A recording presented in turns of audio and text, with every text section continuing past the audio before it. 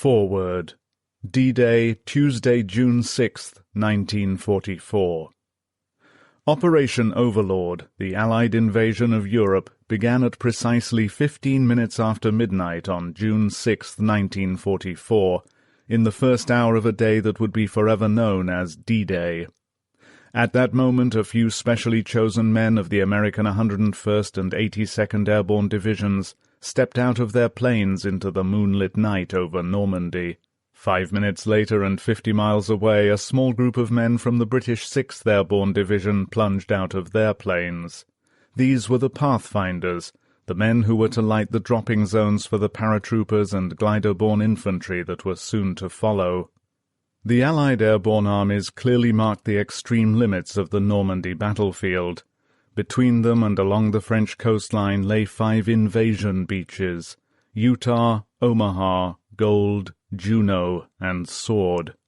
Through the pre-dawn hours, as paratroopers fought in the dark hedgerows of Normandy, the greatest armada the world had ever known began to assemble off those beaches, almost 5,000 ships, carrying more than 200,000 soldiers, sailors, and Coast Guard men. Beginning at 6:30 a.m., and preceded by a massive naval and air bombardment, a few thousand of these men waded ashore in the first wave of the invasion. What follows is not a military history, it is the story of people, the men of the Allied forces, the enemy they fought, and the civilians who were caught up in the bloody confusion of D-Day, the day the battle began that ended Hitler's insane gamble to dominate the world.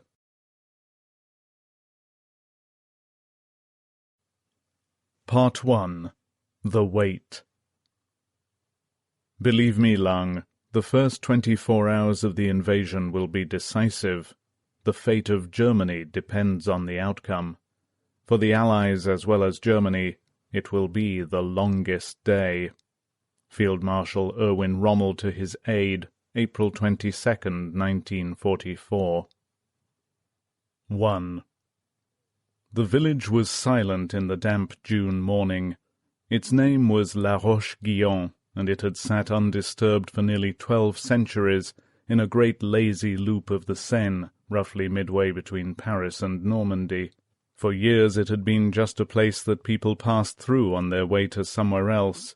Its only distinction was its castle, the seat of the Dukes de la Rochefoucauld. It was this castle, jutting out from the backdrop of hills behind the village, that had brought an end to the peace of La Roche-Guyon. On this grey morning the castle loomed up over everything, its massive stones glistening with dampness. It was almost 6 a.m., but nothing stirred in the 2 great cobbled courtyards.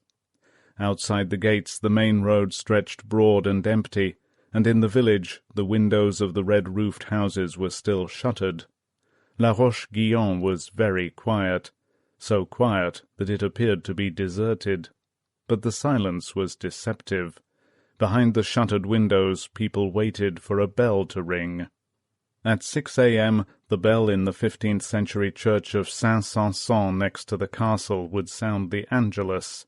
In more peaceful days it had had a simple meaning. In La Roche-Guyon the villagers would cross themselves and pause for a moment of prayer. But now the Angelus meant much more than a moment of meditation.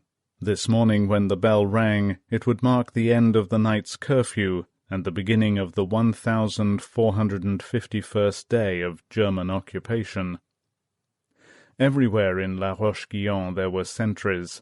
Huddled in their camouflage capes, they stood inside both gates of the castle, at roadblocks at each end of the village, in pillboxes built flush into the chalk outcroppings of the foothills, and in the crumbling ruins of an old tower on the highest hill above the castle. From up there machine-gunners could see everything that moved in this, the most occupied village in all of occupied France. Behind its pastoral front, La Roche-Guyon was really a prison. For every one of the 543 villagers in and around the area there were more than 3 German soldiers. One of these soldiers was Field Marshal Erwin Rommel, Commander-in-Chief of Army Group B, the most powerful force in the German West. His headquarters was in the castle of La Roche-Guyon. From here, in this crucial 5th year of World War II, a tense, determined Rommel prepared to fight the most desperate battle of his career. Under his command, more than 500,000 men manned defences along a tremendous length of coastline, stretching almost 800 miles from the dikes of Holland to the Atlantic-washed shores of the Brittany Peninsula. His main strength, the 15th Army, was concentrated about the Pas-de-Calais, at the narrowest point of the channel between France and England. Night after night, Allied bombers hit this area. Bomb-weary veterans of the 15th Army bitterly joked that the place for a rest cure was in the zone of the 7th Army in Normandy. Hardly a bomb had fallen there. For months, behind a fantastic jungle of beach obstacles and minefields, Rommel's troops had waited in their concrete coastal fortifications. But the blue-grey English Channel had remained empty of ships. Nothing had happened. From La Roche-Guyon, on this gloomy and peaceful Sunday morning, there was still no sign of the Allied invasion. It was June the 4th, 1944.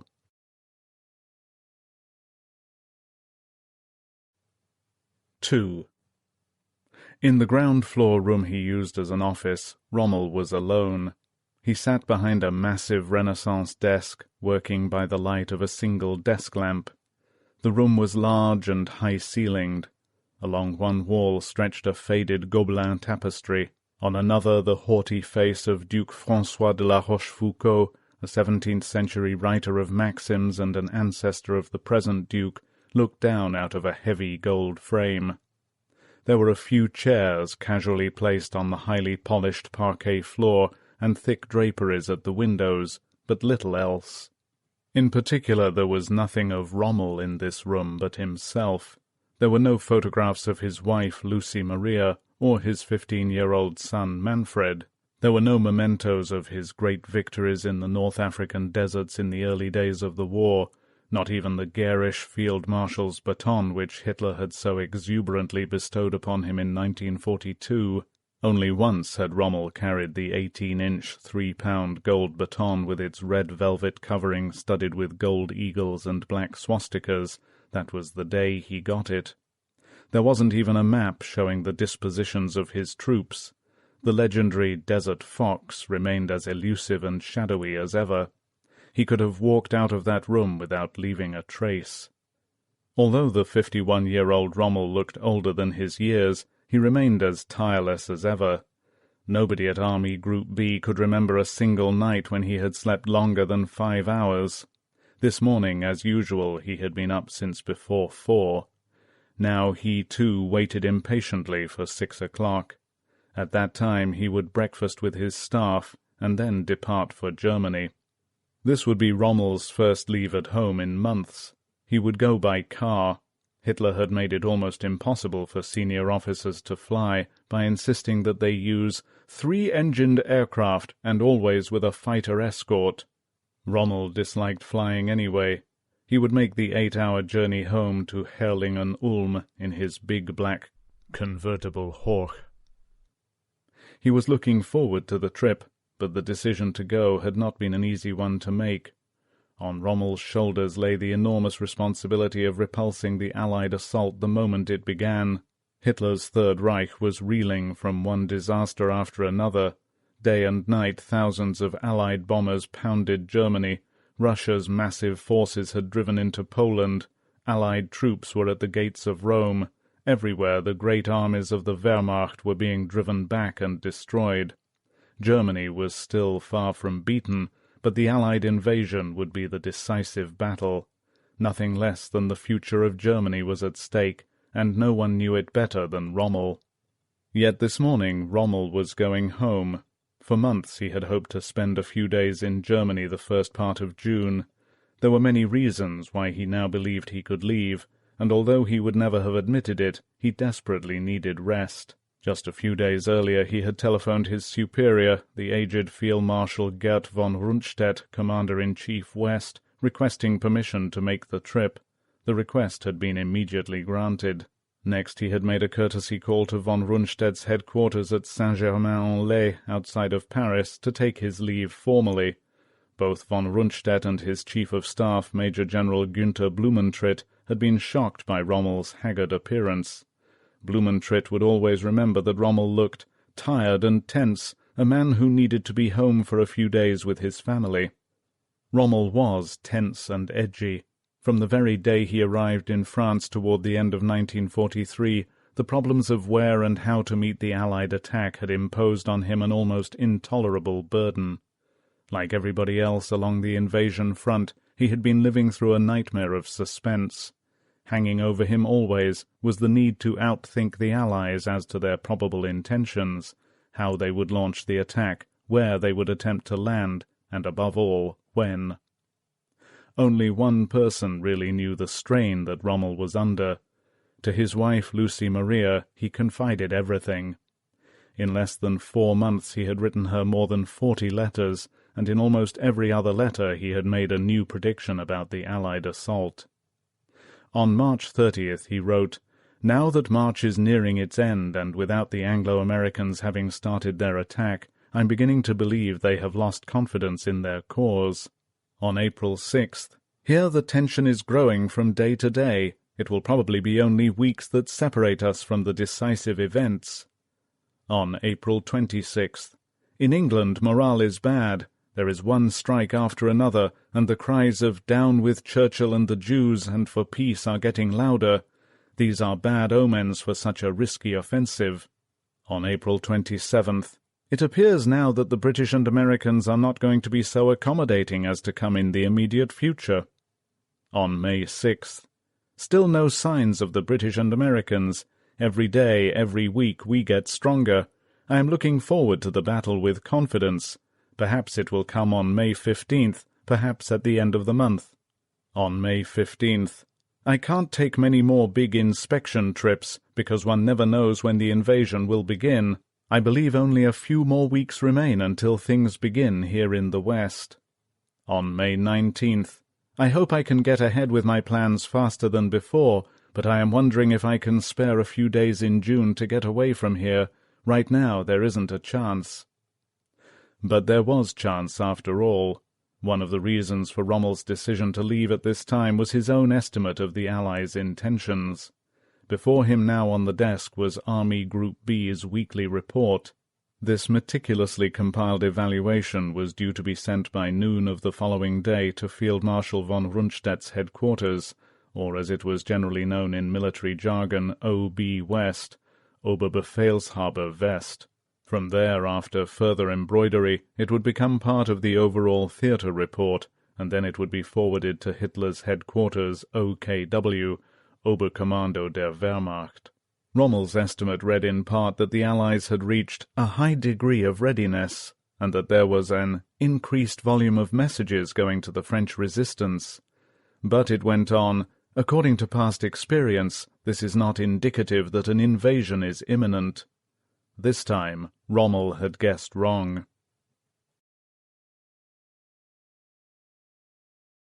3.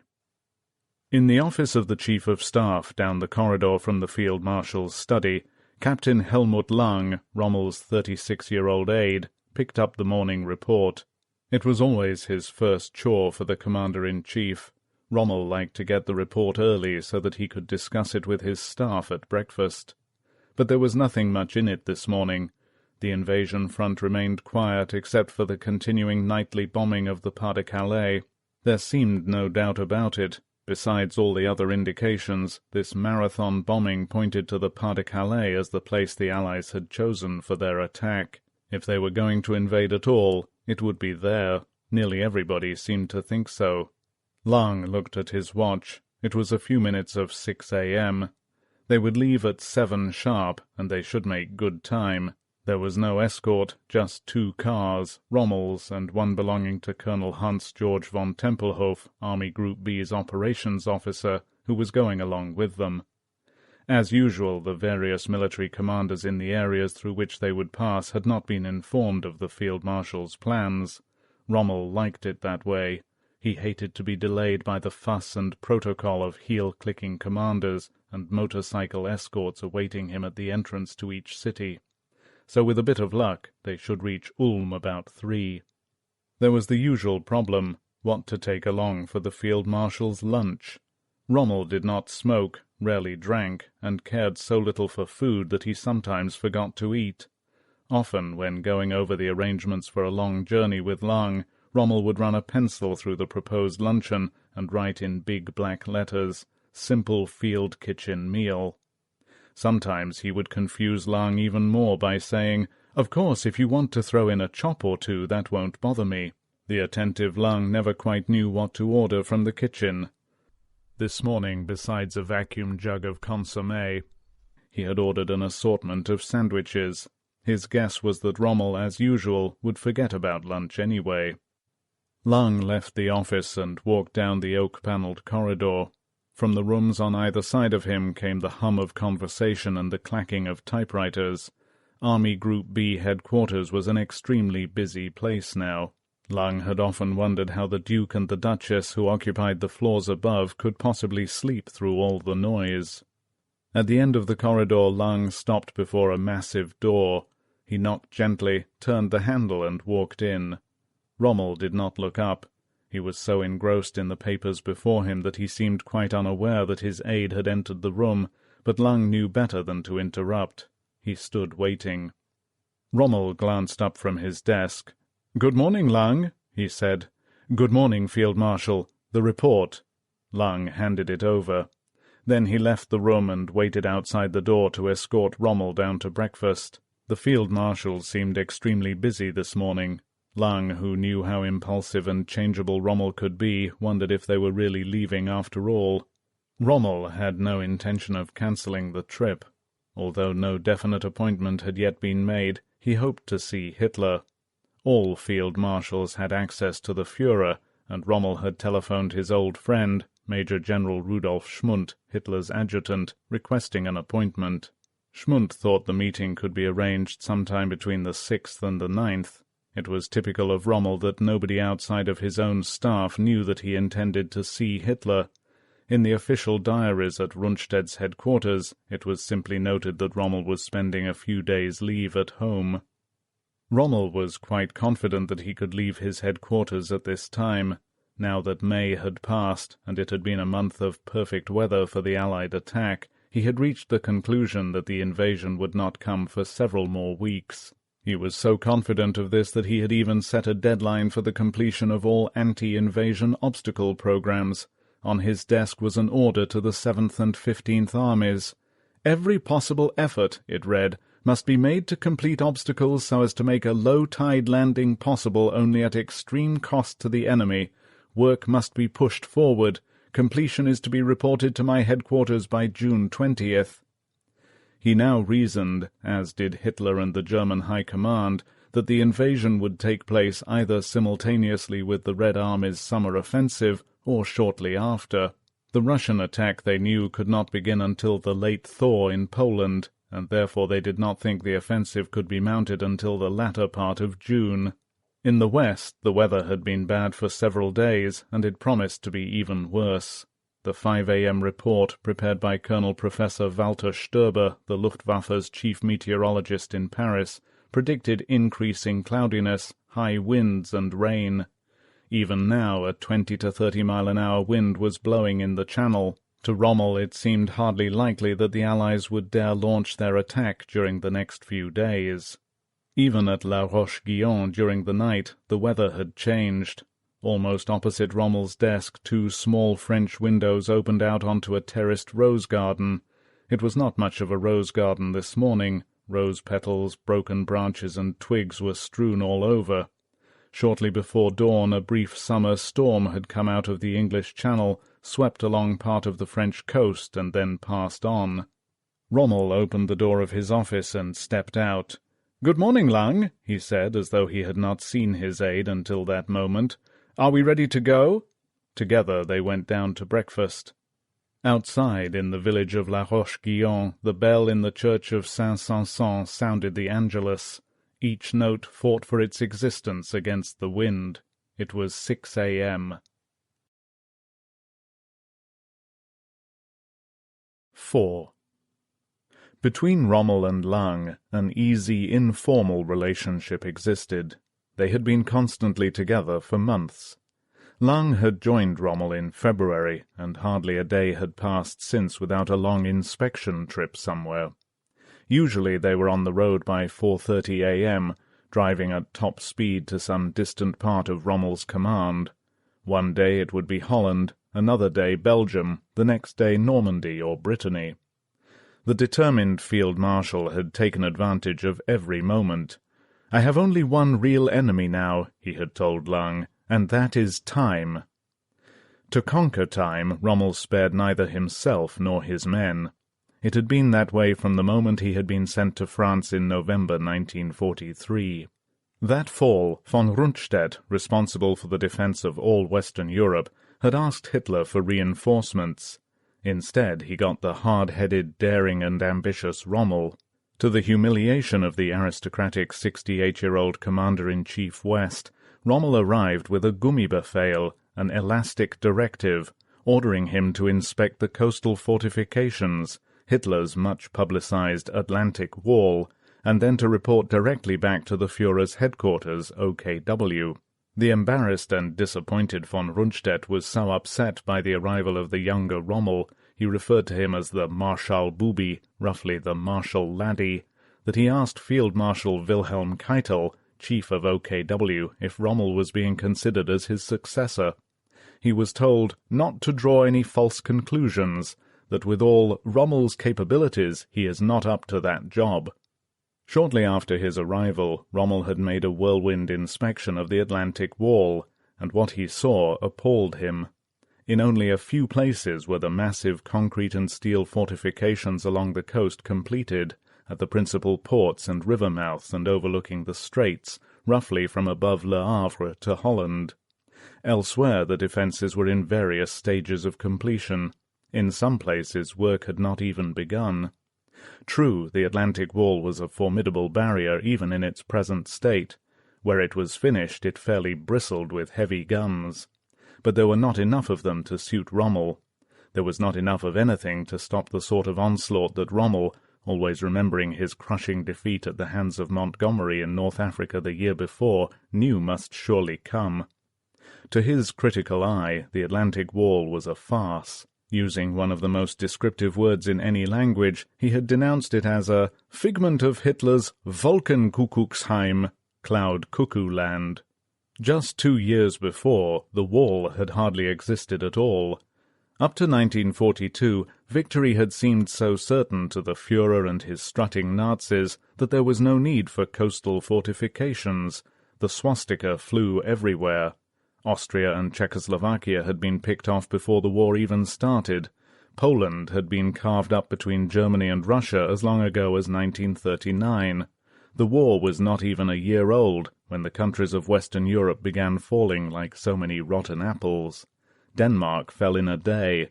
Norway, infiltrated from within, took a little longer, 6 weeks.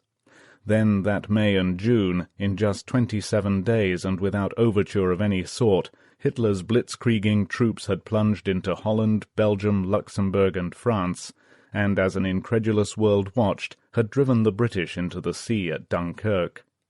After the collapse of France, all that remained was England, standing alone. What need had Hitler for a wall? But Hitler didn't invade England. His generals wanted him to, but Hitler waited, thinking the British would sue for peace. As time passed, the situation rapidly changed. With U.S. aid, Britain began staging a slow but sure recovery. Hitler, by now deeply involved in Russia, he attacked the Soviet Union in June 1941, saw that the coast of France was no longer an offensive springboard. It was now a soft spot in his defences. By the fall of 1941, he began talking to his generals about making Europe an impregnable fortress, and in December, after the U.S. had entered the war, the Führer ranted to the world that a belt of strong points and gigantic fortifications runs from Kirkenes, on the Norwegian-Finnish frontier, to the Pyrenees, on the Franco-Spanish border, and it is my unshakable decision to make this front impregnable against every enemy. It was a wild, impossible boast. Discounting the indentations, this coastline running from the Arctic Ocean in the north to the Bay of Biscay in the south stretched almost 3,000 miles. Even directly across from Britain at the narrowest part of the channel, the fortifications didn't exist. But Hitler had become obsessed with the fortress concept. Colonel General Franz Halder, then chief of the German General Staff, well remembers the first time Hitler outlined his fantastic scheme.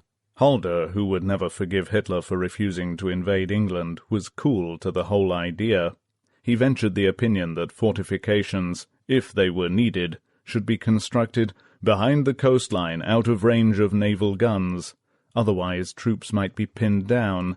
Hitler dashed across the room to a table on which there was a large map, and for a full 5 minutes threw an unforgettable tantrum. Pounding the map with his clenched fist, he screamed, "Bombs and shells will fall here, here, here, and here, in front of the wall, behind it and on it. But the troops will be safe in the wall. Then they'll come out and fight." Halder said nothing, but he knew, as did the other generals in the High Command, that despite all the Reich's intoxicating victories, the Führer already feared a second front, an invasion. Still, little work was done on the fortifications.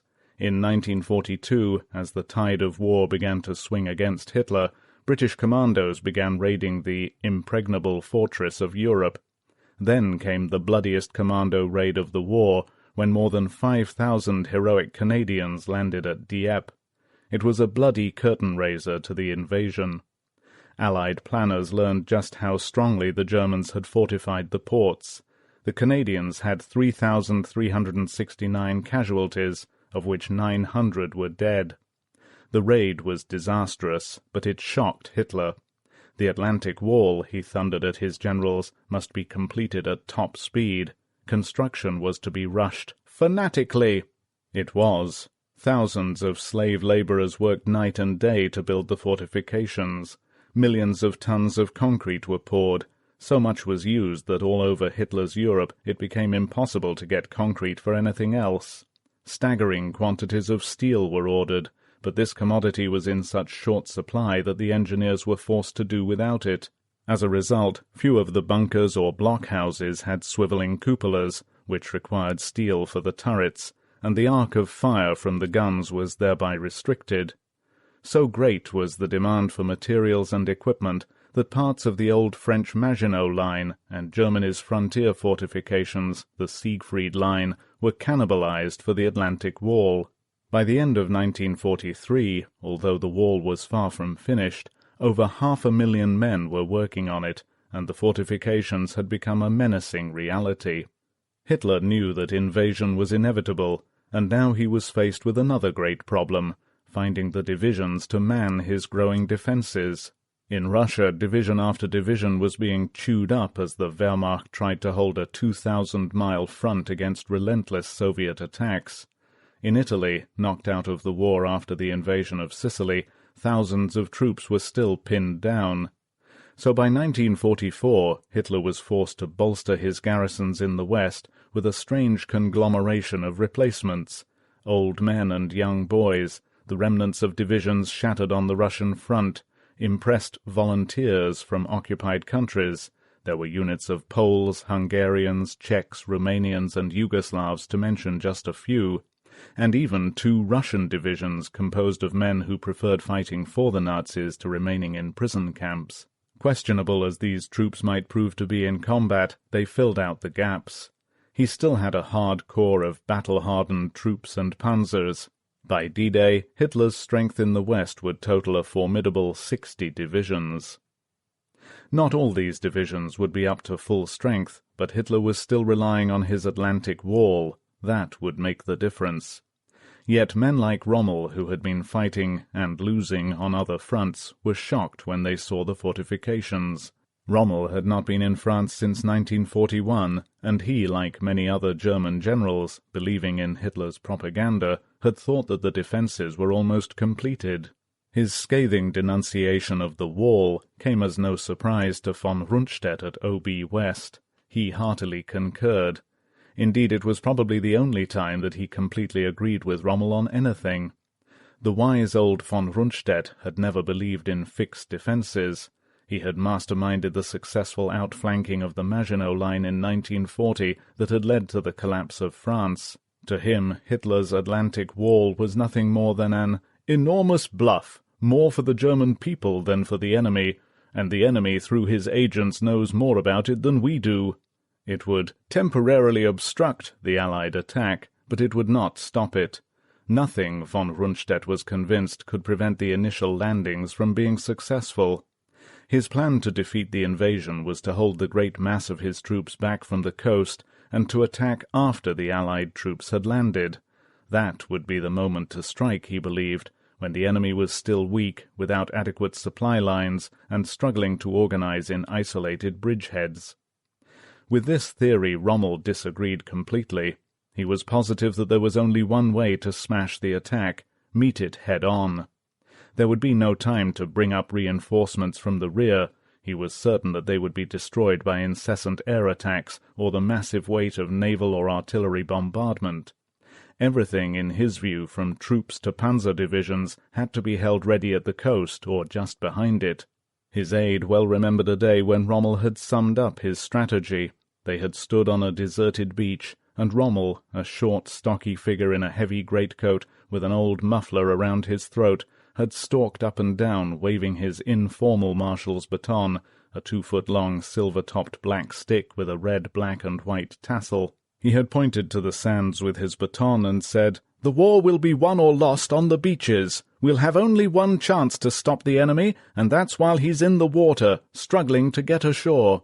Reserves will never get up to the point of attack, and it's foolish even to consider them. The Hauptkampflinie, main line of resistance, will be here. Everything we have must be on the coast. Believe me, Lang, the first 24 hours of the invasion will be decisive. For the Allies as well as Germany, it will be the longest day." Hitler had approved Rommel's plan in general, and from then on von Rundstedt had become merely a figurehead. Rommel executed von Rundstedt's orders only if they agreed with his own ideas. To get his way, he would frequently use a single but powerful argument. "The Führer," Rommel would remark, "gave quite explicit orders to me." He never said this directly to the dignified von Rundstedt, but rather to O.B. West's Chief of Staff, Major General Blumentritt. With Hitler's backing and von Rundstedt's reluctant acceptance, "That Bohemian Corporal Hitler," snapped the Commander-in-Chief West, "usually decides against himself." The determined Rommel had set out to overhaul completely the existing anti-invasion plans. In a few short months, Rommel's ruthless drive had changed the whole picture. On every beach where he considered a landing possible, he had ordered his soldiers, working with local conscripted labor battalions, to erect barriers of crude anti-invasion obstacles. These obstacles, jagged triangles of steel, saw-toothed gate-like structures of iron, metal-tipped wooden stakes and concrete cones, were planted just below high and low-tide watermarks. Strapped to them were deadly mines. Where there were not enough mines, shells had been used, their noses pointed ominously out to sea. A touch would cause them to explode instantly. Rommel's strange inventions, he had designed most of them himself, were both simple and deadly. Their object was to impale and destroy troop-filled landing craft, or to obstruct them long enough for shore batteries to zero in. Either way, he reasoned, the enemy soldiers would be decimated long before they reached the beaches. More than 500,000 of these lethal underwater obstacles now stretched along the coastline. Still, Rommel, the perfectionist, was not satisfied. In the sands, in bluffs, in gullies and pathways leading off the beaches, he ordered mines laid, all varieties from the large pancake type capable of blowing off a tank's tracks, to the small S-mine, which when stepped on bounded into the air and exploded level with a man's midriff. Over 5 million of these mines now infested the coast. Before the attack came, Rommel hoped to have another 6 million planted. Eventually, he hoped to girdle the invasion coast with 60 million mines. Rommel was fascinated by mines as a defensive weapon. On one inspection trip with the Field Marshal, Major General Alfred Gauser, Rommel's Chief of Staff before Major General Dr. Hans Speidel, pointed to several acres of wild spring flowers and said, "Isn't that a wonderful sight?" Rommel nodded and said, "You might make a note, Gauser. That area will take about 1,000 mines." And on yet another occasion, when they were en route to Paris, Gauser suggested that they visit the famous porcelain china works at Sèvres. Gauser was surprised when Rommel agreed, but Rommel was not interested in the works of art he was shown. He walked quickly through the display rooms, and turning to Gauser said, "Find out if they can make waterproof casings for my sea mines." Overlooking the coastline, back of this jungle of mines and obstacles, Rommel's troops waited in pillboxes, concrete bunkers, and communication trenches, all surrounded by layers of barbed wire. From these positions, every piece of artillery that the field marshal had been able to lay hands on looked down on sands and sea, already sighted in to give overlapping fields of fire. Some guns were actually in positions on the seashore itself. These were hidden in concrete emplacements beneath innocent-looking seaside homes, their barrels aimed not towards the sea, but directly down the beaches, so as to fire at point-blank range along the waves of assaulting troops. Rommel took advantage of every new technique or development. Where he was short of guns, he positioned batteries of rocket launchers or multiple mortar throwers. At one place he even had miniature robot tanks called Goliaths. These devices, capable of carrying more than half a ton of explosives, could be guided by remote control from the fortifications down onto the beaches and detonated among troops or landing craft. About all that was missing from Rommel's medieval arsenal of weapons were crucibles of molten lead to pour down on the attackers, and in a way he had the modern equivalent, automatic flame-throwers. At some places along the front, webs of piping ran out from concealed kerosene tanks to the grassy approaches leading off the beaches. At the press of a button, advancing troops would be instantly swallowed by flame. Nor had Rommel forgotten the threat of parachutists or glider-borne infantry. Behind the fortifications, low-lying areas had been flooded, and into every open field within 7 or 8 miles of the coast heavy stakes had been driven and booby-trapped. Tripwires were strung between these posts. When touched, they would immediately set off mines or shells. Rommel had organized a bloody welcome for the Allied troops. Never in the history of modern warfare had a more powerful or deadly array of defences been prepared for an invading force. Yet Rommel was not content. He wanted more pillboxes, more beach obstacles, more mines, more guns and troops. Most of all, he wanted the massive panzer divisions which were lying in reserve far from the coast. He had won memorable battles with panzers in the North African deserts.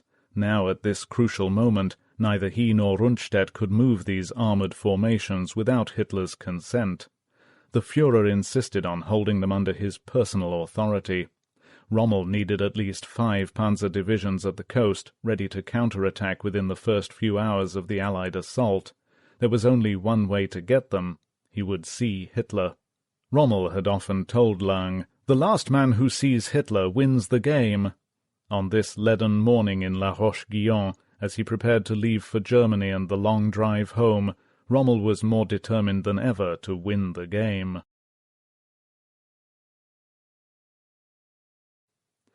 5.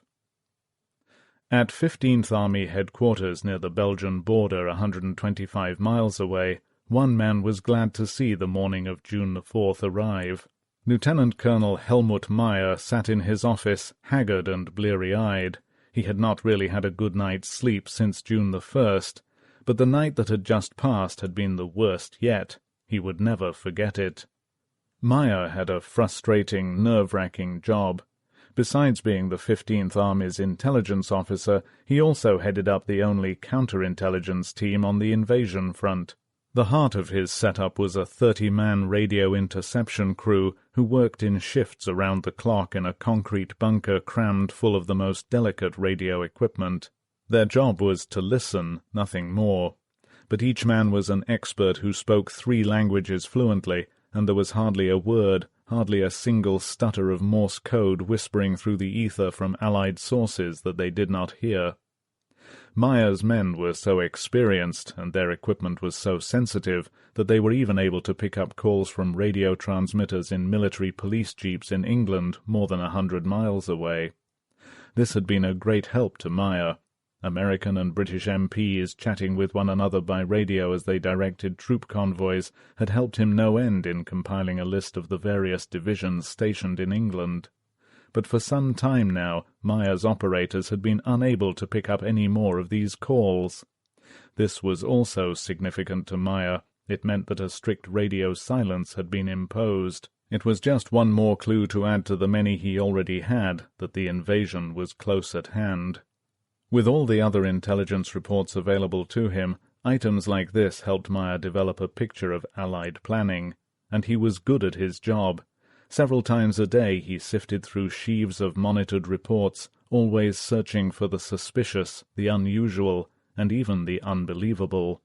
During the night his men had picked up the unbelievable. The message, a high-speed press cable, had been monitored just after dark. It read, "Urgent Press-Associated NYK Flash. Eisenhower's HQ announces Allied landings in France." Meyer was dumbfounded. His first impulse was to alert the headquarters staff, but he had paused and calmed down, because Meyer knew the message had to be wrong. There were two reasons why. First, there was the complete absence of any activity along the invasion front. He would have known immediately if there had been an attack. Second, in January, Admiral Wilhelm Canaris, then Chief of German Intelligence, had given Meyer the details of a fantastic two-part signal which he said the Allies would use to alert the underground prior to the invasion. Canaris had warned that the Allies would broadcast hundreds of messages to the underground in the months preceding the attack. Only a few of these would actually relate to D-Day. The remainder would be fake, deliberately designed to mislead and confuse. Canaris had been explicit. Meyer was to monitor all these messages in order not to miss the all-important one. At first Meyer had been skeptical. It had seemed madness to him to depend entirely on only one message. Besides, he knew from past experience that Berlin's sources of information were inaccurate 90% of the time. He had a whole file of false reports to prove his point. The Allies seemed to have fed every German agent from Stockholm to Ankara with the exact place and date of the invasion, and no two of the reports agreed. But this time Meyer knew Berlin was right. On the night of June the 1st, Meyer's men, after months of monitoring, had intercepted the first part of the Allied message, exactly as described by Canaris. It was not unlike the hundreds of other coded sentences that Meyer's men had picked up during the previous months. Daily, after the regular BBC news broadcasts, coded instructions in French, Dutch, Danish, and Norwegian were read out to the underground. Most of the messages were meaningless to Meyer, and it was exasperating not to be able to decode such cryptic fragments as, "The Trojan War will not be held," "Molasses tomorrow will spurt forth cognac," "John has a long mustache," or "Sabine has just had mumps and jaundice." But the message that followed the 9 p.m. BBC News on the night of June the 1st was one that Meyer understood only too well. "Kindly listen now to a few personal messages," said the voice in French. Instantly Sergeant Walter Reichling switched on a wire recorder. There was a pause, and then, "Les sanglots longs des violons de l'automne," the long sobs of the violins of autumn. Reichling suddenly clapped his hands over his earphones. Then he tore them off and rushed out of the bunker for Meyer's quarters. The sergeant burst into Meyer's office and excitedly said, "Sir, the first part of the message, it's here." Together they returned to the radio bunker, where Meyer listened to the recording. There it was, the message that Canaris had warned them to expect. It was the first line of Chanson d'automne, Song of Autumn, by the 19th-century French poet Paul Verlaine. According to Canaris's information, this line from Verlaine was to be transmitted on the 1st or 15th of a month, and will represent the first half of a message announcing the Anglo-American invasion. The last half of the message would be the second line of the Verlaine poem, Blesse mon cœur d'une langueur monotone, wound my heart with a monotonous languor. When this was broadcast, it would mean, according to Canaris, that the invasion will begin within 48 hours, the count starting at 0000 hours of the day following the transmission. Immediately on hearing the recording of the first line from Verlaine, Meyer informed the 15th Army's Chief of Staff, Major General Rudolf Hoffmann. "The first message has come," he told Hoffmann. "Now something is going to happen." "Are you absolutely sure?" Hoffmann asked. "We recorded it," Meyer replied. Hoffmann immediately gave the alarm to alert the whole of the 15th Army. Meyer, meanwhile, sent the message by teletype to OKW. Next he telephoned Rundstedt's headquarters, OB West, and Rommel's headquarters, Army Group B. At OKW the message was delivered to Colonel General Alfred Jodl, Chief of Operations. The message remained on Jodel's desk. He did not order an alert. He assumed Rundstedt had done so, but Rundstedt thought Rommel's headquarters had issued the order. Rommel must have known about the message, but from his own estimate of Allied intentions it is obvious that he must have discounted it. Along the invasion coast only one army was placed on readiness, the 15th. The 7th Army, holding the coast of Normandy, heard nothing about the message and was not alerted. On the nights of the 2nd and 3rd of June, the first part of the message was again broadcast. This worried Meyer. According to his information, it should have been broadcast only once. He could only assume that the Allies were repeating the alert in order to make sure it was received by the underground. Within the hour after the message was repeated on the night of June the 3rd, the AP flash regarding the Allied landings in France had been picked up. If the Canaris warning was right, the AP report must be wrong. After his first moment of panic, Meyer had bet on Canaris. Now he was weary, but elated. The coming of the dawn and the continued peacefulness along the front had more than proved him right. Now there was nothing to do but wait for the last half of the vital alert, which might come at any moment. Its awesome significance overwhelmed Meyer.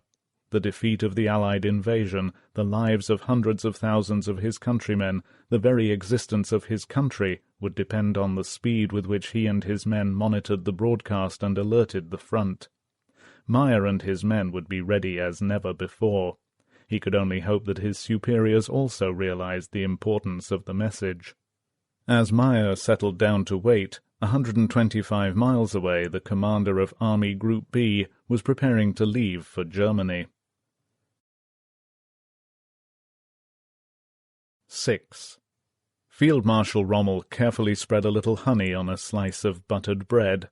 At the breakfast table sat his brilliant Chief of Staff, Major General Dr. Hans Speidel, and several members of his staff.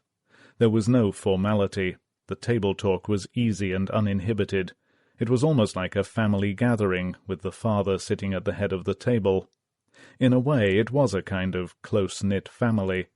Each of the officers had been hand-picked by Rommel, and they were devoted to him. All of them this morning had briefed Rommel on various questions which they hoped he would raise with Hitler. Rommel had said little. He had simply listened. Now he was impatient to leave. He looked at his watch. "Gentlemen," he said abruptly, "I must go." Outside the main entrance, Rommel's chauffeur, Daniel, stood by the Field Marshal's car with the door open. Rommel invited Colonel von Tempelhof, besides Lang the only other staff officer going with them, to ride with him in the Hoch. Tempelhof's car could follow behind. Rommel shook hands with each member of his official family, spoke briefly to his Chief of Staff, and then took his usual seat next to the chauffeur. Lang and Colonel von Tempelhof sat in the back. "We can go now, Daniel," said Rommel.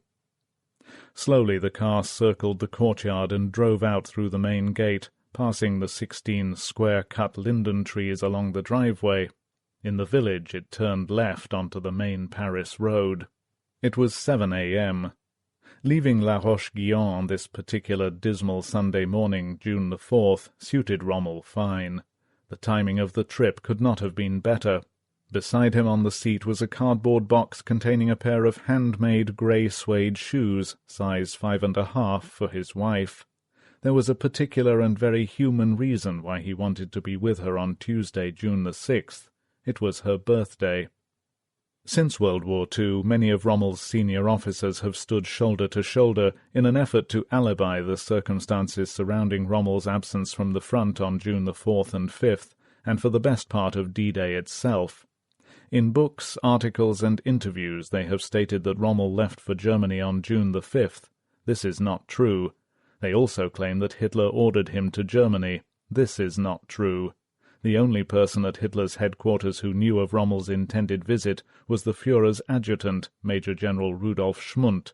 General Walter Warlimont, then Deputy Chief of Operations at OKW, has told me that neither Jodl, Keitel, nor himself was even aware that Rommel was in Germany. Even on D-Day, Warlimont thought that Rommel was at his headquarters conducting the battle. As to the date of Rommel's departure from Normandy, it was June the 4th.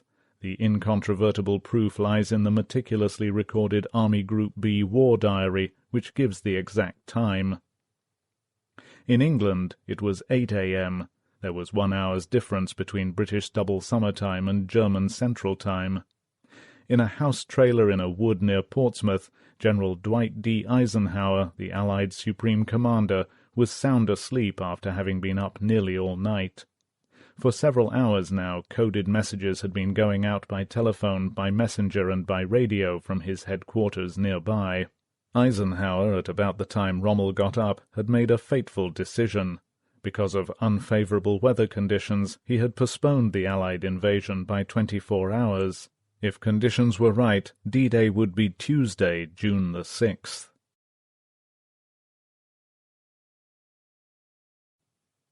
7. Lieutenant Commander George D. Hoffman, 33-year-old skipper of the destroyer USS Corrie, looked through his binoculars at the long column of ships ploughing steadily across the English Channel behind him. It seemed incredible to him that they had got this far without an attack of some sort. They were on course and exactly on time. The crawling convoy, following a circuitous route and moving less than 4 miles an hour, had sailed more than 80 miles since leaving Plymouth the night before. But at any moment now Hoffman expected to meet trouble, U-boat or aircraft attack, or both. At the very least he expected to encounter minefields, for as every minute passed they were sailing farther into enemy waters. France lay ahead, now only 40 miles away. The young commander, he had fleeted up on the Corrie from a lieutenant to skipper in less than 3 years, was immensely proud to be leading this magnificent convoy. But as he looked at it through his glasses, he knew that it was a sitting duck for the enemy. Ahead were the minesweepers, 6 small ships spread out in a diagonal formation, like one side of an inverted V, each one trailing in the water off to its right, a long, saw-toothed wire sweep to cut through the moorings and detonate floating mines. Behind the minesweepers came the lean, sleek shapes of the shepherds, the escorting destroyers, and behind them, stretching back as far as the eye could see, came the convoy, a great procession of lumbering, unwieldy landing ships carrying thousands of troops, tanks, guns, vehicles, and ammunition.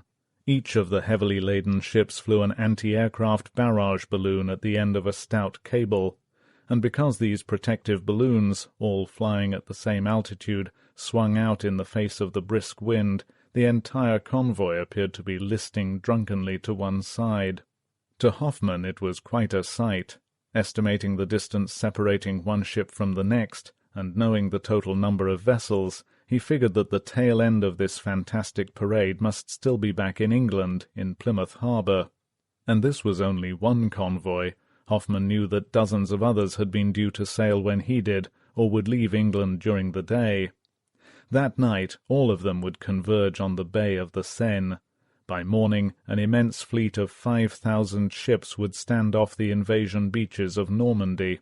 Hoffman could hardly wait to see it. The convoy that he led had left England early because it had the farthest to go. It was part of a massive American force, the 4th Division, destined for a place that Hoffman, like millions of other Americans, had never heard of before, a stretch of wind-blown sand on the eastern side of the Cherbourg Peninsula that had been given the code name Utah. 12 miles to the southeast, in front of the seaside villages of Vierville and Colville, lay the other American beach, Omaha, a crescent-shaped strip of silvery strand where the men of the 1st and 29th Divisions would land. The Corrie's captain had expected to see other convoys near him this morning, but he seemed to have the channel all to himself. He wasn't disturbed. Somewhere in the vicinity he knew other convoys attached to either Force U or Force O were sailing for Normandy. Hoffmann did not know that because of the uncertain weather conditions, a worried Eisenhower had permitted fewer than a score of slow-moving convoys to set sail during the night. Suddenly the bridge telephone buzzed. One of the deck officers reached for it, but Hoffmann, who was closer, picked up the phone. "Bridge," he said. "This is the captain." He listened for a moment. "Are you quite sure?" he asked. "Has the message been repeated?" Hoffmann listened a moment longer. Then he replaced the receiver on its cradle. It was unbelievable. The whole convoy had been ordered back to England. No reason given. What could have happened? Had the invasion been postponed? Hoffmann looked through his glasses at the minesweepers ahead. They hadn't changed course. Neither had the destroyers behind them. Had they received the message? Before doing anything else, he decided to see the turnabout message for himself. He had to be sure. Quickly he climbed down to the radio shack one deck below. Radioman Third Class Benny Glisson had made no mistake. Showing his skipper the radio logbook, he said, "I checked it twice just to be certain." Hoffmann hurried back to the bridge. His job and that of the other destroyers now was to wheel this monstrous convoy around, and quickly. Because he was in the lead, his immediate concern was the flotilla of minesweepers several miles ahead. He could not contact them by radio because a strict radio silence had been imposed. "All engines ahead, full speed," Hoffmann ordered. "Close up on the minesweepers. Signalman on the light." As the Corrie raced forward, Hoffmann looked back and saw the destroyers behind him wheel and swing around the flanks of the convoy. Now, with signal lights blinking, they began the huge job of turning the convoy around. A worried Hoffmann realized that they were dangerously close to France, just 38 miles. Had they been spotted yet? It would be a miracle if they got away with the turnabout undetected.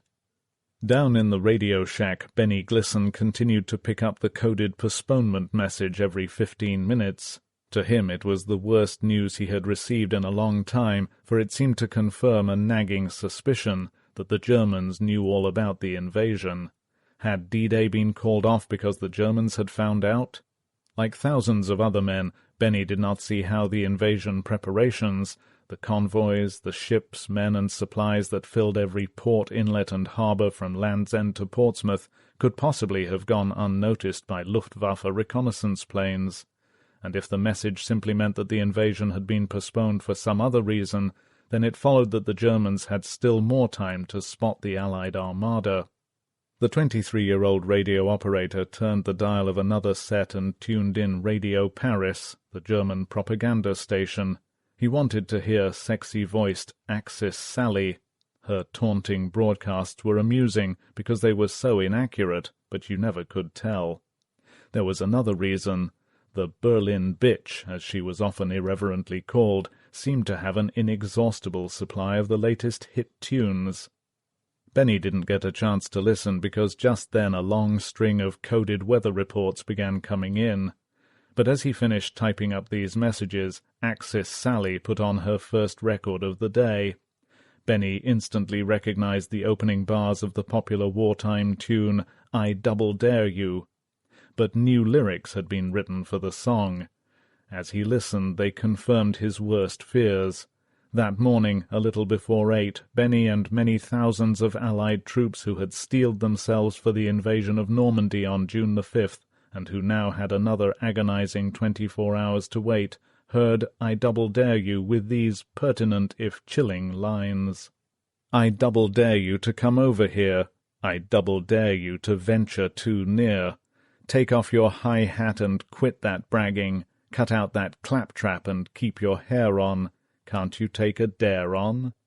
I double dare you to venture a raid. I double dare you to try and invade. And if your loud propaganda means half of what it says, I double dare you to come over here. I double dare you."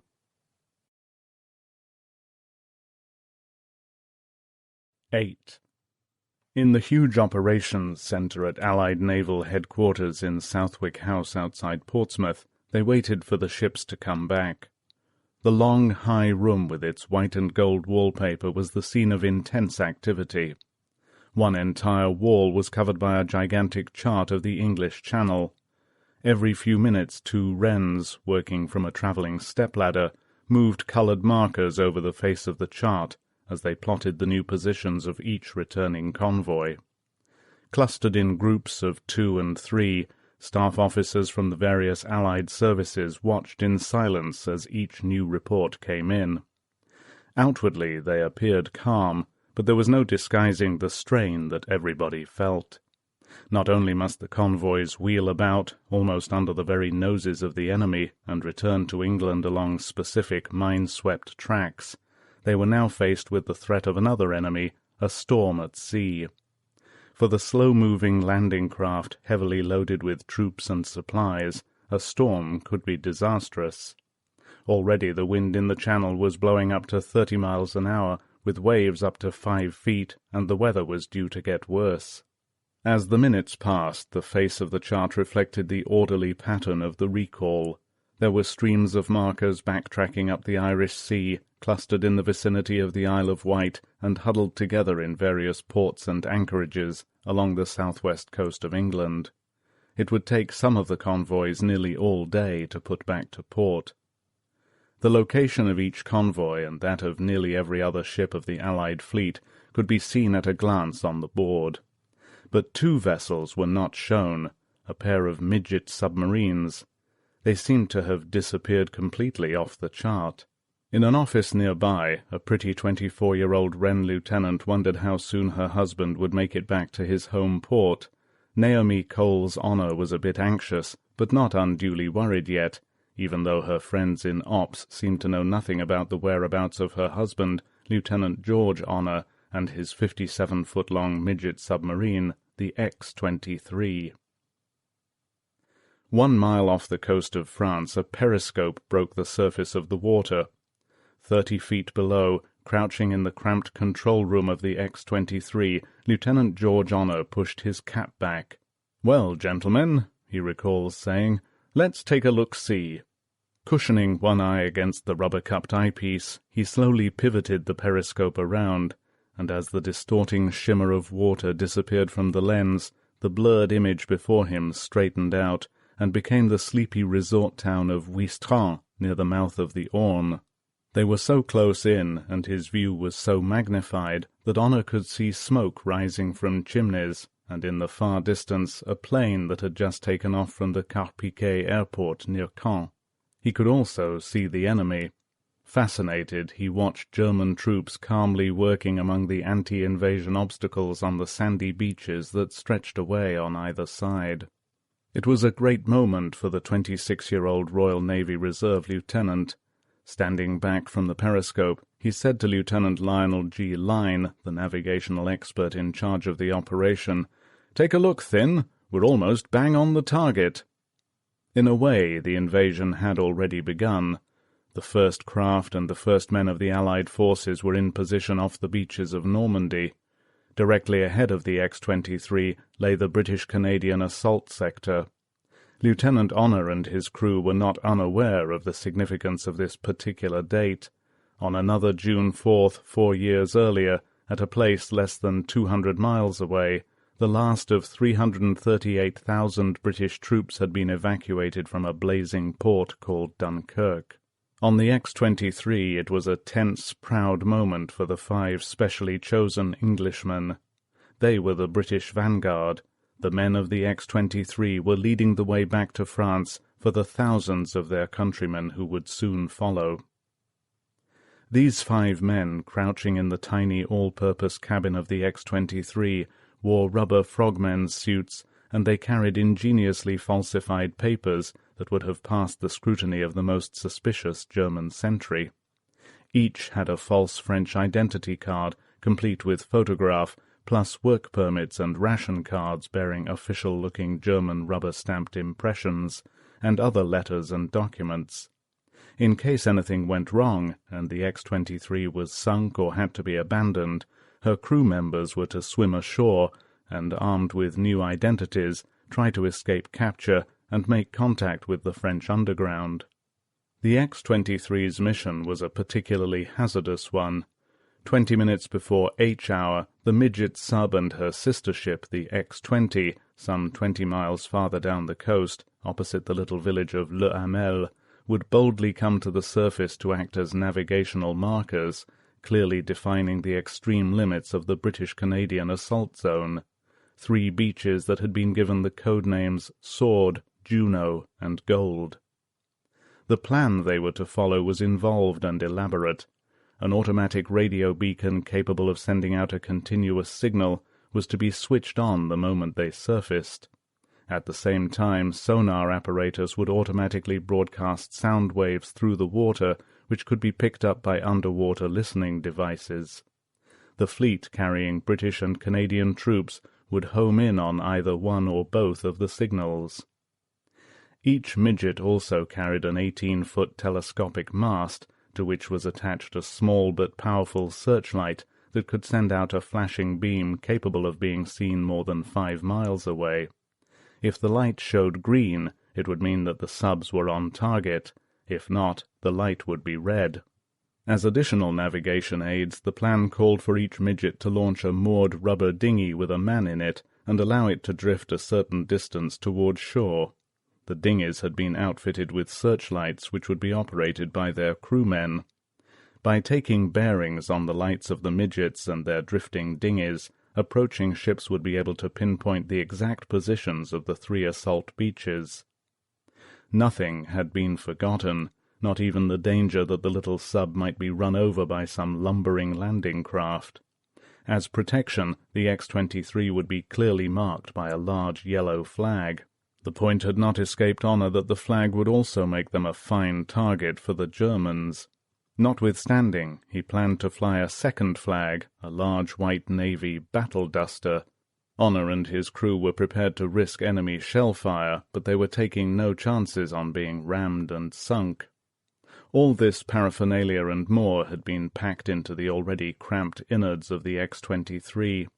2 extra crewmen, both navigation experts, had also been added to the sub's normal complement of 3 men. There was scarcely room now to stand up or sit down in the X-23's single all-purpose cabin, which was only 5 feet 8 inches high, 5 feet wide, and barely 8 feet long. Already it was hot and stuffy, and the atmosphere would get much worse before they dared surface, which would not be until after dark. Even in daylight in these shallow coastal waters, Honor knew that there was always the possibility of being spotted by low-flying reconnaissance planes or patrol boats, and the longer they stayed at periscope depth, the greater was the risk. At the periscope, Lieutenant Lyne took a series of bearings. He quickly identified several landmarks, the Ouistreham lighthouse, the town church, and the spires of 2 others in the villages of Langrune and Saint-Aubin-sur-Mer a few miles away.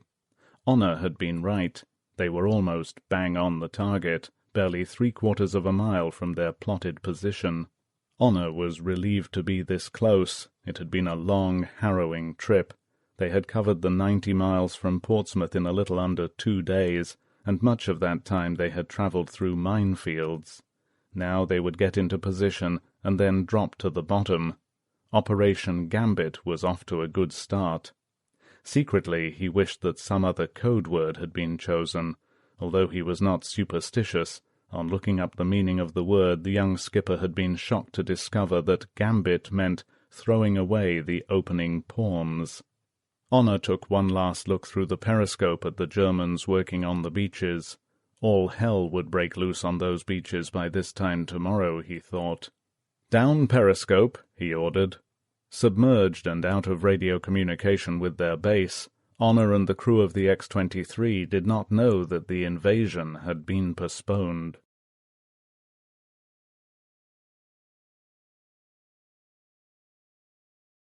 (9) By 11 a.m. the gale in the Channel was blowing hard.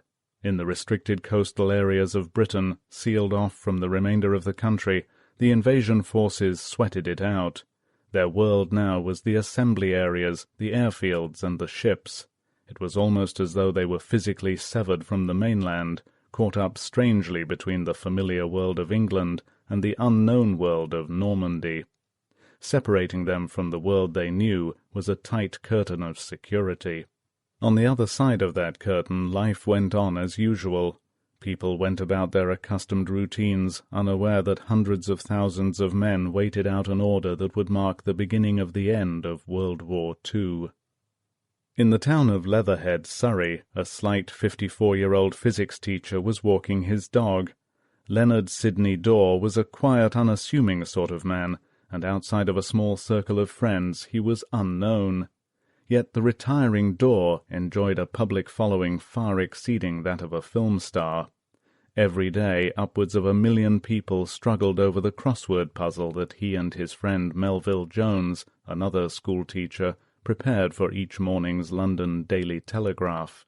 For more than 20 years Daw had been the Telegraph's senior crossword compiler, and in that time his tough, intricate puzzles had both exasperated and satisfied countless millions. Some addicts claimed that the Times's puzzle was tougher, but Daw's fans were quick to point out that the Telegraph's crossword had never repeated the same clue twice. That was a matter of considerable pride to the reserved Daw. Daw would have been astonished to know that ever since May 2nd he had been the subject of a most discreet inquiry by a certain department in Scotland Yard charged with counter-espionage, MI5. For over a month his puzzles had thrown one scare after another into many sections of the Allied High Command. On this particular Sunday morning, MI5 had decided to talk to Daw. When he returned home, he found 2 men waiting for him. Daw, like everybody else, had heard of MI5, but what could they possibly want with him? "Mr. Daw," said one of the men as the questioning began, "during the last month a number of highly confidential code words concerning a certain Allied operation have appeared in the Telegraph crossword puzzles. Can you tell us what prompted you to use them, or where you got them?" Before the surprised Daw could answer, the MI5 man pulled a list out of his pocket and said, "We are particularly interested in finding out how you came to choose this word." He pointed to the list. The prize competition crossword in the Telegraph for May 27th included the clue 11 across, but some bigwig like this has stolen some of it at times. This mystifying clue, through some strange alchemy, made sense to Daw's devoted followers. The answer, published just 2 days before on June 2nd, was the code name for the entire Allied invasion plan, Overlord. Daw did not know what Allied operation they were talking about, so he was not unduly startled or even indignant at these questions. He could not explain, he told them, just how or why he had chosen that particular word. It was quite a common word in history books, he pointed out. "But how," he protested, "can I tell what is being used as a code word and what isn't?" The 2 MI5 men were extremely courteous. They agreed that it was difficult. But wasn't it strange that all these code words should appear in the same month? One by one they went over the list with the now slightly harassed, bespectacled schoolmaster. In the puzzle for May 2nd, the clue, "one of the U.S., 17 across, had produced the solution Utah. The answer to 3 down, Red Indian on the Missouri, on May 22nd, turned out to be Omaha. In the May 30th crossword, 11 across, "This bush is a center of nursery revolutions," required the word Mulberry, the code name for the 2 artificial harbors that were to be placed in position off the beaches. And the solution to 15 down on June 1st, "Britannia and he hold to the same thing," had been Neptune, the code word for the naval operations in the invasion. Daw had no explanation for the use of these words. For all he knew, he said, the crosswords mentioned on the list could have been completed 6 months before. Was there any explanation? Daw could suggest only one: fantastic coincidence. There had been other hair-raising scares. 3 months before, in Chicago's Central Post Office, a bulky, improperly wrapped envelope had burst open on the sorting table, revealing a number of suspicious-looking documents. At least a dozen sorters saw the contents, something about an operation called Overlord. Intelligence officers were soon swarming all over the scene. The sorters were questioned and told to forget everything they might have seen. Next, the completely innocent addressee was interrogated, a girl. She could not explain why these papers were en route to her, but she did recognize the handwriting on the envelope. Through her, the papers were traced back to their point of origin, an equally innocent sergeant at American headquarters in London. He had wrongly addressed the envelope. By mistake, he had sent it to his sister in Chicago. Minor as this incident was, it might have assumed even greater proportions had Supreme Headquarters known that the German intelligence service, the Abwehr, had already discovered the meaning of the code word Overlord. One of their agents, an Albanian named Diello, but better known to the Abwehr as Cicero, had sent Berlin the information in January. At first Cicero had identified the plan as Overlock, but later he had corrected it. And Berlin believed Cicero. He worked as a valet in the British embassy in Turkey.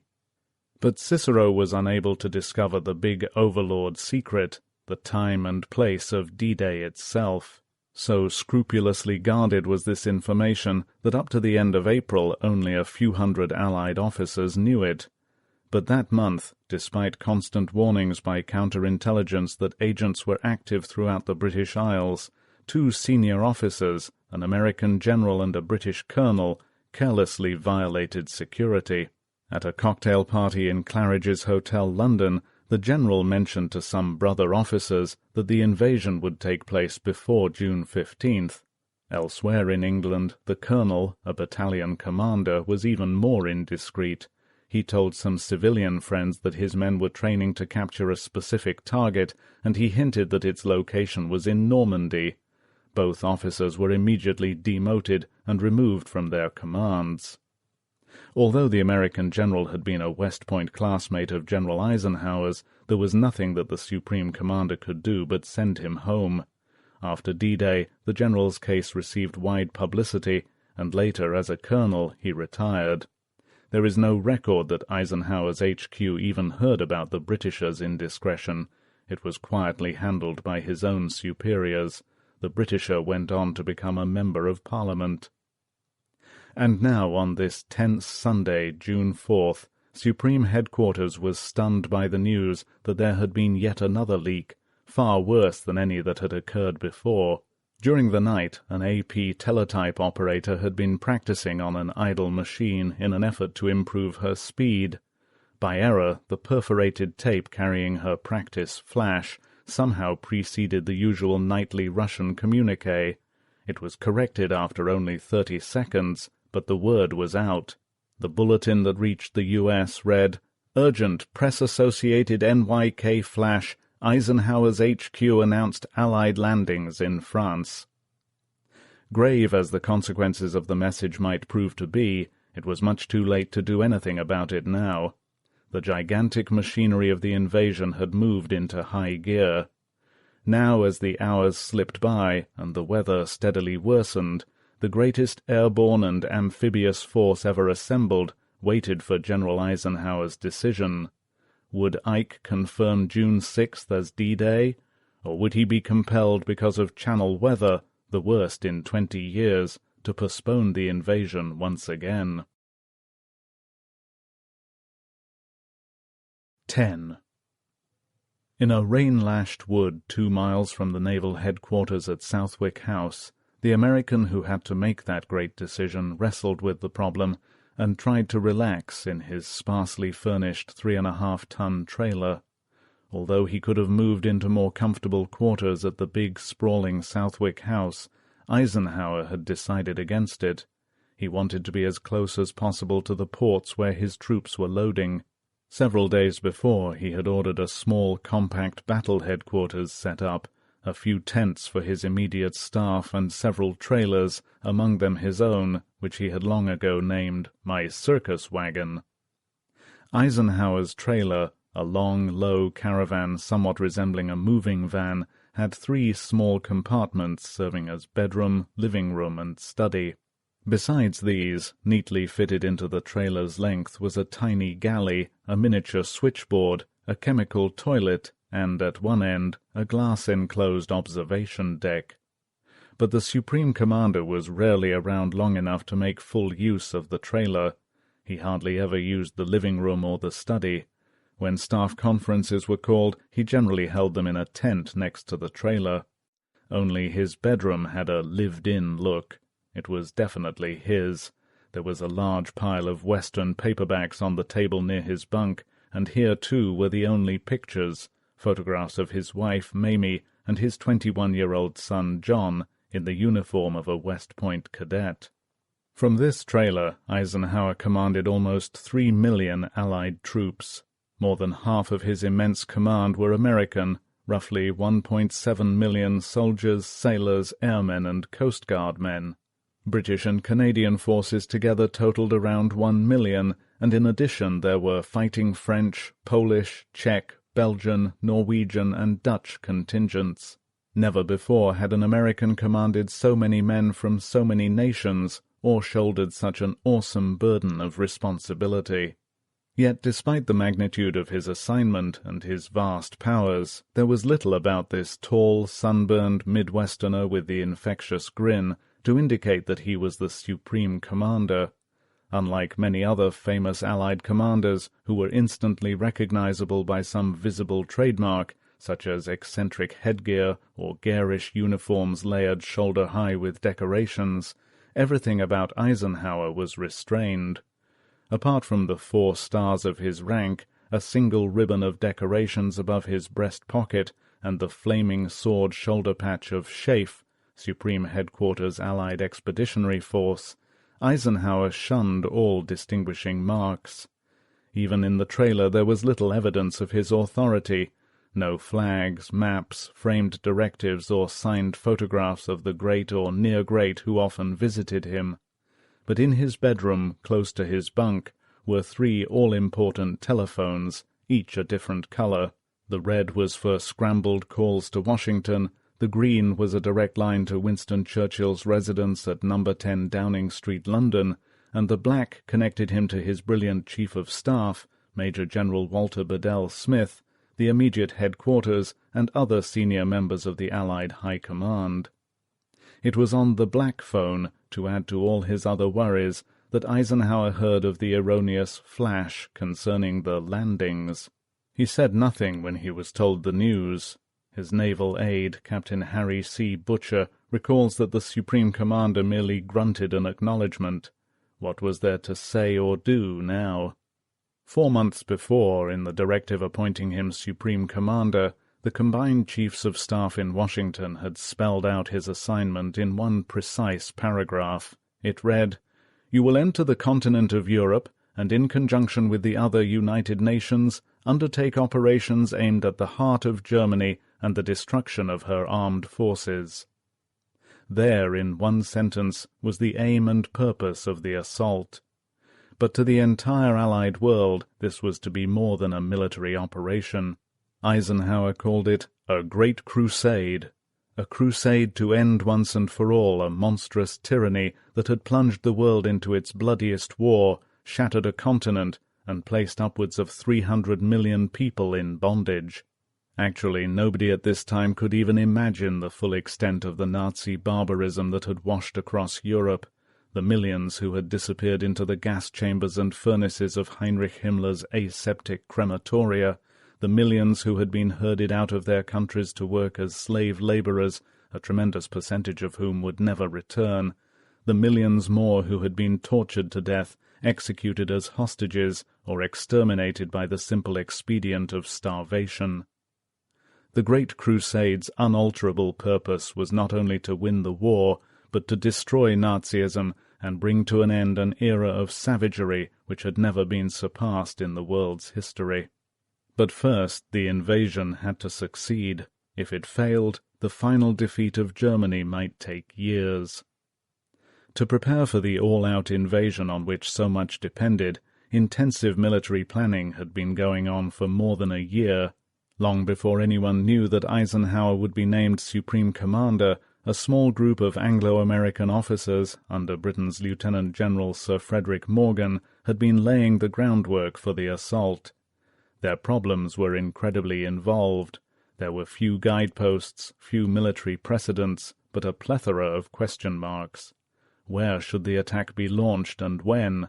How many divisions should be used? If X divisions were needed, would they be available, trained and ready to go by Y date? How many transports would be required to carry them? What about naval bombardment, support ships and escorts? Where were all the landing craft going to come from? Could some be diverted from the Pacific and Mediterranean theatres of war? How many airfields would be needed to accommodate the thousands of planes necessary for the air attack?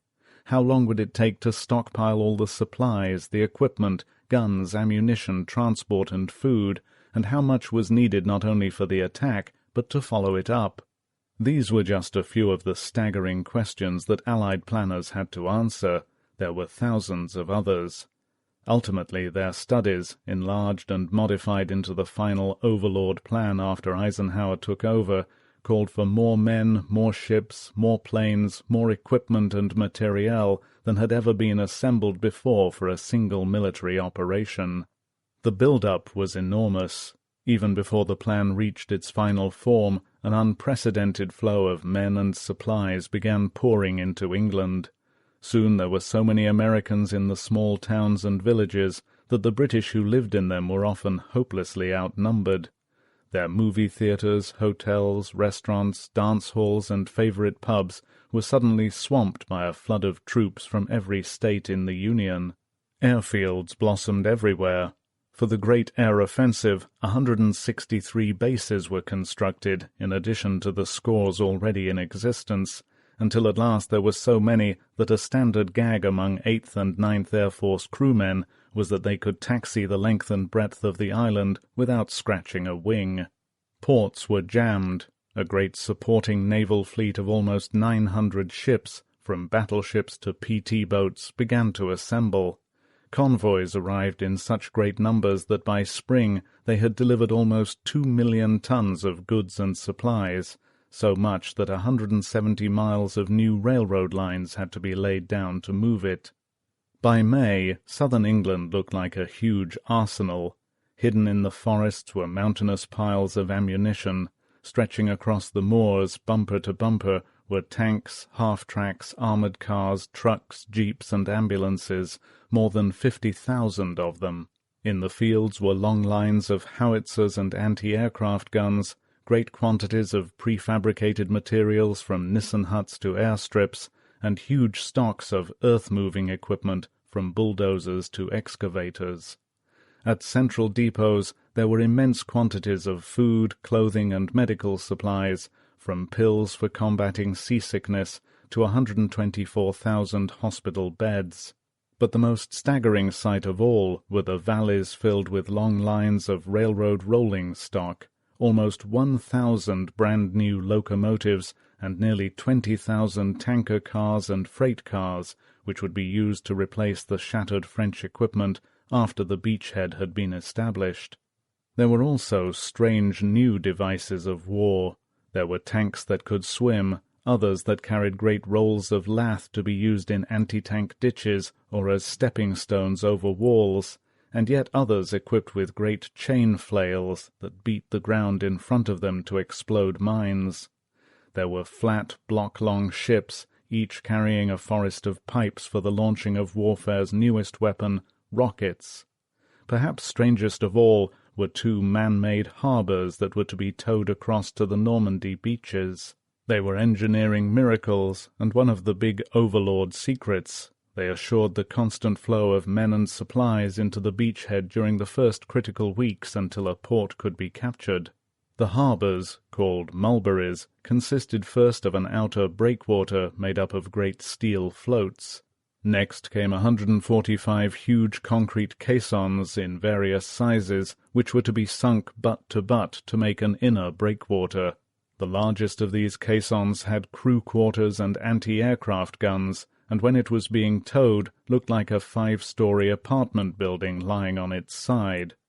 Within these man-made harbours, freighters as large as Liberty ships could unload into barges ferrying back and forth to the beaches. Smaller ships, like coasters or landing craft, could dump their cargoes at massive steel pierheads, where waiting trucks would run them to shore over floating pontoon-supported piers.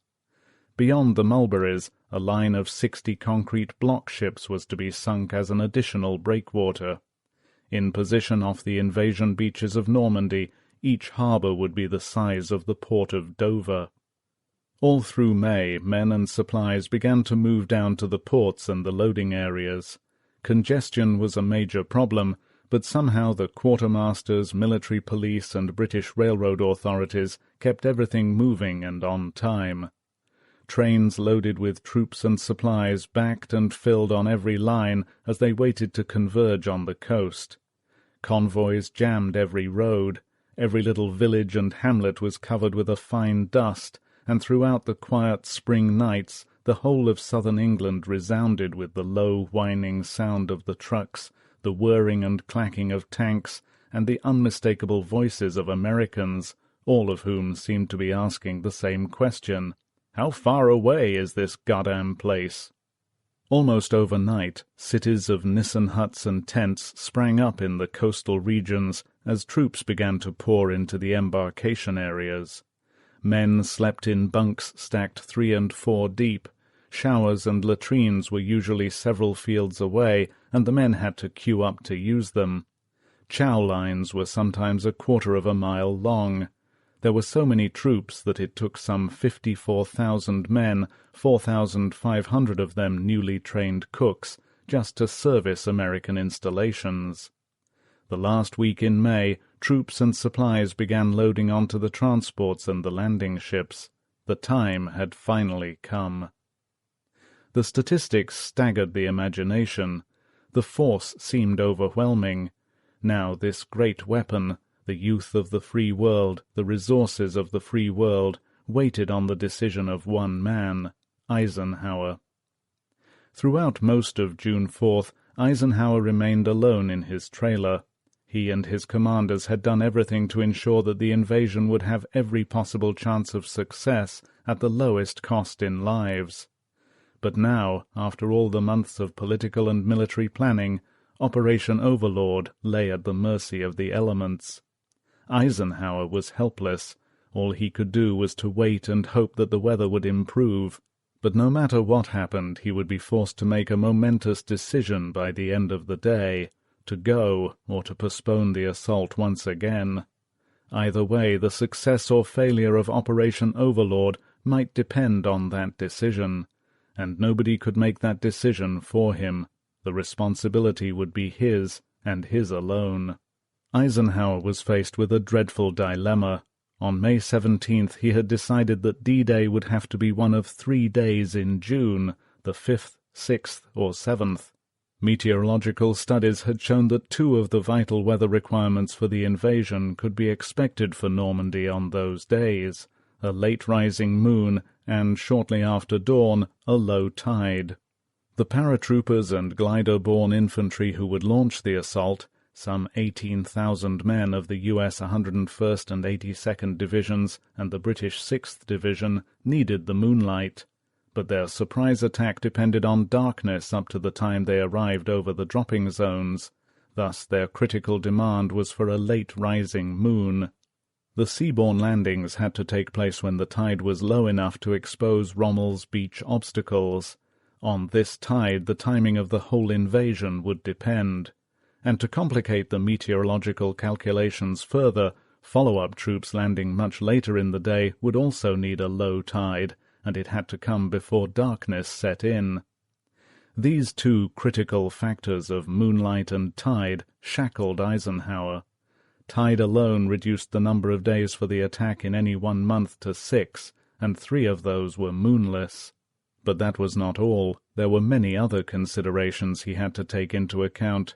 First, all the services wanted long hours of daylight and good visibility, to identify the beaches, for the naval and air forces to spot their targets, and to reduce the hazard of collision when 5,000 ships began maneuvering almost side by side in the Bay of the Seine. Second, a calm sea was required. Apart from the havoc a rough sea might cause to the fleet, seasickness could leave the troops helpless long before they even set foot on the beaches. Third, low winds blowing inshore were needed to clear the beaches of smoke so that targets would not be obscured. And finally, the Allies required 3 more quiet days after D-Day to facilitate the quick build-up of men and supplies. Nobody at Supreme Headquarters expected perfect conditions on D-Day, least of all Eisenhower. He had schooled himself in countless dry runs with his meteorological staff to recognize and weigh all the factors which would give him the bare minimum conditions acceptable for the attack. But according to his meteorologist, the chances were about 10 to 1 against Normandy having weather on any one day in June which would meet even the minimal requirements. On this stormy Sunday, as Eisenhower, alone in his trailer, considered every possibility, those odds appeared to have become astronomical. Of the 3 possible days for the invasion, he had chosen the 5th, so that if there were a postponement, he could launch the assault on the 6th. But if he ordered the landings for the 6th and then had to cancel them again, the problem of refueling the returning convoys might prevent him from attacking on the 7th. There would then be 2 alternatives. He could postpone D-Day until the next period when the tides were right, June 19th, but if he did that, the airborne armies would be forced to attack in darkness. June 19th was moonless. The other alternative was to wait until July, and that long a postponement, as he was later to recall, was too bitter to contemplate. So terrifying was the thought of postponement that many of Eisenhower's most cautious commanders were even prepared to risk attack instead on the 8th or 9th. They did not see how more than 200,000 men, most of them already briefed, could be kept isolated and bottled up for weeks on ships, in embarkation areas, and on airfields without the secret of the invasion leaking out. Even if security remained intact during the period, surely Luftwaffe reconnaissance aircraft would spot the massed fleet, if they hadn't done so already, or German agents would somehow learn of the plan. For everybody the prospect of a postponement was grim, but it was Eisenhower who would have to make the decision. In the fading light of the afternoon, the Supreme Commander occasionally came to the door of his trailer and gazed up through the wind-swept treetops at the blanket of clouds that covered the sky. At other times he would pace up and down outside the trailer, chain-smoking, kicking at the cinders on the little pathway, a tall figure, shoulders slightly hunched, hands rammed deep into his pockets.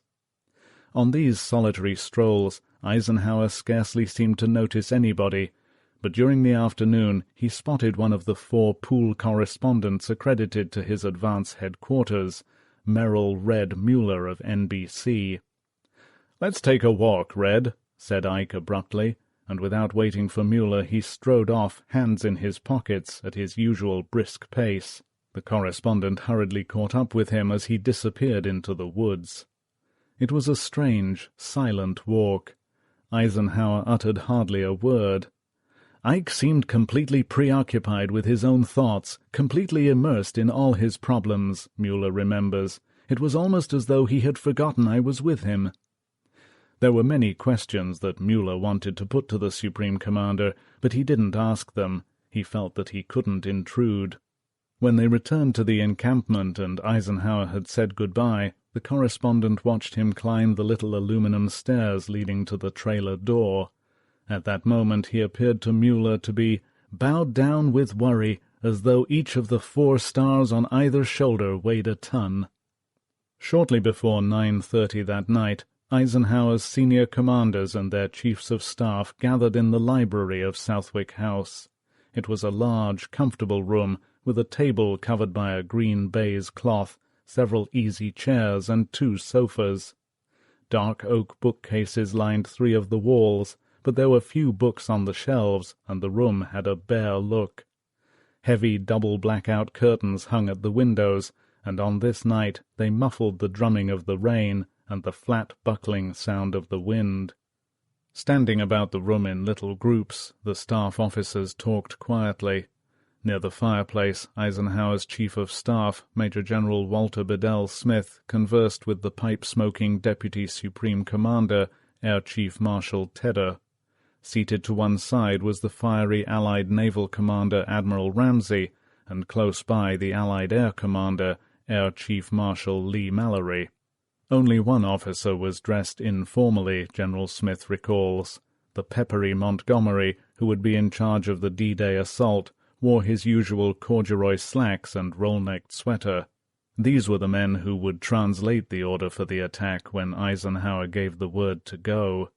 Now they and their staff officers, altogether there were 12 senior officers in the room, waited for the arrival of the Supreme Commander and the decisive conference that would begin at 9:30. At that time they would hear the latest forecasts of the meteorologists. At exactly 9:30 the door opened, and Eisenhower, neat in his dark green battle dress, strode in. There was just the faintest flicker of the old Eisenhower grin as he greeted his old friends, but the mask of worry quickly returned to his face as he opened the conference. There was no need for a preamble. Everybody knew the seriousness of the decision that had to be made. So almost immediately the 3 senior Overlord meteorologists, led by their chief, Group Captain J.N. Stagg of the Royal Air Force, came into the room. There was a hushed silence as Stagg opened the briefing. Quickly he sketched the weather picture of the previous 24 hours, and then he quietly said, "Gentlemen, there have been some rapid and unexpected developments in the situation." All eyes were on Stagg now, as he presented the anxious-faced Eisenhower and his commanders with a slender ray of hope. A new weather front had been spotted, which, he said, would move up the channel within the next few hours and cause a gradual clearing over the assault areas. These improving conditions would last throughout the next day and continue up to the morning of June 6th. After that the weather would begin to deteriorate again. During this promised period of fair weather, the winds would drop appreciably and the skies would clear, enough at least for bombers to operate on the night of the 5th and throughout the morning of the 6th. By noon, the cloud layer would thicken and the skies would become overcast again.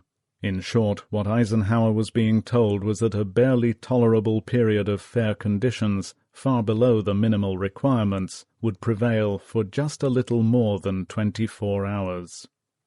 The moment Stagg had finished, he and the other 2 meteorologists were subjected to a barrage of questions. Were all of them confident about the accuracy of their predictions? Could their forecasts be wrong? Had they checked their reports with every available source? Was there any chance of the weather continuing to improve in the few days immediately after the 6th?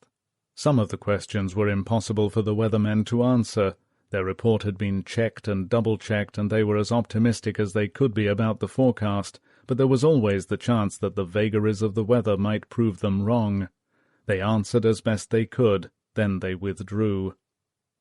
For the next 15 minutes, Eisenhower and his commanders deliberated. The urgency of making a decision was stressed by Admiral Ramsay. The American task force for Omaha and Utah beaches under the command of Rear Admiral A.G. Kirk would have to get the order within a half hour if Overlord was to take place on Tuesday. Ramsay's concern was prompted by the refueling problem. If those forces sailed later and were then recalled, it would be impossible to get them ready again for a possible attack on Wednesday the 7th. Eisenhower now polled his commanders one by one. General Smith thought the attack should go in on the 6th. It was a gamble, but one that should be taken.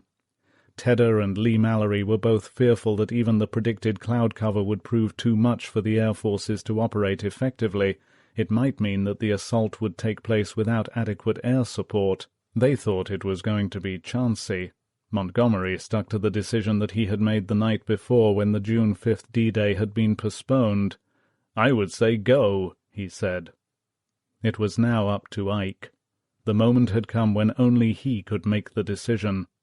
There was a long silence as Eisenhower weighed all the possibilities. General Smith, watching, was struck by the isolation and loneliness of the Supreme Commander as he sat, hands clasped before him, looking down at the table. The minutes ticked by. Some say 2 minutes passed, others as many as 5. Then Eisenhower, his face strained, looked up and announced his decision. Slowly he said, "I am quite positive we must give the order. I don't like it, but there it is. I don't see how we can do anything else." Eisenhower stood up. He looked tired, but some of the tension had left his face. 6 hours later, at a briefing to review the weather, he would hold to his decision and reconfirm it. Tuesday, June 6th, would be D-Day. Eisenhower and his commanders left the room, hurrying now to set the great assault in motion. Behind them in the silent library, a haze of blue smoke hung over the conference table. The fire reflected itself in the polished floor, and on the mantelpiece the hands of a clock pointed to 9:45. 11.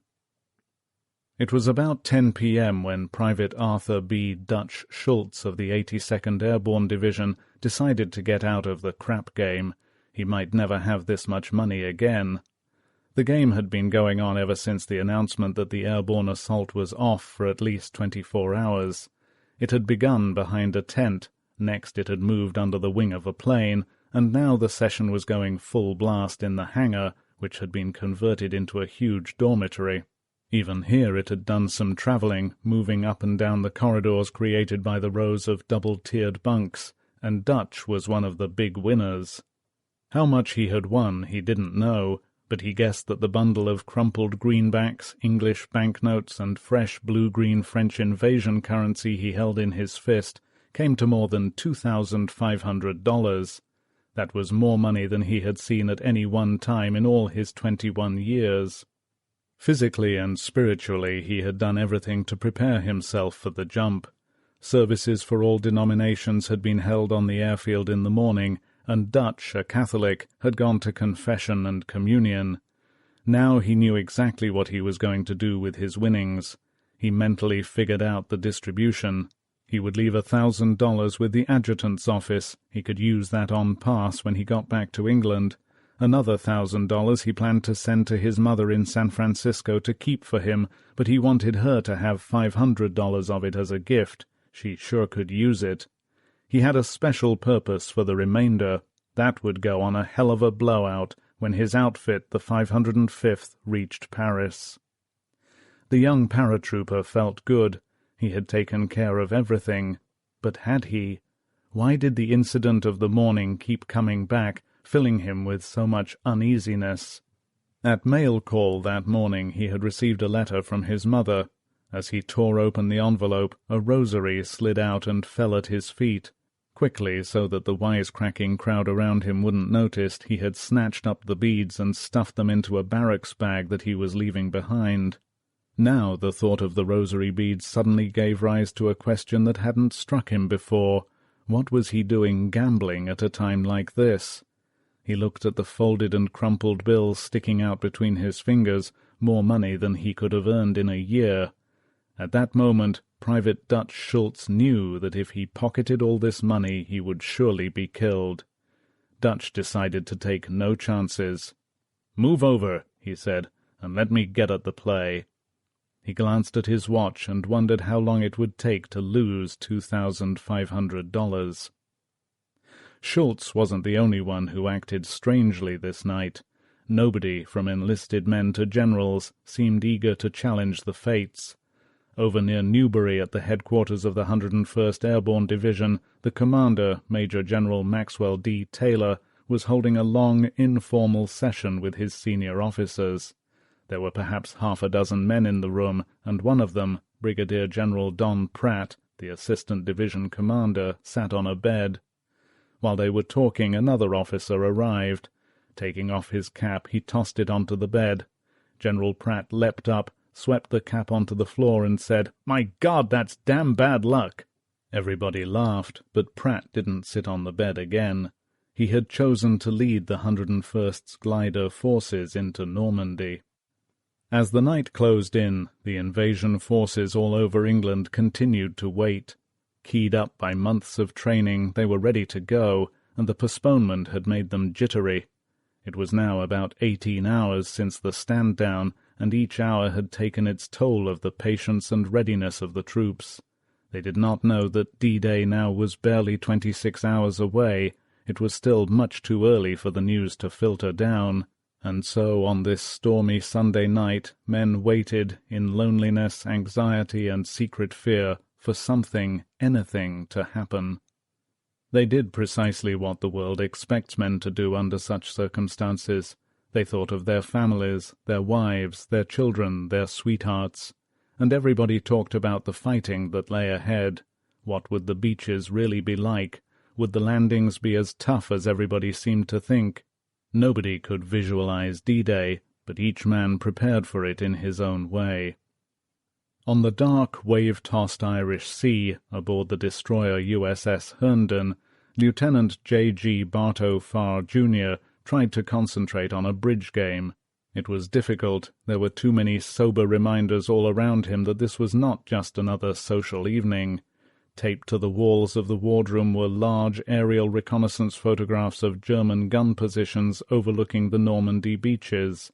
These guns were the Herndon's D-Day targets. It occurred to Farr that the Herndon would also be theirs. Farr was reasonably certain he would survive D-Day. There had been a lot of kidding about who would come through and who wouldn't. Back in Belfast Harbour, the crew of the Corrie, their sister ship, had been giving odds of 10-1 against the Herndon's return. The Herndon's crew retaliated by spreading the rumour that when the invasion fleet set out, the Corrie would remain in port because of low morale aboard ship. Lieutenant Farr had every confidence that the Herndon would return safe, and he with her. Still, he was glad he had written a long letter to his unborn son. It never occurred to Farr that his wife, Anne, back in New York, might give birth to a girl instead. She didn't. That November the Farrs had a boy.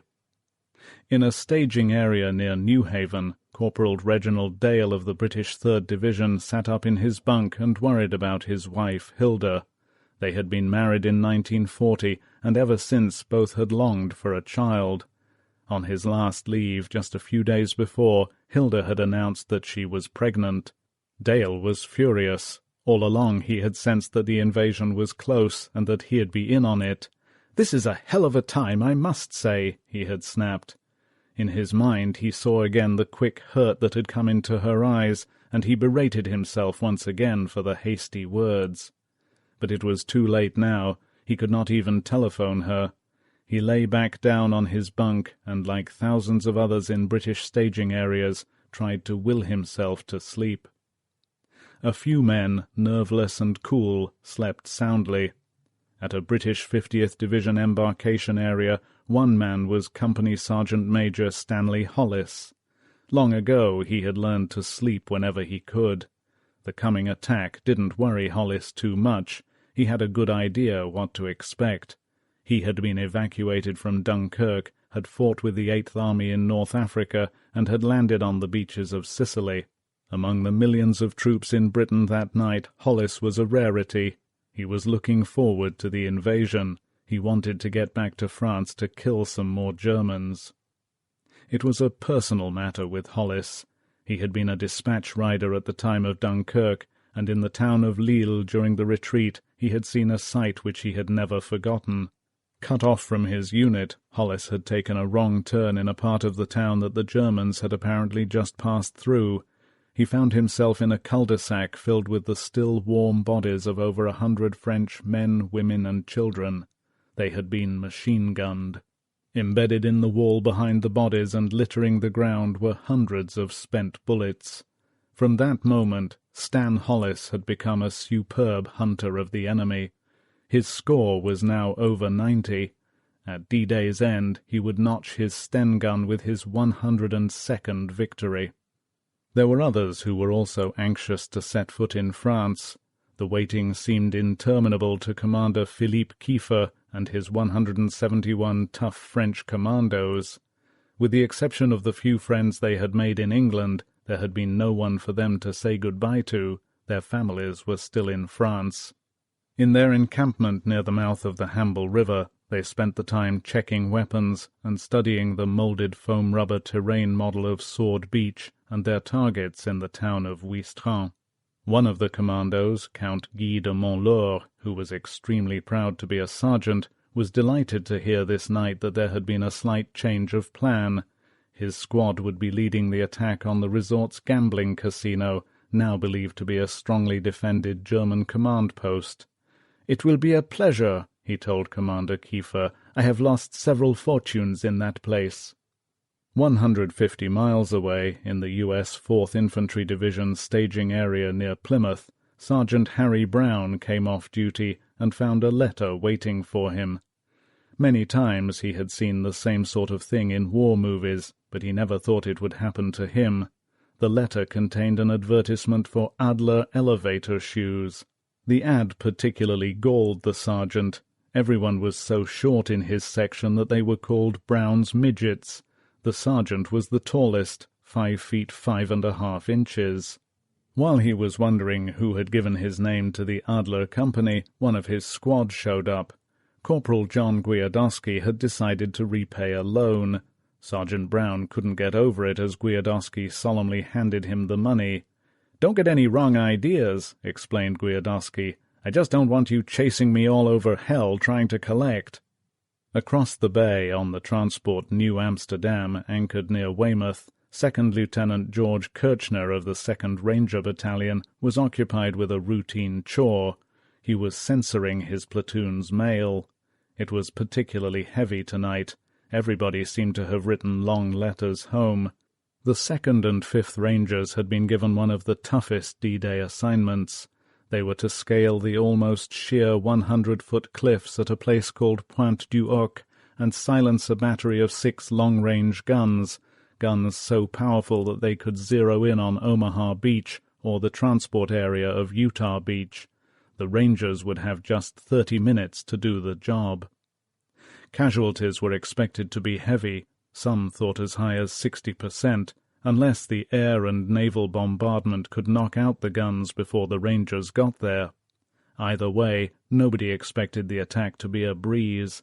Nobody, that is, except Staff Sergeant Larry Johnson, one of Kirchner's section leaders. The lieutenant was dumbfounded when he read Johnson's letter. Although none of the mail would be sent out until after D-Day, whenever that would be, this letter couldn't even be delivered through ordinary channels. Kirchner sent for Johnson, and when the sergeant arrived, gave him back the letter. "Larry," said Kirchner dryly, "you better post this yourself, after you get to France." Johnson had written a girl asking for a date early in June. She lived in Paris. It struck the lieutenant as the sergeant left the cabin that as long as there were optimists like Johnson, nothing was impossible. Almost every man in the invasion forces wrote a letter to someone during the long hours of waiting. They had been penned up for a long time, and the letters seemed to give them emotional release. Many of them recorded their thoughts in a way that men seldom do. Captain John F. Dulligan of the 1st Infantry Division, slated to land on Omaha Beach, wrote his wife, "I love these men. They sleep all over the ship, on the decks, in, on top, and underneath the vehicles. They smoke, play cards, wrestle around, and indulge in general horseplay. They gather around in groups and talk mostly about girls, home, and experiences, with and without girls. They are good soldiers, the best in the world. Before the invasion of North Africa, I was nervous and a little scared. During the Sicilian invasion I was so busy that the fear passed while I was working. This time we will hit a beach in France, and from there on only God knows the answer. I want you to know that I love you with all my heart. I pray that God will see fit to spare me to you and Anne and Pat." The men on heavy naval vessels or large transports, on airfields or in embarkation areas were the lucky ones. They were restricted and overcrowded, but they were dry, warm, and well. It was a different story for the troops on the flat-bottomed landing ships heaving at anchor outside nearly every harbor. Some men had been on these vessels for more than a week. The ships were overcrowded and foul, the men unbelievably miserable. For them the battle began long before they ever left England. It was a battle against continuous nausea and seasickness. Most of the men still remember that the ship smelled of just 3 things: diesel oil, backed-up toilets, and vomit. Conditions varied from ship to ship. on LCT 777, signalman third-class George Hackett, Jr. was amazed to see waves so high that they smashed over one end of the wallowing craft and rolled out the other. LCT-6, a British landing craft, was so overloaded that Lieutenant Colonel Clarence Hupfer of the U.S. 4th Division thought it would sink. Water lapped at the gunwales and at times washed over into the craft. The galley was flooded, and the troops were forced to eat cold food, those who could eat at all. LST-97, Sergeant Keith Bryan of the 5th Engineer Special Brigade remembers, was so overcrowded that men were stepping over one another, and it rolled so much that those lucky enough to have bunks had difficulty staying in them. And to Sergeant Maurice McGee of the Canadian 3rd Division, the heaving of his craft was worse than being in a rowboat in the centre of Lake Champlain. He was so sick he could no longer throw up. But the troops who suffered most during the waiting period were the men in the recalled convoys. All day they had ridden out the storm in the Channel. Now, waterlogged and weary, they glumly lined the rails as the last of the straggling convoys dropped their anchors. By 11 p.m., all the ships were back. Outside Plymouth Harbour, Lieutenant Commander Hoffman of the Corrie stood on his bridge looking at the long lines of dark shadows, blacked-out landing ships of every size and description. It was cold. The wind was still high, and he could hear the shallow-draught vessels slopping and slapping the water as they rolled in the trough of every wave. Hoffman was weary.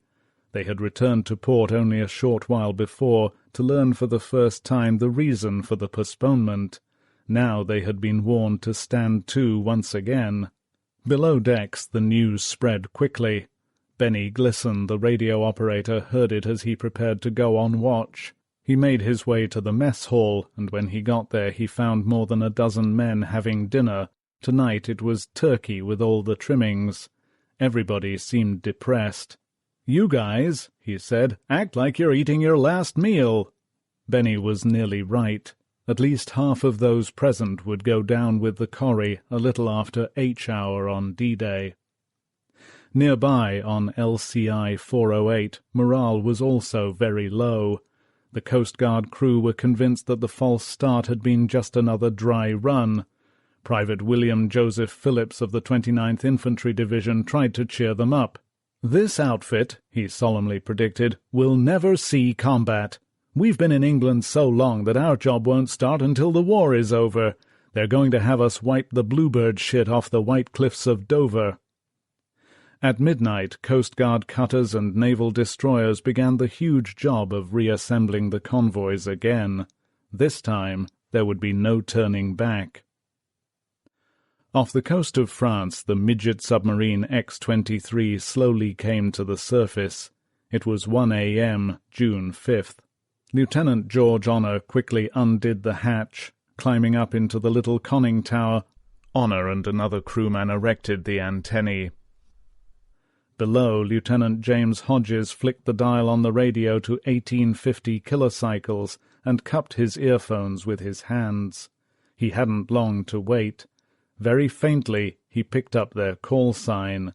Padfoot, Padfoot, Padfoot. As he heard the one-word message that followed, he looked up in disbelief. Pressing his hands more firmly over the earphones, he listened again, but there was no mistake. He told the others. Nobody said anything. Glumly they looked at one another. Ahead lay another full day under water. 12. In the early morning light, the beaches of Normandy were shrouded in mist. The intermittent rain of the previous day had become a steady drizzle, soaking everything.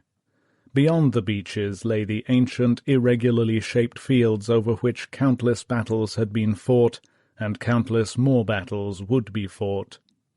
For 4 years the people of Normandy had lived with the Germans. This bondage had meant different things for different Normans.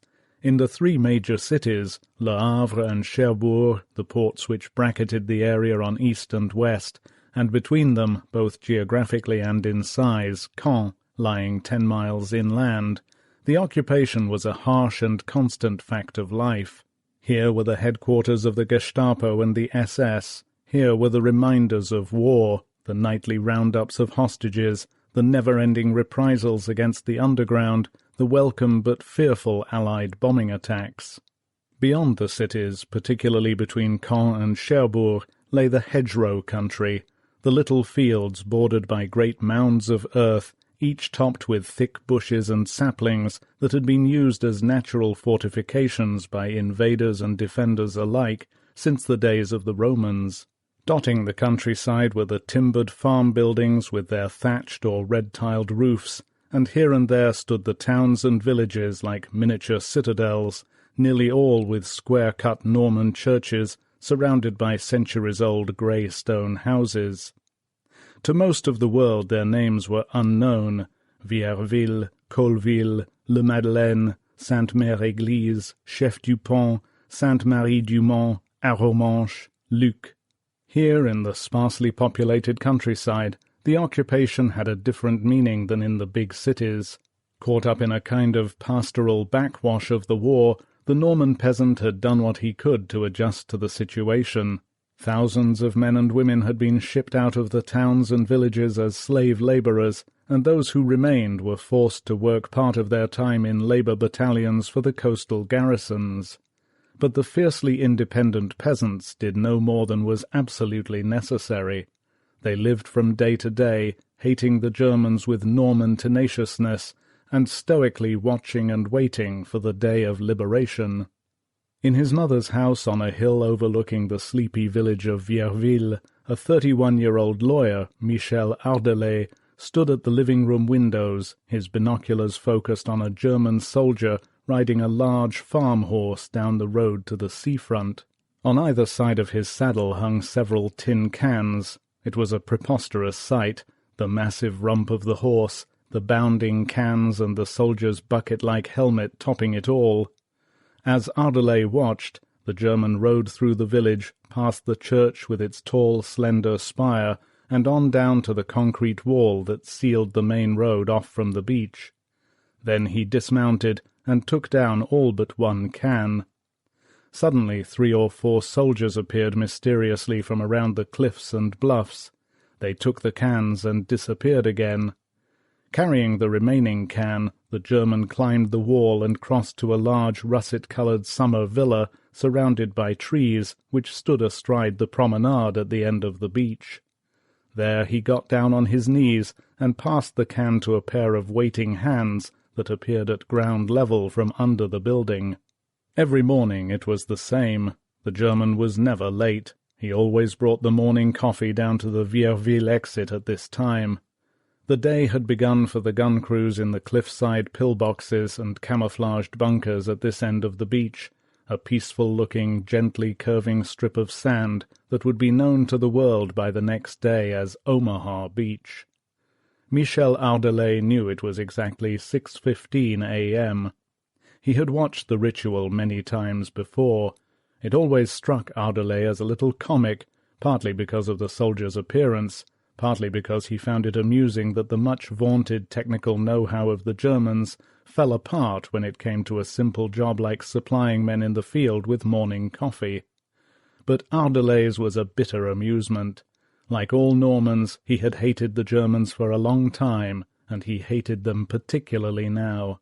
For some months Ardelais had watched German troops and conscripted labour battalions digging, burrowing and tunnelling all along the bluffs which backed up the beach, and in the cliffs at either end where the sand stopped. He had seen them trellis the sands with obstacles and plant thousands of lethal, ugly mines. And they had not stopped there. With methodical thoroughness they had demolished the line of pretty pink, white and red summer cottages and villas below the bluffs along the seafront. Now only 7 out of 90 buildings remained. They had been destroyed not only to give the gunners clear arcs of fire, but because the Germans wanted the wood to panel their bunkers.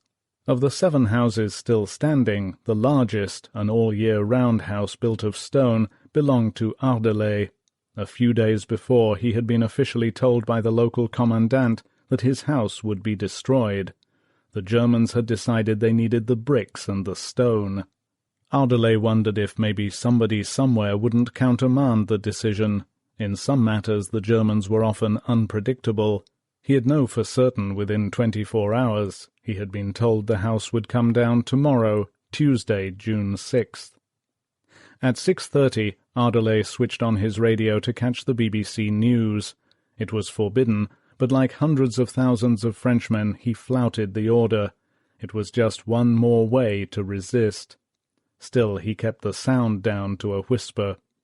As usual, at the end of the news, Colonel Britain, Douglas Ritchie, who was always identified as the voice of Supreme Headquarters Allied Expeditionary Force, read an important message. "Today, Monday, June 5th, he said, the Supreme Commander directs me to say this. There now exists in these broadcasts a direct channel of communications between the Supreme Commander and yourselves in the occupied countries. In due course, instructions of great importance will be given, but it will not be possible always to give them at a previously announced time.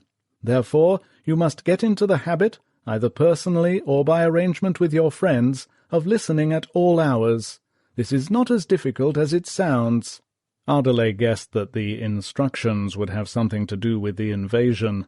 Everyone knew it was coming. He thought the Allies would attack at the narrowest part of the English Channel, around Dunkirk or Calais, where there were ports, but certainly not here. The Dubois and Davaux families living in Vierville didn't hear the broadcast. They slept late this morning.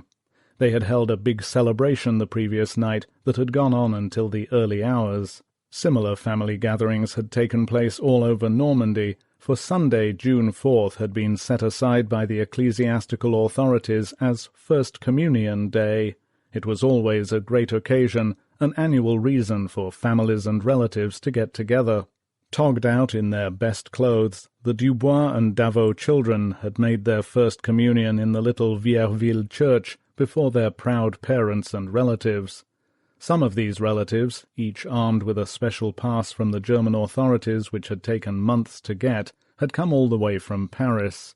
The trip had been exasperating and dangerous. Exasperating because the overcrowded trains no longer ran on time, dangerous because all locomotives were targets for Allied fighter bombers. But it had been worth it. A trip to Normandy always was. The region was still rich in all those things that Parisians rarely saw now: fresh butter, cheese, eggs, meat, and, of course, Calvados, the heady cider and apple pulp cognac of the Normans. Besides, in these difficult times, Normandy was a good place to be. It was quiet and peaceful, too far away from England to be invaded. The reunion of the two families had been a great success, and it wasn't over yet. This evening everyone would sit down to another great meal, with the best wines and cognacs that their hosts had been able to save.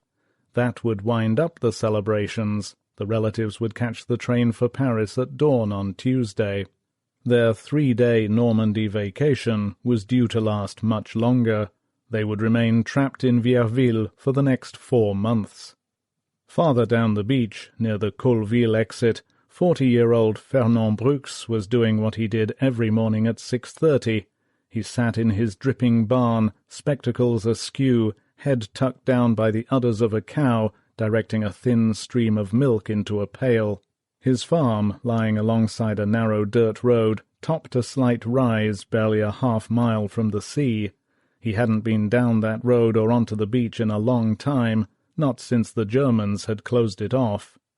He had been farming in Normandy for 5 years. In World War I, Brux, a Belgian, had seen his home destroyed. He had never forgotten it. In 1939, when World War II began, he promptly gave up his job in an office and moved his wife and daughter to Normandy, where they would be safe. 10 miles away in the cathedral town of Bayeux, his pretty 19-year-old daughter Anne-Marie prepared to set out for the school where she taught kindergarten. She was looking forward to the end of the day, for then summer vacations began. She would spend her holidays on the farm. She would cycle home tomorrow. Tomorrow also, a tall, lean American from Rhode Island, whom she had never met, would land on the beach almost in line with her father's farm. She would marry him. All along the Normandy coast people went about their usual daily chores. The farmers worked in the fields, tended their apple orchards, herded their white and liver-coloured cows. In the little villages and towns the shops opened. For everyone it was just another routine day of occupation. In the little hamlet of La Madeleine, back of the dunes and the wide expanse of sand that would soon be known as Utah Beach, Paul Gazangel opened up his tiny store and café as usual, although there was almost no business. There had been a time when Gazangel had made a fair living, not much, but sufficient for the needs of himself, his wife Marthe, and their 12-year-old daughter Janine. But now the entire coastal area was sealed off. The families living just behind the seashore, roughly from the mouth of the Vire, which emptied into the sea nearby, and all along this side of the Cherbourg Peninsula, had been moved out. Only those who owned farms had been permitted to remain. The café-keeper's livelihood now depended on 7 families that remained in La Madeleine, and a few German troops in the vicinity whom he was forced to serve. Gazangel would have liked to move away. As he sat in his café waiting for the first customer, he did not know that within 24 hours he would be making a trip. He and all the other men in the village would be rounded up and sent to England for questioning. One of Gazangel's friends, the baker Pierre Caldron, had more serious problems on his mind this morning. In Dr. Jean's clinic at Carentan, 10 miles from the coast, he sat by the bedside of his 5-year-old son Pierre, who had just had his tonsils removed. At midday Dr. Jean re-examined his son. "You've nothing to worry about," he told the anxious father. "He's all right. You'll be able to take him home tomorrow." But Caldron had been thinking. "No," he said, "I think his mother will be happier if I take little Pierre home today." Half an hour later, with the little boy in his arms, Caldron set out for his home in the village of Sainte-Marie-du-Mont, back of Utah Beach, where the paratroopers would link up with the men of the 4th Division on D-Day. The day was quiet and uneventful for the Germans, too. Nothing was happening, and nothing was expected to happen.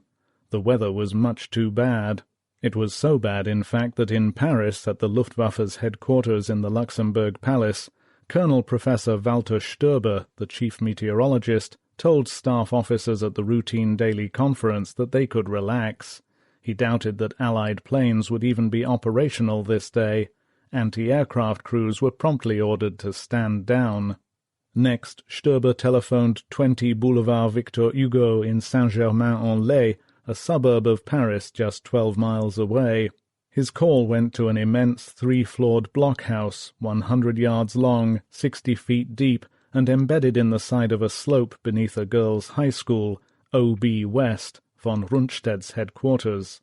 Stoeber spoke to his liaison officer, weatherman Major Hermann Müller, who dutifully recorded the forecast and then sent it along to the Chief of Staff, Major General Blumentritt.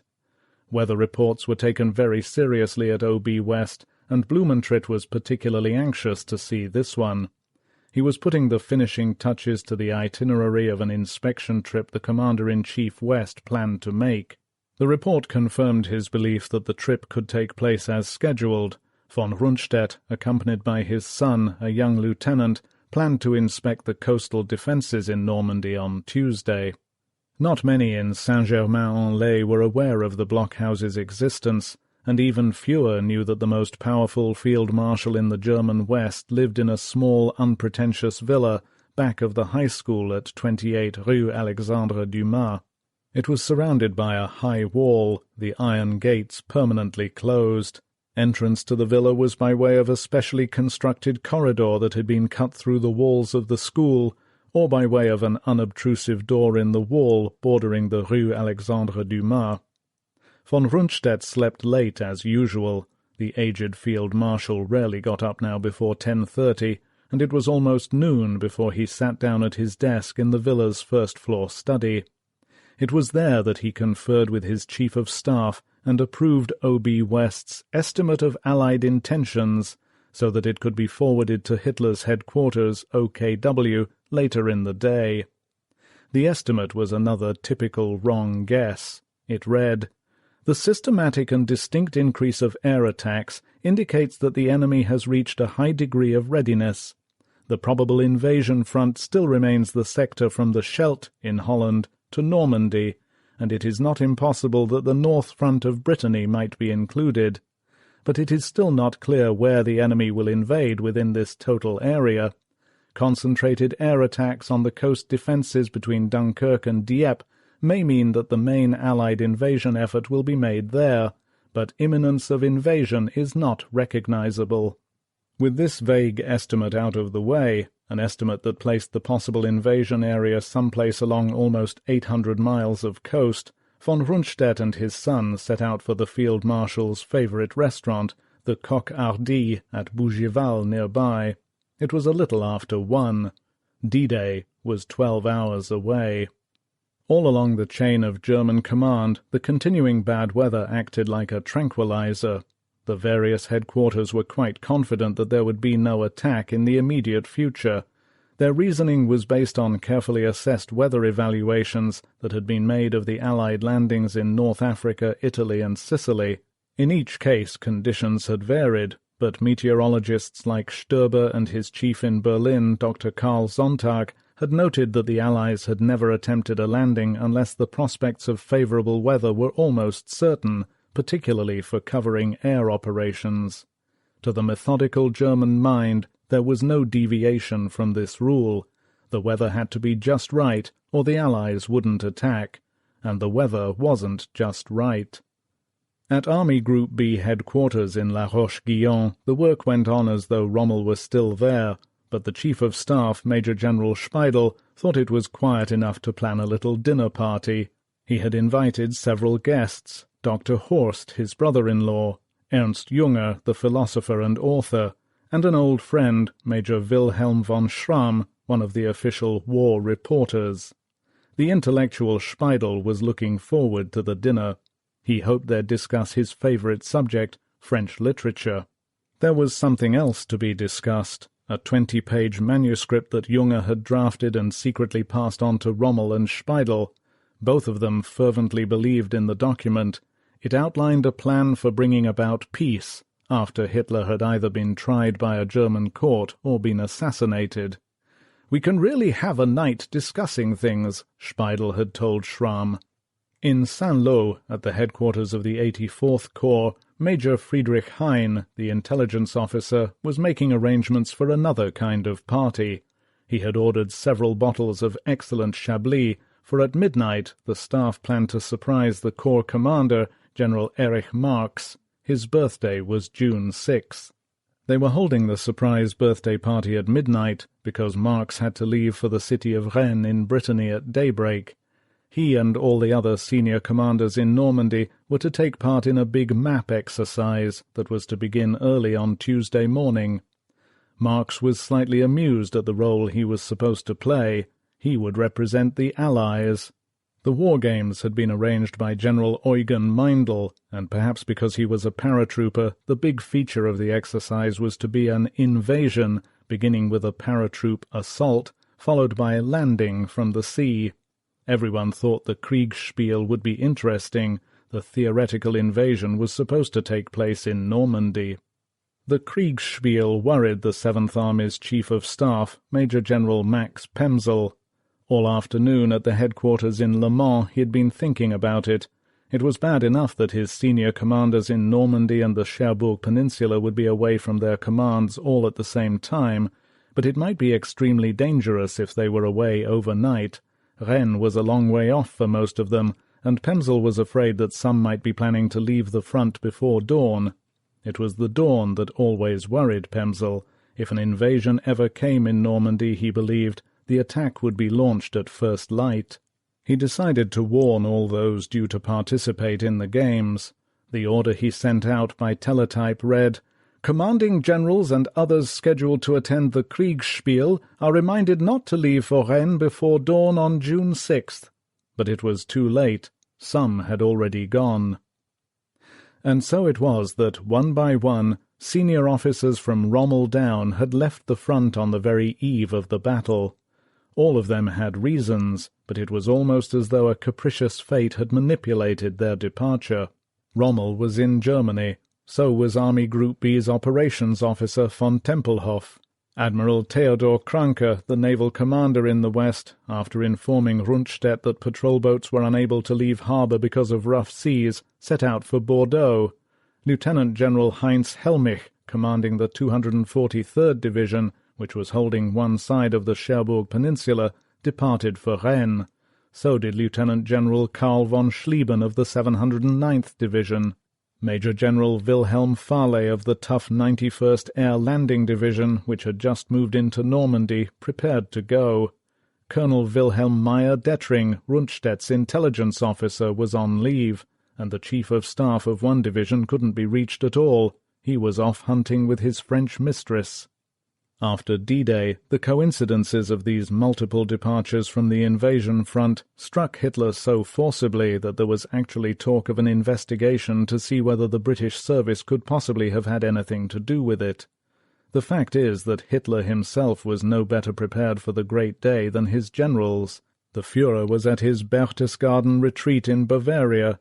His naval aide, Admiral Karl Jesko von Puttkammer, remembers that Hitler got up late, held his usual military conference at noon, and then had lunch at 4 p.m. Besides his mistress, Eva Braun, there were a number of Nazi dignitaries and their wives. The vegetarian Hitler apologized to the ladies for the meatless meal with his usual mealtime comment, "The elephant is the strongest animal. He also cannot stand meat." After lunch the group adjourned to the garden, where the Führer sipped lime-blossom tea. He napped between 6 and 7, held another military conference at 11 p.m., then a little before midnight the ladies were called back. To the best of Puttkammer's recollection, the group then had to listen to 4 hours of Wagner, Lehar, and Strauss.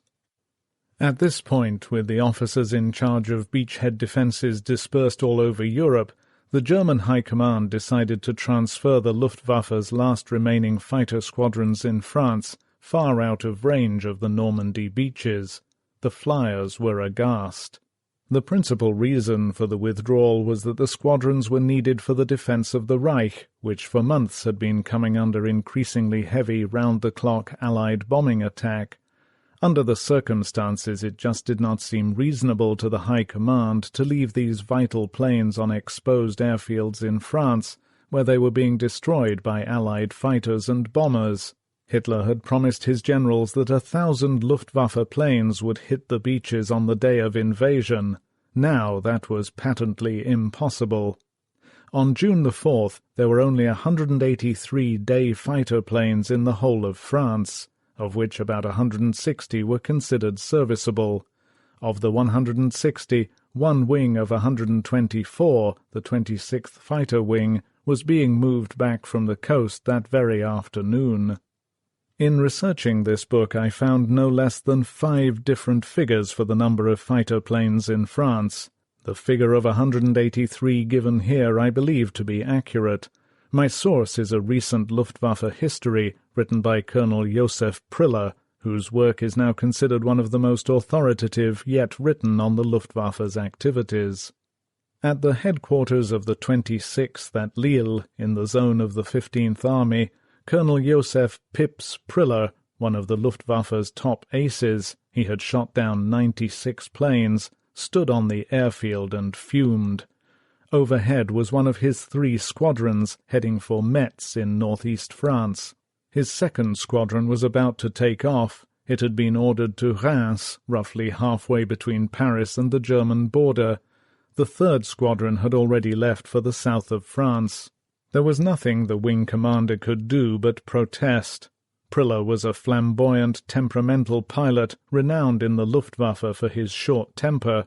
He had a reputation for telling off generals, and now he telephoned his group commander.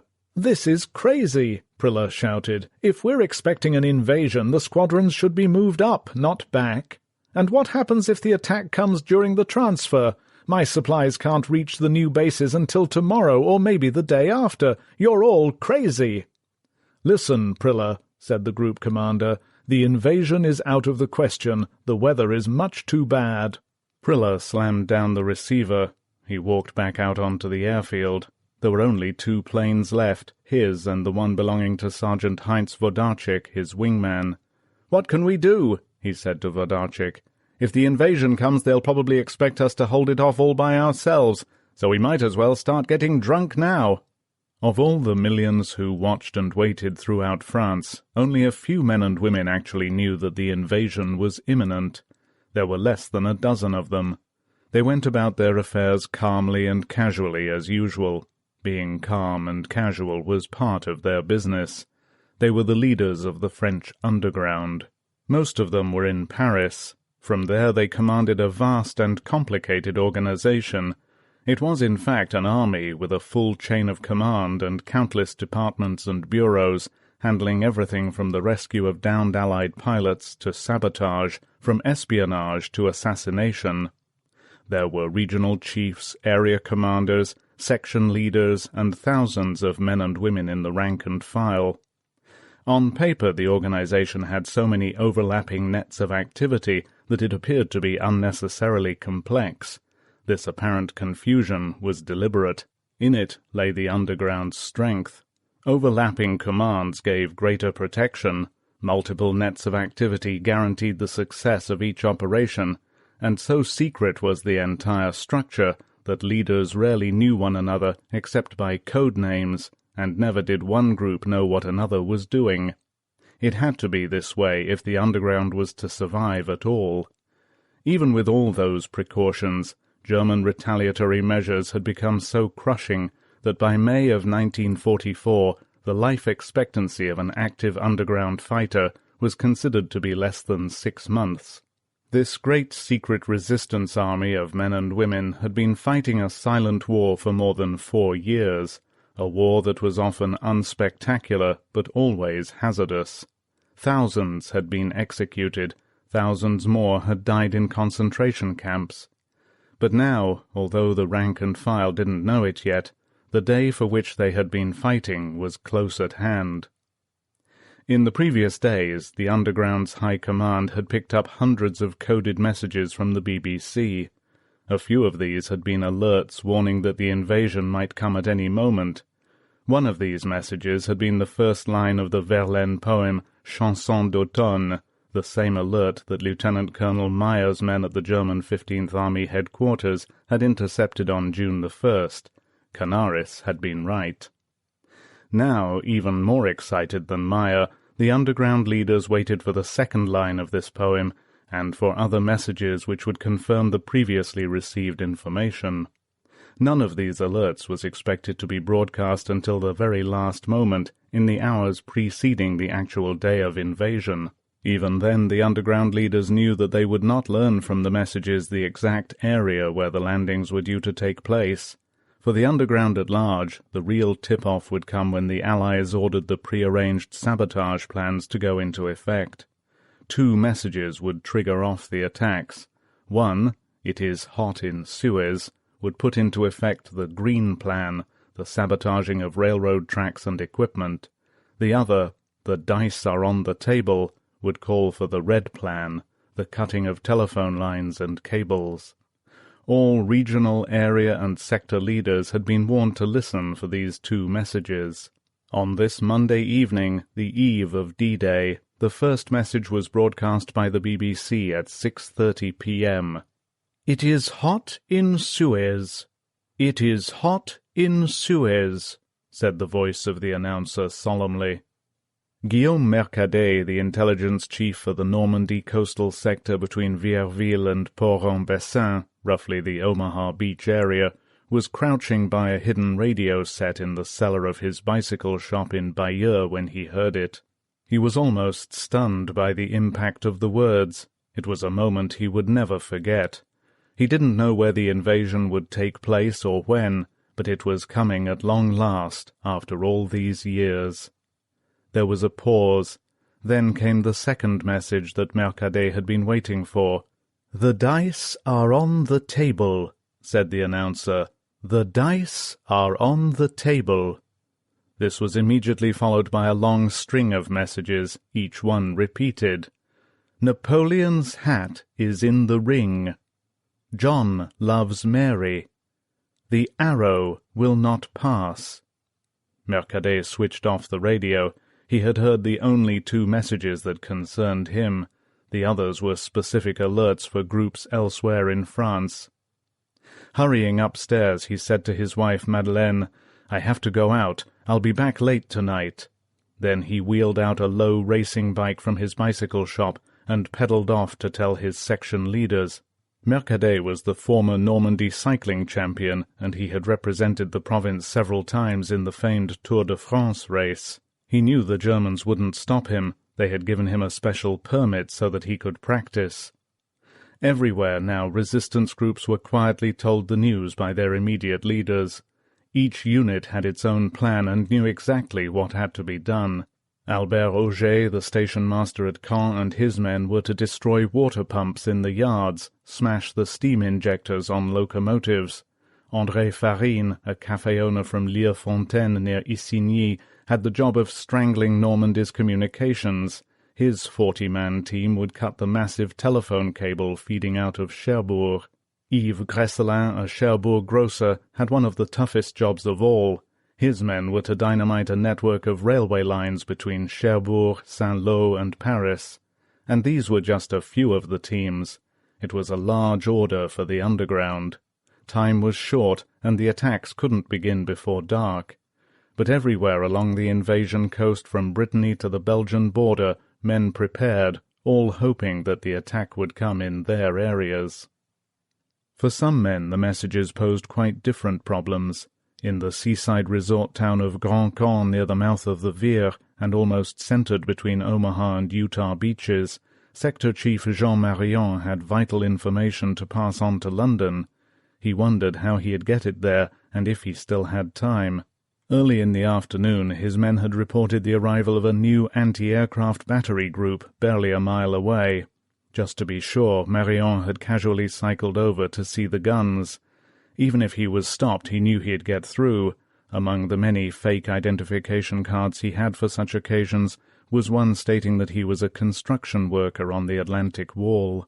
Marion was shaken by the size of the unit and the area it covered.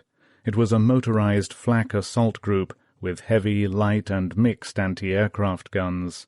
There were 5 batteries, 25 guns in all, and they were being moved into positions covering the area from the mouth of the Vire all the way to the outskirts of Grand Camp. Their crews, Marion noted, were toiling feverishly to emplace the guns, almost as though they were working against time. The frantic activity worried Marion. It could mean that the invasion would be here, and that somehow the Germans had learned of it. Although Marion did not know it, the guns covered the precise route the planes and gliders of the 82nd and 101st paratroopers would take within a few hours. Yet if anybody in the German High Command had any knowledge of the impending attack, they hadn't told Colonel Werner von Kistowski, the commander of Flak Assault Regiment 1. He was still wondering why his 2,500-man flak unit had been rushed up here. But Kistowski was used to sudden moves. His outfit had once been sent into the Caucasus all by itself. Nothing surprised him any more. Jean Marion, calmly cycling by the soldiers at work on the guns, began to wrestle with a big problem: how to get this vital information to the secret headquarters of Léonard Gilles, Normandy's deputy military intelligence chief, in Caen, 50 miles away. Marion couldn't leave his sector now, there was too much to do, so he decided to take a chance on sending the message by a chain of couriers to Mercader in Bayeux. He knew it might take hours, but if there was still time, Marion was sure that Mercader would somehow get it to Caen. There was one more thing Marion wanted London to know about. It wasn't as important as the anti-aircraft gun positions, simply a confirmation of the many messages he had sent in the previous days about the massive gun emplacements on the top of the 9-story high cliffs at Pointe du Hoc. Marion wanted to pass on once again the news that the guns had not yet been installed. They were still en route, 2 miles away from the positions. Despite Marion's frantic efforts to warn London, on D-Day, U.S. Rangers would lose 135 men out of 225 in their heroic attack to silence guns that had never been there.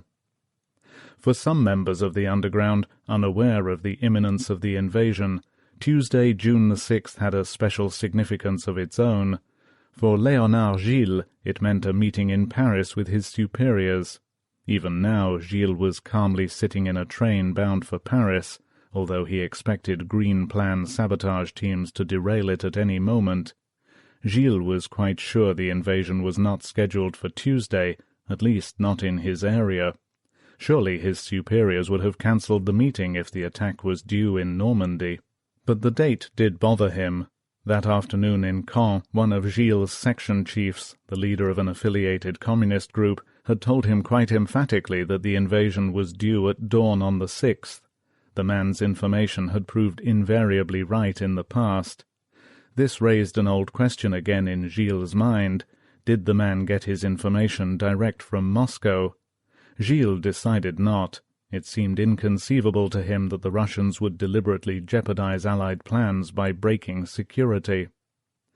For Jeanine Boitard, Gilles' fiancée back in Caen, Tuesday couldn't come soon enough. In 3 years of underground work, she had hidden more than 60 Allied pilots in her little ground-floor apartment at 15 Rue Laplace.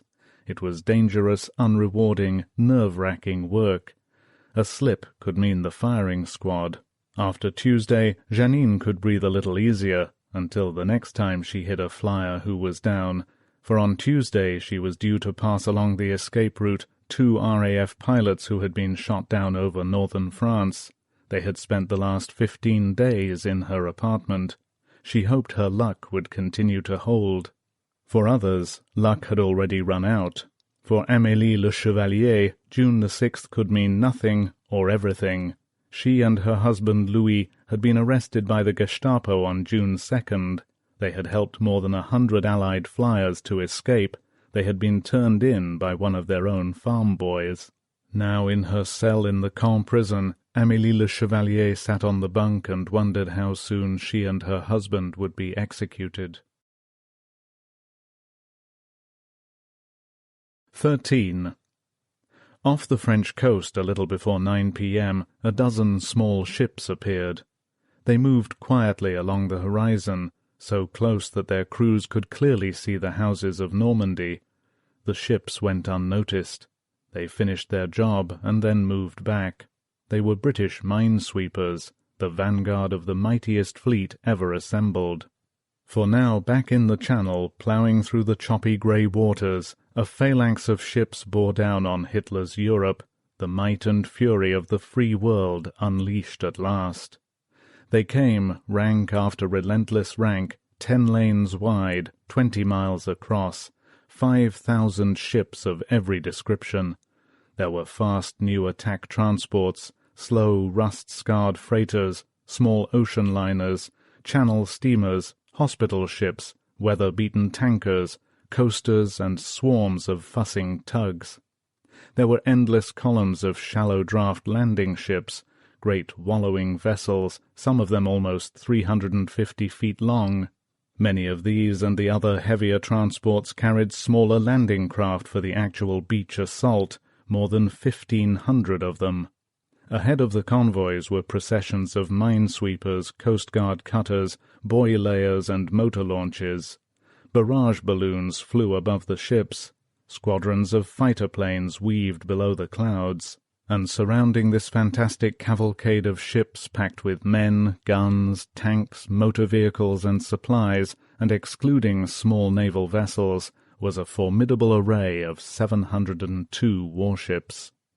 There is considerable controversy as to the exact number of ships in the invasion fleet, but the most accurate military works on D-Day, Gordon Harrison's Cross-Channel Attack, the official U.S. Army military history, and Admiral Samuel Eliot Morrison's naval history, Invasion of France and Germany, both agree on a figure of about 5,000. This includes the landing craft which were carried on board. Operation Neptune, by the Royal Navy's commander Kenneth Edwards, gives a lower figure of around 4,500. There was the heavy cruiser USS Augusta, Rear Admiral Kirk's flagship, leading the American task force, 21 convoys bound for Omaha and Utah beaches. Just 4 months before Pearl Harbor, the Queenly Augusta had carried President Roosevelt to a quiet Newfoundland Bay for the first of his many historic meetings with Winston Churchill. Nearby, steaming majestically with all their battle flags flying, were the battleships, HMS Nelson, Ramillies, and Warspite, and USS Texas, Arkansas, and the proud Nevada, which the Japanese had sunk and written off at Pearl Harbor. Leading the 38 British and Canadian convoys bound for Sword, Juno, and Gold Beaches was the cruiser HMS Scylla, the flagship of Rear Admiral Sir Philip Vian, the man who tracked down the German battleship Bismarck. And close by was one of Britain's most famous light cruisers, HMS Ajax, one of a trio which had hounded the pride of Hitler's fleet, the Graf Spee, to her doom in Montevideo Harbor, after the Battle of the River Plate in December 1939. There were other famous cruisers, the USS Tuscaloosa and Quincy, HMS Enterprise and Black Prince, Francis Georges Legge, 22 in all. Along the edges of the convoys sailed a variety of ships, graceful sloops, chunky corvettes, slim gunboats like the Dutch Sumba, anti-submarine patrol craft, fast PT boats, and everywhere sleek destroyers. Besides the scores of American and British destroyers, there were Canada's Capel, Saskatchewan, and Ristigouche, Norway's Svena, and even a contribution from the Polish forces, the Poiron. Slowly, ponderously, this great armada moved across the Channel. It followed a minute-by-minute traffic pattern of a kind never attempted before. Ships poured out of British ports, and moving down the coasts in 2 convoy lanes, converged on the assembly area south of the Isle of Wight. There they sorted themselves out, and each took a carefully predetermined position, with the force heading for the particular beach to which it had been assigned. Out of the assembly area, which was promptly nicknamed Piccadilly Circus, the convoys headed for France along 5 buoy-marked lanes, and as they approached Normandy, these 5 paths split up into 10 channels, 2 for each beach, one for fast traffic, the other for slow. Up front, just behind the spearhead of minesweepers, battleships, and cruisers, were the command ships, 5 attack transports bristling with radar and radio antennae. These floating command posts would be the nerve centers of the invasion. Everywhere there were ships. To the men aboard, this historic armada is still remembered as the most impressive, unforgettable sight they had ever seen. For the troops, it was good to be on the way at last, despite the discomforts and the dangers ahead. Men were still tense, but some of the strain had lifted. Now everybody simply wanted to get the job over and done with. On the landing ships and transports, men wrote last-minute letters, played cards, joined in long bull sessions. Chaplains, Major Thomas Spencer Dallas of the 29th Division recalls, did a land office business. One minister on a jam-packed landing craft, Captain Lewis Filmer Kuhn, chaplain of the 4th Division's 12th Infantry Regiment, found himself serving as pastor for all denominations. A Jewish officer, Captain Irving Gray, asked Chaplain Kuhn if he would lead his company in prayer to the God in whom we all believe, whether Protestant, Roman Catholic, or Jew, that our mission may be accomplished, and that, if possible, we may be brought safely home again. Kuhn gladly obliged, and in the gathering dusk, gunner's mate third-class William Sweeney of a Coast Guard cutter remembers the attack transport Samuel Chase blinked out a signal, "Mass is going on." For most of the men, the first few hours of the journey were spent quietly. Many grew introspective and talked of things men usually keep to themselves. Hundreds later recalled that they found themselves admitting their fears and talking of other personal matters with unusual candor. They drew closer to one another on this strange night and confided in men they had never even met before. "We talked a lot about home and what we had experienced in the past, and what we would experience at the landing and what it would all be like," Private First Class Earlston Hearn of the 146th Engineer Battalion recalls. On the slippery wet deck of his landing craft, Hearn and a medic whose name he never learned had such a conversation. "The medic was having trouble at home. His wife, a model, wanted a divorce. He was a pretty worried guy. He said she'd have to wait until he got home. I remember, too, that the whole time we were talking, there was a young kid nearby singing softly to himself. This kid made the remark that he could sing better than he ever had in the past, and it really seemed to please him.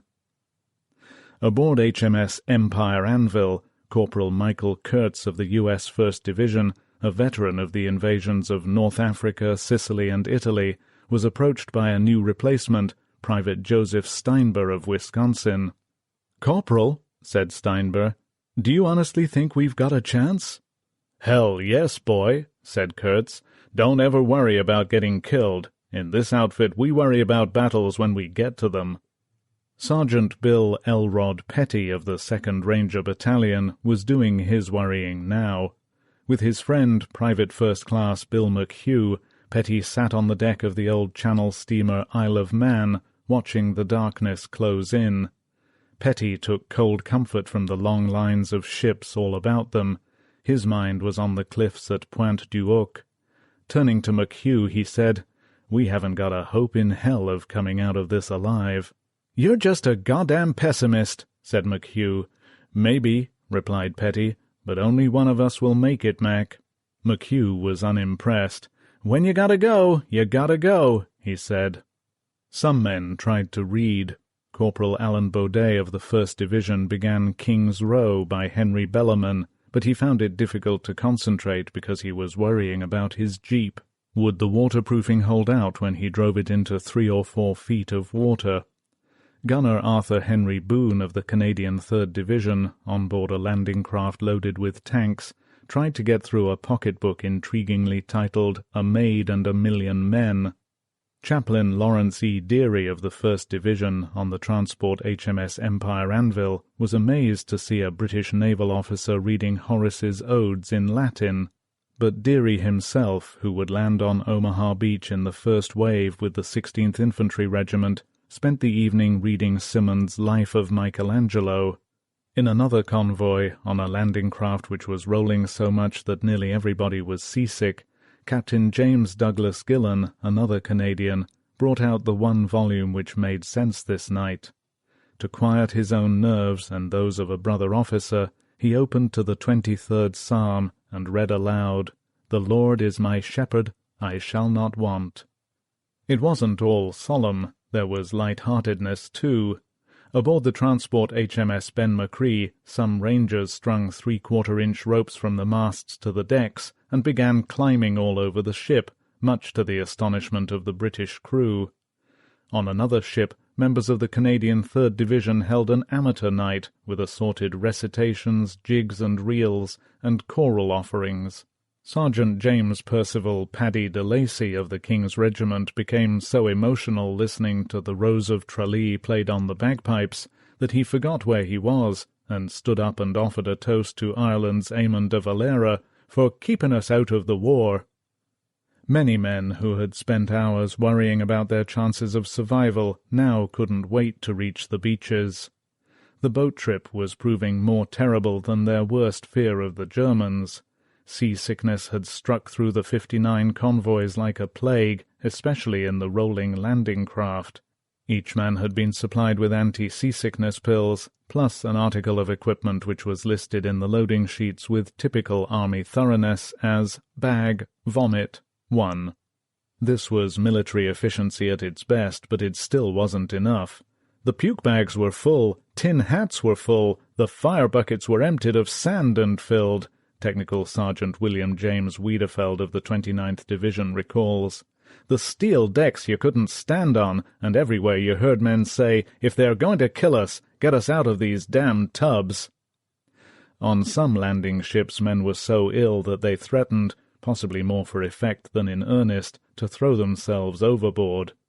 Private Gordon Lang of the Canadian 3rd Division found himself hanging on to a friend who begged me to let go his belt. A Royal Marine Commando, Sergeant Russell John Wither, remembers that on his landing ship the spew bags were soon used up, and in the end only one was left. It was passed from hand to hand. Because of the seasickness, thousands of men lost the best meals they would see for many months to come. Special arrangements had been made to give all ships the finest food possible. The special menus, which the troops dubbed the last meal, varied from ship to ship, and appetites varied from man to man. On board the attack transport Charles Carroll, Captain Carroll B. Smith of the 29th Division had a steak with eggs on top, sunny side up, and then topped it off with ice cream and loganberries. 2 hours later he was fighting for a position at the rail. Second Lieutenant Joseph Rosenblatt, Jr. of the 112th Engineer Battalion ate 7 helpings of chicken à la king and felt fine. So did Sergeant Keith Bryan of the 5th Engineer Special Brigade. He put away sandwiches and coffee and was still hungry. One of his buddies lifted a gallon of fruit cocktail from the galley, and 4 of them finished that. Aboard the HMS Prince Charles, Sergeant Avery J. Thornhill of the 5th Rangers avoided all discomforts. He took an overdose of seasick pills and slept through it all. Despite the common miseries and fears of the men who were there, some memories are etched with surprising clarity. Second Lieutenant Donald Anderson of the 29th Division remembers how the sun broke through about an hour before dark, silhouetting the entire fleet. In honor of Sergeant Tom Ryan of the 2nd Rangers, the men of F Company gathered around him and sang Happy Birthday. He was 22. And for homesick 19-year-old Private Robert Marion Allen of the 1st Division, it was a night ready-made for a boat ride on the Mississippi. All over, throughout the ships of the fleet, the men who would make history at dawn settled down to get what rest they could. As Commander Philippe Kiefer of the lone French commando unit rolled himself into his blankets aboard his landing ship, there came to his mind the prayer of Sir Jacob Astley at the Battle of Edge Hill in England in 1642. "O Lord," prayed Kiefer, "thou knowest how busy I must be this day. If I forget thee, do not thou forget me." He drew up the blankets and was almost immediately asleep. It was a little after 10:15 p.m. when Lieutenant Colonel Meyer, counterintelligence chief of the German 15th Army, rushed out of his office. In his hand was probably the most important message the Germans had intercepted throughout the whole of World War II. Meyer now knew that the invasion would take place within 48 hours. With this information, the Allies could be thrown back into the sea.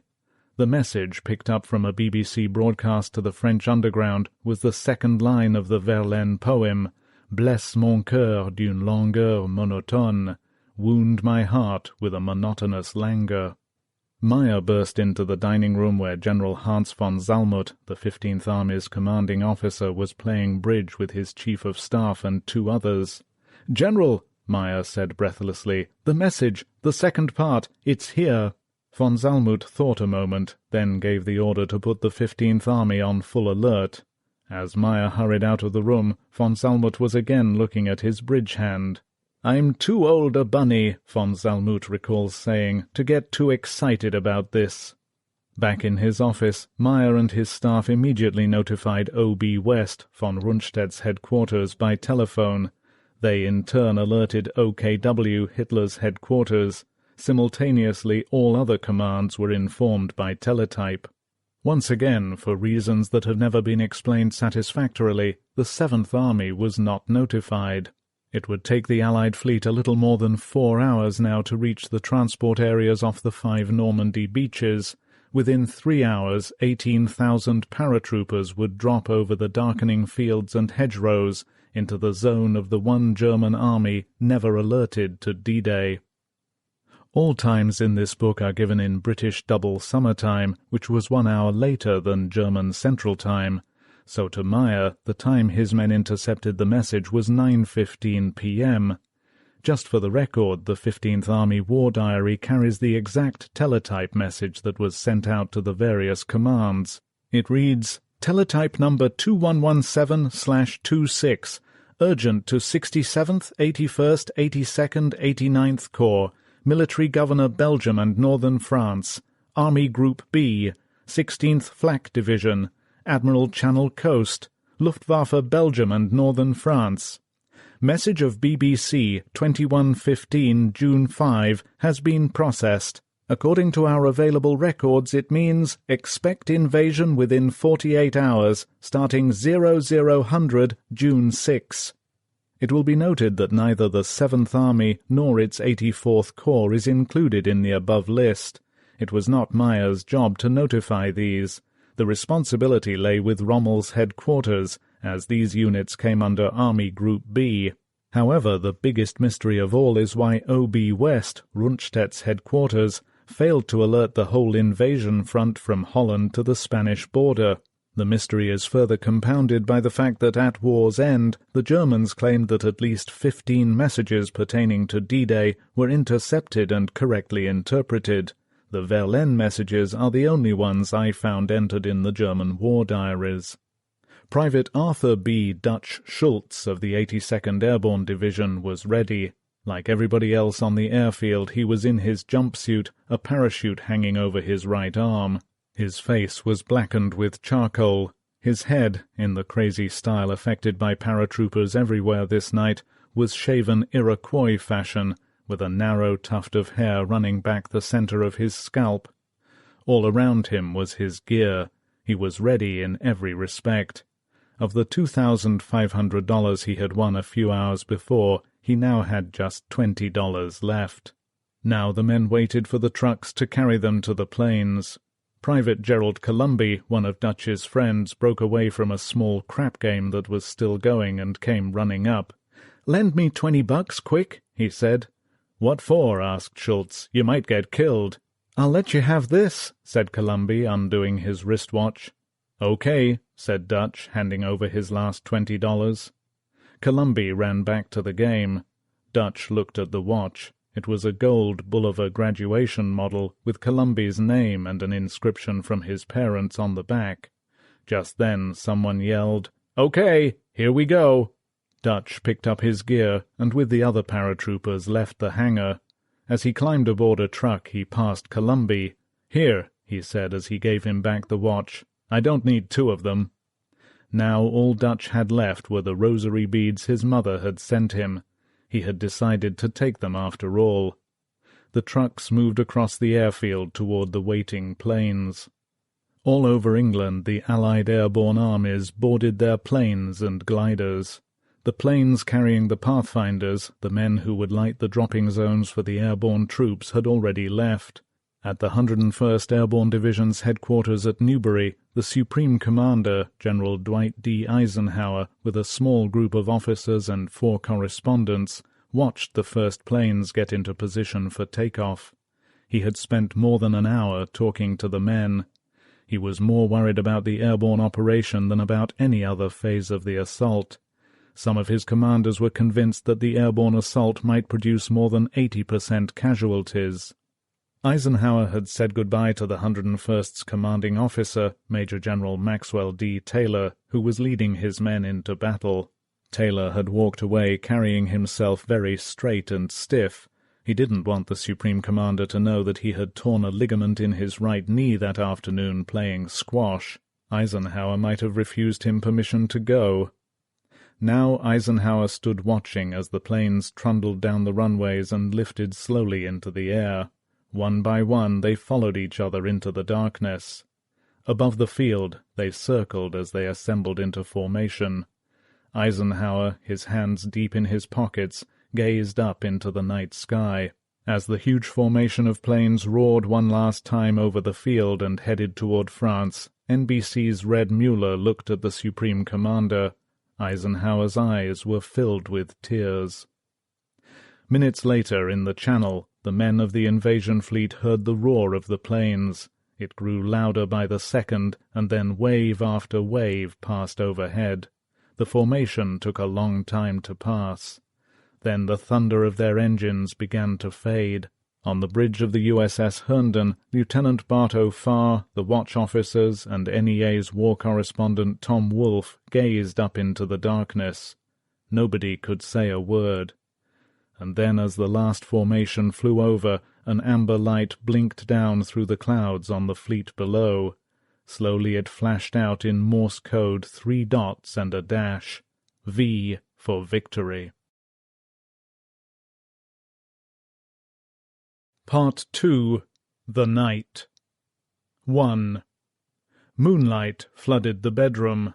Madame Angèle Levrault, 60-year-old schoolmistress in Sainte-Mère-Église, slowly opened her eyes. On the wall opposite her bed, bunches of red and white lights were flickering silently. Madame Levrault sat bolt upright and stared. The winking lights seemed to be slowly dripping down the wall. As full consciousness came to her, the old lady realized she was looking at reflections in the large mirror on her dressing-table. At that moment, too, she heard off in the distance the low throbbing of planes, the muffled booming of explosions, and the sharp staccato of quick-firing flak batteries. Quickly she went to the window. Far up the coast, hanging eerily in the sky, were brilliant clusters of flares. A red glow tinged the clouds. In the distance there were bright pink explosions and streams of orange, green, yellow, and white tracer bullets. To Madame Levrault it looked as if Cherbourg, 27 miles away, was being bombed again. She was glad she lived in quiet little Sainte-Mère-Église this night. The schoolmistress put on her shoes and a dressing-gown and headed through the kitchen and out the back door, bound for the outhouse. In the garden everything was peaceful. The flares and the moonlight made it seem bright as day. The neighbouring fields with their hedgerows were still and quiet, filled with long shadows. She had taken only a few steps when she heard the sound of airplanes growing louder, heading for the town. Suddenly every flak battery in the district began firing.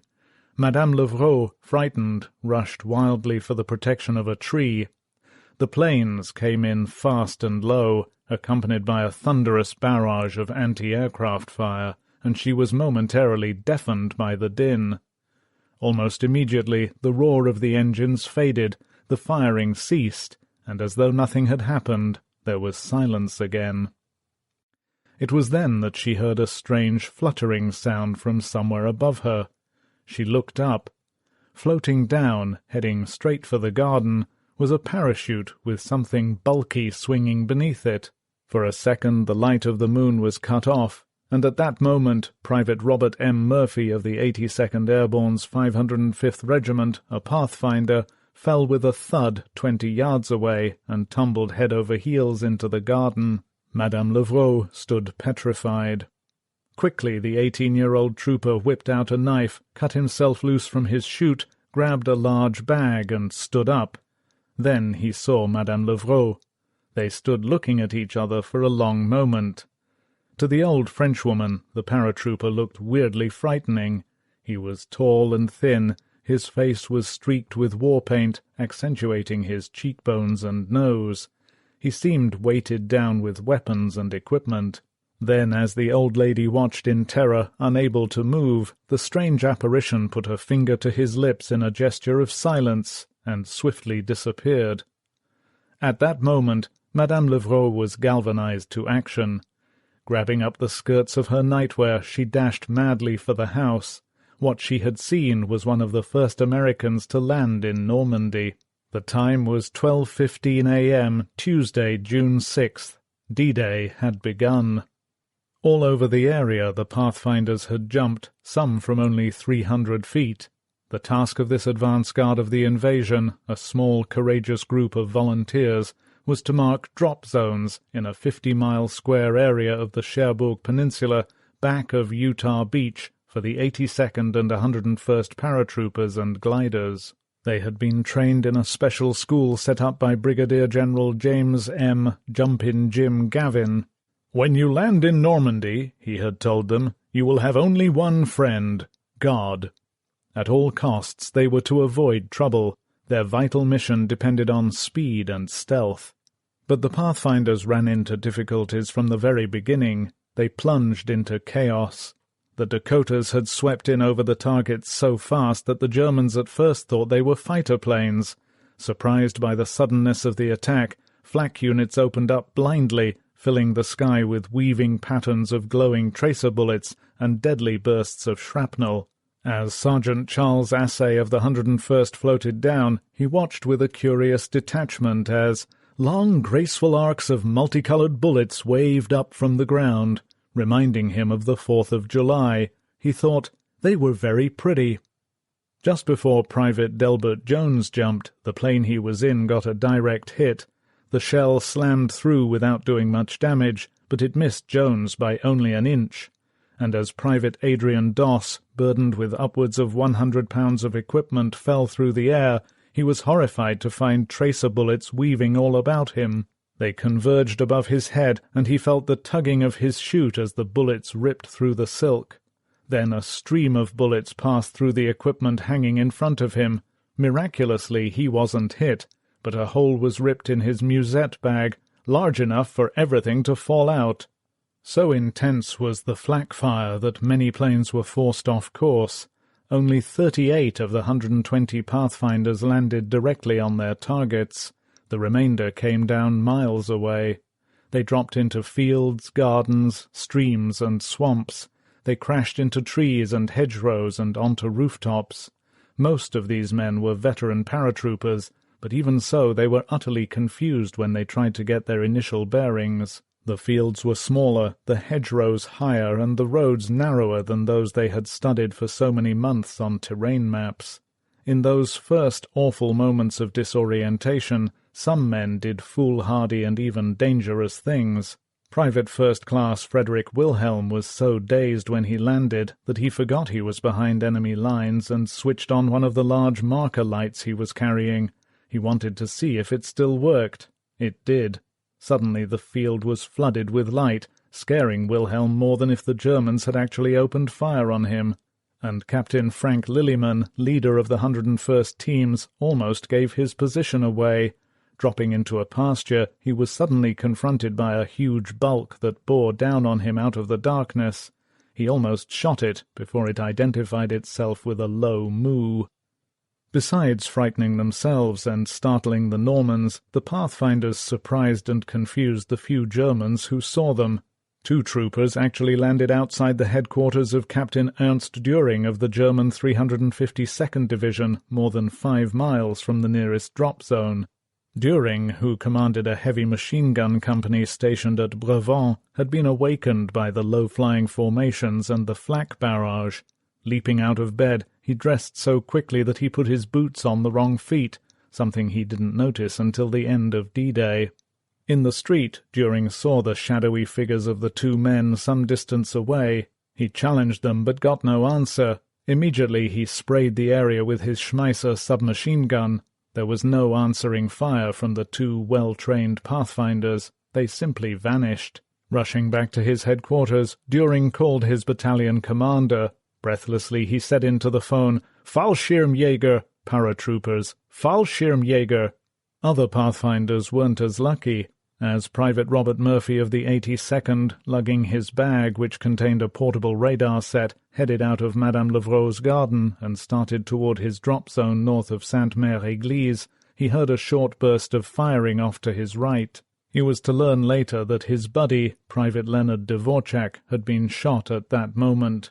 Dvorak, who had sworn to win a medal a day just to prove to myself that I can make it, may have been the first American to be killed on D-Day.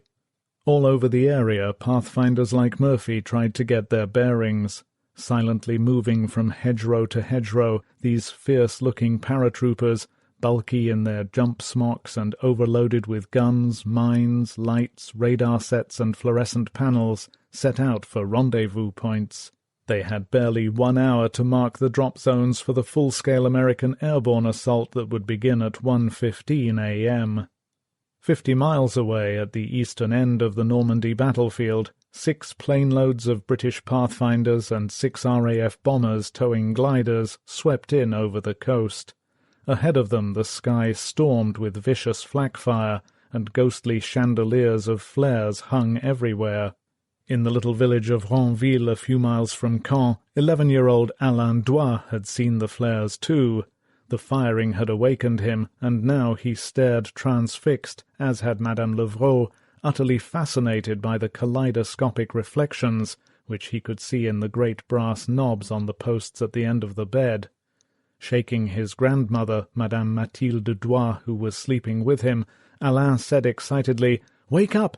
Wake up, Grandmamma! I think something is happening." Just then Alain's father, René Doigt, rushed into the room. "Get dressed quickly," he urged them. "I think it's a heavy raid." From the window, father and son could see the planes coming in over the fields, but as he watched, René realized that these planes made no sound. Suddenly it dawned on him what they were. "My God," he exclaimed, "these aren't planes, they're gliders." Like huge bats, the 6 gliders, each carrying approximately 30 men, swooped silently down. Immediately on crossing the coast, at a point some 5 miles from Ronville, they had been cast off by their tow planes from 5,000 to 6,000 feet up.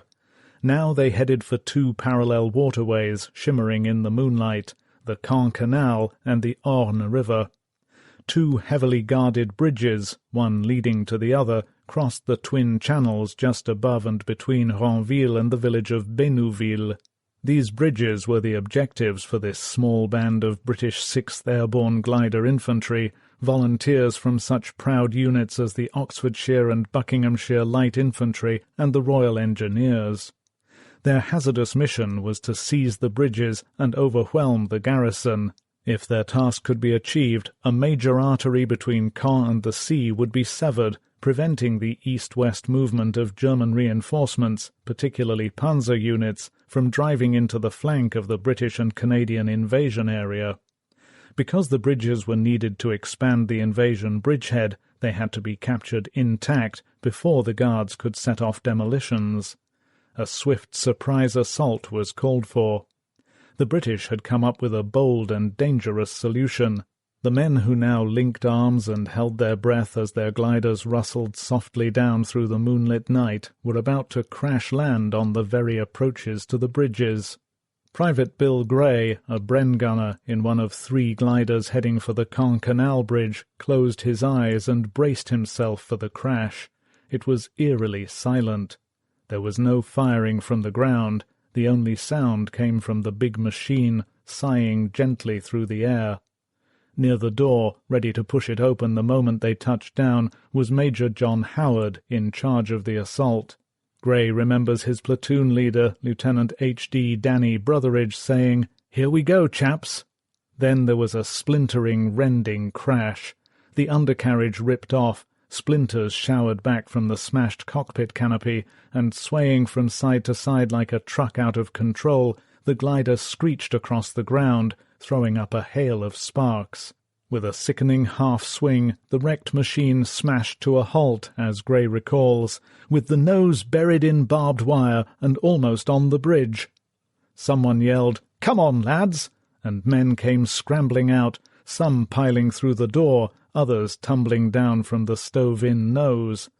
Almost at the same time and only yards away, the other 2 gliders skidded to a crashing halt, and out of them poured the remainder of the assault force. Now everybody stormed the bridge. There was bedlam. The Germans were shocked and disorganized. Grenades came hurtling into their dugouts and communications trenches. Some Germans who were actually asleep in gun pits woke to the blinding crash of explosions and found themselves gazing into the business ends of Sten guns. Others, still dazed, grabbed rifles and machine guns and began firing haphazardly at the shadowy figures who seemed to have materialized from nowhere. While teams mopped up resistance on the near side of the bridge, Gray and some 40 men led by Lieutenant Brotheridge charged across to seize the all-important far bank. Halfway over, Gray saw a German sentry with a very pistol in his hand, ready to fire a warning flare. It was the last act of a courageous man. Gray fired from the hip with his Bren gun, and, he thinks, so did everyone else. The sentry fell dead, even as the flare burst over the bridge and arched into the night sky. His warning, presumably intended for the Germans on the Orne Bridge a few hundred yards ahead, was fired much too late. The garrison there had already been overrun, even though in that attack only 2 of the assaulting gliders found the target. The third came down 7 miles away on the wrong bridge, a crossing over the Dives River. Both target bridges fell almost simultaneously. Stunned by the swiftness of the assault, the Germans were overwhelmed. Ironically, the Wehrmacht garrisons couldn't have destroyed the crossings even if they had had the time. Swarming over the bridges, the British sappers found that although demolition preparations had been completed, explosive charges had never been placed in position. They were found in a nearby hut. Now there was that strange silence that seems always to follow a battle, when men partly dazed by the speed of events try to figure out how they lived through it, and everybody wonders who else survived. The 19-year-old Gray, elated by his part in the assault, eagerly sought out his platoon leader, Danny Brotheridge, whom he had last seen leading the attack across the bridge. But there had been casualties, and one of them was the 28-year-old lieutenant. Gray found Brotheridge's body lying in front of a small café near the canal bridge. He had been shot in the throat, Gray recalls, and apparently hit by a phosphorus smoke grenade. His airborne smock was still burning. Close by, in a captured pillbox, Lance Corporal Edward Tappenden sent out the success signal. Over and over he called into his walkie-talkie-like radio the code message, "Ham and jam! Ham and jam!" D-Day's first battle was over. It had lasted barely 15 minutes. Now Major Howard and his 150-odd men, deep in enemy territory and cut off for the moment from reinforcements, prepared to hold the vital bridges. At least they knew where they were. The same couldn't be said for the majority of the 60 British paratroop pathfinders who jumped from 6 light bombers at 12:20 a.m., the same time that Howard's gliders touched down. These men took on one of the toughest of all D-Day jobs.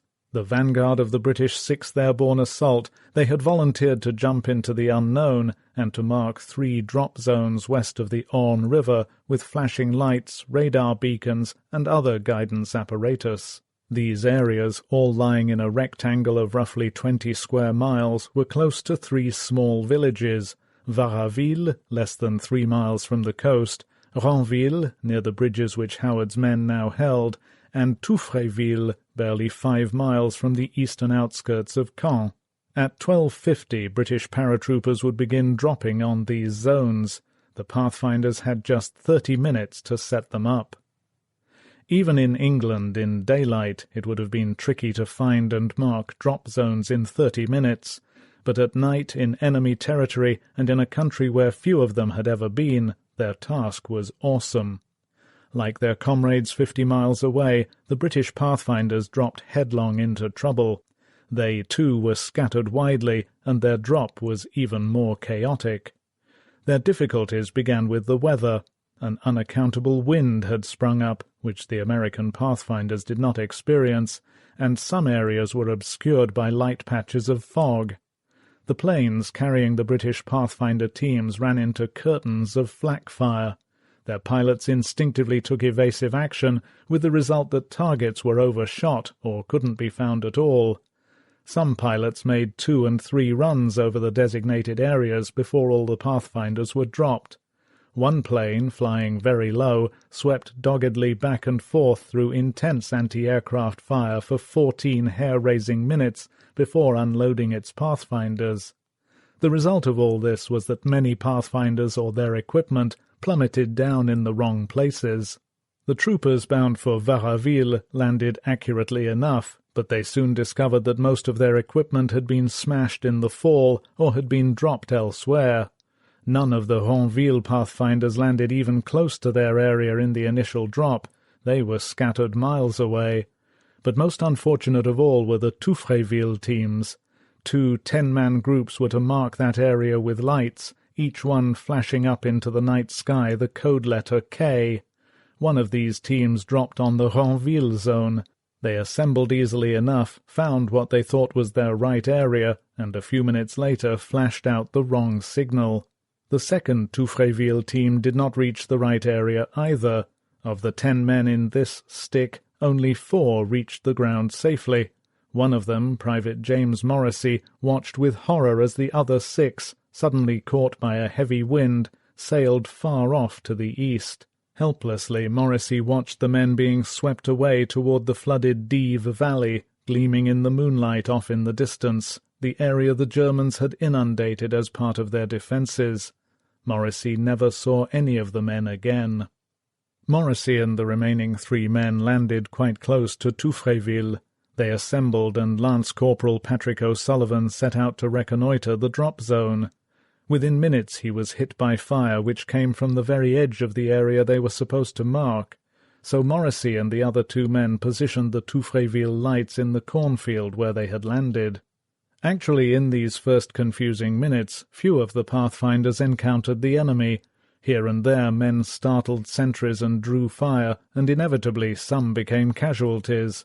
But it was the ominous silence of their surroundings which created the greatest terror. Men had expected to meet heavy German opposition the moment they landed.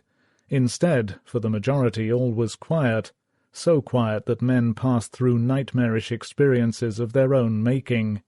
In several instances, pathfinders stalked one another in fields and hedgerows, each man thinking the other was a German. Groping through the Normandy night, near darkened farmhouses and on the outskirts of sleeping villages, the pathfinders and 210 men of the battalion's advance parties tried to get their bearings. As always, their immediate task was to find out exactly where they were. Those dropped accurately recognized the landmarks they had been shown on terrain maps back in England. Others, completely lost, tried to locate themselves with maps and compasses. Captain Anthony Windram of an advanced signal unit solved the problem in a more direct way. Like a motorist who has taken the wrong road on a dark night, Windram shinned up a signpost, calmly struck a match, and discovered that Ranville, his rendezvous point, was only a few miles off. But some pathfinders were irretrievably lost. 2 of them plunged out of the night sky and dropped squarely on the lawn before the headquarters of Major General Josef Reichert, commanding officer of the German 711th Division. Reichert was playing cards when the planes roared over, and he and the other officers rushed out onto the veranda, just in time to see the 2 Britishers land on the lawn. It would have been hard to tell who was the more astonished, Reichert or the 2 pathfinders. The general's intelligence officer captured and disarmed the 2 men and brought them up to the veranda. The astounded Reichert could only blurt out, "Where have you come from?" To which one of the pathfinders, with all the aplomb of a man who had just crashed a cocktail party, replied, "Awfully sorry, old man, but we simply landed here by accident." Even as they were led away to be interrogated, 570 American and British paratroopers, the first of the Allied forces of liberation, were setting the stage for the Battle of D-Day. On the landing zones, lights were already beginning to flash up into the night sky. 2. "What's happening?" yelled Major Werner Pluskat into the phone. Dazed and only half awake, he was still in his underwear. The racket of planes and gunfire had awakened him, and every instinct told him that this was more than a raid. 2 years of bitter experience on the Russian front had taught the Major to rely heavily on his instincts. Lieutenant Colonel Ocker, his regimental commander, seemed annoyed at Pluskat's phone call. "My dear Pluskat," he said icily, "we don't know yet what's going on. We'll let you know when we find out." There was a sharp click as Ocker hung up. The reply didn't satisfy Pluskat. For the past 20 minutes planes had been droning through the flare-studded sky, bombing the coast to the east and the west. Pluskat's coastal area in the middle was uncomfortably quiet. From his headquarters at Étretat, 4 miles from the coast, he commanded 4 batteries of the German 352nd Division, 20 guns in all. They covered 1/2 of Omaha Beach. Nervously, Pluskat decided to go over his regimental commander's head. He phoned division headquarters and spoke with the 352nd's intelligence officer, Major Block. "Probably just another bombing raid, Pluskat," Block told him. "It's not clear yet." Feeling a little foolish, Pluskat hung up. He wondered if he had been too impetuous. After all, there had been no alarm. In fact, Pluskat recalls, after weeks of on-again, off-again alerts, this was one of the few nights when his men had been ordered to stand down. Pluskat was wide awake now, too uneasy for sleep. He sat on the edge of his cot for some time. At his feet, Harras, his German shepherd, lay quietly. In the chateau all was still, but off in the distance Pluskat could still hear the droning of planes. Suddenly the field telephone rang. Pluskat grabbed it. "Paratroopers are reported on the peninsula," said the calm voice of Colonel Ocker. "Alert your men and get down to the coast right away. This could be the invasion." Minutes later, Pluskat, Captain Lutz Wilkening, the commander of his 2nd Battery, and Lieutenant Fritz Taine, his gunnery officer, started out for their advance headquarters, an observation bunker built into the cliffs near the village of Saint-Honorine. Harris went with them. It was crowded in the jeep-like Volkswagen, and Pluskat recalls that in the few minutes it took them to reach the coast, nobody talked. He had one big worry. His batteries had only enough ammunition for 24 hours. A few days before, General Marx of the 84th Corps had inspected the guns, and Pluskat had raised the question. "If an invasion ever does come in your area," Marx had assured him, "you'll get more ammunition than you can fire." Passing through the outer perimeter of the coastal defense zone, the Volkswagen reached Saint-Honorine. There, with Harris on a leash and followed by his men, Pluskat slowly climbed a narrow track back of the cliffs leading to the hidden headquarters. The path was clearly marked by several strands of barbed wire. It was the only entrance to the post, and there were minefields on either side. Almost at the top of the cliff, the Major dropped into a slit trench, went down a flight of concrete steps, followed a twisting tunnel, and finally entered a large, single-roomed bunker manned by 3 men. Quickly, Pluskat positioned himself before the high-powered artillery glasses which stood on a pedestal opposite one of the bunker's 2 narrow apertures. The observation post couldn't have been better sited. It was more than 100 feet above Omaha Beach, and almost directly in the center of what was soon to be the Normandy beachhead.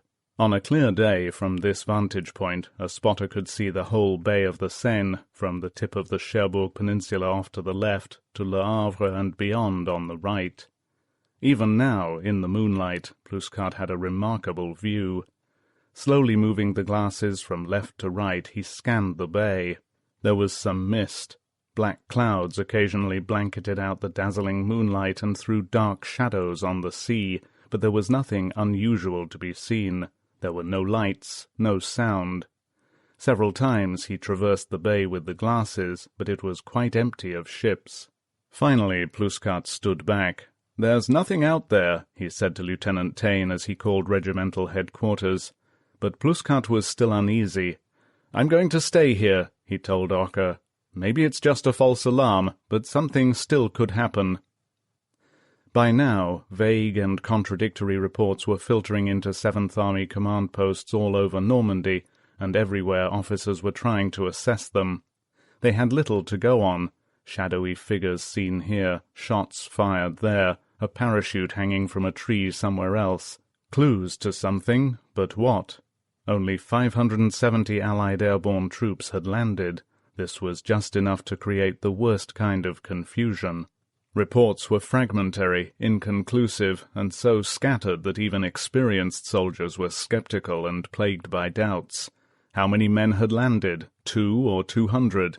Were they bomber crews that had bailed out? Was this a series of French underground attacks? Nobody was sure, not even those like General Reichert of the 711th Division who had seen paratroopers face to face. Reichert thought it was an airborne raid on his headquarters, and that was the report he passed on to his corps commander. Much later the news reached 15th Army headquarters, where it was duly recorded in the war diary with the cryptic note, "No details given." There had been so many false alarms in the past that everyone was painfully cautious. Company commanders thought twice before passing reports on to battalion. They sent out patrols to check and recheck. Battalion commanders were even more careful before informing regimental officers. As to what actually transpired at the various headquarters in these first minutes of D-Day, there are as many accounts as there were participants. But one fact seems clear. On the basis of such spotty reports, nobody at this time was willing to raise the alarm, an alarm that later might be proved wrong. And so the minutes ticked by. On the Cherbourg Peninsula, 2 generals had already departed for the map exercise in Rennes. Now a third, Major General Wilhelm Farley of the 91st Air Landing Division, chose this time to set out. Despite the order issued from 7th Army headquarters forbidding commanding officers to leave before dawn, Farley did not see how he could make the Kriegsspiel unless he departed earlier. His decision was to cost him his life. At 7th Army headquarters in Le Mans, the commanding officer, Colonel General Friedrich Dollmann, was asleep. Presumably because of the weather, he had actually cancelled a practice alert scheduled for this very night. Tired out, he had gone to bed early. His chief of staff, the very able and conscientious Major General Max Pemsel, was preparing for bed. In Saint-Lô, at the headquarters of the 84th Corps, the next level of command below Army headquarters, all was set for General Erich Marx's surprise birthday party. Major Friedrich Hein, the Corps intelligence officer, had the wine ready. The plan was for Hein, Lieutenant Colonel Friedrich von Kriegern, the Chief of Staff, and several other senior officers, to walk into the General's room as the clock in Saint-Lô Cathedral struck midnight, 1 a.m. British double summer time. Everybody wondered how the stern-faced, one-legged Marx, he had lost a leg in Russia, would react. He was considered one of the first generals in Normandy, but he was also an austere man, not given to demonstrations of any kind. Still, the plans were set, and although everybody felt a little childish about the whole idea, the staff officers were determined to go through with the party. They were almost ready to enter the general's room when suddenly they heard a nearby flak battery open up. Rushing outside, they were just in time to see an Allied bomber spiraling down in flames, and to hear the jubilant gun crew yelling, "We got it! We got it!" General Marx remained in his room. As the cathedral bells began chiming, the little group, with Major Hein in the lead carrying the Chablis and several glasses, marched into the general's room, perhaps a shade self-consciously, to do honour to their commander. There was a slight pause as Marx looked up and gazed at them mildly through his glasses. "His artificial leg creaked," recalls Hein, as he rose to greet us. With a friendly wave of the hand, he immediately put everybody at ease. The wine was opened, and standing in a little group around the 53-year-old general, his staff officers came to attention. Stiffly raising their glasses, they drank his health, blissfully unaware that 40 miles away, 4,255 British paratroopers were dropping on French soil. 3. Across the moonlit fields of Normandy rolled the hoarse, haunting notes of an English hunting horn. The sound hung in the air, lonely, incongruous. Again and again the horn sounded. Scores of shadowy helmeted figures in green, brown, and yellow camouflage jump smocks festooned with equipment struggled across fields, along ditches, by the sides of hedgerows, all heading in the direction of the call. Other horns took up the chorus. Suddenly a bugle began trumpeting. For hundreds of men of the British 6th Airborne Division, this was the overture to battle. The strange cacophony came from the Ranville area. The calls were the assembly signals for 2 battalions of the 5th Parachute Brigade, and they had to move fast.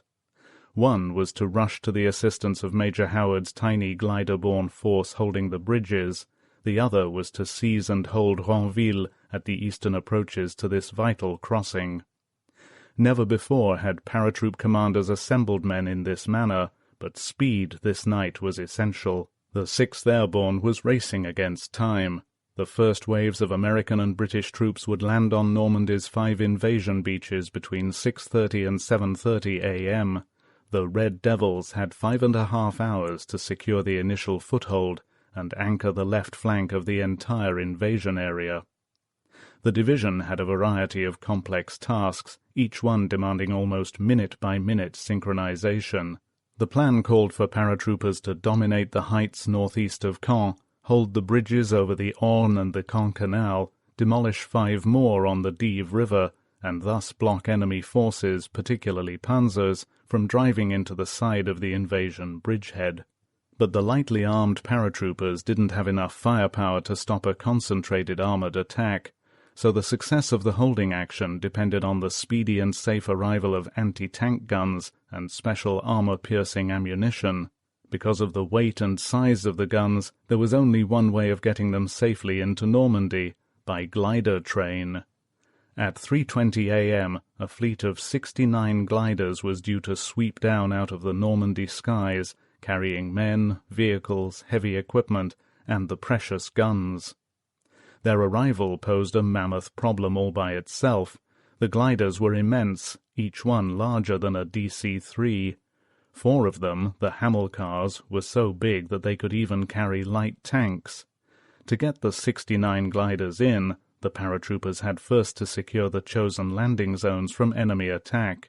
Next, they had to create a huge landing field out of the obstacle-studded meadows. This meant clearing a forest of mined tree trunks and railroad ties in the dead of night, and in just under 2.5 hours. The same field would be used for a second glider train due to land in the evening. There was one more job to be done. It was perhaps the most important of all the 6th Airborne's missions, the destruction of a massive coastal battery near Merville. Allied intelligence believed that this battery's 4 powerful guns could harass the assembling invasion fleet and massacre the troops landing on Sword Beach. The 6th had been ordered to destroy the guns by 5 a.m. To accomplish these tasks, 4,255 paratroopers of the 3rd and 5th Parachute Brigades had jumped into Normandy. They dropped over a huge area, victims of navigational errors, bucketing planes forced off course by flak fire, badly marked drop zones and gusty winds. Some were fortunate, but thousands fell anywhere from 5 to 35 miles from the drop zones. Of the 2 brigades, the 5th fared best. Most of its soldiers were dropped close to their objectives near Ranville. Even so, it would take company commanders the better part of 2 hours to assemble even half their men. Scores of troopers, however, were already en route, guided in by the wavering notes of the horns.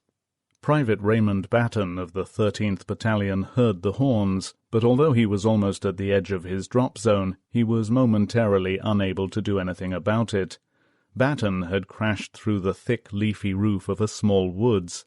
He was hanging from a tree, slowly swaying back and forth in his harness, just 15 feet from the ground. It was very still in the woods, but Batten could hear prolonged bursts of machine-gun fire, the droning of planes and the firing of flak batteries off in the distance. As he pulled out his knife, ready to cut himself down, Batten heard the abrupt stutter of a Schmeisser machine pistol nearby. A minute later, there was a rustling of underbrush, and somebody moved slowly toward him. Batten had lost his Sten gun in the drop, and he didn't have a pistol. Helplessly he hung there, not knowing whether it was a German or another paratrooper moving toward him. "Whoever it was came and looked up at me," Batten recalls. "All I could do was to keep perfectly still, and he, probably thinking I was dead, as I hoped he would, went away." Batten got down from the tree as fast as he could and headed toward the rallying horns. But his ordeal was far from over. At the edge of the woods he found the corpse of a young paratrooper whose parachute had failed to open. Next, as he moved along a road, a man rushed past him shouting crazily, "They got my mate! They got my mate!" And finally, catching up with a group of paratroopers heading toward the assembly point, Batten found himself beside a man who seemed to be in a state of complete shock. He strode along, looking neither to his left or right, totally oblivious of the fact that the rifle which he gripped tightly in his right hand was bent almost double. In many cases this night, men like Batten were shocked almost immediately into the harsh realities of war. As he was struggling to get out of his harness, Lance Corporal Harold Tate of the 8th Battalion saw one of the Dakota transports hit by flak. The plane careened over his head like a searing comet and exploded with a tremendous noise about a mile away. Tate wondered if the stick of troopers it carried had already jumped. Private Percival Liggins of the Canadian 1st Battalion saw another flaming plane. It was at full power, with pieces falling off it, blazing from end to end, and seemed to be heading for him. He was so fascinated by the sight that he was unable to move. It swept overhead and crashed in a field behind him.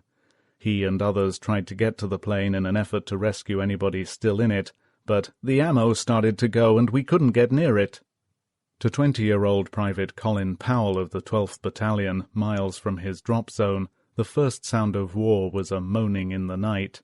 He knelt down beside a badly wounded trooper, an Irishman, who softly pleaded with Powell to "Finish me off, lad, please." Powell could not do it. He made the trooper as comfortable as he could and hurried off, promising to send back help. In these first few minutes their own resourcefulness became the measure of survival for many men. One paratrooper, Lieutenant Richard Hilborn of the Canadian 1st Battalion, remembers, crashed through the top of a greenhouse, shattering glass all over the place and making a hell of a lot of noise, but he was out and running before the glass had stopped falling. Another fell with pinpoint accuracy into a well. Hauling himself up hand over hand on his shroud lines, he set out for his assembly point as though nothing had happened. Everywhere men extricated themselves from extraordinary predicaments. Most of their situations would have been bad enough in daylight. At night, in hostile territory, they were compounded by fear and imagination. Such was the case with Private Godfrey Madison. He sat at the edge of a field imprisoned by a barbed wire fence, unable to move. Both legs were twisted in the wire, and the weight of his equipment, 125 pounds, including 4 10-pound mortar shells, had driven him so far forward into the wire that he was almost completely enmeshed. Madison had been heading toward the rallying horns of the 5th when he missed his footing and crashed into the fence. "I started to panic a bit," he remembers, "and it was very dark, and I felt sure someone would take a pot-shot at me." For a few moments he did nothing but wait and listen. Then, satisfied that he had escaped notice, Madison began a slow and painful struggle to free himself. It seemed hours before he finally worked one arm free enough to get a pair of wire cutters from the back of his belt. In a few minutes he was out and heading in the direction of the horns again. At about that same time, Major Donald Wilkins of the Canadian 1st Battalion was crawling past what appeared to him to be a small factory building. Suddenly he saw a group of figures on the lawn. He instantly threw himself to the ground. The shadowy figures did not move. Wilkins stared hard at them, and after a minute got up cursing and went over to confirm his suspicions. They were stone garden statues. A sergeant of the same unit had a somewhat similar experience, except that the figures he saw were only too real. Private Henry Churchill, in a nearby ditch, saw the sergeant, who had landed in knee-deep water, shrug out of his harness and look about in desperation as two men approached. "The sergeant waited," Churchill remembers, "trying to decide whether they were British or Germans." The men came closer, and their voices were unmistakably German. The sergeant's Sten gun barked, and he brought them down with a single fast burst. The most sinister enemy in these opening minutes of D-Day was not man, but nature. Rommel's anti-paratroop precautions had paid off well. The waters and swamps of the flooded Dives Valley were death traps. Many of the men of the 3rd Brigade came down in this area like so much confetti shaken haphazardly out of a bag. For these paratroopers, mishap followed tragic mishap. Some pilots, caught in heavy cloud, mistook the mouth of the Dives for that of the Orne and let men out over a maze of marshes and swamps. One entire battalion of 700, whose drop was to be concentrated in an area roughly a mile square, was scattered instead over 50 miles of countryside, most of it swampland. And this battalion, the highly trained 9th, had been given the toughest, most urgent job of the night, the assault on the Merville battery. It would take some of these men days to rejoin their unit. Many would never return at all. The number of troopers who died in the wastes of the Dives will never be known.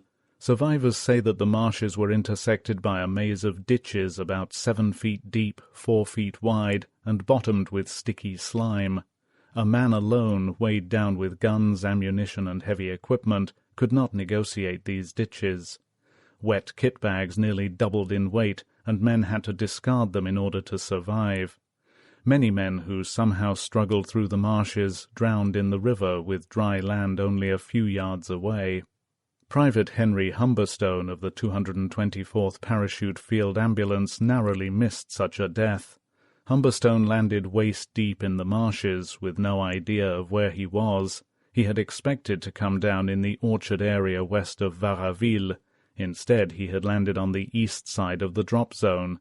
Between him and Varaville were not only the marshes, but the Dives River itself. A low mist covered the area like a dirty white blanket, and all around Humberstone could hear the croaking of frogs. Then ahead came the unmistakable sound of rushing water. Humberstone stumbled on through the flooded fields and came upon the Dive. While he looked for some way to cross the river, he spotted 2 men on the opposite bank. They were members of the Canadian 1st Battalion. "How do I get across?" yelled Humberstone. "It's quite safe," one of them called back. The Canadian waded into the river, apparently to show him. "I was watching him 1 minute, and the next minute he was gone," Humberstone remembers. "He didn't yell or scream or anything. He just drowned before either me or his buddy on the other bank could do anything." Captain John Gwinnett, the chaplain of the 9th Battalion, was completely lost. He, too, had landed in the marshes. He was all alone, and the silence around him was unnerving. Gwinnett had to get out of the swamps. He was certain the Merville assault would be a bloody one, and he wanted to be with his men. Fear, he had told them at the airfield just before takeoff, knocked at the door. Faith opened it, and there was nothing there. Gwinnett did not know it now, but it would be a full 17 hours before he found his way out of the swamps. At this moment the 9th's commander, Lieutenant Colonel Terence Otway, was in a towering rage.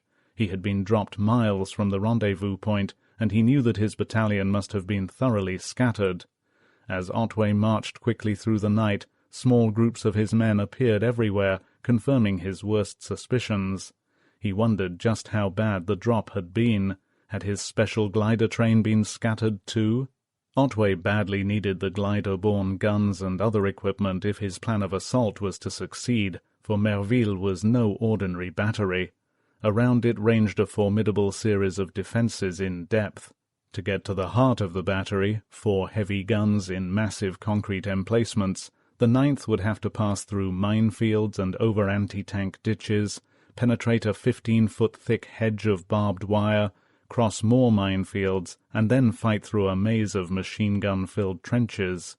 The Germans considered this deadly fortification with its garrison of 200 men almost impregnable. Otway didn't think it was, and his plan to destroy it was elaborate and incredibly detailed. He wanted to leave nothing to chance. 100 Lancaster bombers were to saturate the battery first with 4,000-pound bombs.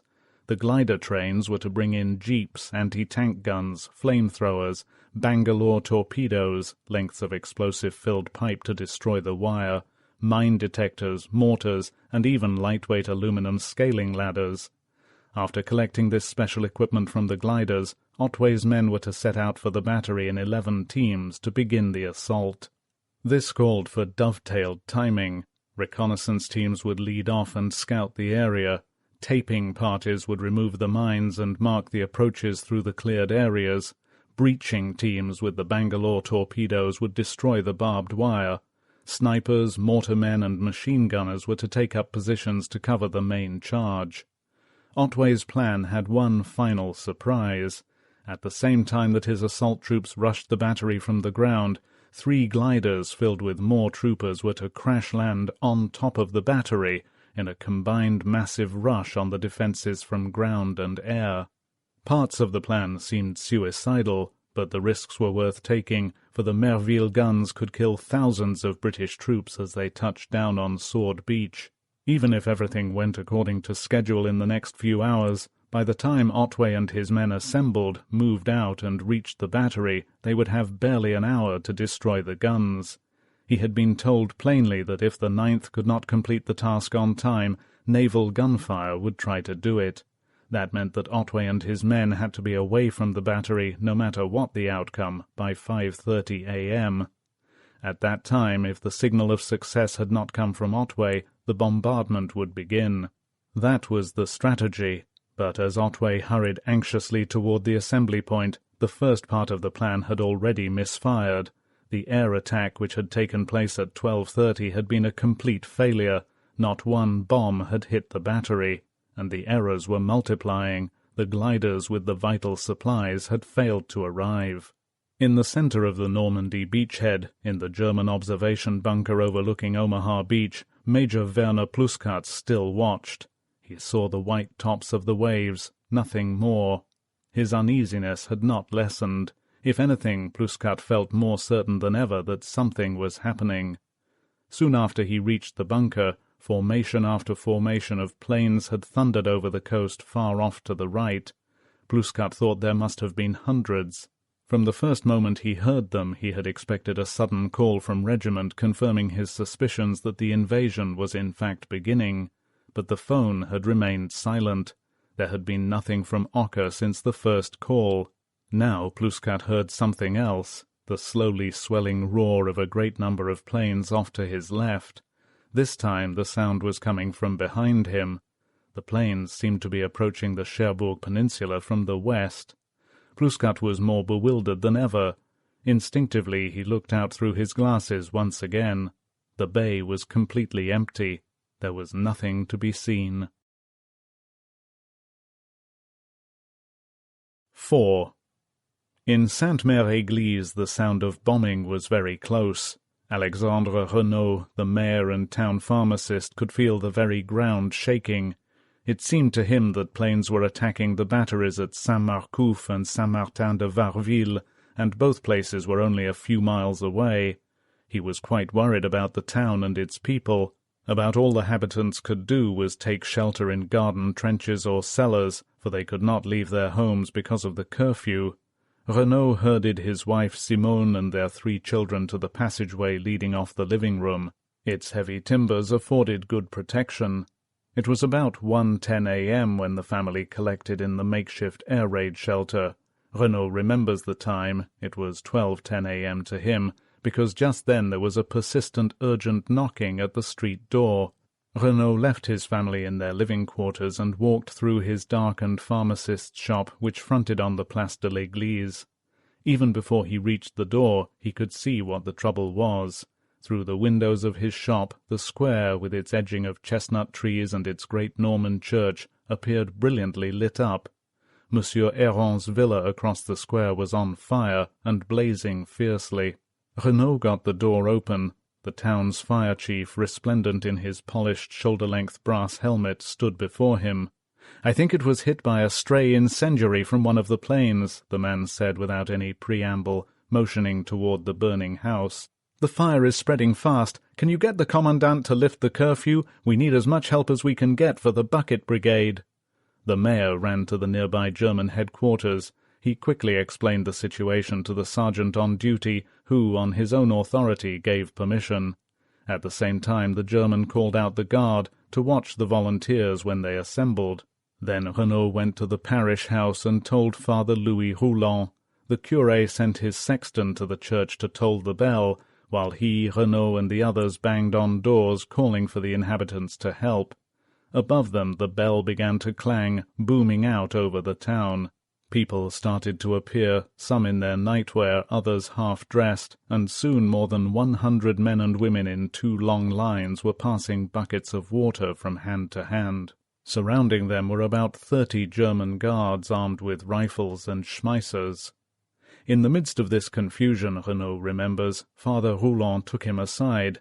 "I must talk to you, something very important," the priest said. He led Renaud to the kitchen of the parish house. There Madame Angèle Levrault, the aged schoolmistress, awaited them. She was in a state of shock. "A man has landed in my pea-patch," she announced in a wavering voice. Renaud had almost more trouble than he could handle, but he tried to calm her. "Don't worry," he said. "Please go home and stay indoors." Then he raced back to the fire. The noise and confusion had intensified in his absence. The flames were higher now. Showers of sparks had spread to the outbuildings, and they were already starting to burn. To Renaud the scene had a nightmarish quality. He stood almost rooted to the spot, seeing the flushed, excited faces of the firefighters, the overdressed, ponderous German guards with their rifles and machine-guns. And above the square the bell still tolled, adding its persistent clanging to the din. It was then they all heard the droning of the planes. The sound came from the west, a steadily mounting roar, and with it the approaching racket of anti-aircraft fire as battery after battery across the peninsula picked up the formations. In the square of Sainte-Mère-Église, everybody looked up transfixed, the burning house forgotten.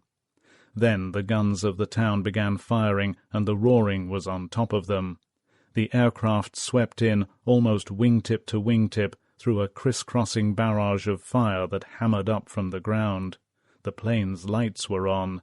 They came in so low that people in the square instinctively ducked, and Renaud remembers that the airplanes cast great shadows on the ground, and red lights seemed to be glowing inside them. In wave after wave the formations flew over, the first planes of the biggest airborne operation ever attempted, 882 planes carrying 13,000 men. These men of the U.S. 101st and veteran 82nd Airborne Divisions were heading for 6 drop zones, all within a few miles of Sainte-Mère-Église. The troopers tumbled out of their planes, stick after stick, and as those destined for the zone outside the town drifted down, scores of them heard an incongruous sound over the clatter of battle, a church bell tolling in the night. For many it was the last sound they ever heard. Caught by a heavy wind, a number of soldiers floated down toward the inferno of the Place de l'Église, and the guns of the German guards that a twist of fate had placed there. Lieutenant Charles Santarciero of the 101st's 506th Regiment was standing in the door of his plane as it passed over Sainte-Mère-Église. "We were about 400 feet up," he remembers, "and I could see fires burning and Krauts running about. There seemed to be total confusion on the ground. All hell had broken loose. Flak and small arms fire was coming up, and those poor guys were caught right in the middle of it." Almost as soon as he left his plane, Private John Steele of the 82nd's 505th Regiment saw that instead of landing in a lighted drop zone, he was heading for the center of a town that seemed to be on fire. Then he saw German soldiers and French civilians running frantically about. Most of them, it seemed to Steele, were looking up at him. The next moment he was hit by something that felt like the bite of a sharp knife. A bullet had smashed into his foot. Then Steele saw something that alarmed him even more. Swinging in his harness, unable to veer away from the town, he dangled helplessly as his chute carried him straight toward the church steeple at the edge of the square. Above Steele, Private First Class Ernest Blanchard heard the church bell ringing and saw the maelstrom of fire coming up all around him. The next minute he watched horrified as a man floating down almost beside him exploded and completely disintegrated before my eyes, presumably a victim of the explosives he was carrying. Blanchard began desperately to swing on his risers, trying to veer away from the mob in the square below, but it was too late. He landed with a crash in one of the trees. Around him men were being machine-gunned to death. There were shouts, yells, screams, and moans, sounds that Blanchard will never forget. Frantically, as the machine-gunning came closer, Blanchard sawed at his harness. Then he dropped out of the trees and ran in panic, unaware that he had also sawed off the top of his thumb. It must have seemed to the Germans that Sainte-Mère-Église was being smothered by paratroop assault, and certainly the townspeople in the square thought that they were at the center of a major battle. Actually, very few Americans, perhaps 30, dropped into the town, and no more than 20 came down in and about the square. But they were enough to cause the German garrison of slightly less than 100 men to panic. Reinforcements rushed to the square, which seemed to be the focal point of the attack, and there some Germans, coming suddenly upon the bloody, burning scene, seemed to Renaud to lose all control. About 15 yards from where the mayor stood in the square, a paratrooper plunged into a tree, and almost immediately, as he tried frantically to get out of his harness, he was spotted. As Renaud watched, about half a dozen Germans emptied the magazines of their submachine guns into him, and the boy hung there with his eyes open, as though looking down at his own bullet holes. Caught up in the slaughter all around them, the people in the square were now oblivious to the mighty airborne armada that was still droning ceaselessly overhead. Thousands of men were jumping for the 82nd's drop zones northwest of the town and the 101st zones east and slightly west, between Sainte-Mère-Église and the Utah invasion area. But every now and then, because the drop was so widely scattered, stray paratroopers from almost every regiment drifted into the holocaust of the little town. One or two of these men, loaded down with ammunition, grenades, and plastic explosives, actually fell into the burning house. There were brief screams and then a fusillade of shots and explosions as the ammunition went up. In all this horror and confusion, one man tenaciously and precariously clung to life. Private Steele, his parachute draped over the steeple of the church, hung just under the eaves. He heard the shouts and the screams. He saw Germans and Americans firing at each other in the square and the streets, and almost paralyzed by terror, he saw winking red flashes of machine guns as streams of stray bullets shot past and over him. Steele had tried to cut himself down, but his knife had somehow slipped out of his hand and dropped to the square below. Steele then decided that his only hope lay in playing dead. On the roof, only a few yards away from him, German machine gunners fired at everything in sight, but not at Steele. He hung so realistically dead in his harness that Lieutenant Willard Young of the 82nd, who passed by during the height of the fighting, still remembers the dead man hanging from the steeple. In all, Steele dangled there for more than 2 hours before being cut down and taken captive by the Germans. Shocked and in pain from his shattered foot, he has absolutely no recollection of the tolling of the bell, only a few feet from his head. The encounter at Sainte-Mère-Église was the prelude to the main American airborne assault, but in the scheme of things this initial and bloody skirmish was quite accidental. Although the town was one of the principal objectives of the 82nd Airborne, the real battle for Sainte-Mère-Église was still to come. Much had to be accomplished before then, for the 101st and 82nd Divisions, like the British, were racing the clock. I have not been able to determine how many were killed and wounded in the square, because sporadic fighting continued all over the town until the actual attack, which resulted in its capture. But the best estimates put casualties at about 12 killed, wounded, and missing. Most of these men were from F Company, 2nd Battalion, 505th Regiment, and there is a pathetic little note in their official records which reads, "Second Lieutenant Kadish and the following enlisted men dropped in the town and were killed almost instantly: Shearer, Blankenship, Bryant, Van Holsbeck, and Tlapa." Private John Steele saw 2 men fall into the burning house, and one of those he believes was Private White of his own mortar squad, who dropped behind him. Lieutenant Colonel William E. Ekman, commanding the 505th, also says that one of the chaplains of the regiment who dropped in Sainte-Mère-Église was captured and executed within minutes. To the Americans went the job of holding the right flank of the invasion area, just as their British counterparts were holding on the left. But much more was riding on the American paratroopers. On them hung the fate of the whole Utah Beach operation. The main obstacle to the success of the Utah landing was a body of water known as the Douve River. As part of their anti-invasion measures, Rommel's engineers had taken brilliant advantage of the Douve and its principal tributary, the Mer de Ré.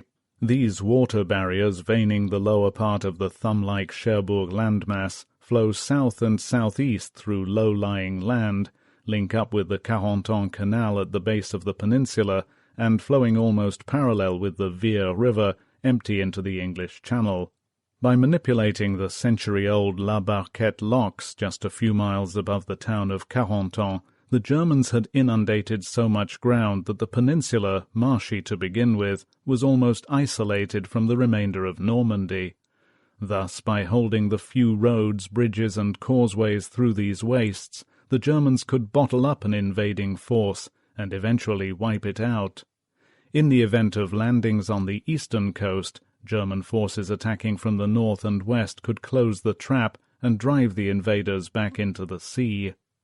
That, at least, was the general strategy, but the Germans had no intention of allowing an invasion to get even that far.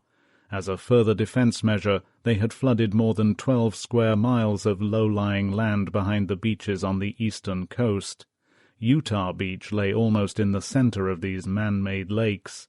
There was only one way that the men of the 4th Infantry Division, plus their tanks, guns, vehicles, and supplies, could force their way inland, along 5 causeways running through the floods, and German guns controlled these. Holding the peninsula and these natural defense barriers were 3 German divisions, the 709th in the north and along the east coast, the 243rd defending the west coast, and the recently arrived 91st in the middle and spread about the base. Also lying south of Carentan and within striking distance was one of the finest and toughest German units in Normandy, Baron von der Heiter's 6th Parachute Regiment. Exclusive of naval units manning coastal batteries, Luftwaffe anti-aircraft contingents, and a variety of personnel in the Cherbourg vicinity, the Germans could throw about 40,000 men almost immediately at an Allied attack of any sort. In this heavily defended area, Major General Maxwell D. Taylor's 101st Airborne Division and Major General Matthew B. Ridgway's 82nd had been given the enormous task of carving out and holding an airhead, an island of defense running from the Utah Beach area to a point far to the west across the base of the peninsula.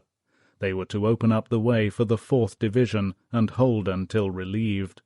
In and about the peninsula, the American paratroopers were outnumbered more than 3-1. On the map, the airhead looked like the imprint of a short, broad left foot, with the small toes lying along the coast, the big toe at the La Barquette locks above Carentan, and the heel back and beyond the Mer de Ré and Douve marshes. It was roughly 12 miles long, 7 miles wide at the toes, and 4 miles in width across the heel. It was a huge area to be held by 13,000 men, but it had to be taken in less than 5 hours. Taylor's men were to seize a 6-gun battery at Saint-Martin-de-Varville, almost directly behind Utah, and race for 4 of the 5 causeways between there and the coastal hamlet of Poupeville. At the same time, crossings and bridges along the Douve and the Carentan Canal, particularly the La Barquette locks, had to be seized or destroyed. While the Screaming Eagles of the 101st secured these objectives, Ridgway's men were to hold the heel and the left side of the foot. They were to defend crossings over the Douve and the Mer de Ré, capture Sainte-Mère-Église, and hold positions north of the town to prevent counterattacks from driving into the side of the bridgehead. The men of the airborne divisions had one other vital mission. The enemy had to be cleared off glider landing areas, for big glider trains were coming in to reinforce the Americans, just as they were the British, before dawn and again in the evening. The first flight, more than 100 gliders, was scheduled to arrive at 4 a.m. From the beginning, the Americans worked against staggering odds. Like the British, the U.S. divisions were critically scattered. Only one regiment, the 505th of the 82nd, fell accurately. 60% of all equipment was lost, including most of the radios, mortars, and ammunition. Worse still, many of the men were lost too. They came down miles from any recognizable landmarks, confused and alone. The route of the planes was from west to east, and it took just 12 minutes to cross the peninsula. Jumping too late meant landing in the English Channel. Too early meant coming down somewhere between the west coast and the flooded areas. Some sticks were dropped so badly they actually landed closer to the western side of the peninsula than to their zones on the east. Hundreds of men, heavily weighted with equipment, fell into the treacherous swamps of the Mer de Ré and the Douve. Many drowned, some in less than 2 feet of water. Others, jumping too late, fell into the darkness over what they thought was Normandy, and were lost in the Channel. One entire stick of 101st paratroopers, some 15 or 18 soldiers, met such a death. In the next plane, Corporal Louis Merleno fell on a sandy beach in front of a sign reading, "Achtung, Meinen." He had been the second man in his stick to jump. Off in the darkness, Merleno could hear the quiet slapping sound of waves. He was lying in sand dunes surrounded by Rommel's anti-invasion obstacles, just a few yards above Utah Beach. As he lay there trying to get his breath, he heard screams far off in the distance. Merleno was not to find out until later that the screams were coming from the Channel, where the last 11 men from his plane were at that moment drowning. Merleno got off the beach fast, ignoring the possibility that it was mined. He climbed over a barbed wire fence and ran for a hedgerow. Someone else was already there. Merleno didn't stop. He ran across a road and started to climb a stone wall. Just then he heard an agonized cry behind him. He whirled around. A flamethrower was hosing the hedgerow he had just passed, and outlined in the flame was the figure of a fellow paratrooper. Stunned, Morleno crouched down by the wall. From the other side came the shouts of German voices and the firing of machine guns. Morleno was caught in a heavily fortified area with Germans on all sides of him. He prepared to fight for his life. There was one thing he had to do first. Morleno, who was attached to a signal unit, pulled from his pocket a 2x2-inch communications log containing codes and passwords for 3 days. Carefully he tore up the log, and page by page ate it all. On the other side of the airhead, men were floundering in the dark swamps. The Merderet and the Douve were dotted with parachutes of all colors, and the little lights on equipment bundles gleamed eerily from out of the marshes and the water. Men plummeted down from the sky, barely missing one another as they splashed beneath the surface of the water. Some never appeared again. Others came up gasping, fighting for air, and sawing desperately at chutes and equipment that could drag them under again. Like Chaplain John Gwinnett of the British 6th Airborne 50 miles away, the 101st Chaplain, Captain Francis Sampson, landed in the wastes. The water was over his head. The priest was pinned by his equipment, and his parachute, caught by a strong wind, remained open above him. Frantically he cut away the equipment hanging from him, including his mask kit. Then, with his parachute acting like a great sail, he was blown along for about 100 yards, until he finally came to rest in shallow water. Exhausted, he lay there for about 20 minutes.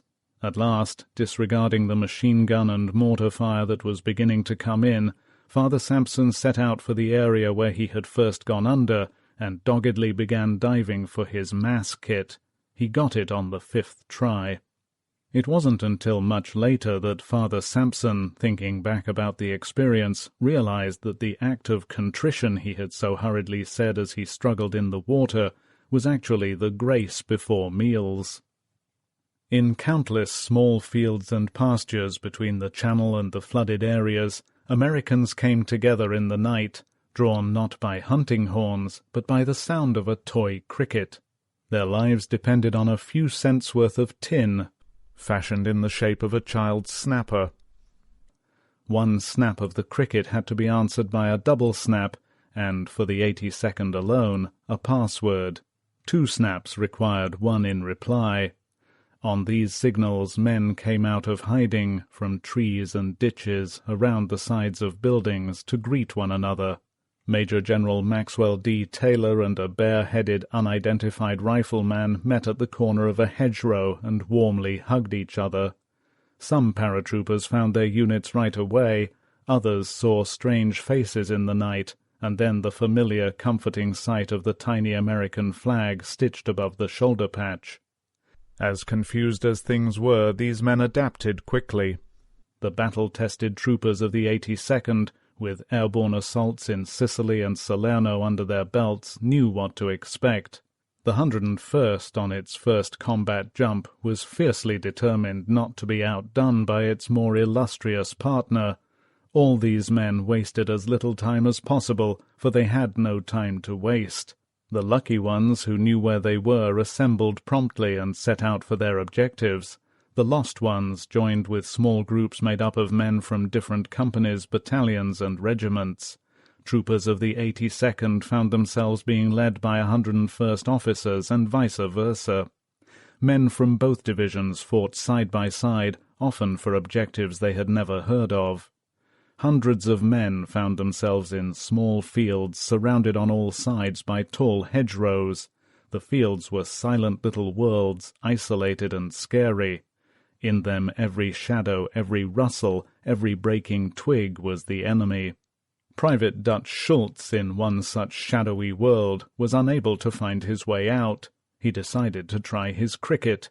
On the very first click he got a response he hadn't bargained for: machine-gun fire. He threw himself to the ground, aimed his M1 rifle in the direction of the machine-gun position, and pressed the trigger. Nothing happened. He had forgotten to load it. The machine-gun opened up again, and Dutch ran for cover in the nearest hedgerow. He made another careful reconnaissance of the field. Then he heard a twig crackle. Dutch felt a moment's panic, but he calmed down as his company commander, Lieutenant Jack Talladay, came through the hedgerow. "Is that you, Dutch?" Talladay called softly. Schultz hurried over to him. Together they left the field and joined a group that Talladay had already assembled. There were men from the 101st Division and from all three of the 82nd's regiments. For the first time since the jump, Dutch felt easy. He was no longer alone. Talladay moved down along the side of a hedgerow with his little group fanning out behind him. A short while later they heard and then saw a group of men coming toward them. Talladay snapped his cricket and thought he heard an answering click. "As our two groups approached each other," Talladay says, "it was quite evident by the configuration of their steel helmets that they were Germans." And then there occurred one of those curious and rare happenings in war. Each group silently walked past the other in a kind of frozen shock, without firing a shot. As the distance between them grew, the darkness obliterated the figures as though they had never existed. All over Normandy this night, paratroopers and German soldiers met unexpectedly. In these encounters men's lives depended on their keeping their wits, and often on the fraction of a second it took to pull a trigger. 3 miles from Sainte-Mère-Église, Lieutenant John Wallace of the 82nd almost tripped over a German sentry who was in front of a machine-gun nest. For a terrible moment each man stared at the other. Then the German reacted. He fired a shot at Wallace at point-blank range. The bullet struck the bolt mechanism of the lieutenant's rifle, which was directly in front of his stomach, nicked his hand and ricocheted off. Both men turned and fled. One man, Major Lawrence Leger of the 101st, talked his way out of trouble.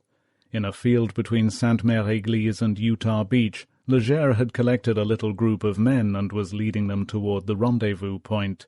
Suddenly Leger was challenged in German.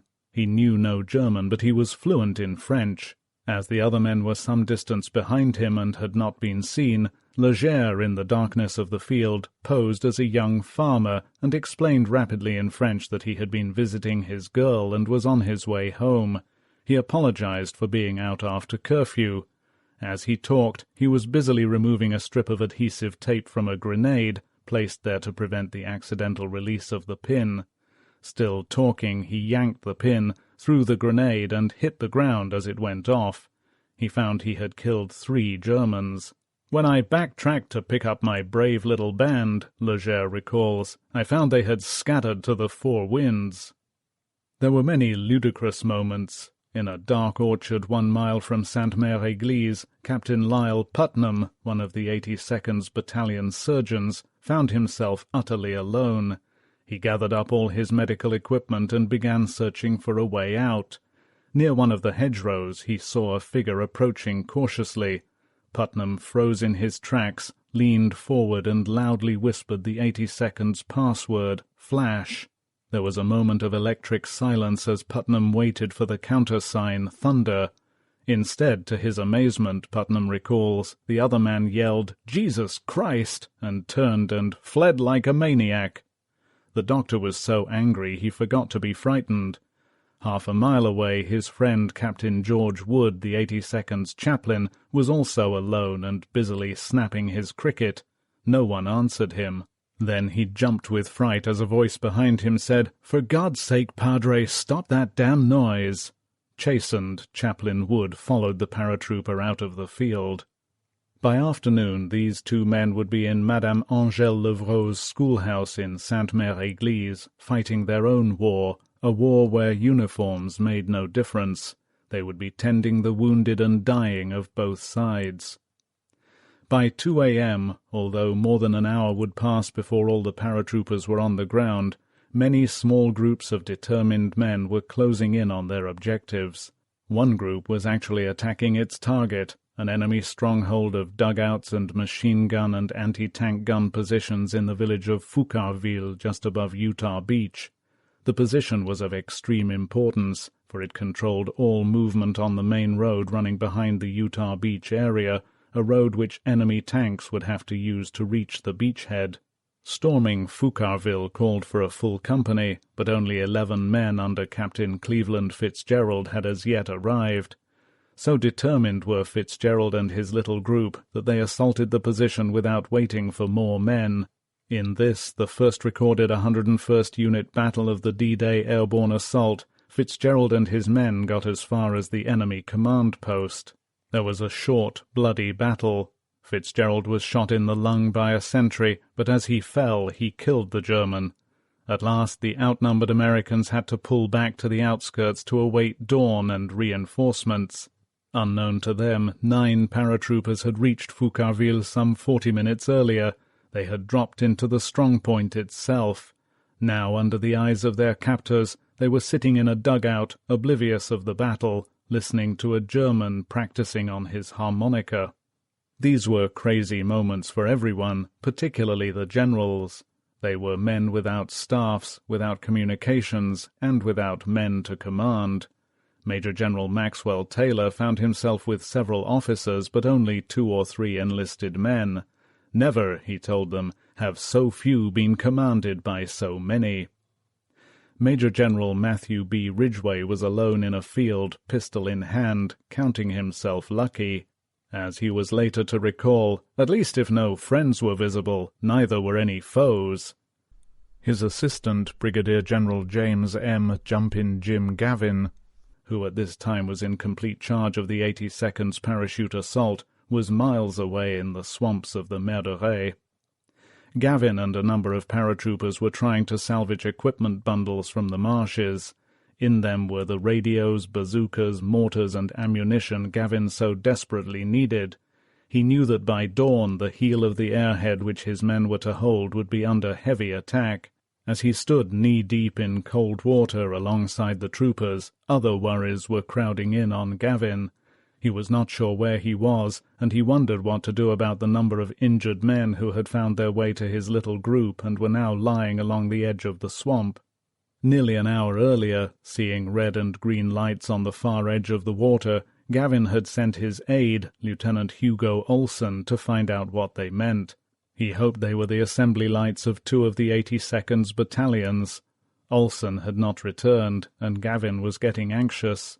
One of his officers, Lieutenant John Devine, was out in the middle of the river, stark naked, diving for bundles.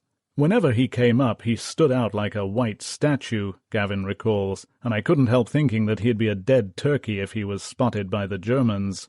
Suddenly a lone figure came struggling out of the swamps. He was covered with mud and slime and was wringing wet. It was Olsen coming to report that there was a railroad directly across from Gavin and his men, on a high embankment which snaked through the marshes. It was the first good news of the night. Gavin knew there was only one railroad in the district, the Cherbourg-Carentan track, which passed down the Mer de Ré valley. The general began to feel better. For the first time he knew where he was.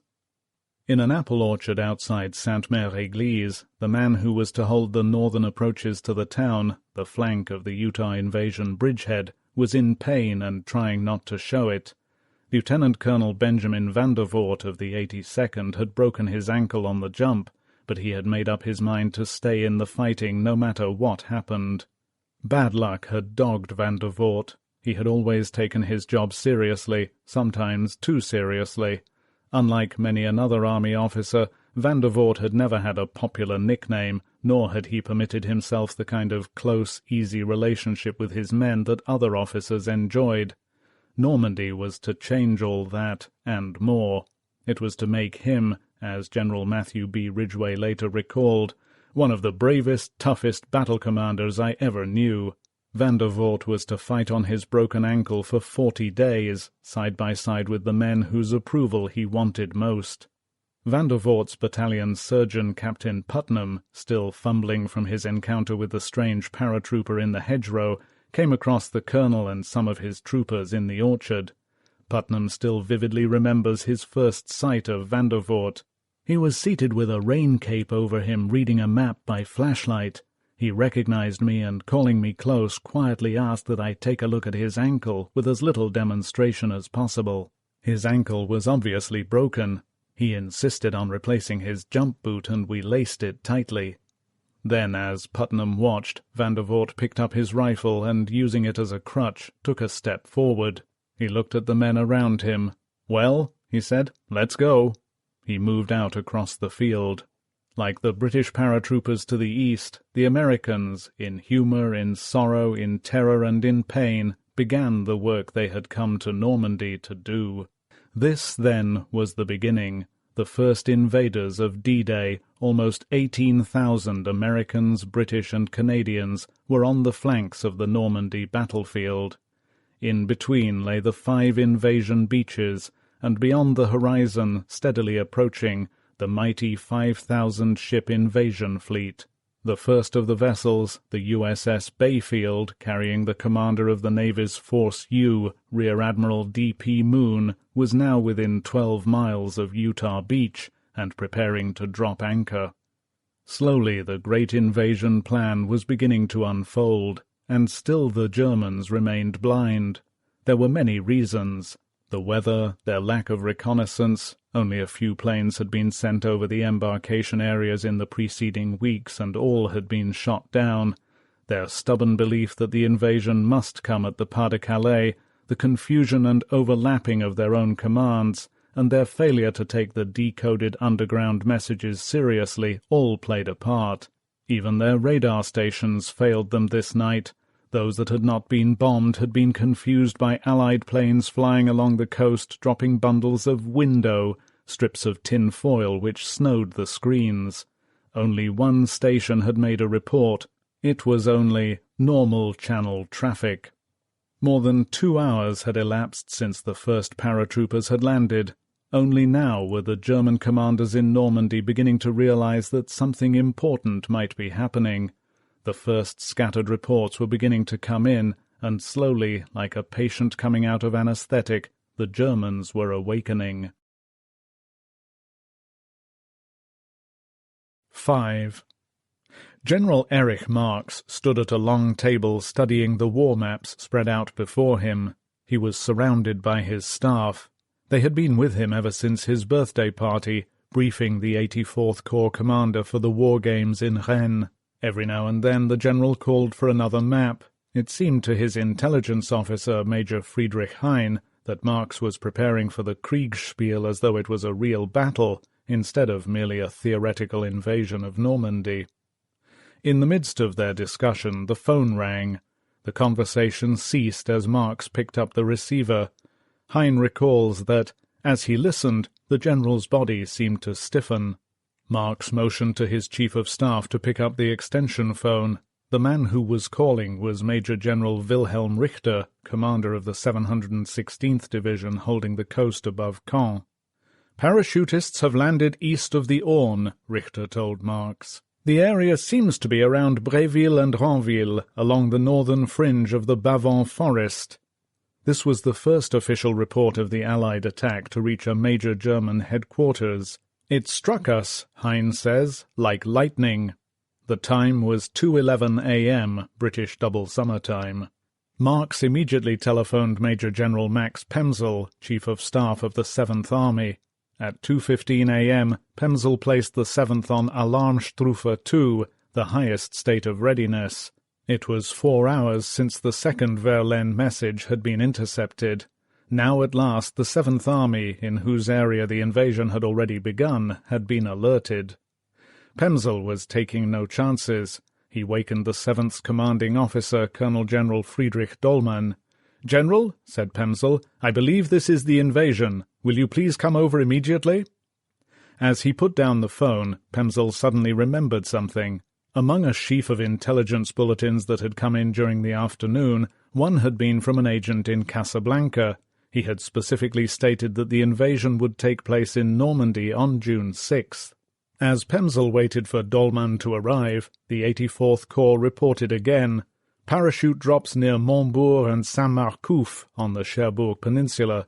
Troops partly already engaged in battle. Pemsel promptly called Rommel's Chief of Staff, Major General Dr. Hans Speidel at Army Group B. It was 2:35 a.m.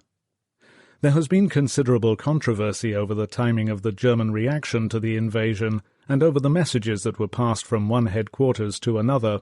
When I began my research, Colonel General Franz Halder, the former chief of the German General Staff, now attached to the U.S. Army's historical section in Germany, told me to believe nothing on our side unless it tallies with the official war diaries of each headquarters.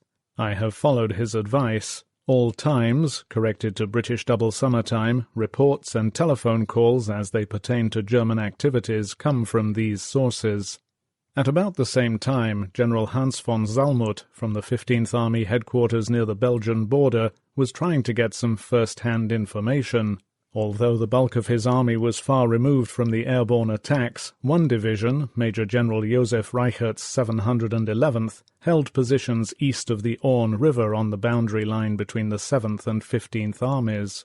Several messages had come in from the 711th. One reported that paratroopers actually were landing near the headquarters at Cabourg. A second announced that fighting was going on all around the command post. Von Zalmuth decided to find out for himself. He rang Reichert. "What the devil is going on down there?" von Zalmuth demanded. "My general," came Reichert's harassed voice on the other end of the wire, "if you'll permit me, I'll let you hear for yourself." There was a pause, and then von Zalmuth could clearly hear the clatter of machine-gun fire. "Thank you," said von Zalmuth, and he hung up. Immediately he, too, called Army Group B, reporting that at the 711th's headquarters, the din of battle can be heard.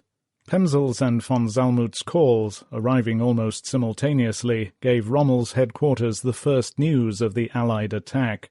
Was it the long-expected invasion? Nobody at Army Group B at this time was prepared to say. In fact, Rommel's naval aide, Vice Admiral Friedrich Ruger, distinctly remembers that as more reports came in of airborne troops, some said they were only dolls disguised as paratroopers.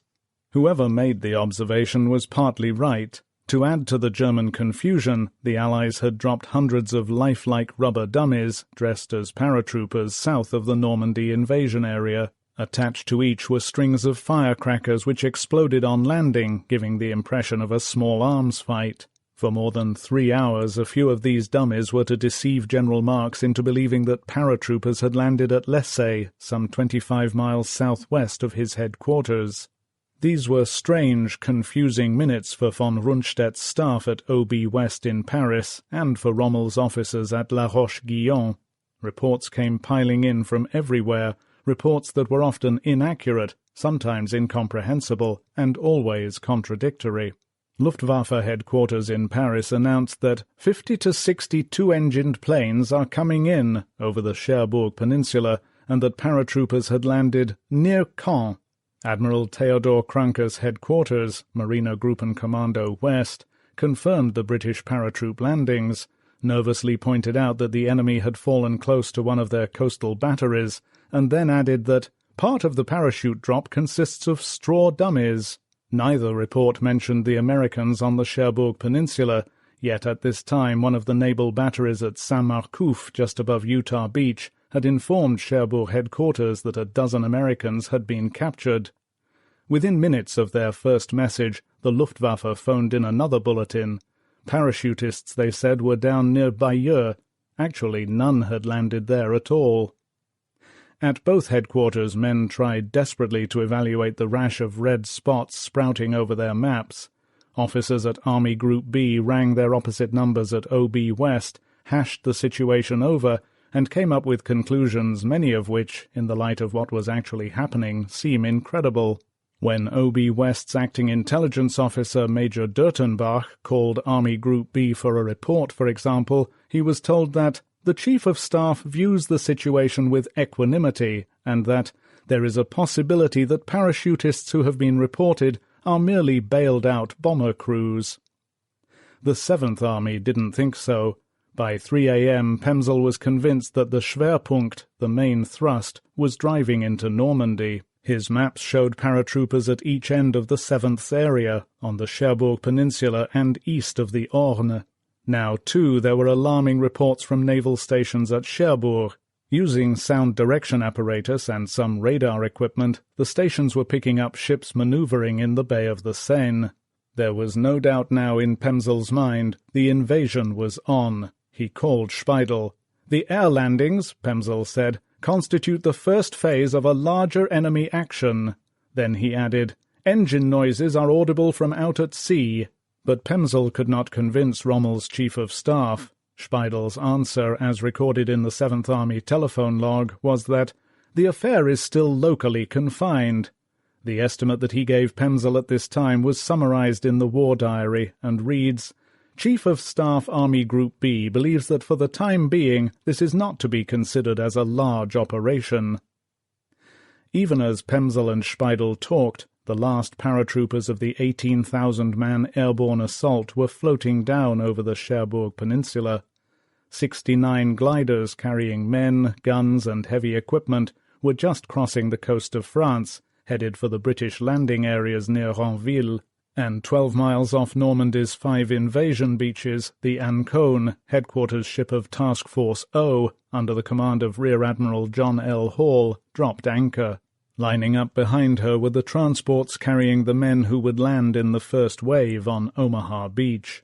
But at La Roche-Guyon there was still nothing to indicate the immensity of the Allied attack, and in Paris O.B. West endorsed Speidel's first estimate of the situation. Rundstedt's able operations chief, Lieutenant General Bodo Zimmermann, informed of Speidel's conversation with Pemsel, sent back a message agreeing with Speidel. Operations O.B. West holds that this is not a large-scale airborne operation, all the more because Admiral Channel Coast, Kranke's headquarters, has reported that the enemy has dropped straw dummies. These officers can hardly be blamed for being so utterly confused. They were miles away from the actual fighting, entirely dependent on the reports coming in. These were so spotty and so misleading that even the most experienced officers found it impossible to gauge the magnitude of the airborne assault, or, for that matter, to see an overall pattern emerging from the Allied attacks. If this was the invasion, was it aimed at Normandy? Only the 7th Army seemed to think so. Perhaps the paratroop attacks were simply a diversion intended to draw attention from the real invasion against General Hans von Zalmuth's massive 15th Army in the Pas-de-Calais, where nearly everybody thought the Allies would strike. The 15th's Chief of Staff, Major General Rudolf Hoffmann, was so sure the main attack would come in the 15th's area that he called Pemsel and bet him a dinner that he was right. "This is one bet you're going to lose," said Pemsel. Yet at this time neither Army Group B nor OB West had sufficient evidence to draw any conclusions. They alerted the invasion coast and ordered measures taken against the paratroop attacks. Then everybody waited for more information. There was little else they could do. By now messages were flooding into command posts all over Normandy. One of the first problems for some of the divisions was to find their own commanders, the generals who had already left for the Kriegspiel in Rennes. Although most of them were located quickly, two, Lieutenant General Karl von Schlieben and Major General Wilhelm Folle, both commanding divisions in the Cherbourg Peninsula, couldn't be found. Von Schlieben was asleep in his hotel in Rennes, and Folle was still en route there by car. Admiral Kranke, the naval commander in the west, was on an inspection trip to Bordeaux. His chief of staff awakened him in his hotel room. "Paratroop landings are taking place near Caen," Kranke was informed. "O.B. West insists that this is only a diversionary attack and not the real invasion, but we're picking up ships. We think it's the real thing." Kranke immediately alerted the few naval forces he had, and then quickly set out for his headquarters in Paris. One of the men who got his orders at Le Havre was already a legend in the German Navy. Lieutenant Commander Heinrich Hoffmann had made his name as an E-boat commander. Almost from the beginning of the war, his speedy, powerful flotillas of torpedo craft had ranged up and down the English Channel, attacking shipping wherever they found it. Hoffmann also had been in action during the Dieppe raid and had boldly escorted the German battleships Scharnhorst, Gneisenau, and Prinz Eugen in their dramatic dash from Brest to Norway in 1942. When the message from headquarters came in, Hoffmann was in the cabin of T-28, the lead E-boat of his 5th Flotilla, preparing to go out on a mine-laying operation. Immediately he called together the commanders of the other boats. They were all young men, and although Hoffmann told them that this must be the invasion, it did not surprise them. They had expected it. Only 3 of his 6 boats were ready, but Hoffmann could not wait for the others to be loaded with torpedoes. A few minutes later the 3 small boats left Le Havre. On the bridge of T-28, his white sailor's cap pushed back on his head as usual, the 34-year-old Hoffmann peered out into the darkness. Behind him, the two little boats bounced along in Indian file, following the lead boat's every maneuver. They raced through the night at more than 23 knots, blindly heading straight toward the mightiest fleet ever assembled. At least they were in action. Probably the most baffled men in Normandy this night were the 16,242 seasoned troops of the tough 21st Panzer Division, once a part of Rommel's famed Africa Corps. Clogging every small village, hamlet and wood in the area, just 25 miles southeast of Caen, these men were sitting almost on the edge of the battlefield, the only Panzer Division within immediate striking distance of the British airborne assault, and the only veteran troops in that area. Ever since the alert, officers and men had been standing alongside their tanks and vehicles, engines running, waiting for the order to move out. Colonel Hermann von Oppeln-Bronikowski, in command of the division's regiment of tanks, couldn't understand the delay. He had been awakened shortly after 2 a.m. by the 21st's commander, Lieutenant General Edgar Feuchtinger. "Oppeln," Feuchtinger had said breathlessly, "imagine, they have landed." He had briefed Bronikowski on the situation and told him that as soon as the division got its orders, it would clean out the area between Caen and the coast immediately. But no further word had come. With growing anger and impatience, Bronikowski continued to wait. Miles away, the most puzzling reports of all were being received by the Luftwaffe's Lieutenant Colonel Priller. He and his wingman, Sergeant Wodarczyk, had stumbled into their beds about 1 a.m. at the 26th Fighter Wing's now deserted airfield near Lille. They had succeeded in drowning their anger at the Luftwaffe High Command with several bottles of excellent cognac. Now, in his drunken sleep, Priller heard the telephone ring as though from a long way off. He came to slowly, his left hand groping over the bedside table for the phone. 2nd Fighter Corps headquarters was on the line. "Priller," said the operations officer, "it seems that some sort of an invasion is taking place. I suggest you put your wing on the alert." Sleepy as he was, Pips Priller's temper promptly boiled over again.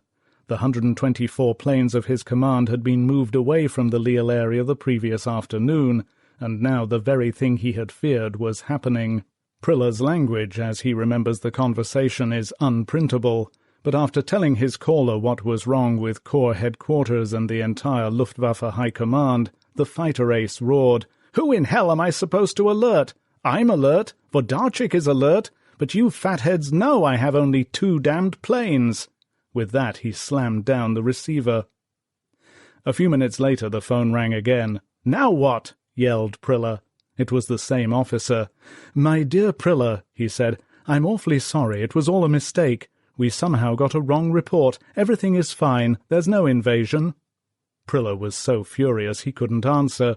Worse than that, he couldn't get back to sleep. Despite the confusion, hesitancy, and indecision in the higher levels of command, the German soldiers in actual contact with the enemy were reacting swiftly. Thousands of troops were already on the move, and unlike the generals at Army Group B and OB West, these soldiers had no doubts that the invasion was upon them. Many of them had been fighting in isolated face-to-face skirmishes ever since the first British and Americans had dropped out of the sky. Thousands of other alerted troops waited behind their formidable coastal defences, ready to repel an invasion no matter where it might come. They were apprehensive, but they were also determined. At 7th Army headquarters, the one top commander who was not confused called his staff together. In the brightly lighted map room, General Pemsel stood before his officers. His voice was as calm and as quiet as usual. Only his words betrayed the deep concern he felt. "Gentlemen," he told them, "I am convinced the invasion will be upon us by dawn. Our future will depend on how we fight this day. I request of you all the effort and pain that you can give." In Germany, 500 miles away, the man who might have agreed with Pemsel, the one officer who had won many a battle by his uncanny ability to see clearly through the most confusing situations, was asleep. At Army Group B, the situation was not considered serious enough yet to call Field Marshal Erwin Rommel. 6. Already the first reinforcements had reached the airborne troops. In the British 6th Airborne's area, 69 gliders had landed, 49 of them on the correct landing strip near Ranville. Other small glider units had landed earlier, notably Major Howard's force on the bridges and a formation carrying heavy equipment for the division, but this was the main glider train. The sappers had done a good job. They had not had time to completely clear the long glider field of all its obstructions, but enough of these had been dynamited for the force to come in. After the arrival of the gliders, the landing zone presented a fantastic sight. In the moonlight it looked like a Dali-esque graveyard. Wrecked machines with crumpled wings, squashed cabins, and crazily canted tails lay everywhere. It did not seem possible that anyone could have survived the splintering crashes, yet casualties had been low. More men had been injured from anti-aircraft fire than in the landings. The train had brought in the 6th Airborne's commander, Major General Richard Gale, and his headquarters staff, with more troops, heavy equipment, and the all-important anti-tank guns. Men had poured out of the gliders expecting to find the field under harassing enemy fire. Instead, they found a strange, pastoral silence. Sergeant John Hutley, piloting a Horsa, had expected a hot reception and had warned his co-pilot, "Get out as quick as you can the moment we hit and make a dash for cover." But the only sign of battle was off in the distance, where Hutley could see the multicolored flash of tracers and hear the sound of machine-gun fire coming from nearby Ranville. Around him the landing field was bustling with activity as men salvaged equipment from the wrecks and hitched up the anti-tank guns to the backs of jeeps. There was even an air of cheerfulness now that the glider ride was over. Hutley and the men he had carried sat down in the wrecked cabin of their glider and had a cup of tea before setting out for Ranville. On the other side of the Normandy battlefield, on the Cherbourg Peninsula, the first American glider trains were just coming in. Sitting in the co-pilot's seat of the 101st Lead Glider was the Assistant Division Commander, Brigadier General Don Pratt, the officer who had been so alarmed back in England when a hat was tossed on the bed where he was sitting. Pratt was, reportedly, as tickled as a schoolboy to be making his first glider flight. Strung out behind was a procession of 52 gliders in formations of 4, each towed by a Dakota. The train carried jeeps, anti-tank guns, an entire airborne medical unit, even a small bulldozer. High on the nose of Pratt's glider a big No. 1 was painted, a huge screaming eagle, insignia of the 101st, and a U.S. flag adorned the canvas on either side of the pilot's compartment. In the same formation, surgical technician Emile Natal looked down on shell bursts and burning vehicles below and saw a wall of fire coming up to greet us. Still hitched to their planes, the gliders lurched from side to side, scudding through flak thick enough to land on. Unlike the paratroopers' planes, the gliders came in from the Channel and approached the peninsula from the east. They were only seconds past the coast when they saw the lights of the landing zone at Yaville, 4 miles from Sainte-Mère-Église. One by one the 300-yard-long nylon tow ropes parted, and the gliders came soughing down. Natal's glider overshot the zone and crashed into a field studded with Rommel's asparagus, lines of heavy posts embedded in the ground as anti-glider obstacles. Sitting in a jeep inside the glider, Natal gazed out through one of the small windows and watched with horrified fascination as the wings sheared off and the posts whizzed past. Then there was a ripping sound and the glider broke in two, directly behind the jeep in which Natal was sitting. It made it very easy to get out, he recalls. A short distance away lay the wreckage of glider No. 1. Skidding down a sloping pasture, its brakes unable to halt its 100-mile-an-hour rush, it had smashed headlong into a hedgerow. Natal found the pilot, who had been hurled from the cockpit, lying in the hedgerow with both legs broken. General Pratt had been killed instantly, crushed by the crumpled framework of the cockpit. He was the first general officer on either side to be killed on D-Day. Pratt was one of the few casualties in the 101st landings. Almost all of the division's gliders came down on or close to the field at Yeville. Although most of them were totally wrecked, their equipment arrived largely intact. It was a remarkable achievement. Few of the pilots had made more than 3 or 4 practice landings, and these had all been in daylight. There was also a shortage of glider pilots. At one time, General Gavin recalls, we didn't think we'd have enough. In the invasion, each co-pilot seat was occupied by an airborne trooper. Incredible as it may seem, these troopers had been given no training in either flying or landing gliders.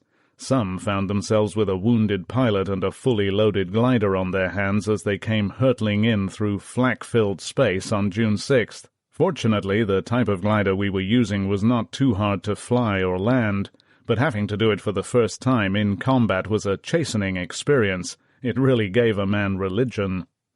Although the 101st was lucky, the 82nd was not. The inexperience of the pilots produced near disaster in the 82nd's 50-glider train. Fewer than half their formations found the right landing zone northwest of Sainte-Mère-Église. The remainder ploughed into hedgerows and buildings, dove into rivers, or came down in the marshes of the Mer de Ré. Equipment and vehicles so urgently needed were strewn everywhere, and casualties were high. 18 pilots alone were killed within the first few minutes.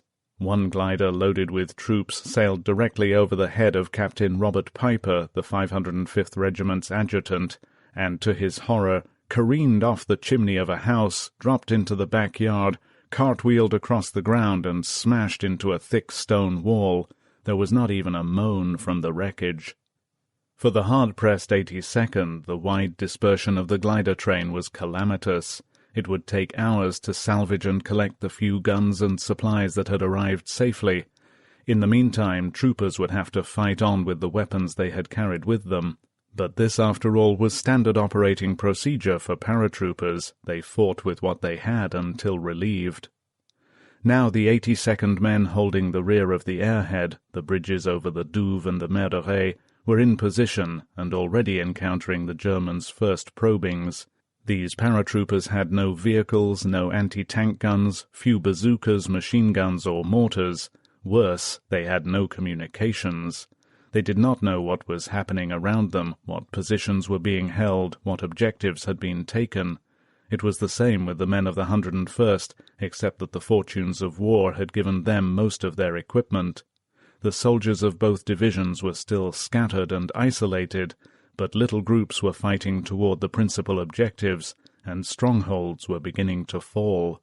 In Sainte-Mère-Église, as the stunned townspeople watched from behind their shuttered windows, paratroopers of the 82nd's 505th Regiment slipped cautiously through the empty streets. The church bell was silent now. On the steeple, Private John Steele's empty parachute hung limp, and every now and then the glowing embers of Monsieur Héron's villa erupted, briefly outlining the trees in the square. Occasionally a sniper's bullet whined angrily into the night, but that was the only sound. Everywhere there was an uneasy silence. Lieutenant Colonel Edward Krause, leading the attack, had expected to fight hard for Sainte-Mère-Église, but apart from a few snipers it appeared that the German garrison had pulled out. Krause's men swiftly took advantage of the situation. They occupied buildings, set up roadblocks and machine-gun posts, cut telephone cables and wires. Other squads continued the slow sweep through the town, moving like shadows from hedge to hedge and doorway to doorway, all converging on the town's centre, the Place de l'Église. Passing around the back of the church, Private First Class William Tucker reached the square and set up his machine-gun behind a tree. Then, as he looked out on the moonlit square, he saw a parachute, and lying next to him, a dead German. On the far side were the crumpled, sprawled shapes of other bodies. As Tucker sat there in the semi-darkness trying to figure out what had happened, he began to feel that he was not alone, that somebody was standing behind him. Grabbing the cumbersome machine-gun, he whirled around. His eyes came level with a pair of boots, slowly swaying back and forth. Tucker hastily stepped back. A dead paratrooper was hanging in the tree, looking down at him. Now other paratroopers came into the square, and suddenly they too saw the bodies hanging in the trees. Lieutenant Gus Sanders remembers that, Men just stood there staring, filled with a terrible anger. Lieutenant Colonel Krause reached the square. As he stood looking at the dead troops, he said just 3 words, "Oh my God." Then Krause pulled an American flag from his pocket. It was old and worn, the same flag that the 505th had raised over Naples. Krause had promised his men that, before dawn of D-Day, this flag will fly over Sainte-Mère-Église. He walked to the town hall, and on the flagpole by the side of the door ran up the colours. There was no ceremony. In the square of the dead paratroopers the fighting was over. The Stars and Stripes flew over the first town to be liberated by the Americans in France. At the German 7th Army headquarters in Le Mans, a message was received from General Marx's 84th Corps. It read, "Communications with Sainte-Mère-Église cut off." The time was 4:30 a.m. The Îles Saint-Marcouf are 2 barren piles of rock just 3 miles off Utah Beach. In the vast and intricate invasion plan, the islands had gone unnoticed until 3 weeks before D-Day. Then Supreme Headquarters had decided that they could be the sites of heavy gun batteries. To ignore the islands, then, was a risk that no one was prepared to take. Hurriedly, 132 men of the U.S. 4th and 24th Cavalry Squadrons were trained for a pre-H-hour assault. These men had landed on the Isles at about 4:30 a.m. They found no guns, no troops, only sudden death. For as Lieutenant Colonel Edward C. Dunn's men moved off the beaches, they were trapped in a hideous labyrinth of minefields. S-mines, which bound into the air when stepped on and gut the attacker with bullet-like ball bearings, had been sown like grass seed. Within minutes the night was ripped by the flash of explosions, the screams of mangled men. 3 lieutenants were injured almost immediately, 2 enlisted men were killed, and Lieutenant Alfred Rubin, who was also a casualty, would never forget the sight of one man lying on the ground spitting up ball bearings. By the end of the day their losses would be 19 killed and wounded. Surrounded by the dead and the dying, Lieutenant Colonel Dunn sent out the success signal, "Mission accomplished."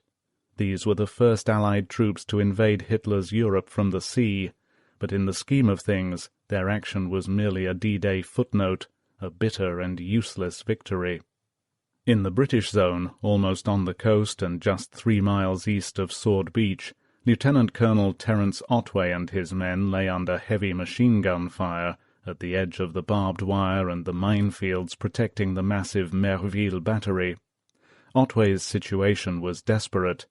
In all the months of training he had never expected every phase of his elaborate land and air assault of the coastal battery to work out exactly as planned, but neither had he been prepared for its total disintegration. Yet somehow it had happened. The bombing attack had failed, the special glider train had been lost, and with it artillery, flamethrowers, mortars, mine detectors, and scaling ladders. Of his 700-man battalion, Otway had found only 150 soldiers, and to take the battery with its garrison of 200, these soldiers had only their rifles, Sten guns, grenades, a few Bangalore torpedoes, and 1 heavy machine gun. Despite these handicaps, Otway's men had grappled with each problem, improvising brilliantly. With wire cutters they had already cut gaps through the outer barricade of wire and placed their few Bangalore torpedoes in position ready to blow the rest. One group of men had cleared a path through the minefields. It had been a hair-raising job. They had crawled on hands and knees across the moonlit approaches to the battery, feeling for tripwires and prodding the ground ahead of them with bayonets. Now Otway's 150 men crouched in ditches and bomb craters and along the sides of hedges, waiting for the order to attack. The 6th Airborne's commander, General Gale, had instructed Otway, "Your attitude of mind must be that you cannot contemplate failure in the direct assault." As he looked around at his men, Otway knew that his casualties would be high, but the guns of the battery had to be silenced. They could slaughter the troops crossing Sword Beach. The situation was, he thought, desperately unfair, but there was no alternative. He had to attack. He knew this, even as he knew that the last part of his carefully detailed plan was also doomed to failure. The 3 gliders due to crash-land on the battery as the ground attack went in would not come down unless they received a special signal, a star shell fired from a mortar. Otway had neither the shell nor the mortar. He did have flares for a very pistol, but they were to be used only to signal the success of the assault. His last chance for help was gone. The gliders were on time. The tow planes signaled with their landing lights and then cast off the machines. There were only 2 gliders, each carrying about 20 men. The third, parting from its tow rope over the channel, had glided safely back to England. Now the paratroopers heard the soft rustle of the machines as they came over the battery. Helplessly Otway watched as the gliders, silhouetted against the moon, gradually lost height and wheeled back and forth, their pilots searching desperately for the signal he could not send. As the gliders circled lower, the Germans opened up. The machine guns which had pinned down the troopers now turned on the gliders. Streams of 20mm tracers ripped into the unprotected canvas sides. Still the gliders circled, following the plan, doggedly looking for the signal, and Otway, agonized, almost in tears, could do nothing. Then the gliders gave it up. One veered off to land 4 miles away. The other passed so low over the waiting, anxious men that Privates Alan Mower and Pat Hawkins thought it was going to smash into the battery. At the last moment it lifted and crashed instead into a wood some distance away. Instinctively a few men pushed themselves up from hiding to go help the survivors, but they were stopped immediately. "Don't move! Don't leave your positions!" whispered their harassed officers. There was now nothing more to wait for. Otway ordered the attack. Private Mower heard him yell, "Everybody in! We're going to take this bloody battery!" And in they went. With a blinding roar, the Bangalore torpedoes blasted great gaps in the wire. Lieutenant Mike Dowling yelled, "Move up! Move up!" Once again a hunting horn sounded in the night. Yelling and firing, Otway's paratroopers plunged into the smoke of the explosions and through the wire. Ahead of them, across the no-man's land of minefields, manned trenches and gun pits, loomed the battery.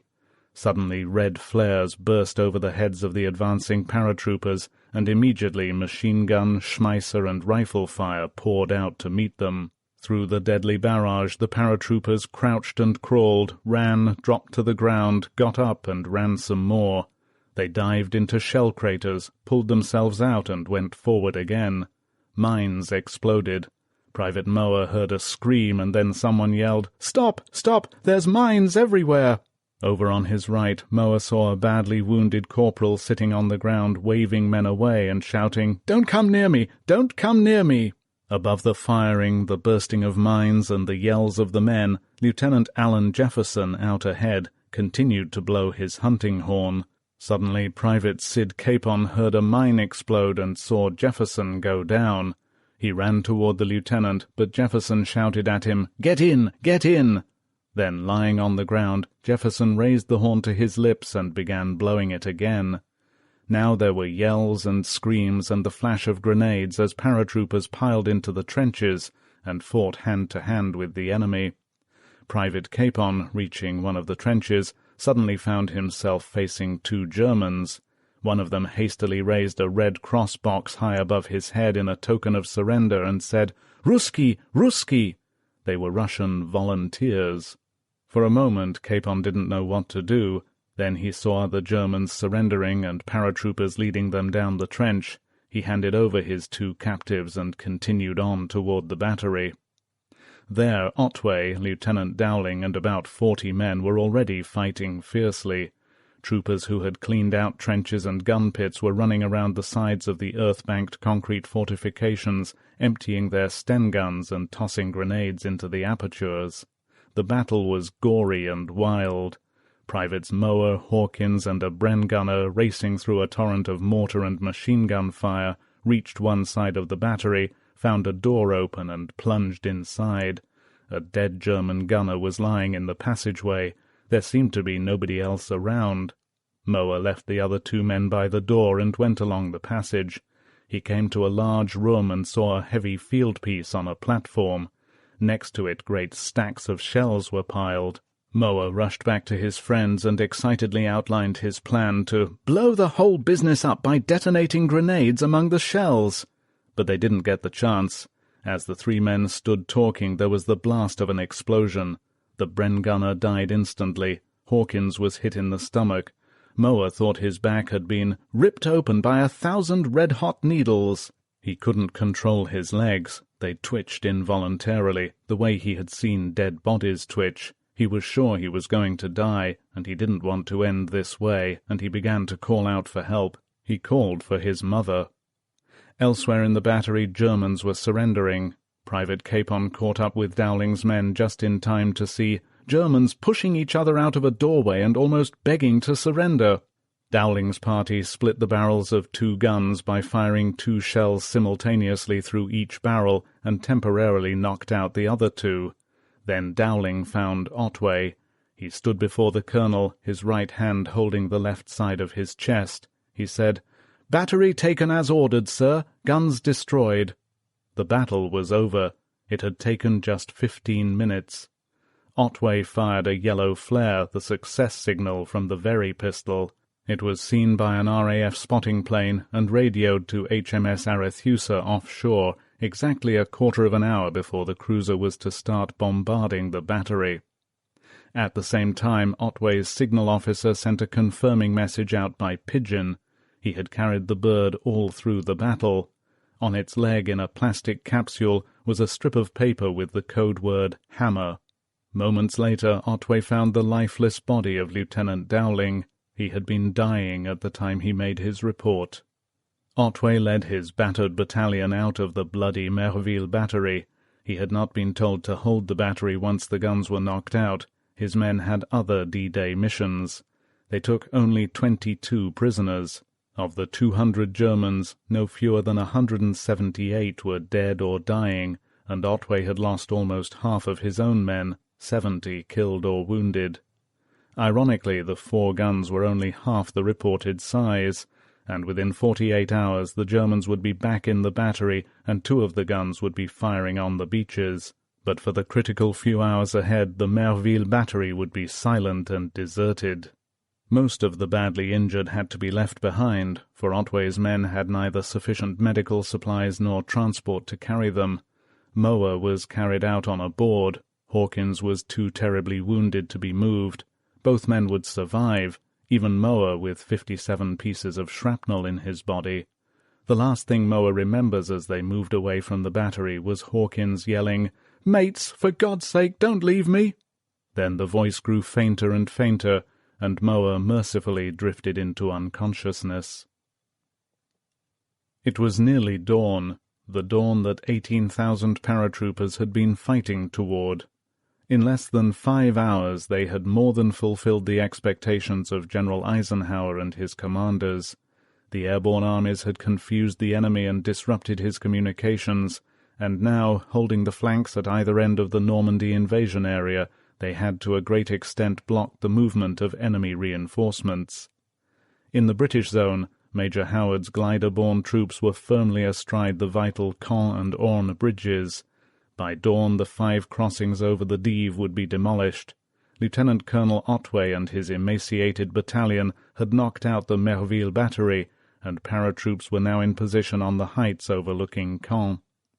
Thus the principal British assignments had been completed, and as long as the various arteries could be held, German counterattacks would be slowed down or stopped altogether. At the other end of Normandy's 5 invasion beaches, the Americans, despite more difficult terrain and a greater variety of missions, had done equally well. Lieutenant Colonel Krause's men held the key communications centre of Sainte-Mère-Église. North of the town, Lieutenant Colonel Van der Voort's battalion had cut the main Cherbourg highway running down the peninsula, and stood ready to repel attacks driving in from there. Brigadier General Gavin and his troops were dug in around the strategic Merderet and Douve crossings, and were holding the rear of the Utah invasion beachhead. General Maxwell Taylor's 101st was still widely scattered. By dawn the division's assembled strength would be only 1,100 out of a total of 6,600 men. Despite this handicap, troopers had reached the Saint-Martin de Varville gun battery, only to discover that the guns had been removed. Others were in sight of the vital La Barquette locks, the key to the flooding across the neck of the peninsula, and although none of the causeways leading off Utah had been reached, groups of soldiers were driving for them and already held the western edge of the inundated areas back of the beach itself. The men of the Allied airborne armies had invaded the continent from the air and secured the initial foothold for the invasion from the sea. Now they awaited the arrival of the seaborne forces with whom they would drive into Hitler's Europe. The American task forces were already lying 12 miles off Utah and Omaha beaches. For U.S. troops, H-hour, 6:30 a.m., was exactly 1 hour and 45 minutes away. 7. At 4:45 a.m., Lieutenant George Honnor's midget submarine X-23 broke the surface of a heaving sea 1 mile off the Normandy coast. 20 miles away, its sister sub, the X-20, also surfaced. These two 57-foot craft were now in position, each marking one end of the British-Canadian invasion area, the three beaches, Sword, Juno, and Gold. Now each crew had to erect a mast with a flashing light, set up all the other visual and radio signaling apparatus, and wait for the first British ships to home in on their signals. On the X-23, Honor pushed up the hatch and climbed stiffly out onto the narrow catwalk. Waves rolled over the little deck, and he had to hang on to avoid being washed overboard. Behind him came his weary crew. They clung to the guide rails, water washing about their legs, and hungrily gulped in the cool night air. They had been off Sword Beach since before dawn on June 4th, and they had been submerged for more than 21 hours out of each day. In all, since leaving Portsmouth on June 2nd, they had been under water some 64 hours. Even now their ordeal was far from over. On the British beaches, H-hour varied from 7 to 7:30 a.m., so for 2 more hours, until the first wave of assault craft came in, the midget subs would have to hold their positions. Until then the X-23 and X-20 would be exposed on the surface, small fixed targets for the German beach batteries, and soon it would be daylight. 8. Everywhere men waited for this dawn, but none so anxiously as the Germans. For by now a new and ominous note had begun to creep into the welter of messages pouring into Rommel's and Rundstedt's headquarters. All along the invasion coast, Admiral Kranke's naval stations were picking up the sound of ships, not just 1 or 2 as before, but ships by the score. For more than an hour the reports had been mounting. At last, a little before 5 a.m., the persistent Major General Pemsel of the 7th Army telephoned Rommel's Chief of Staff, Major General Speidel, and told him bluntly, "Ships are concentrating between the mouths of the Veer and the Orne. They lead to the conclusion that an enemy landing and large-scale attack against Normandy is imminent." Field Marshal Gert von Rundstedt at his headquarters, OB West, outside Paris, had already reached a similar conclusion. To him the impending Normandy assault still looked like a diversionary attack, and not the real invasion. Even so, Rundstedt had moved fast. He had already ordered 2 massive panzer divisions, the 12th SS and the Panzer Lehr, both lying in reserve near Paris, to assemble and rush to the coast. Technically, both these divisions came under Hitler's headquarters, OKW, and they were not to be committed without the Führer's specific approval. But Rundstedt had taken the chance. He could not believe that Hitler would object or countermand the order. Now, convinced that all the evidence pointed to Normandy as the area for the Allied diversionary attack, Rundstedt sent an official request to OKW for the reserves. "OB West," explained his teletype message, "is fully aware that if this is actually a large-scale enemy operation, it can only be met successfully if immediate action is taken. This involves the commitment on this day of the available strategic reserves. These are the 12th SS and Panzer Lehr divisions. If they assemble quickly and get an early start, they can enter the battle on the coast during the day. Under the circumstances, OB West therefore requests OKW to release the reserves." It was a perfunctory message, simply for the record. At Hitler's headquarters in Berchtesgaden, in the balmy, unrealistic climate of southern Bavaria, The message was delivered to the office of Colonel General Alfred Jodl, Chief of Operations. Jodl was asleep, and his staff believed that the situation had not developed sufficiently enough yet for his sleep to be disturbed. The message could wait until later. Not more than 3 miles away at Hitler's mountain retreat, the Führer and his mistress, Eva Braun, were also asleep. Hitler had retired as usual at 4 a.m., and his personal physician, Dr. Morell, had given him a sleeping draught. He was unable to sleep now without it. At about 5 a.m., Hitler's naval aide, Admiral Karl Jesko von Puttkammer, was awakened by a call from Jodl's headquarters. Puttkammer's caller, he cannot recall now who it was, said that there had been some sort of landings in France. Nothing precise was known yet. In fact, Puttkammer was told the first messages are extremely vague. Did Puttkammer think that the Führer should be informed? Both men hashed it over and then decided not to wake Hitler. Puttkammer remembers that there wasn't much to tell him anyway, and we both feared that if I woke him at this time he might start one of his endless nervous scenes which often led to the wildest decisions. Puttkammer decided that the morning would be time enough to give Hitler the news. He switched off the light and went back to sleep. In France, the generals at OB West and Army Group B sat down to wait.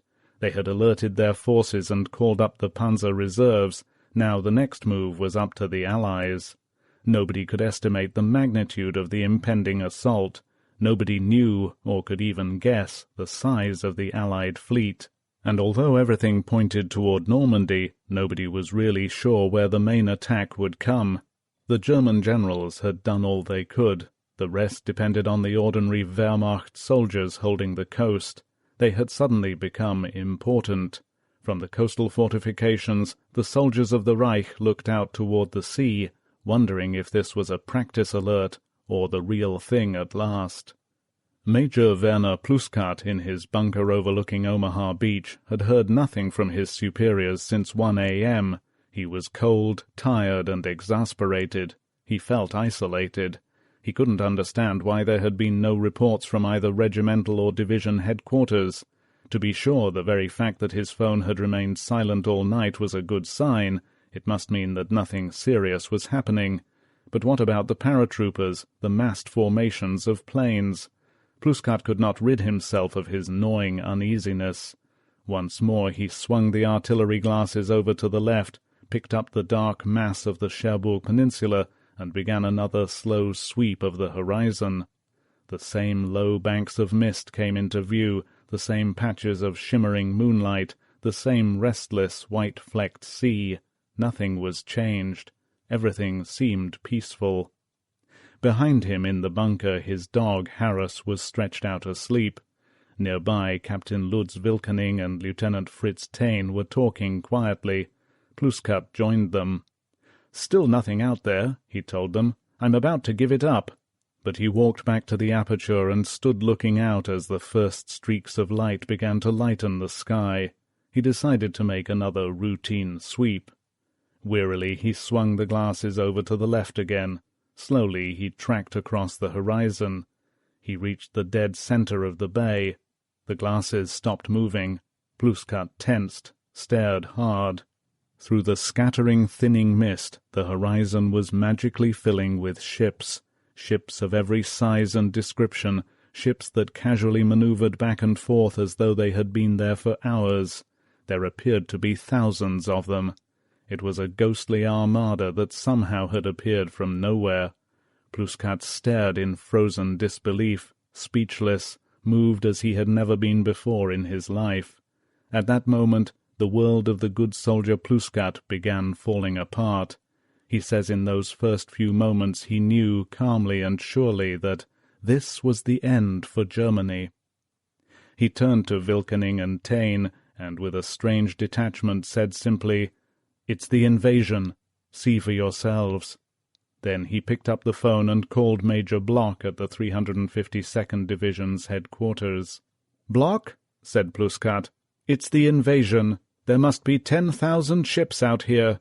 Even as he said it, he knew his words must sound incredible.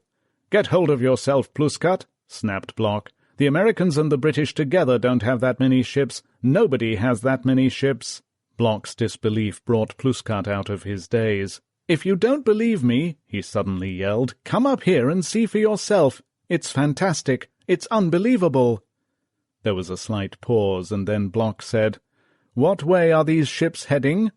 Pluskat, phone in hand, looked out the aperture of the bunker and replied, "Right for me." Part 3. The Day. 1. Never had there been a dawn like this. In the murky grey light, in majestic, fearful grandeur, the great Allied fleet lay off Normandy's 5 invasion beaches. The sea teemed with ships. Battle ensigns snapped in the wind all the way across the horizon, from the edge of the Utah area on the Cherbourg Peninsula to Sword Beach near the mouth of the Orne. Outlined against the sky were the big battle wagons, the menacing cruisers, the whippet-like destroyers. Behind them were the squat command ships, sprouting their forests of antennae, and behind them came the convoys of troop-filled transports and landing ships, lying low and sluggish in the water. Circling the lead transports, waiting for the signal to head for the beaches, were swarms of bobbing landing craft, jam-packed with the men who would land in the first waves. The great spreading mass of ships seethed with noise and activity. Engines throbbed and whined as patrol boats dashed back and forth through the milling assault craft. Windlasses whirred as booms swung out amphibious vehicles. Chains rattled in the davits as assault boats were lowered away. Landing craft loaded with pallid-faced men shuddered and banged against the high steel sides of transports. Loud hailers blared out, "Keep in line! Keep in line!" as Coast Guard men shepherded the bobbing assault boats into formations. On the transports, men jammed the rails, waiting their turn to climb down slippery ladders or scramble nets into the heaving, spray-washed beaching craft. And through it all, over the ship's public address systems, came a steady flow of messages and exhortations. "Fight to get your troops ashore! Fight to save your ships! And if you've got any strength left, fight to save yourselves! Get in there, 4th Division, and give 'em hell! Don't forget the big red one is leading the way! U.S. Rangers, man your stations! Remember Dunkirk! Remember Coventry! God bless you all! Nous mourrons sur le sable de notre France chérie, mais nous ne retournerons pas. We shall die on the sands of our dear France, but we shall not turn back. This is it, men! Pick it up and put it on. You've only got a one-way ticket, and this is the end of the line. 29, let's go!" And then the 2 messages that most men still remember. "Away all boats!" and "Our Father, which art in heaven, hallowed be thy name." Along the crowded rails many men left their positions to say goodbye to buddies going in on other boats. Soldiers and seamen who had become firm friends after the long hours spent aboard ships wished one another good luck, and hundreds of men took time to exchange home addresses, just in case. Technical Sergeant Roy Stevens of the 29th Division fought his way across a crowded deck in search of his twin brother. "I finally found him," he says. "He smiled and extended his hand. I said, 'No, we will shake hands at the crossroads in France like we planned.' We said goodbye, and I never saw him again." On HMS Prince Leopold, Lieutenant Joseph Lacey, the chaplain of the 5th and 2nd Ranger Battalions, walked among the waiting men, and Private First Class Max Coleman heard him say, "I'll do your praying for you from here on in. What you're going to do today will be a prayer in itself." All over the ships, officers wound up their pep talks with the kind of colourful or memorable phrases that they felt best suited the occasion, sometimes with unexpected results. Lieutenant Colonel John O'Neill, whose Special Combat Engineers were to land on Omaha and Utah beaches in the first wave and destroy the mined obstacles, thought he had the ideal conclusion to his debarking talk when he thundered, "Come hell or high water, get those damned obstacles out." From somewhere nearby a voice remarked, "I believe that SOB is scared too." Captain Sherman Burrows of the 29th Division told Captain Charles Cawthon that he planned to recite the shooting of Dan McGrew on the way into the beach. Lieutenant Colonel Elsie Moore, heading up an engineer brigade bound for Utah, was without a speech. He had wanted to recite a most appropriate excerpt from the story of another invasion of France, a battle scene from Shakespeare's Henry V, but all he could remember was the opening line, "Once more unto the breach, dear friends." He decided to give up the idea. Major C.K. Banger King of the British 3rd Division, going in on the first wave to Sword Beach, planned to read from the same play. He had gone to the trouble of writing down the lines he wanted. They closed with the passage, "He that outlives this day and comes safe home will stand a tiptoe when this day is named." The tempo was increasing. Off the American beaches, more and more troop-filled boats were joining the churning assault craft endlessly circling the motherships. Sodden, seasick, and miserable, the men in these boats would lead the way into Normandy, across Omaha and Utah beaches. In the transport areas, debarking was now in full swing. It was a complex and hazardous operation. Soldiers carried so much equipment that they were barely able to move. Each had a rubber tube life preserver, and besides weapons, musette bags, entrenching tools, gas masks, first aid kits, canteens, knives, and rations, everybody had extra quantities of grenades, explosives, and ammunition, often as much as 250 rounds. In addition, many men were burdened with the special equipment that their particular jobs demanded. Some men estimate that they weighed at least 300 pounds as they waddled across decks and prepared to get into the boats. All this paraphernalia was necessary, but it seemed to Major Gurdon Johnson of the 4th Infantry Division that his men were slowed down to the pace of a turtle.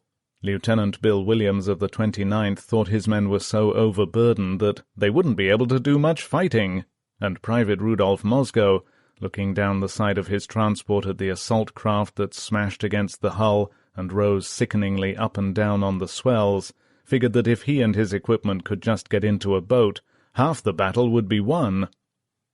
Many men, trying to balance themselves and their equipment as they climbed down the web-like scramble nets, became casualties long before they were even fired on. Corporal Harold Jansen of a mortar unit, loaded down with 2 reels of cable and several field phones, tried to time the rise and fall of the assault craft beneath him. He jumped at what he thought was the right moment, misjudged, fell 12 feet to the bottom of the boat, and knocked himself out with his carbine. There were more serious injuries. Sergeant Romeo Pompey heard someone scream below him, looked down and saw a man hanging in agony on the net as the assault boat ground his foot against the side of the transport. Pompey himself fell headlong from the net into the boat and smashed his front teeth. Troops that boarded craft on the decks and were lowered down from davits were no better off. Major Thomas Dallas, one of the 29th Battalion commanders, and his headquarters staff were suspended about halfway between the rail and the water when the davits lowering their boat jammed. They hung there for about 20 minutes, just 4 feet beneath the sewage outlet from the heads. The heads were in constant use, he recalls, and during these 20 minutes we received the entire discharge. The waves were so high that many assault craft bounced like monstrous yo-yos up and down on the davit chains. One boatload of Rangers got halfway down the side of HMS Prince Charles when a huge swell surged up and almost pitched them back on the deck. The swell receded and the boat dropped sickeningly down again on its cables, bouncing its seasick occupants about like so many dolls. As they went into the small boats, veteran soldiers told the new men with them what to expect. On HMS Empire Anvil, Corporal Michael Kurtz of the 1st Division gathered his squad about him. "I want all of you Joes to keep your heads down below the gunwale," he warned them. "As soon as we're spotted, we'll catch enemy fire. If you make it, okay. If you don't, it's a hell of a good place to die. Now let's go." As Kurtz and his men loaded into their boats in the davits, they heard yells below them. Another boat had upended, spilling its men into the sea. Kurtz's boat was lowered away without trouble. Then they all saw the men swimming near the side of the transport. As Kurtz's boat moved off, one of the soldiers floating in the water yelled, "So long, suckers!" Kurtz looked at the men in his boat. On each face he saw the same waxy, expressionless look. It was 5:30 a.m. Already the first-wave troops were well on the way to the beaches. For this great seaborne assault, which the free world had toiled so hard to mount, only about 3,000 men were leading the attack. They were the combat teams of the 1st, 29th, and 4th Divisions and attached units, Army and Navy underwater demolition teams, tank battalion groups, and Rangers. Each combat team was given a specific landing zone. For example, the 16th Regiment of Major General Clarence R. Huebner's 1st Division would assault one half of Omaha Beach, the 116th of Major General Charles H. Gerhardt's 29th Division the other. Although the 1st and 29th Divisions combat teams shared the assault, the actual landings were technically under the command of the 1st Division in this opening phase. Those zones had been subdivided into sectors, each with a code name. Men of the 1st Division would land on Easy Red, Fox Green, and Fox Red, the 29th on Charlie, Dog Green, Dog White, Dog Red, and Easy Green. The landing schedules for both Omaha and Utah beaches were planned on an almost minute-by-minute timetable. In the 29th Division's half of Omaha Beach at H-hour minus 5 minutes, 6:25 a.m., 32 amphibious tanks were to swim onto Dog White and Dog Green and take up firing positions at the water's edge to cover the first phase of the assault. At H-hour itself, 6:30 a.m., 8 LCTs would bring in more tanks, landing them directly from the sea on Easy Green and Dog Red. 1 minute later, 6:31 a.m., the assault troops would swarm across the beach on all sectors. 2 minutes after that, 6:33 a.m., the underwater demolition engineers were due. They had the tough job of clearing 16 50-yard paths through the mines and obstacles. They had just 27 minutes to finish this ticklish job. At 6-minute intervals from 7 a.m. on, 5 assault waves, the main body of troops, would begin landing. This was the basic landing plan for both beaches. The build-up was so carefully timed that heavy equipment like artillery was expected to be landed on Omaha Beach within an hour and a half, and even cranes, half-tracks, and tank recovery vehicles were scheduled to come in by 10:30 a.m. It was an involved, elaborate timetable which looked as if it could not possibly hold up, and in all probability the planners had taken this into consideration too. The first-wave assault troops could not yet see the misty shores of Normandy. They were still more than 9 miles away. Some warships were already dueling with German naval coastal batteries, but the action as yet was remote and impersonal for the soldiers in the boats. Nobody was firing directly at them. Seasickness was still their biggest enemy. Few were immune. The assault boats, each loaded with about 30 men and all their weighty equipment, rode so low in the water that waves rolled over the side and out again.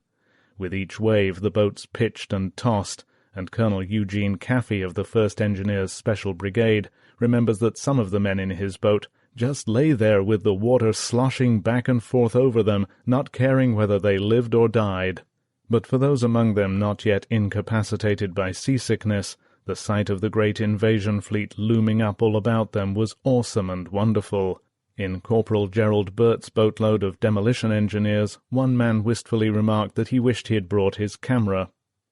30 miles away, Lieutenant Commander Heinrich Hoffmann, in the lead E-boat of his 5th Flotilla, saw a strange, unreal fog blanketing the sea ahead. As Hoffmann watched, a single plane flew out of the whiteness. That confirmed his suspicion. It must be a smoke-screen. Hoffmann, followed by the other 2 E-boats, plunged into the haze to investigate, and got the shock of his life.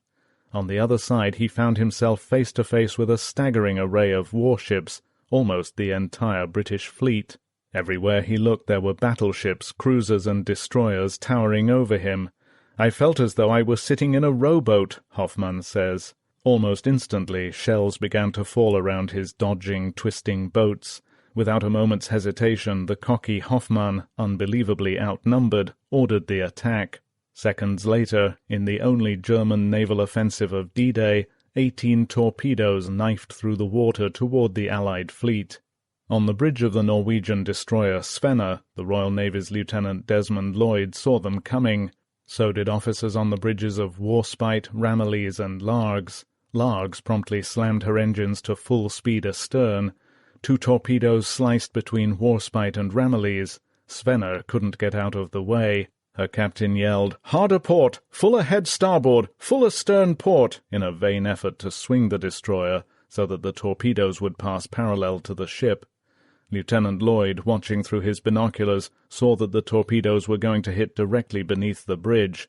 All he could think of was, "How high will I fly?" With agonizing slowness, Svena turned to port, and for a moment Lloyd thought they might escape, but the maneuver failed. A torpedo slammed into the boiler room. Svena seemed to lift from the water, shuddered, and broke in two.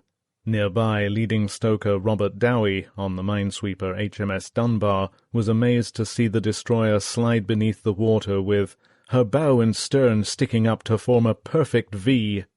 There were 30 casualties. Lieutenant Lloyd, unhurt, swam about for nearly 20 minutes, keeping a sailor with a broken leg afloat, until they were both picked up by the destroyer Swift. To Hoffmann, safely back again on the other side of the smokescreen, the important thing now was to raise the alarm.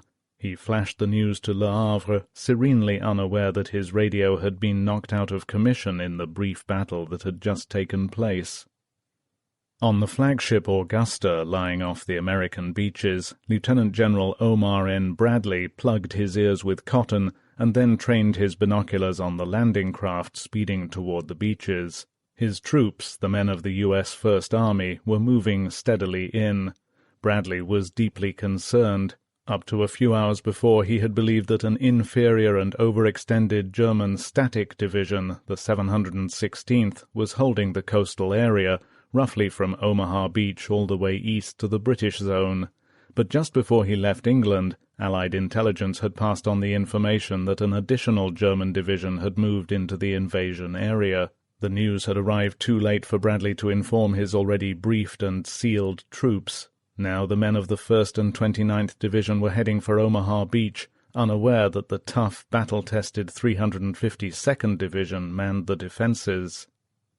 Allied intelligence was under the impression that the 352nd had only recently taken up these positions, and then only for a defense exercise.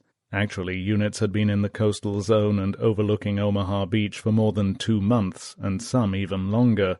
Pluskat and his guns, for example, had been there since March, but up to June 4th, Allied intelligence had still placed the 352nd around Saint-Lô, more than 20 miles away. The naval bombardment which Bradley prayed would make their job easier was about to begin. A few miles away, Contre-Amiral Jaujard, on the French light cruiser Montcalm, spoke to his officers and men. «C'est une chose terrible et monstrueuse que d'être obligé de tirer sur notre propre patrie», he said, his voice heavy with emotion. «Mais je vous demande de le faire aujourd'hui. It is a terrible and monstrous thing to have to fire on our homeland, but I want you to do it this day." And 4 miles off Omaha Beach on the destroyer USS Carmick, Commander Robert O. Beer pressed a button on the ship's intercom and said, "Now hear this. This is probably going to be the biggest party you boys will ever go to, so let's all get out on the floor and dance." The time was 5:50 a.m.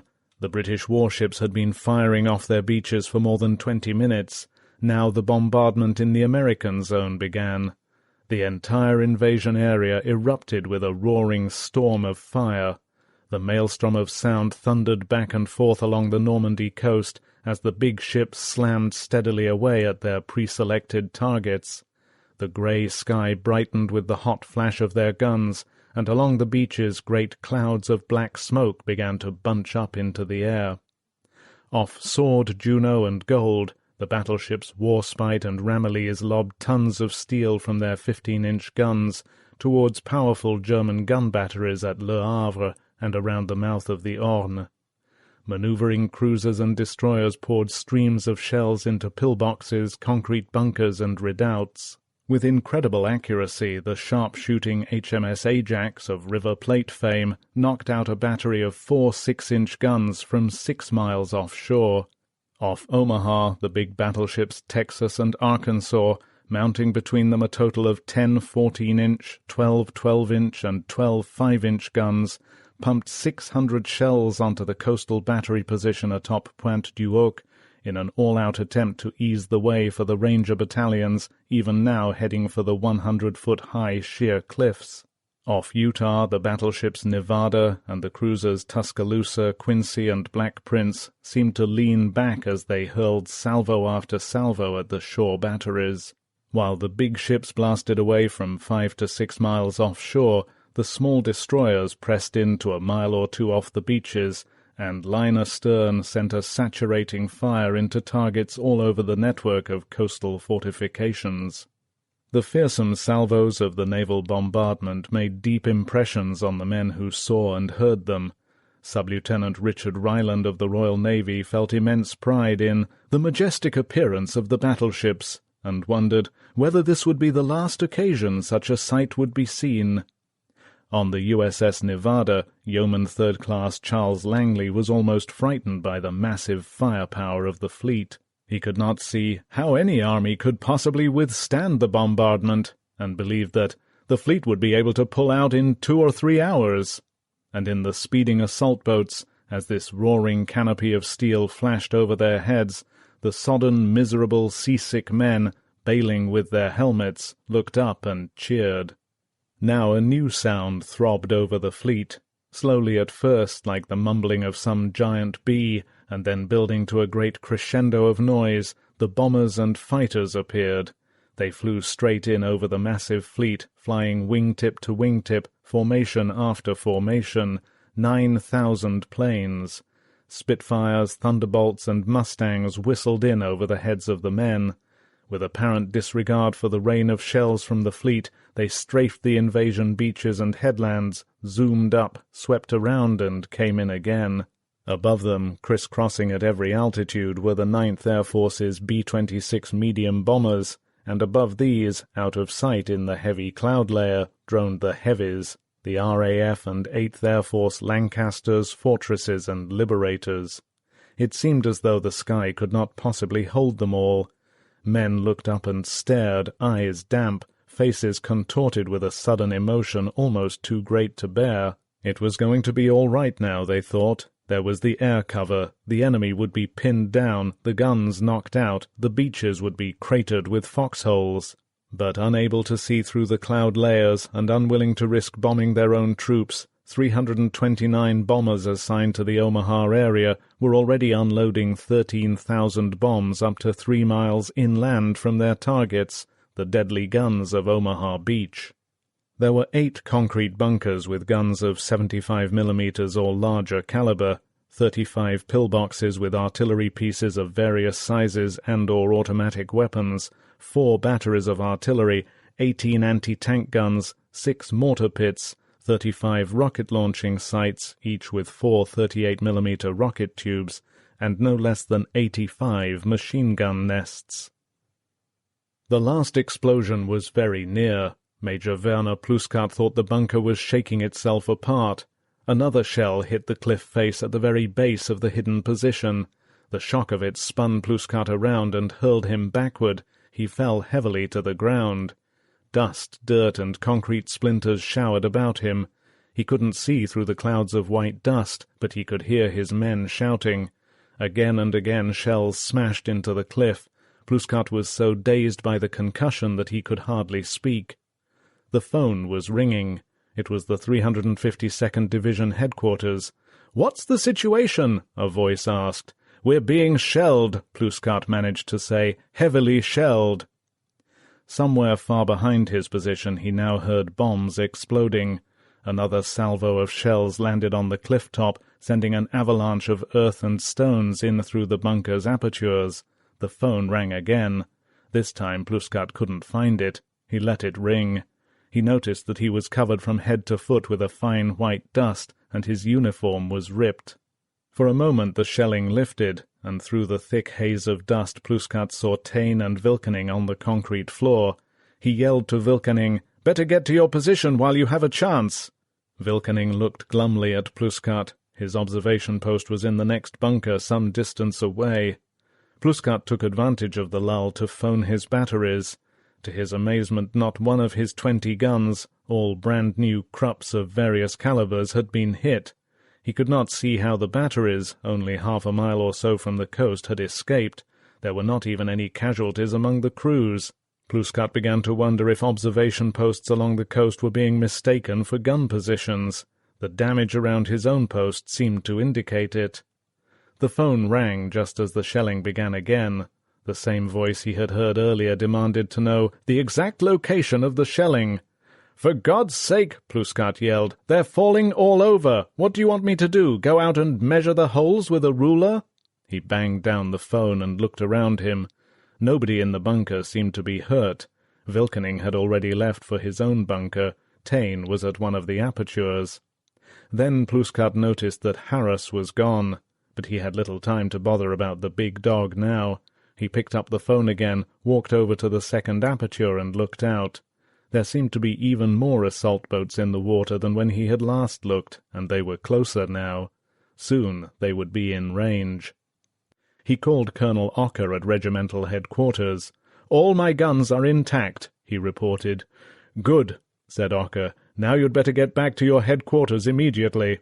Pluskat rang his gunnery officers. "I'm going back," he told them. "Remember, no guns must fire until the enemy reaches the water's edge." The landing craft carrying U.S. 1st Division troops to their sector on Omaha Beach had not far to go now. Behind the bluffs overlooking Easy Red, Fox Green, and Fox Red, the gun crews in Pluskat's 4 batteries waited for the boats to get just a little nearer. "This is London calling. I bring you an urgent instruction from the Supreme Commander. The lives of many of you depend upon the speed and thoroughness with which you obey it. It is particularly addressed to all who live within 35 kilometers of any part of the coast." Michel Ardelais stood at the window of his mother's house in Vierville at the western end of Omaha Beach and watched the invasion fleet maneuver.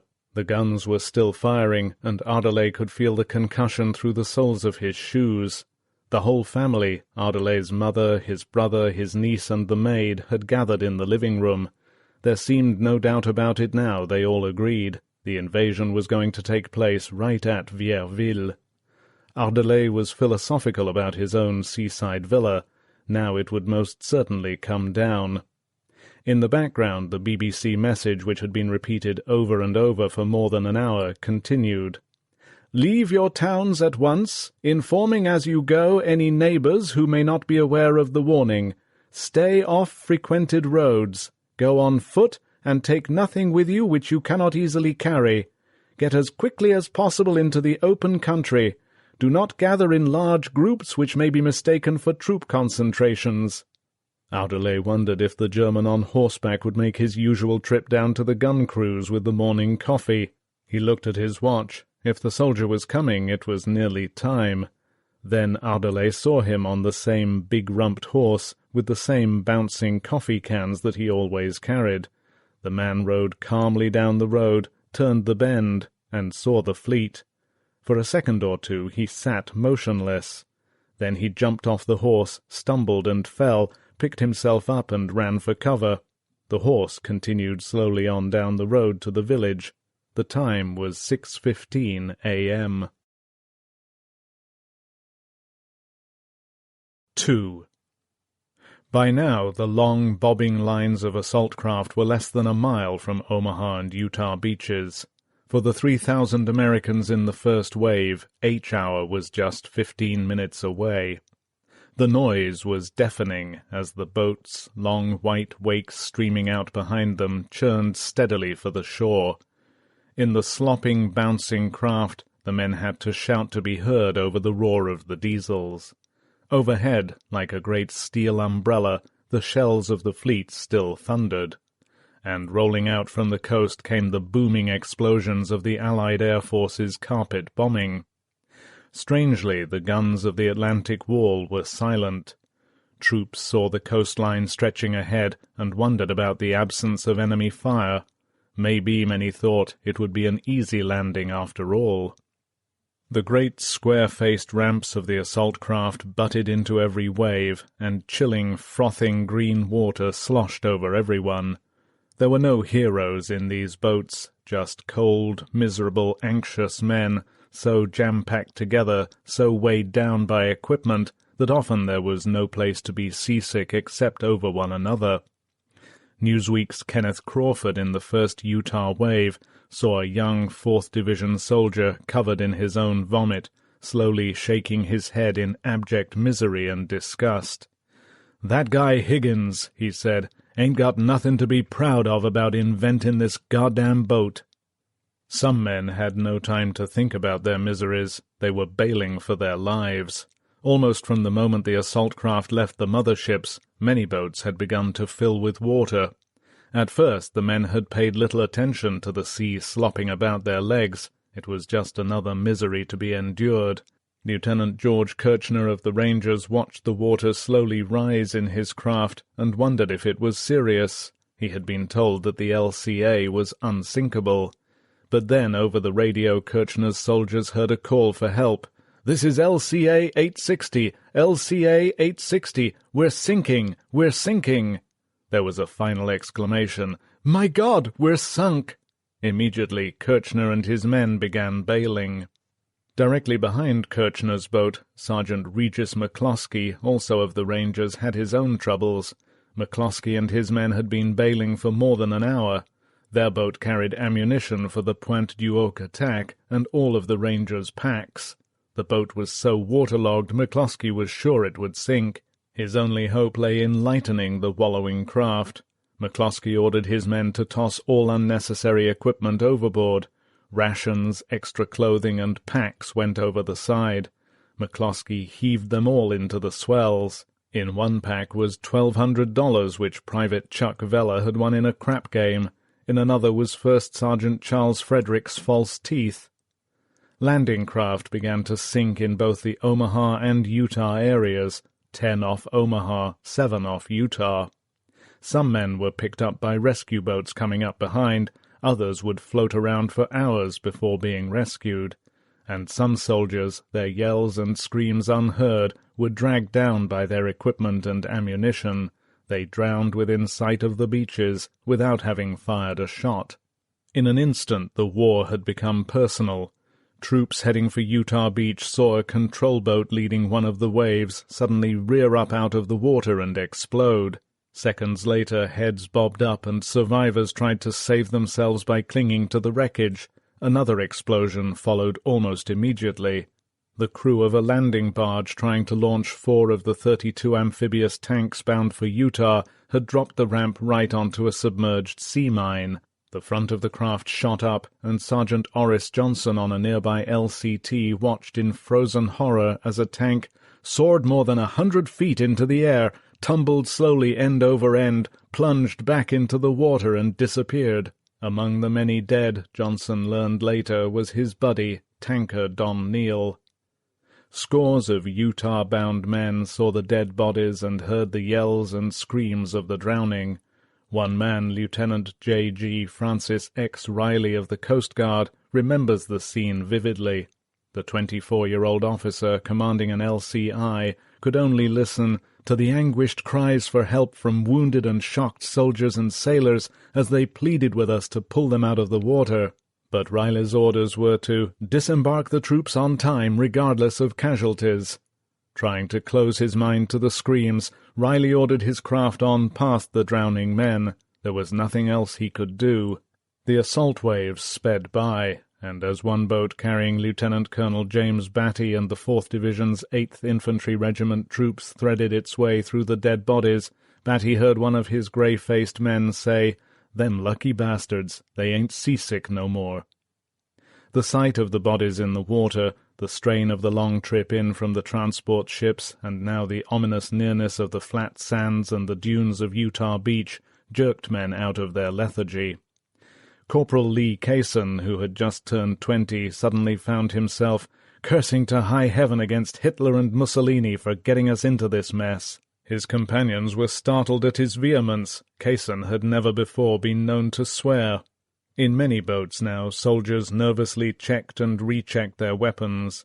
Men became so possessive of their ammunition that Colonel Eugene Caffey could not get a single man in his boat to give him a clip of bullets for his rifle. Caffey, who was not supposed to land until 9 a.m., had smuggled himself aboard an 8th Infantry craft in an effort to catch up with his veteran 1st Engineer Brigade.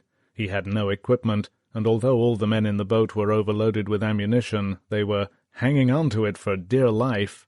Caffey was finally able to load the rifle by taking up a collection of 1 bullet from each of 8 men. In the waters off Omaha Beach there had been a disaster.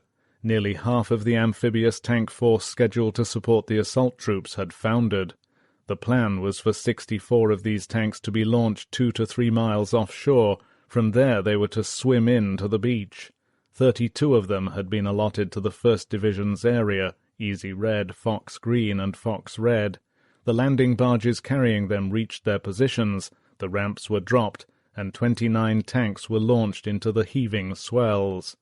The weird-looking amphibious vehicles, their great balloon-like canvas skirts supporting them in the water, began breasting the waves, driving toward the shore. Then tragedy overtook the men of the 741st Tank Battalion. Under the pounding of the waves, the canvas water wings ripped, supports broke, engines were flooded, and one after another 27 tanks foundered and sank. Men came clawing up out of the hatches, inflating their lifebelts, plunging into the sea. Some succeeded in launching survival rafts, others went down in the steel coffins. 2 tanks, battered and almost awash, were still heading for the shore. The crews of 3 others had the good fortune to be on a landing barge whose ramp jammed. They were put ashore later. The remaining 32 tanks, for the 29th Division's half of the beach, were safe. Officers in charge of the craft carrying them, overwhelmed by the disaster they had seen, wisely decided to take their force directly onto the beach. But the loss of the 1st Division tanks would cost hundreds of casualties within the next few minutes. From 2 miles out, the assault troops began to see the living and the dead in the water. The dead floated gently, moving with the tide toward the beach, as though determined to join their fellow Americans. The living bobbed up and down in the swells, savagely pleading for the help the assault boats could not tender. Sergeant Regis McCloskey, his ammunition boat again safely under way, saw the screaming men in the water, yelling for help, begging us to stop, and we couldn't, not for anything or anyone. Gritting his teeth, McCloskey looked away as his boat sped past, and then, seconds later, he vomited over the side. Captain Robert Cunningham and his men saw survivors struggling too. Instinctively their Navy crew swung the boat toward the men in the water. A fast launch cut them off. Over its loudspeaker came the grim words, "You are not a rescue ship. Get on shore." In another boat nearby, Sergeant Noel Doob of an engineer battalion said the act of contrition. Now the deadly martial music of the bombardment seemed to grow and swell as the thin wavy lines of assault craft closed in on Omaha Beach. Landing ships lying about 1,000 yards offshore joined in the shelling, and then thousands of flashing rockets whooshed over the heads of the men. To the troops it seemed inconceivable that anything could survive the massive weight of firepower that flayed the German defences. The beach was wreathed in haze, and plumes of smoke from grass fires drifted lazily down from the bluffs. Still the German guns remained silent. The boats bored in. In the thrashing surf and running back up the beach, men could now see the lethal jungles of steel and concrete obstacles. They were strewn everywhere, draped with barbed wire and capped with mines. They were as cruel and ugly as the men had expected. Back of the defences, the beach itself was deserted. Nothing and no one moved upon it. Closer and closer the boats pressed in. 500 yards, 450 yards. Still no enemy fire. Through waves that were 4 to 5 feet high, the assault craft surged forward, and now the great bombardment began to lift, shifting to targets farther inland. The first boats were barely 400 yards from the shore when the German guns, the guns that few believed could have survived the raging Allied air and sea bombardment, opened up. Through the din and clamour one sound was nearer, deadlier than all the rest, the sound of machine-gun bullets clanging across the steel, snout-like noses of the boats. Artillery roared, mortar shells rained down. All along the 4 miles of Omaha Beach, German guns flayed the assault craft. It was H-hour. They came ashore on Omaha Beach, the slogging, unglamorous men that no one envied. No battle ensigns flew for them, no horns or bugles sounded, but they had history on their side.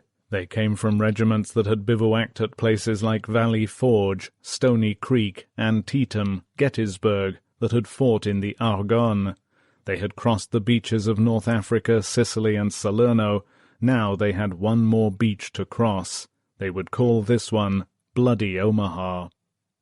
The most intense fire came from the cliffs and high bluffs at either end of the crescent-shaped beach, in the 29th Division's Dog Green area to the west, and the 1st Division's Fox Green sector to the east. Here the Germans had concentrated their heaviest defences to hold two of the principal exits leading off the beach at Vierville and toward Colville. Everywhere along the beach men encountered heavy fire as their boats came in, but the troops landing at Dog Green and Fox Green hadn't a chance.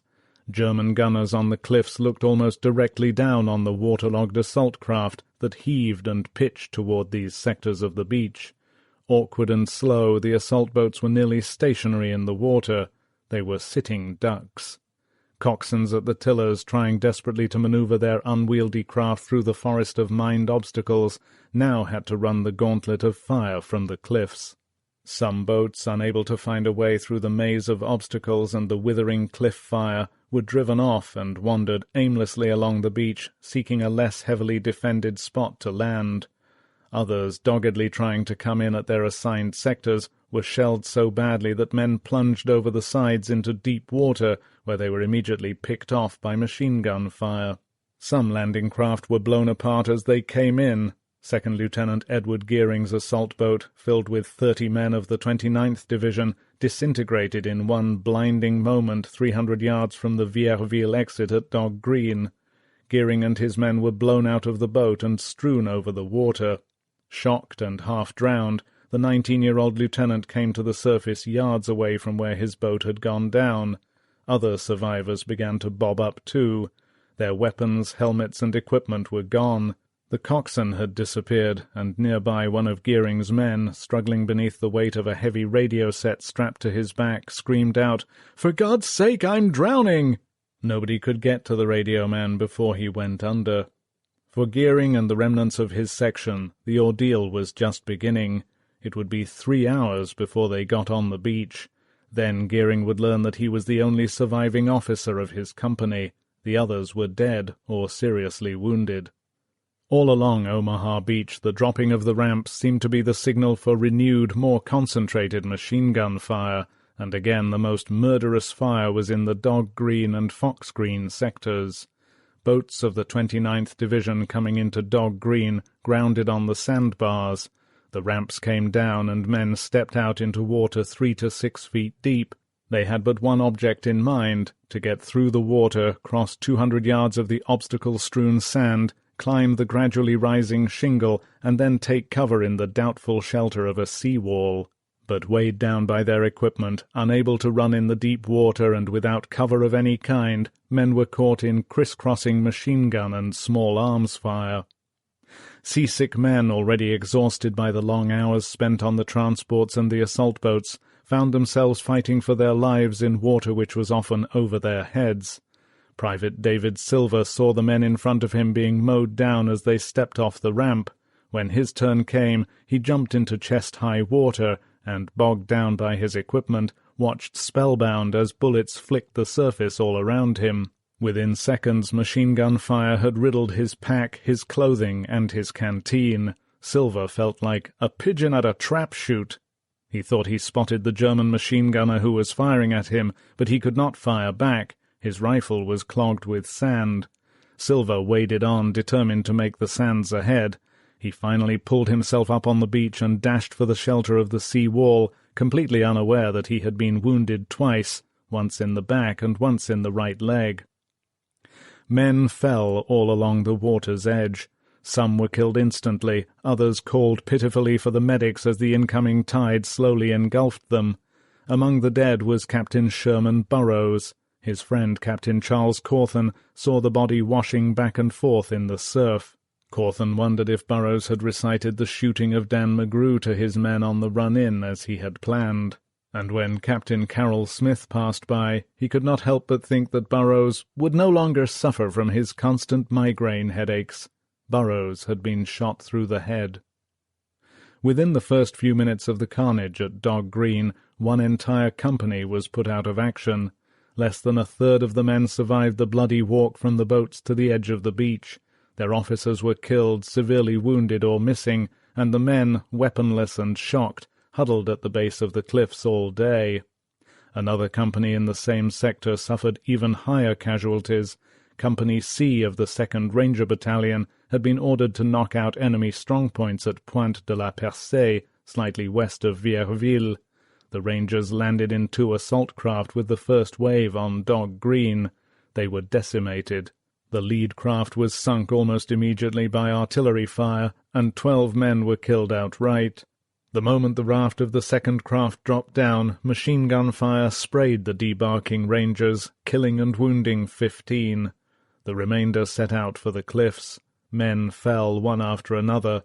Private First Class Nelson Noyes, staggering under the weight of a bazooka, made 100 yards before he was forced to hit the ground. A few moments later he got up and ran forward again. When he reached the shingle he was machine-gunned in the leg. As he lay there, Noyes saw the 2 Germans who had fired looking down on him from the cliff. Propping himself on his elbows, he opened up with his Tommy gun and brought both of them down. By the time Captain Ralph E. Goranson, the company commander, reached the base of the cliff, he had only 35 Rangers left out of his 70-man team. By nightfall these 35 would be cut down to 12. Misfortune piled upon misfortune for the men of Omaha Beach. Soldiers now discovered that they had been landed in the wrong sectors. Some came in almost 2 miles away from their original landing areas.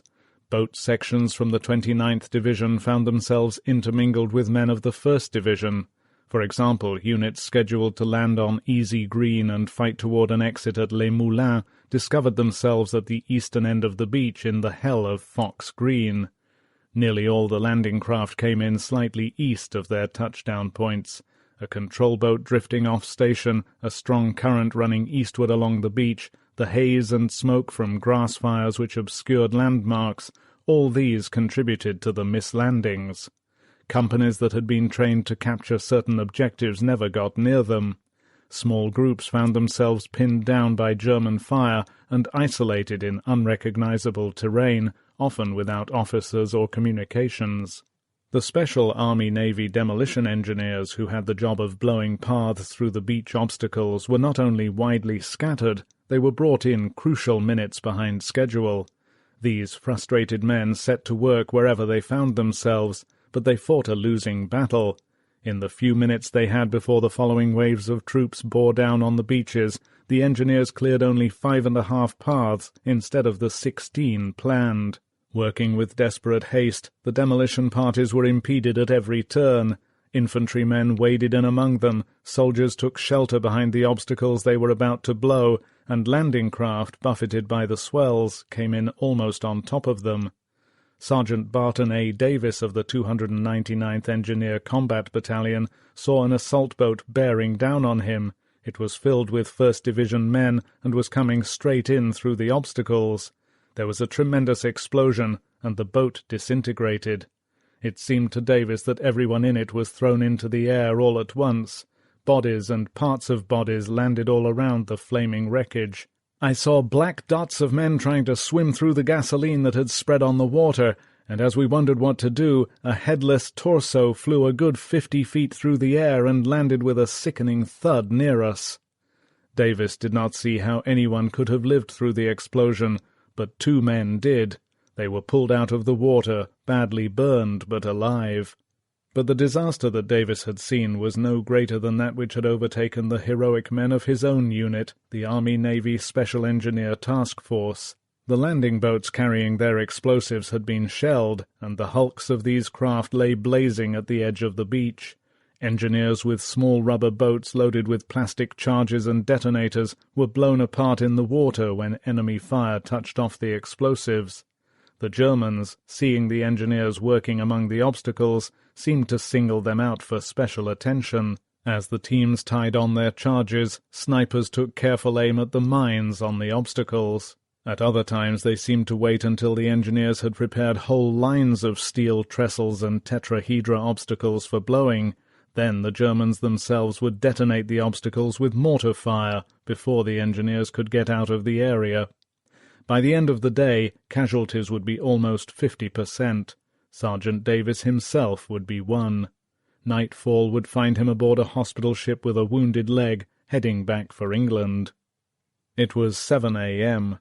The second wave of troops arrived on the shambles that was Omaha Beach. Men splashed ashore under the saturating fire of the enemy. Landing craft joined the ever-growing graveyard of wrecked, blazing hulks. Each wave of boats gave up its own bloody contribution to the incoming tide, and all along the crescent-shaped strip of beach, dead Americans gently nudged each other in the water. Piling up along the shore was the flotsam and jetsam of the invasion. Heavy equipment and supplies, boxes of ammunition, smashed radios, field telephones, gas masks, entrenching tools, canteens, steel helmets and life preservers were strewn everywhere. Great reels of wire, ropes, ration boxes, mine detectors, and scores of weapons, from broken rifles to stove-in bazookas, littered the sand. The twisted wrecks of landing craft canted up crazily out of the water. Burning tanks threw great spirals of black smoke into the air. Bulldozers lay on their sides among the obstacles. Off Easy Red, floating in and out among all the cast-off materials of war, men saw a guitar. Small islands of wounded men dotted the sand. Passing troops noticed that those who could sat bolt upright as though now immune to any further hurt. They were quiet men, seemingly oblivious to the sights and sounds around them. Staff Sergeant Alfred Eigenberg, a medic attached to the 6th Engineers Special Brigade, remembers a terrible politeness among the more seriously injured. In his first few minutes on the beach, Eigenberg found so many wounded that he did not know where to start or with whom. On Dog Red he came across a young soldier sitting in the sand with his leg laid open from the knee to the pelvis as neatly as though a surgeon had done it with a scalpel. The wound was so deep that Eigenberg could clearly see the femoral artery pulsing. The soldier was in deep shock. Calmly he informed Eigenberg, "I've taken my sulphur pills and I've shaken all my sulphur powder into the wound. I'll be all right, won't I?" The 19-year-old Eigenberg didn't quite know what to say. He gave the soldier a shot of morphine and told him, "Sure, you'll be all right." Then, folding the neatly sliced halves of the man's leg together, Eigenberg did the only thing he could think of. He carefully closed the wound with safety pins. Into the chaos, confusion, and death on the beach poured the men of the third wave, and stopped. Minutes later the fourth wave came in, and they stopped. Men lay shoulder to shoulder on the sands, stones, and shale. They crouched down behind obstacles. They sheltered among the bodies of the dead.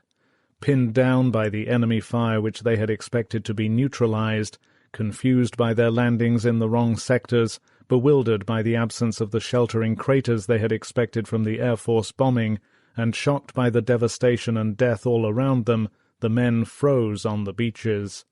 They seemed in the grip of a strange paralysis. Overwhelmed by it all, some men believed the day was lost. Technical Sergeant William McClintock of the 741st Tank Battalion came upon a man sitting at the edge of the water, seemingly unaware of the machine-gun fire which rippled all over the area.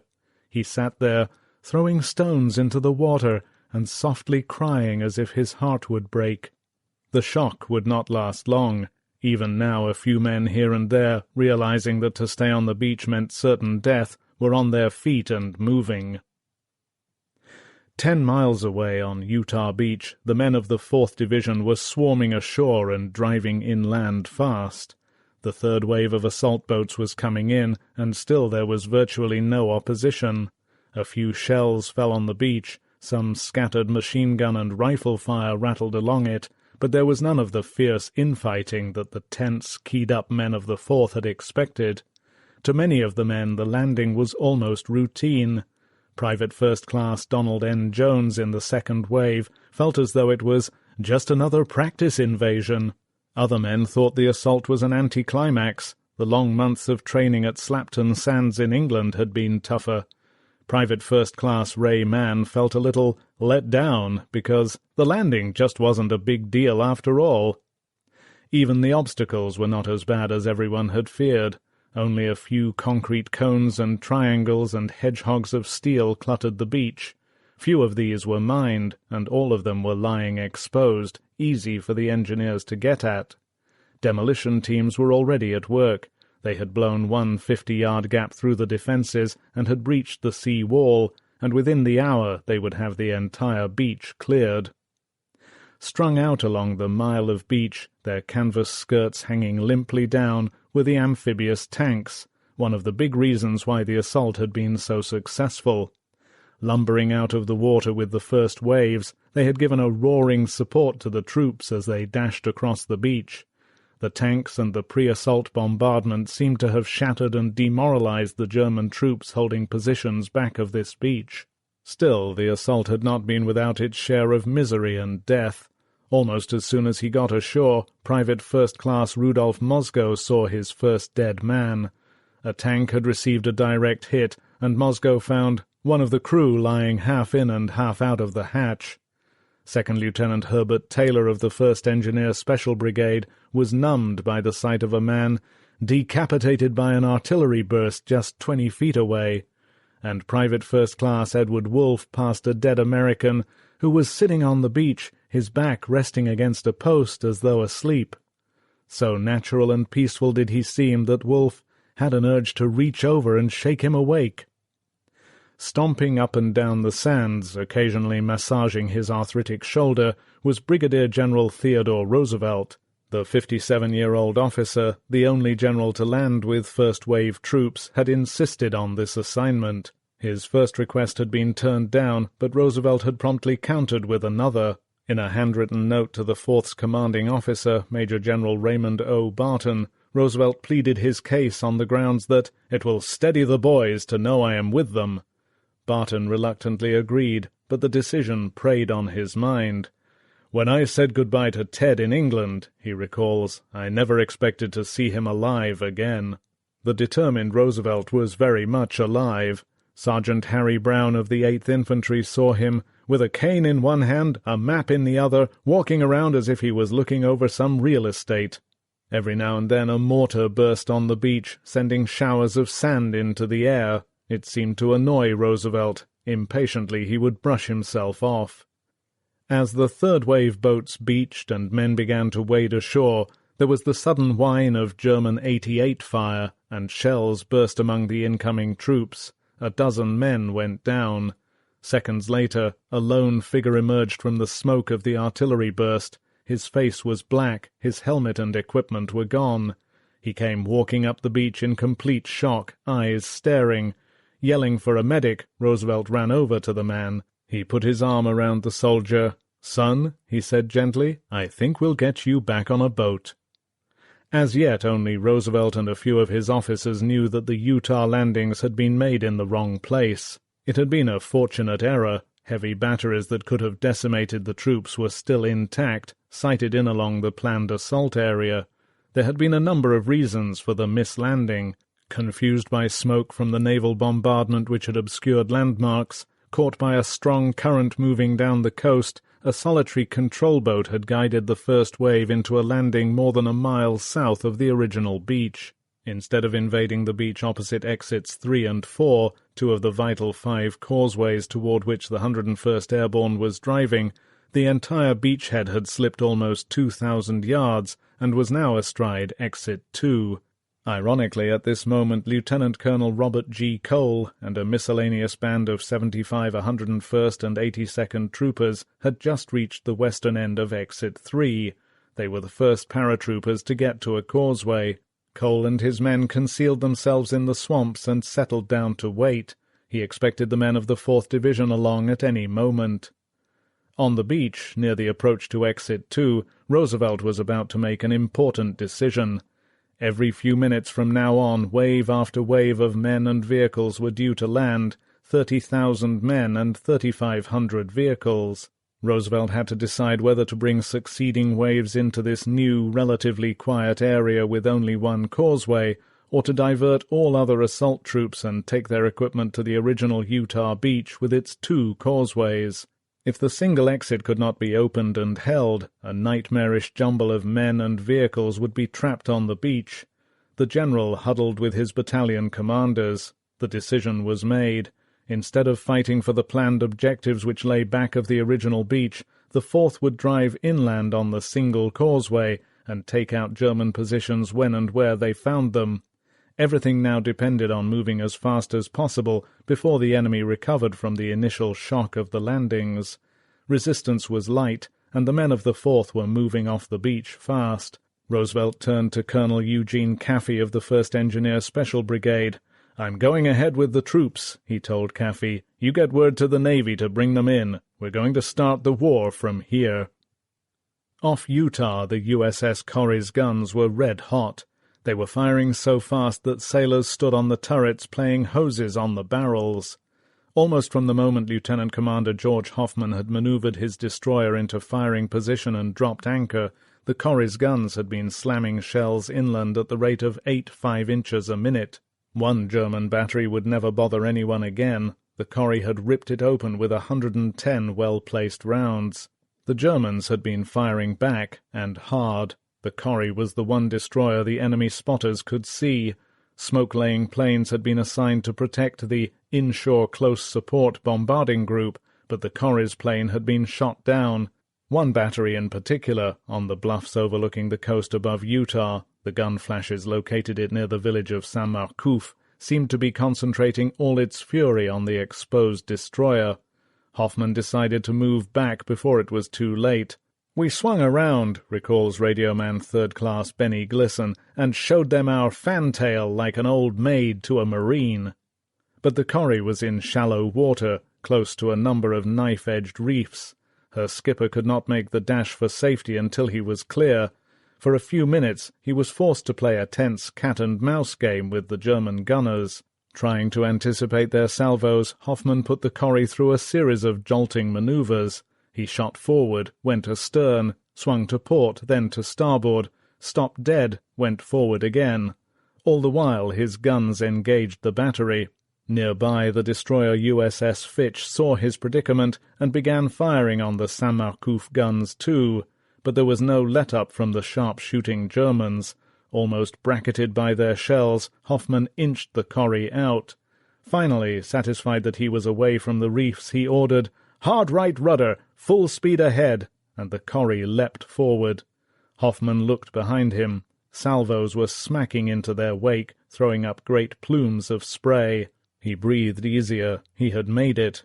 It was at that instant that his luck ran out. Tearing through the water at more than 28 knots, the Corrie ran headlong onto a submerged mine. There was a great rending explosion that seemed to throw the destroyer sideways out of the water. The shock was so great that Hoffman was stunned. It seemed to him that the ship had been lifted by an earthquake. In his radio shack, Benny Glisson, who had been looking out a porthole, suddenly felt that he had been dropped into a concrete mixer. Jerked off his feet, he was hurled upward against the ceiling, and then he crashed down and smashed his knee. The mine had cut the Corrie almost in half. Running across the main deck was a rip more than a foot in width. The bow and the stern pointed crazily upward. About all that held the destroyer together was the deck superstructure. The fire room and engine room were flooded. There were few survivors in the No. 2 boiler room. The men there were almost instantly scalded to death when the boiler blew up. The rudder was jammed. There was no power, yet somehow in the steam and fire of her death agonies, the Corrie continued to charge crazily through the water. Hoffman became suddenly aware that some of his guns were still firing. His gunners, without power, continued to load and fire manually. The twisted pile of steel that had once been the Corrie thrashed through the sea for more than 1,000 yards before finally coming to a halt. Then the German batteries zeroed in. "Abandon ship!" Hoffman ordered. Within the next few minutes at least 9 shells ploughed into the wreck. One blew up the 40mm ammunition, another set off the smoke generator on the fantail, almost asphyxiating the crew as they struggled into boats and rafts. The sea was 2 feet above the main deck when Hoffman, taking one last look around, dived overboard and swam toward a raft. Behind him the Corrie settled on the bottom, her masts and part of her superstructure remaining above the waves, the U.S. Navy's only major D-Day loss. Of Hoffman's 294-man crew, 13 were dead or missing, and 33 injured, more casualties than had been suffered in the Utah Beach landings up to this time. Hoffman thought he was the last to leave the Corrie, but he wasn't. Nobody knows now who the last man was, but as the boats and rafts pulled away, men on the other ships saw a sailor climb the Corrie's stern. He removed the ensign which had been shot down, and then, swimming and climbing over the wreckage, he reached the main mast. From the USS Butler, Coxswain Dick Scrimshaw watched in amazement and admiration as the sailor, shells still falling about him, calmly tied on the flag and ran it up the mast. Then he swam away. Above the wreck of the Corrie, Scrimshaw saw the flag hang limp for a moment. Then it stretched out and fluttered in the breeze. Rockets trailing ropes shot up toward the 100-foot-high cliff at Pointe du Hoc. Between Utah and Omaha beaches, the third American seaborne attack was going in. Small arms fire poured down on Lieutenant Colonel James E. Rudder's 3 Ranger companies as they began the assault to silence the massive coastal batteries which intelligence said menaced the American beaches on either side. The 9 LCAs carrying the 225 men of the 2nd Ranger Battalion clustered along the little strip of beach beneath the cliff overhang. It afforded some protection from the machine gun fire and from the grenades the Germans were now rolling down on them, but not much. Offshore, the British destroyer Talabont and the U.S. destroyer Satterley lobbed in shell after shell onto the cliff top. Rudder's Rangers were supposed to touch down at the base of the cliff at H hour, but the lead boat had strayed and led the little flotilla straight toward Pointe de la Percée, 3 miles east. Rudder had spotted the mistake, but by the time he got the assault craft back on course, precious time had been lost. The delay would cost him his 500-man support force, the rest of the 2nd Rangers, and Lieutenant Colonel Max Schneider's 5th Ranger Battalion. The plan had been for Rudder to fire flares as soon as his men had scaled the cliff, as a signal for the other Rangers waiting in their boats some miles offshore to follow in. If no signal was received by 7 a.m., Colonel Schneider was to assume that the Pointe du Hoc assault had failed and head for Omaha Beach 4 miles away. There, following in behind the 29th Division, his Rangers would swing west and drive for the Pointe to take the guns from the rear. It was now 7:10 a.m. No signal had been given, so Schneider's force was already heading for Omaha. Rudder and his 225 Rangers were on their own. It was a wild, frenzied scene. Again and again the rockets roared, shooting the ropes and rope ladders with grapnels attached. Shells and 40mm machine guns raked the cliff top, shaking down great chunks of earth on the Rangers. Men spurted across the narrow, cratered beach trailing scaling ladders, ropes, and hand rockets. Here and there at the cliff top Germans bobbed up, throwing down potato masher hand grenades or firing schmeissers. Somehow the Rangers dodged from cover to cover, unloaded their boats and fired up the cliff, all at the same time. And off the Pointe 2 DUKWs, amphibious vehicles, with tall extended ladders borrowed for the occasion from the London Fire Brigade, tried to maneuver closer in. From the tops of the ladders, Rangers blasted the headlands with Browning automatic rifles and Tommy guns. The assault was furious. Some men didn't wait for the ropes to catch. Weapons slung over their shoulders, they cut handholds with their knives and started up the 9-story high cliff like flies. Some of the grapnels now began to catch, and men swarmed up the ropes. Then there were wild yells as the Germans cut the ropes, and Rangers hurtled back down the cliff. Private First Class Harry Roberts' rope was cut twice. On his 3rd try, he finally got to a cratered niche just under the edge of the cliff. Sergeant Bill Elrod Petty tried going up hand over hand on a plain rope, but although he was an expert free climber, The rope was so wet and muddy he couldn't make it. Then Petty tried a ladder, got 30 feet up and slid back when it was cut. He started back up again. Sergeant Hermann Stein, climbing another ladder, was almost pushed off the cliff face when he accidentally inflated his Mae West. He struggled for an eternity with the life-preserver, but there were men ahead and behind him on the ladder. Somehow Stein kept on going. Now men were scrambling up a score of ropes that twisted and snaked down from the top of the cliff. Suddenly Sergeant Petty, on his way up for the third time, was peppered by chunks of earth flying out all around him. The Germans were leaning out over the edge of the cliff, machine-gunning the Rangers as they climbed. The Germans fought desperately, despite the fire that was still raining on them from the Rangers on the fire ladders and from the destroyers offshore. Petty saw the climber next to him stiffen and swing out from the cliff. Stein saw him too. So did 20-year-old Private First Class Karl Bombardier. As they watched, horrified, the man slid down the rope and fell, bouncing from ledges and rock outcroppings, and it seemed to Petty a lifetime before his body hit the beach. Petty froze on the rope. He could not make his hand move up to the next rung. He remembers saying to himself, "This is just too hard to climb." But the German machine guns got him going again. As they began to spray the cliff dangerously near him, Petty unfroze real fast. Desperately he hauled himself up the last few yards. Everywhere men were throwing themselves over the top and into shell holes. To Sergeant Regis McCloskey, who had successfully brought his half-sinking ammunition boat into the beach, the high plateau of Pointe du Hoc presented a weird, incredible sight. The ground was so pitted by the shells and bombs of the pre-H-hour naval and air bombardment that it looked like the craters of the moon. There was an eerie silence now as men pulled themselves up and into the protective craters. The fire had stopped for the moment. There was not a German to be seen, and everywhere men looked, the yawning craters stretched back toward the mainland, a violent, terrible no-man's land. Colonel Rudder had already established his first command post, a niche at the edge of the cliff. From it, his signal officer, Lieutenant James Eichner, sent out the message, "Praise the Lord." It meant all men up cliff. But it was not quite true. At the base of the cliff, the Rangers' medical officer, a pediatrician in private practice, was tending the dead and the dying on the beach, perhaps 25 men. Minute by minute, the valiant Ranger force was being chipped away. By the end of the day, there would only be 90 of the original 225 still able to bear arms. Worse, it had been a heroic and futile effort to silence guns which were not there.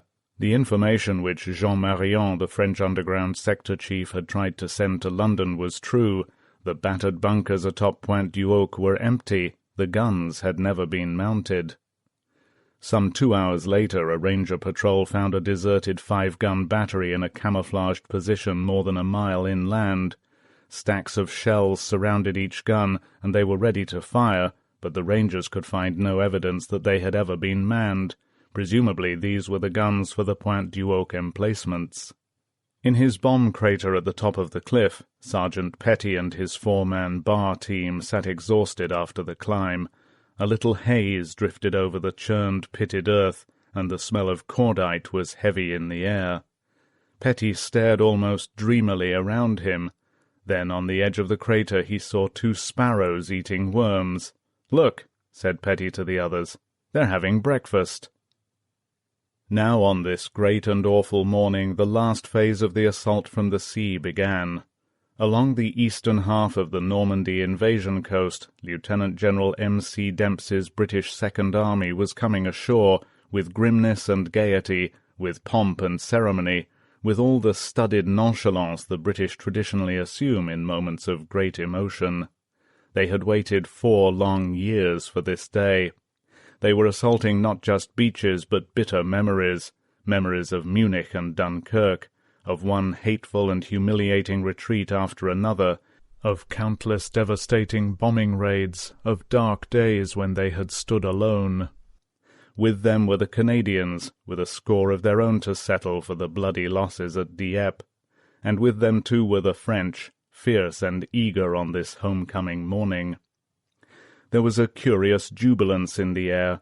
As the troops headed toward the beaches, the loudspeaker in a rescue launch off Sword roared out, "Roll out the barrel." From a rocket-firing barge off Gold came the strains of "We Don't Know Where We're Going."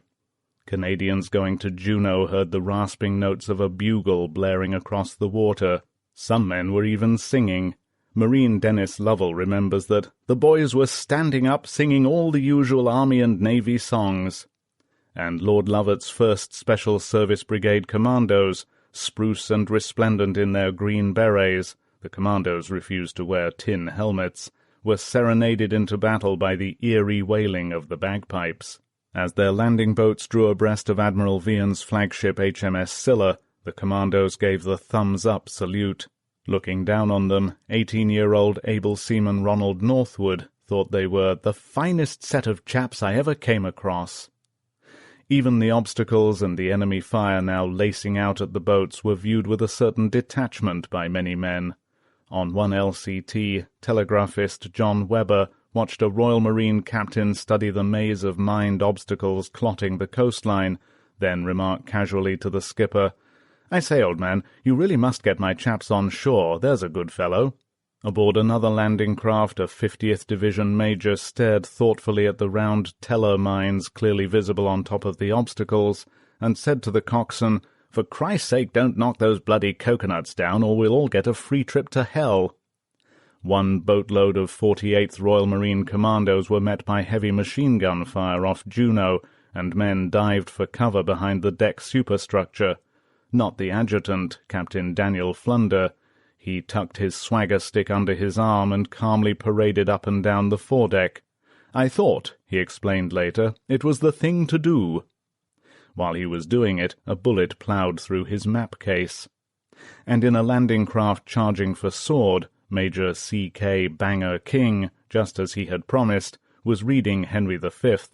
Amid the roar of the diesels, the hissing of the spray, and the sound of gunfire, King spoke into the loud hailer, "And gentlemen in England now abed shall think themselves accursed they were not here."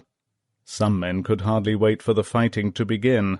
2 Irish sergeants, James Percival Paddy de Lacy, who had toasted de Valera hours before for "keeping us out of the war," and his sidekick Paddy McQuaid, stood at the ramps of an LST, and, fortified by good Royal Navy rum, solemnly contemplated the troops. "De Lacy," said McQuaid, staring hard at the Englishmen all around them, "don't you think now that some of these boys seem a wee bit timid?" As the beaches neared, de Lacy called out to his men, "All right now, here we go, at the run!" The LST ground to a halt. As the men ran out, McQuaid yelled at the shell-smoked shoreline, "Come out, you bastards, and fight us now!" Then he disappeared under water. An instant later he came up, spluttering. "Oh, the evil of it!" he bellowed, "trying to drown me before I even get up on the beach." Off Sword, Private Hubert Victor Baxter of the British 3rd Division revved up his Bren-gun carrier and, peering over the top of the armoured plating, plunged into the water. Sitting exposed on the raised seat above him was his bitter enemy, Sergeant Dinger Bell, with whom Baxter had been fighting for months. Bell yelled, "Baxter, wind up that seat so you can see where you're going." Baxter shouted back, "Not bloody likely, I can see." Then, as they swept up the beach, the sergeant, caught up in the excitement of the moment, resorted to the very thing that had begun the feud in the first place. He slammed down his fist again and again on Baxter's helmet and roared, "Bash on! Bash on!" As the commandos touched down on Sword, Lord Lovat's piper, William Millin, plunged off his landing craft into water up to his armpits. He could see smoke piling up from the beach ahead, and hear the crump of exploding mortar shells. As Millin floundered toward the shore, Lovat shouted at him, "Give us Highland Laddie, man!"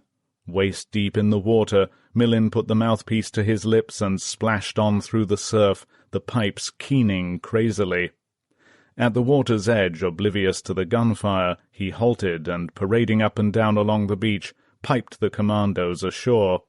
The men streamed past him, and mingling with the whine of bullets and the scream of shells came the wild skirl of the pipes, as Millin now played "The Road to the Isles." "That's the stuff, Jock!" yelled a commando. said another. "Get down, you mad bugger." All along Sword, Juno, and Gold for almost 20 miles, from Ouistreham near the mouth of the Orne to the village of Le Hamel on the west, the British swarmed ashore. The beaches were choked with landing craft disgorging troops, and nearly everywhere along the assault area, the high seas and underwater obstacles were causing more trouble than the enemy. The first men in had been the Frogmen, 120 underwater demolition experts, whose job it was to cut 30-yard gaps through the obstacles. They had only 20 minutes to work before the first waves bore down upon them. The obstacles were formidable, at places more densely sown than in any other part of the Normandy invasion area. Sergeant Peter Henry Jones of the Royal Marines swam into a maze of steel pylons, gates and hedgehogs and concrete cones. In the 30-yard gap Jones had to blow, he found 12 major obstacles, some of them 14 feet long. When another frogman, Lieutenant John B. Taylor of the Royal Navy, saw the fantastic array of underwater defences surrounding him, he yelled out to his unit leader that, "This bloody job is impossible!" But he did not give it up. Working under fire, Taylor, like the other frogmen, methodically set to work. They blew the obstacles singly, because they were too large to blow in groups. Even as they worked, amphibious tanks came swimming in among them, followed almost immediately by first-wave troops. Frogmen rushing out of the water saw landing craft turned sideways by the heavy seas crash into the obstacles. Mines exploded, steel spikes and hedgehogs ripped along the hulls, and up and down the beaches landing craft began to flounder. The waters offshore became a junkyard as boats piled up almost on top of one another. Telegraphist Weber remembers thinking that the beaching is a tragedy. As his craft came in, Weber saw LCTs stranded and ablaze, twisted masses of metal on the shore, burning tanks and bulldozers. And as one LCT passed them, heading for the open sea, Weber was horrified to see its well deck engulfed in a terrifying fire. On Gold Beach, where Frogman Jones was now working with the Royal Engineers trying to clear the obstacles, he saw an LCI approach with troops standing on the deck ready to disembark. Caught by a sudden swell, the craft swerved sideways, lifted, and crashed down on a series of mined steel triangles. Jones saw it explode with a shattering blast. It reminded him of a slow-motion cartoon. The men, standing to attention, shot up into the air as though lifted by a water-spout. At the top of the spout, bodies and parts of bodies spread like drops of water. Boat after boat got hung up on the obstacles. Of the 16 landing craft carrying the 47th Royal Marine Commandos into Gold Beach, 4 boats were lost, 11 were damaged and beached, and only 1 made it back to the parent ship. Sergeant Donald Gardner of the 47th and his men were dumped into the water about 50 yards from shore. They lost all of their equipment and had to swim in under machine-gun fire. As they struggled in the water, Gardner heard someone say, "Perhaps we're intruding. This seems to be a private beach." Going into Juneau, the 48th Royal Marine Commandos not only ran afoul of the obstacles, they also came under intense mortar fire. Lieutenant Michael Aldworth and about 40 of his men crouched down in the forward hold of their LCI as shells exploded all about them. Aldworth shoved his head up to see what was happening and saw men from the aft hold running along the deck. Aldworth's men yelled out, "How soon do we get out of here?" Aldworth called back, "Wait a minute, chaps, it's not our turn." There was a moment's pause, and then someone inquired, "Well, just how long do you think it will be, old man? The ruddy hold is filling full of water." The men from the sinking LCI were quickly picked up by a variety of craft. There were so many boats around, Aldworth recalls, that it was rather like hailing a taxi in Bond Street. Some men were delivered safely onto the beaches, others were taken out to a Canadian destroyer, but 50 commandos discovered themselves on an LCT which had unloaded its tanks and was under instructions to proceed directly back to England. Nothing the infuriated men could say or do would persuade the skipper to change his course. One officer, Major de Stackpool, had been wounded in the thighs on the run-in, but on hearing the LCT's destination he roared, "Nonsense! You're all bloody well mad!" With that he dived overboard and swam for shore. For most men, the obstacles proved to be the toughest part of the assault. Once they were through these defences, troops found the enemy opposition along the three beaches spotty, fierce in some sectors, light and even non-existent in others. On the western half of Gold, men of the 1st Hampshire Regiment were almost decimated as they waded through water that was at places 3 to 6 feet deep. Struggling through the heaving sea line abreast, they were caught by heavy mortar bursts and criss-crossing machine-gun fire that poured out from the village of Le Hamel, a stronghold occupied by the tough German 352nd Division. Men went down one after another. Private Charles Wilson heard a surprised voice say, "I've bought it, mates." Turning, Wilson saw the man, a strange look of disbelief on his face, slide beneath the water without another word. Wilson ploughed on. He had been machine-gunned in the water before, except that at Dunkirk he had been going the other way. Private George Stunnell saw men going down all around him, too. He came across a Bren gun carrier standing in about 3 feet of water, its motor running, and the driver frozen at the wheel, too terrified to drive the machine onto the shore. Stunnell pushed him to one side, and with machine-gun bullets whipping all around, drove up onto the beach. Stunnell was elated to have made it. Then he suddenly pitched headlong to the ground. A bullet had slammed into a can of cigarettes in his tunic pocket with terrific impact. Minutes later he discovered that he was bleeding from wounds in his back and ribs. The same bullet had passed cleanly through his body. It would take the Hampshires almost 8 hours to knock out the Le Hamel defences, and at the end of D-Day their casualties would total almost 200. Strangely, apart from the obstacles, troops landing on either side encountered little trouble. There were casualties, but they were fewer than had been anticipated. On the left of the Hampshires, men of the 1st Dorset Regiment were off the beach in 40 minutes.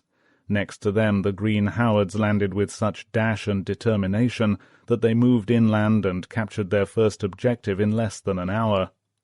Company Sergeant Major Stanley Hollis, killer of 90 Germans up to now, waded ashore and promptly captured a pillbox single-handed. The nerveless Hollis, using grenades and his Sten gun, killed 2 and captured 20 in the start of a day that would see him kill another 10. On the beach to the right of Le Hamel it was so quiet that some men were disappointed.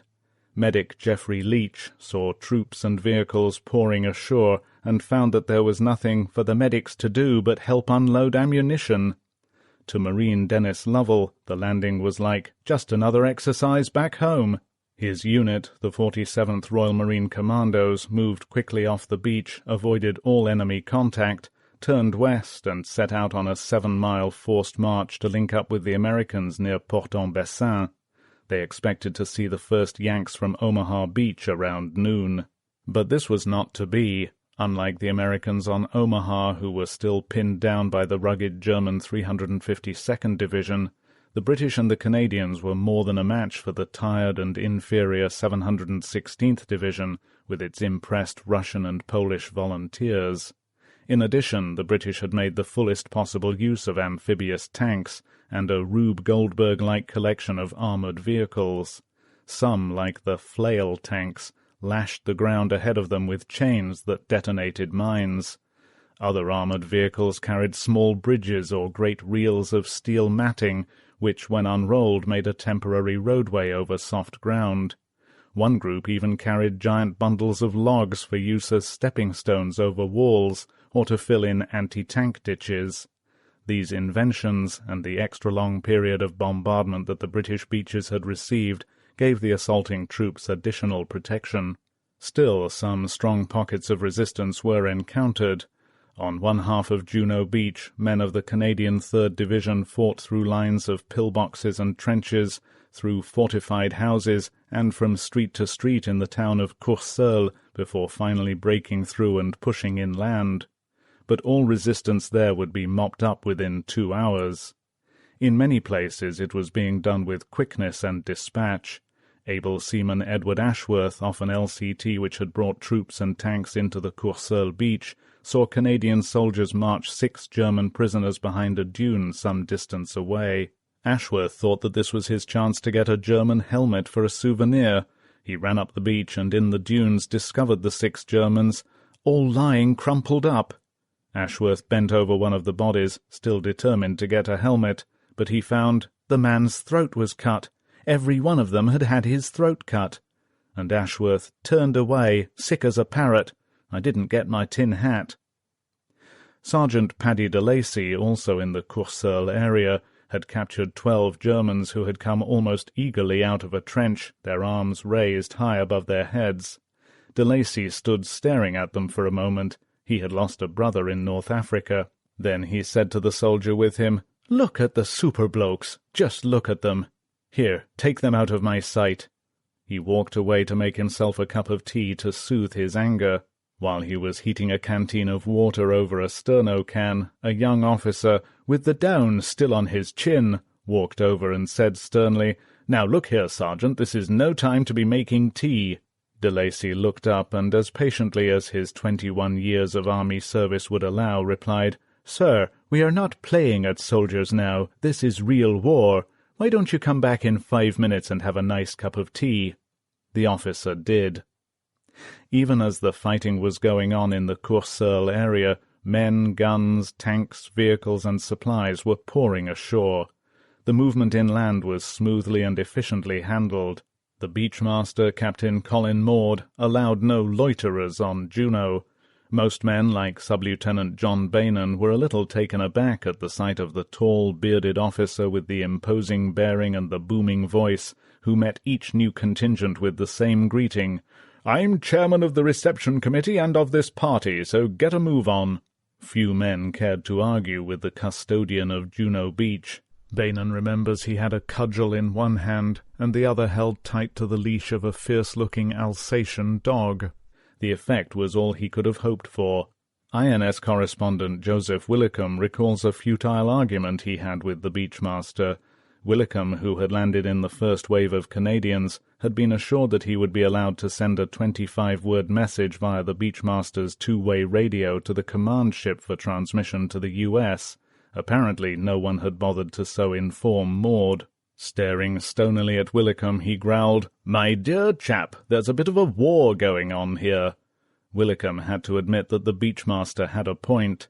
A few yards away in the coarse beach grass lay the mangled bodies of 15 Canadians who had trod on mines as they dashed ashore. Correspondents on Juno had no communications until Ronald Clark of United Press came ashore with 2 baskets of carrier pigeons. The correspondents quickly wrote brief stories, placed them in the plastic capsules attached to the pigeons' legs, and released the birds. Unfortunately, the pigeons were so overloaded that most of them fell back to earth. Some, however, circled overhead for a few moments, and then headed toward the German lines. Charles Lynch of Reuters stood on the beach, waved his fist at the pigeons, and roared, "Traitors! Damned traitors!" 4 pigeons, Willicombe says, proved loyal. They actually got to the Ministry of Information in London within a few hours. All along Juno the Canadians suffered. Of the 3 British beaches, theirs was the bloodiest. Rough seas had delayed the landings. Razor-edged reefs on the eastern half of the beach and barricades of obstacles created havoc among the assault craft. Worse, the naval and air bombardment had failed to knock out the coastal defences, or had missed them altogether, and in some sectors troops came ashore without the protection of tanks. Opposite the towns of Bernières and Saint-Aubin-sur-Mer, men of the Canadian 8th Brigade and the 48th Marine Commandos came in under heavy fire. One company lost nearly half its men in the dash up the beach. Artillery fire from Saint-Aubin-sur-Mer was so concentrated that it led to one particular horror on the beach. A tank, buttoned up for protection and thrashing wildly up the beach to get out of the line of fire, ran over the dead and the dying. Captain Daniel Flunder of the Commandos, looking back from the sand dunes, saw what was happening, and oblivious of the bursting shells, ran back down the beach, shouting at the top of his voice, "They're my men!" The enraged Flunder beat on the tank's hatch with his swagger stick, but the tank kept on going. Pulling the pin on a grenade, Flunder blew one of the tank's tracks off. It wasn't until the startled tankers opened the hatch that they realized what had happened. Although the fighting was bitter while it lasted, the Canadians and the commandos got off the Bernières-Saint-Aubin beaches in less than 30 minutes and plunged inland. Follow-up waves experienced little difficulty, and within an hour it was so quiet on the beaches that leading aircraftsman John Murphy of a barrage balloon unit found that the worst enemy was the sand lice that drove us crazy as the tide came in. Back of the beaches, street fighting would occupy troops for nearly 2 hours, but this section of Juno, like the western half, was now secure. The 48th Commandos fought their way through Saint-Aubin-sur-Mer, and turning east headed along the coast. They had a particularly tough assignment. Juno lay 7 miles away from Sword Beach. To close this gap and link up the two beaches, the 48th was to make a forced march towards Sword. Another commando unit, the 41st, was to land at Lyon-sur-Mer on the edge of Sword Beach, swing right and head west. Both forces were expected to join up within a few hours at a point roughly halfway between the two beachheads. That was the plan, but almost simultaneously the commandos ran into trouble. At Langrune, about a mile east of Juno, men of the 48th found themselves in a fortified area of the town that defied penetration. Every house was a strong point. Mines, barbed wire, and concrete walls, some of them 6 feet high and 5 feet thick, sealed off the streets. From these positions, heavy fire greeted the invaders. Without tanks or artillery, the 48th was stopped cold. On Sword, 6 miles away, the 41st, after a rough landing, turned west and headed through Lyon-sur-Mer. They were told by the French that the German garrison had pulled out. The information seemed correct, until the commandos reached the edge of the town. There artillery fire knocked out 3 supporting tanks. Sniper and machine-gun fire came from innocent-looking villas that had been converted into blockhouses, and a rain of mortar shells fell among the commandos. Like the 48th, the 41st came to a standstill. Now, although no one in the Allied High Command knew about it yet, a vital gap 6 miles wide existed in the beachhead, a gap through which Rommel's tanks, if they moved fast enough, could reach the coast, and by attacking left and right along the shore, roll up the British landings. Lyon-sur-Mer was one of the few real trouble spots on Sword. Of the 3 British beaches, Sword was expected to be the most heavily defended. Troops had been briefed that casualties would be very high. Private John Gale of the 1st South Lancashire Regiment was cold-bloodedly told that all of us in the first wave would probably be wiped out. The picture was painted in even blacker terms to the commandos. It was drilled into them that, no matter what happens, we must get on the beaches, for there will be no evacuation, no going back. The 4th Commandos expected to be written off on the beaches, as Corporal James Colley and Private Stanley Stewart remember, for they were told their casualties would run as high as 84%. And the men who were to land ahead of the infantry in amphibious tanks were warned that even those of you who reach the beach can expect 60% casualties. Private Christopher Smith, driver of an amphibious tank, thought his chances of survival were slim. Rumour had increased the casualty figure to 90%, and Smith was inclined to believe it, for as his unit left England, men saw canvas screens being set up on Gosport Beach, and it was said that these were being erected to sort out the returned dead. For a while it looked as though the worst of the predictions might come true. In some sectors, first-wave troops were heavily machine-gunned and mortared. In the Ouistreham half of Sword, men of the 2nd East York Regiment lay dead and dying from the water's edge all the way up the beach. Although nobody would ever know how many men were lost in the bloody dash from the boats, it seems likely that the East York suffered most of their 200 D-Day casualties in these first few minutes. The shock of seeing these crumpled khaki forms seemed to confirm the most dreadful fears of follow-up troops. Some saw bodies stacked like cordwood, and counted more than 150 dead. Private John Mason of the 4th Commandos, who landed half an hour later, was shocked to find himself running through piles of dead infantry who had been knocked down like ninepins, and Corporal Fred Mears of Lord Lovat's Commandos was aghast to see the East Yorks lying in bunches. It would probably never have happened had they spread out. As he charged up the beach determined to make Jesse Owens look like a turtle, he remembers cynically thinking that they would know better the next time. There will always be differences of opinion about the nature of the fighting on sword. Men of the East Yorks disagree with their own history, which says that it was just like a training show, only easier. The troops of the 4th Commandos claim that when they landed at H+30, they found the East Yorks still at the water's edge. According to Brigadier E. Cass, in command of the 8th Brigade that assaulted Sword, the East Yorks were off the beach by the time the 4th Commandos landed. It is estimated that the 4th lost 30 men as they came ashore. On the western half of the beach, says Cass, opposition had been overcome by 8:30 except for isolated snipers. Men of the 1st South Lancashire Regiment landing there had light casualties and moved inland fast. The 1st Suffolks coming in behind them had just 4 casualties. Although bloody, the beach fight was brief. Except for initial losses, the assault on Sword went forward speedily, meeting little sustained opposition. The landings were so successful that many men coming in minutes after the first wave were surprised to find only sniper fire. They saw the beaches shrouded in smoke, medics working among the wounded, flail tanks detonating mines, burning tanks and vehicles littering the shoreline, and sand shooting up from occasional shell bursts, but nowhere was there the slaughter they had expected.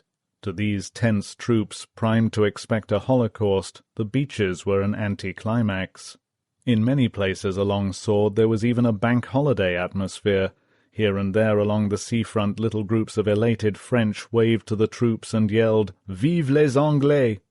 Royal Marine signalman Leslie Ford noticed a Frenchman practically on the beach itself, who appeared to be giving a running commentary on the battle to a group of townspeople. Ford thought they were crazy, for the beaches and the foreshore were still infested with mines and under occasional fire, but it was happening everywhere. Men were hugged and kissed and embraced by the French, who seemed quite unaware of the dangers around them. Corporal Harry Norfield and Gunner Ronald Allen were astonished to see a person all dressed up in splendid regalia and wearing a bright brass helmet making his way down to the beaches. He turned out to be the mayor of Colville-sur-Orne, a small village about a mile inland, who had decided to come down and officially greet the invasion forces. Some of the Germans seemed no less eager than the French to greet the troops. Sapper Henry Jennings had no sooner disembarked than he was confronted with a collection of Germans, most of them Russian and Polish volunteers, anxious to surrender. But Captain Gerald Norton of a Royal Artillery unit got the biggest surprise of all.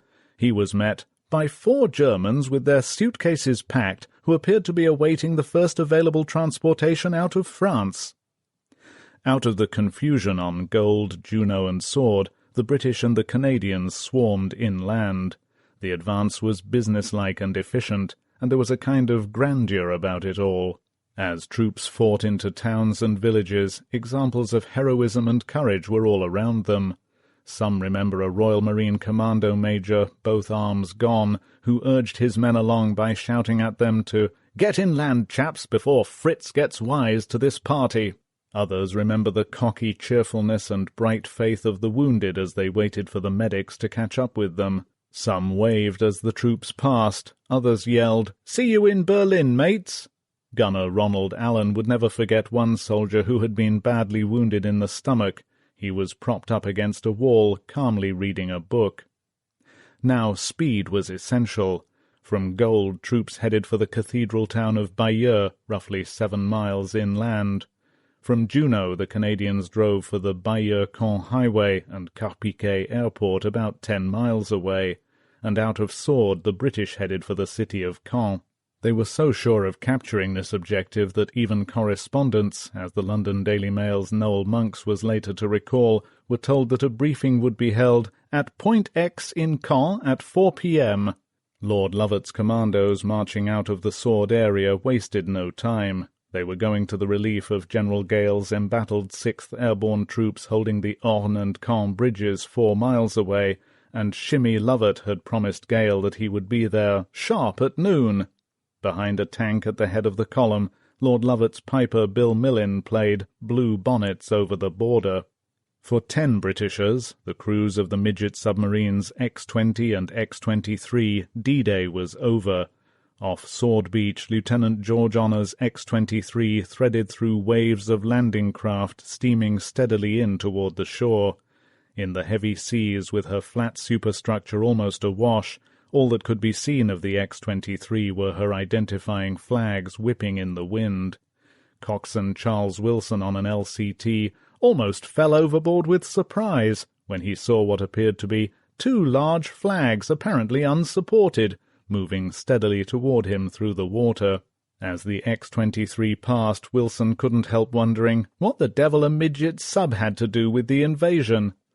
Ploughing by, the X-23 headed out into the transport area in search of her tow ship, a trawler with the appropriate name of En Avant. Operation Gambit was over. Lieutenant Honor and his 4-man crew were going home. The men for whom they had marked the beaches marched into France. Everyone was optimistic. The Atlantic Wall had been breached. Now the big question was, how fast would the Germans recover from the shock? 3. Berchtesgaden lay quiet and peaceful in the early morning. The day was already warm and sultry, and the clouds hung low on the surrounding mountains. At Hitler's fortress-like mountain retreat on the Obersalzberg, all was still. The Führer was asleep. A few miles away at his headquarters, the Reichskanzlei, it was just another routine morning. Colonel General Alfred Jodl, OKW's chief of operations, had been up since 6. He had eaten his customary light breakfast, 1 cup of coffee, a small soft-boiled egg and thin slice of toast, and now in his small soundproofed office he was leisurely reading the night's reports. The news from Italy continued to be bad. Rome had fallen 24 hours before, and Field Marshal Albert Kesselring's troops were being hard-pressed as they pulled back.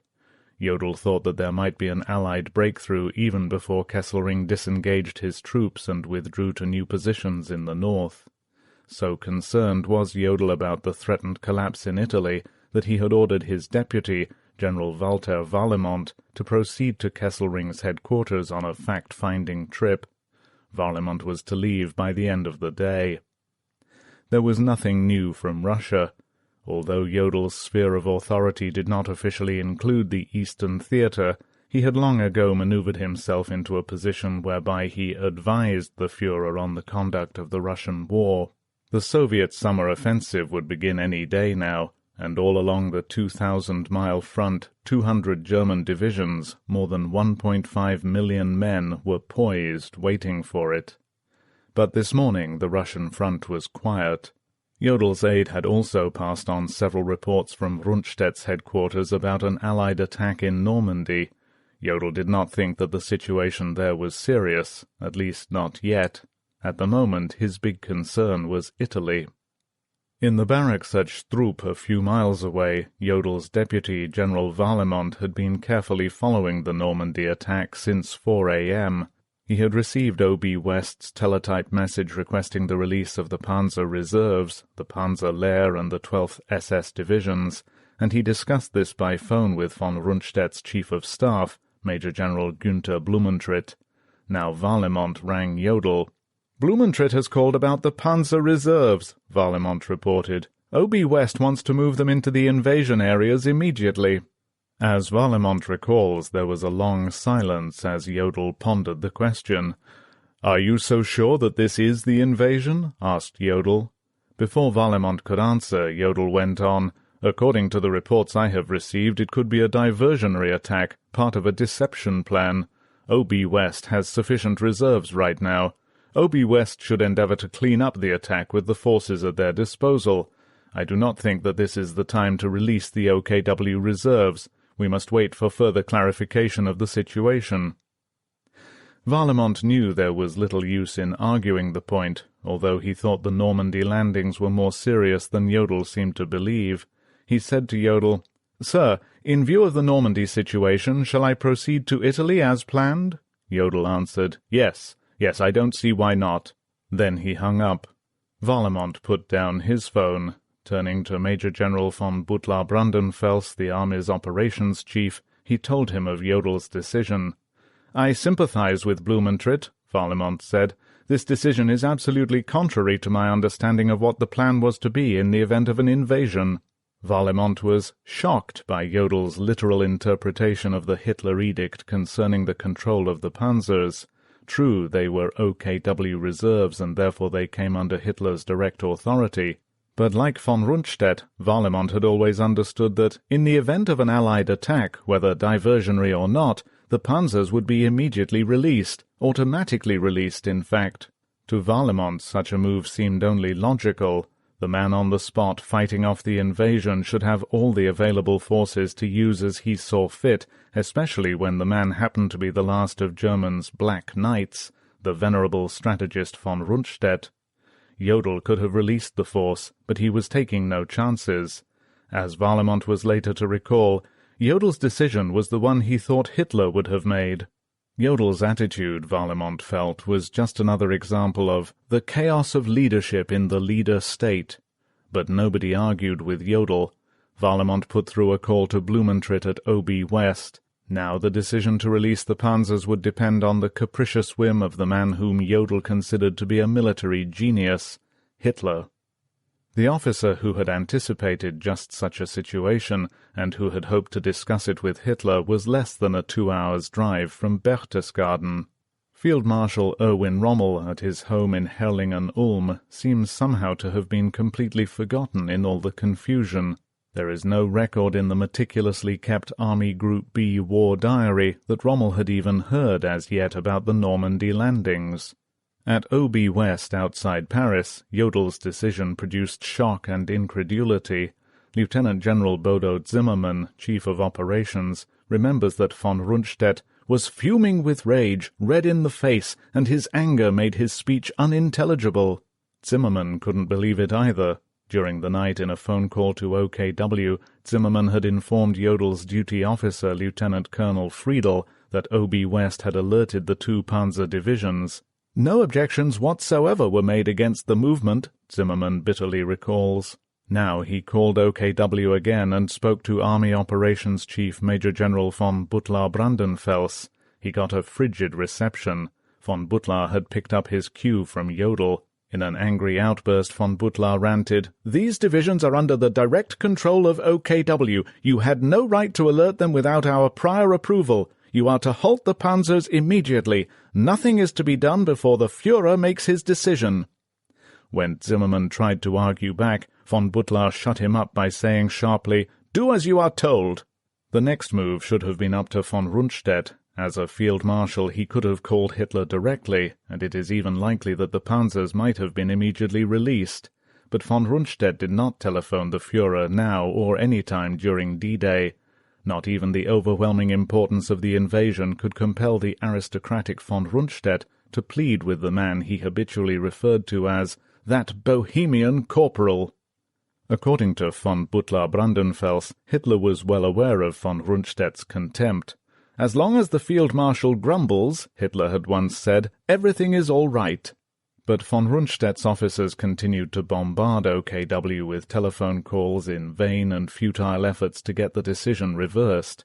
They called Varlemont, von Butler-Brandenfels, and even Hitler's adjutant, Major General Rudolf Schmundt. It was a strange, long-distance struggle that would go on for hours. Zimmermann summed it up this way: "When we warned that if we didn't get the panzers the Normandy landings would succeed and that unforeseeable consequences would follow, we were simply told that we were in no position to judge, that the main landing was going to come at an entirely different place anyway." Hitler had become so convinced that the real invasion would take place in the Pas-de-Calais area that he held von Salmuth's 15th Army in its position until July 24th. By then it was too late. Ironically, Hitler seems to have been the only one who originally believed that the invasion would take place in Normandy. General Blumentritt says that, "I well remember a call from Jodl sometime in April in which he said, 'The Führer has definite information to the effect that a landing in Normandy is not unlikely.'" And Hitler, protected by his inner circle of military sycophants in the balmy make-believe world of Berchtesgaden, slept through it all. At Rommel's headquarters in La Roche-Guyon, the Chief of Staff, Major General Speidel, knew nothing of Jodel's decision as yet. He was under the impression that the 2 reserve panzer divisions had been alerted and were already en route. Also, Speidel knew the 21st Panzer was moving into an assembly area south of Caen, and although it would be some time before their tanks could move up, some of their reconnaissance forces and infantry were already engaging the enemy. So there was a definite air of optimism at the headquarters. Colonel Leodegard Freiberg recalls that the general impression was that the Allies would be thrown back into the sea by the end of the day. Vice Admiral Friedrich Ruger, Rommel's naval aide, shared in the general elation, but Ruger noticed one peculiar thing. The household staff of the Duke and Duchess de la Rochefoucauld was quietly going through the castle, taking the priceless Gobelin tapestries down from the walls.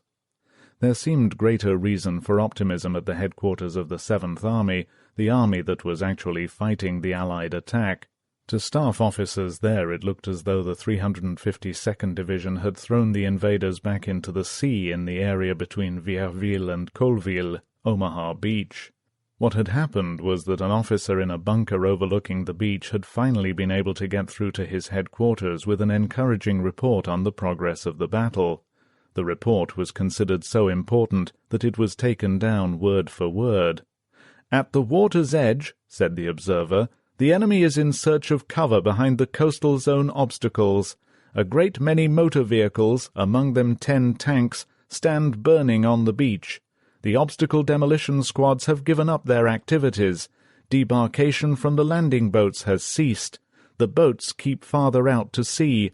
The fire of our battle positions and artillery is well placed, and has inflicted considerable casualties on the enemy. A great many wounded and dead lie on the beach." This report was given sometime between 8 and 9 directly to the 352nd's operations chief, Lieutenant Colonel Ziegelmann, by a certain Colonel Gaut, who commanded the fortifications on Pointe-et-Ras de la Percée, overlooking the Vierville end of Omaha Beach. It caused such elation that Ziegelmann, according to his own account written after the war, considered that he was dealing with inferior enemy forces. Later reports were even more optimistic, and by 11 a.m. General Kreis, the 352nd's commanding officer, was so convinced that he had rubbed out the Omaha beachhead that he diverted reserves to strengthen the division's right wing in the British sector. This was the first good news that the 7th Army had received. Spirits were so high as a result that when the 15th Army's commanding officer, General von Zalmuth, suggested that he send his 346th Infantry Division to help the 7th out, he was haughtily turned down. "We don't need them," he was told. Even though everyone was confident, the 7th Army's Chief of Staff, General Pemsel, was still trying to piece together an accurate picture of the situation. It was difficult, for he had practically no communications. Wires and cables had been cut or otherwise destroyed by the French underground, by the paratroopers, or by the naval and air bombardment. Pemsel told Rommel's headquarters, "I'm fighting the sort of battle that William the Conqueror must have fought, by ear and sight alone." Actually, Pemsel did not know how bad his communications really were. He thought that only paratroopers had landed on the Cherbourg Peninsula. At this time he had no idea that seaborne landings had taken place on the east coast of the peninsula at Utah Beach. Difficult as it was for Pemsel to define the exact geographic limits of the attack, he was certain of one thing: the Normandy assault was the invasion. He continued to point this out to his superiors at Rommel's and von Rundstedt's headquarters, but he remained very much in the minority. As both Army Group B and OB West stated in their morning reports, "At the present time it is still too early to say whether this is a large-scale diversionary attack or the main effort." The general continued to look for the Schwerpunkt. Along the Normandy coast any private could have told them where it was. Half a mile from Sword Beach, Lance Corporal Joseph Hager, dazed and trembling, somehow found the trigger of his machine gun and began firing again. The earth seemed to be blowing up all about him. The noise was deafening. His head roared, and the 18-year-old machine gunner was sick with fear. He had fought well, helping to cover the retreat of his company ever since the 716th Division's line broke back of Sword. How many Tommies he had hit, Hager did not know. Fascinated, he had watched them come off the beach and had chopped them down one after another. Often in the past he had wondered what it would be like to kill the enemy. Many times he had talked about it with his friends Huff, Zaxler, and Ferdi Klug. Now Hager had found out. It was terribly easy. Huff hadn't lived long enough to discover how easy it was. He had been killed as they ran back. Hager had left him lying in a hedgerow, his mouth open, a hole where his forehead had been. Hager didn't know where Zaxler was, but Ferdi was still beside him, half-blind, blood running down his face from a shrapnel burst. And now Hager knew that it was only a question of time before they were all killed. He and 19 men, all that remained of the company, were in a trench before a small bunker. They were being hit from all sides by machine gun, mortar, and rifle fire. They were surrounded. It was either surrender or be killed. Everyone knew this, everyone except the captain firing the machine gun behind them in the bunker. He wouldn't let them in. "We must hold! We must hold!" he kept yelling. This was the most terrible time of Hager's life. He no longer knew what he was firing at. Every time the shelling lifted, he automatically pulled the trigger and felt the machine gun pound. It gave him courage. Then the shelling would begin again, and everyone would yell at the captain, "Let us in! Let us in!" Perhaps it was the tanks that made the captain change his mind. They all heard the whirring and clanking. There were 2 of them. One stopped a field away. The other ambled slowly on, crushing its way across a hedge, passing 3 cows that munched unconcernedly in a nearby meadow.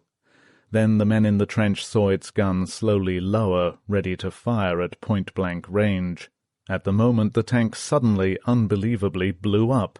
A bazooka man in the trench, down to his last bulbous-nosed rocket projectile, had scored a direct hit. Spellbound, not quite sure how it had all happened, Hager and his friend Ferdi saw the hatch of the blazing tank open, and through the billowing black smoke a man desperately trying to climb out.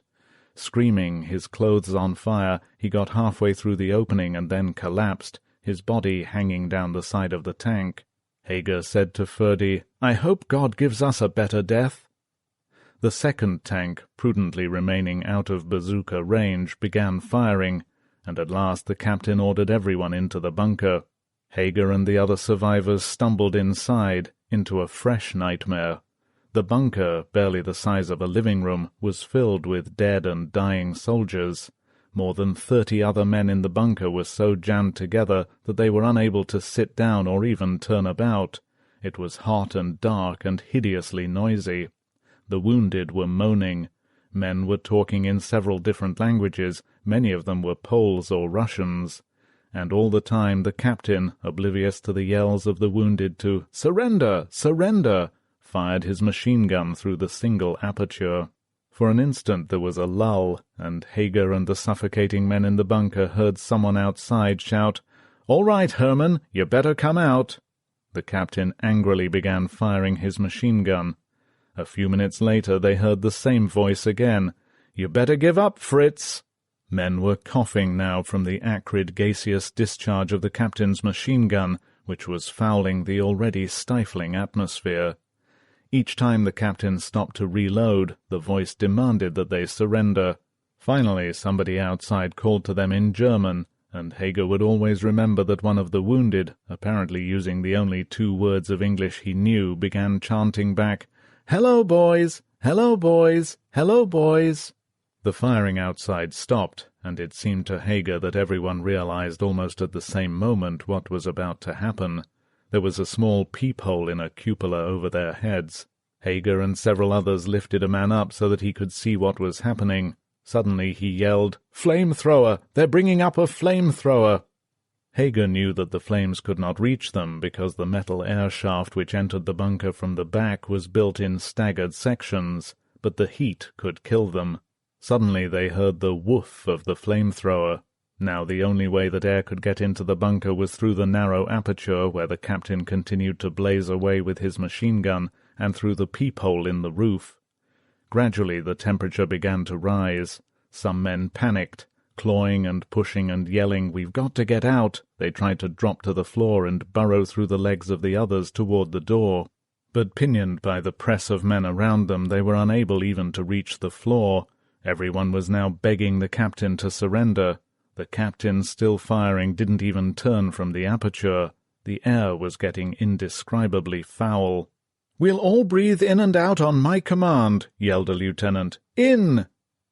Out! In! Out!" Hager watched the metal fairing of the air shaft go from pink to red and then to a glowing white. "In! Out! In! Out!" yelled the officer. "Hello, boys! Hello, boys!" cried the wounded man, and at a radio set in one corner, Hager could hear the operator saying over and over, "Come in, Spinach! Come in, Spinach!" "Sir," yelled the lieutenant, "the wounded are suffocating. We must surrender." "It's out of the question," roared the captain. "We're going to fight our way out. Count the men and their weapons." "No, no," men yelled from every corner of the bunker. Verdi said to Hager, "You're the only one besides the captain with a machine gun. That madman will send you out first, believe me." By now many of the men were defiantly pulling the bolts of their rifles and throwing them on the floor. "I won't go," Hager told Verdi. He pulled the locking pin on his machine gun and threw it away. Men began to collapse from the heat. Knees buckling, heads lolling, they remained in a partly upright position. They could not fall to the floor. The young lieutenant continued to plead with the captain, but to no avail. No one could get to the door because the aperture was next to it and the captain was there with his machine gun. Suddenly the captain stopped firing, and turning to the radio operator he said, "Have you made contact?" The operator said, "Nothing, sir." It was then that the captain looked about him as though seeing the jam-packed bunker for the first time. He seemed dazed and bewildered. Then he threw down his machine gun and said resignedly, "Open the door." Hager saw somebody stick a rifle with a piece of torn white cloth on it through the aperture. From outside a voice said, "All right, Fritz, out you come, one at a time." Gasping for air, dazzled by the light, the men reeled out of the dark bunker. If they did not drop their weapons and helmets fast enough, British troops standing on either side of the trench fired into the ground behind them. As they reached the end of the trench, their captors cut their belts, laces, and tunics, and sliced the buttons off the flies of their pants. Then they were made to lie face downward in a field. Hager and Verdi ran down the trench, their hands in the air. As Verdi's belt was cut, a British officer said to him, "In 2 weeks we'll be seeing your pals in Berlin, Fritz." Verdi, his face bloody and puffed up from the shrapnel splinters, tried to joke. He said, "By that time we'll be in England." He meant that they would be in a prisoner-of-war camp, but the British misunderstood. "Take these men to the beaches," he roared. Holding up their pants, they marched away, passing the still-burning tank and the same cows munching quietly in the meadow. 15 minutes later, Hager and the others were working among the obstacles in the surf, removing mines. Verdi said to Hager, "I bet you never thought when you were putting these things in that one day you'd be taking them up again." I was not able to locate the fanatical captain who tried to hold the bunker, but Hager believes that his name was Gundlach, and that the junior officer was a Lieutenant Lütke. Later in the day, Hager found his missing friend Zaxler. He, too, was working among the obstacles. That night they were taken to England, and 6 days later Hager and 150 other Germans landed in New York, en route to a Canadian prisoner-of-war camp. Private Aloysius Damski had no heart for the fight at all. Damski, a Pole who had been impressed into the 716th Division, had long ago decided that if the invasion ever came, he would run up the ramp of the nearest landing craft and surrender. But Damski didn't get the chance. The British landed under such a fierce protective bombardment of naval and tank fire that Damski's battery commander, in a position near the western edge of Gold Beach, promptly ordered a withdrawal. Damski realized that to run forward would mean certain death, either at the hands of the Germans behind or at those of the advancing British ahead. But in the confusion of the withdrawal he struck out for the village of Tracy, where he was billeted in the home of an old French lady. If he stayed there, Damski reasoned, he could surrender when the village was captured. As he was making his way across the fields, he ran into a hard-bitten Wehrmacht sergeant on horseback. Marching ahead of the sergeant was another private, a Russian. The sergeant looked down at Damski and with a broad smile asked, "Now, just where do you think you're going all by yourself?" They looked at each other for a moment, and Damski knew that the sergeant had guessed he was running away. Then, still smiling, the sergeant said, "I think you'd better come with us." Damski wasn't surprised. As they marched off, he bitterly thought that his luck had never been good, and that it certainly wasn't improving. 10 miles away, roughly in the vicinity of Caen, Private Wilhelm Vogt of a mobile radio monitoring unit was also wondering how he could surrender. Vogt had lived 17 years in Chicago, but he had never taken out naturalization papers. In 1939, his wife, visiting her home in Germany, had been forced to stay because of an ailing mother. In 1940, against the advice of friends, Vogt had set out to bring her home. Unable to reach wartime Germany by regular routes, he had made a tortuous journey across the Pacific to Japan, then to Vladivostok and via the Trans-Siberian Railway to Moscow. From there he had travelled to Poland and into Germany. The journey took nearly 4 months, and once across the border, Vogt could not get out. He and his wife were trapped. Now, for the first time in 4 years, he could hear American voices in his earphones. For hours he had been planning what he would say when he saw the first U.S. troops. He was going to run up to them yelling, "Hi, you guys, I'm from Chicago!" But his unit was being held too far back. He had made almost a complete circle of the world just to get back to Chicago, and now all he could do was sit in his truck and listen to the voices, only a few short miles away, that to him spelled home. Vogt never did make it back. He still lives in Germany, where he works for Pan American Airways.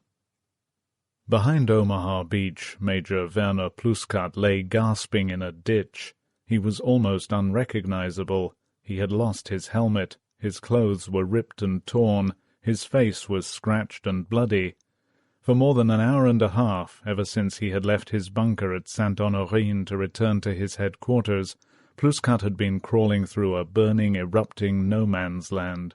Scores of fighter planes flying back and forth just behind the bluffs were strafing everything that moved, and all the while naval gunfire was ploughing up the area.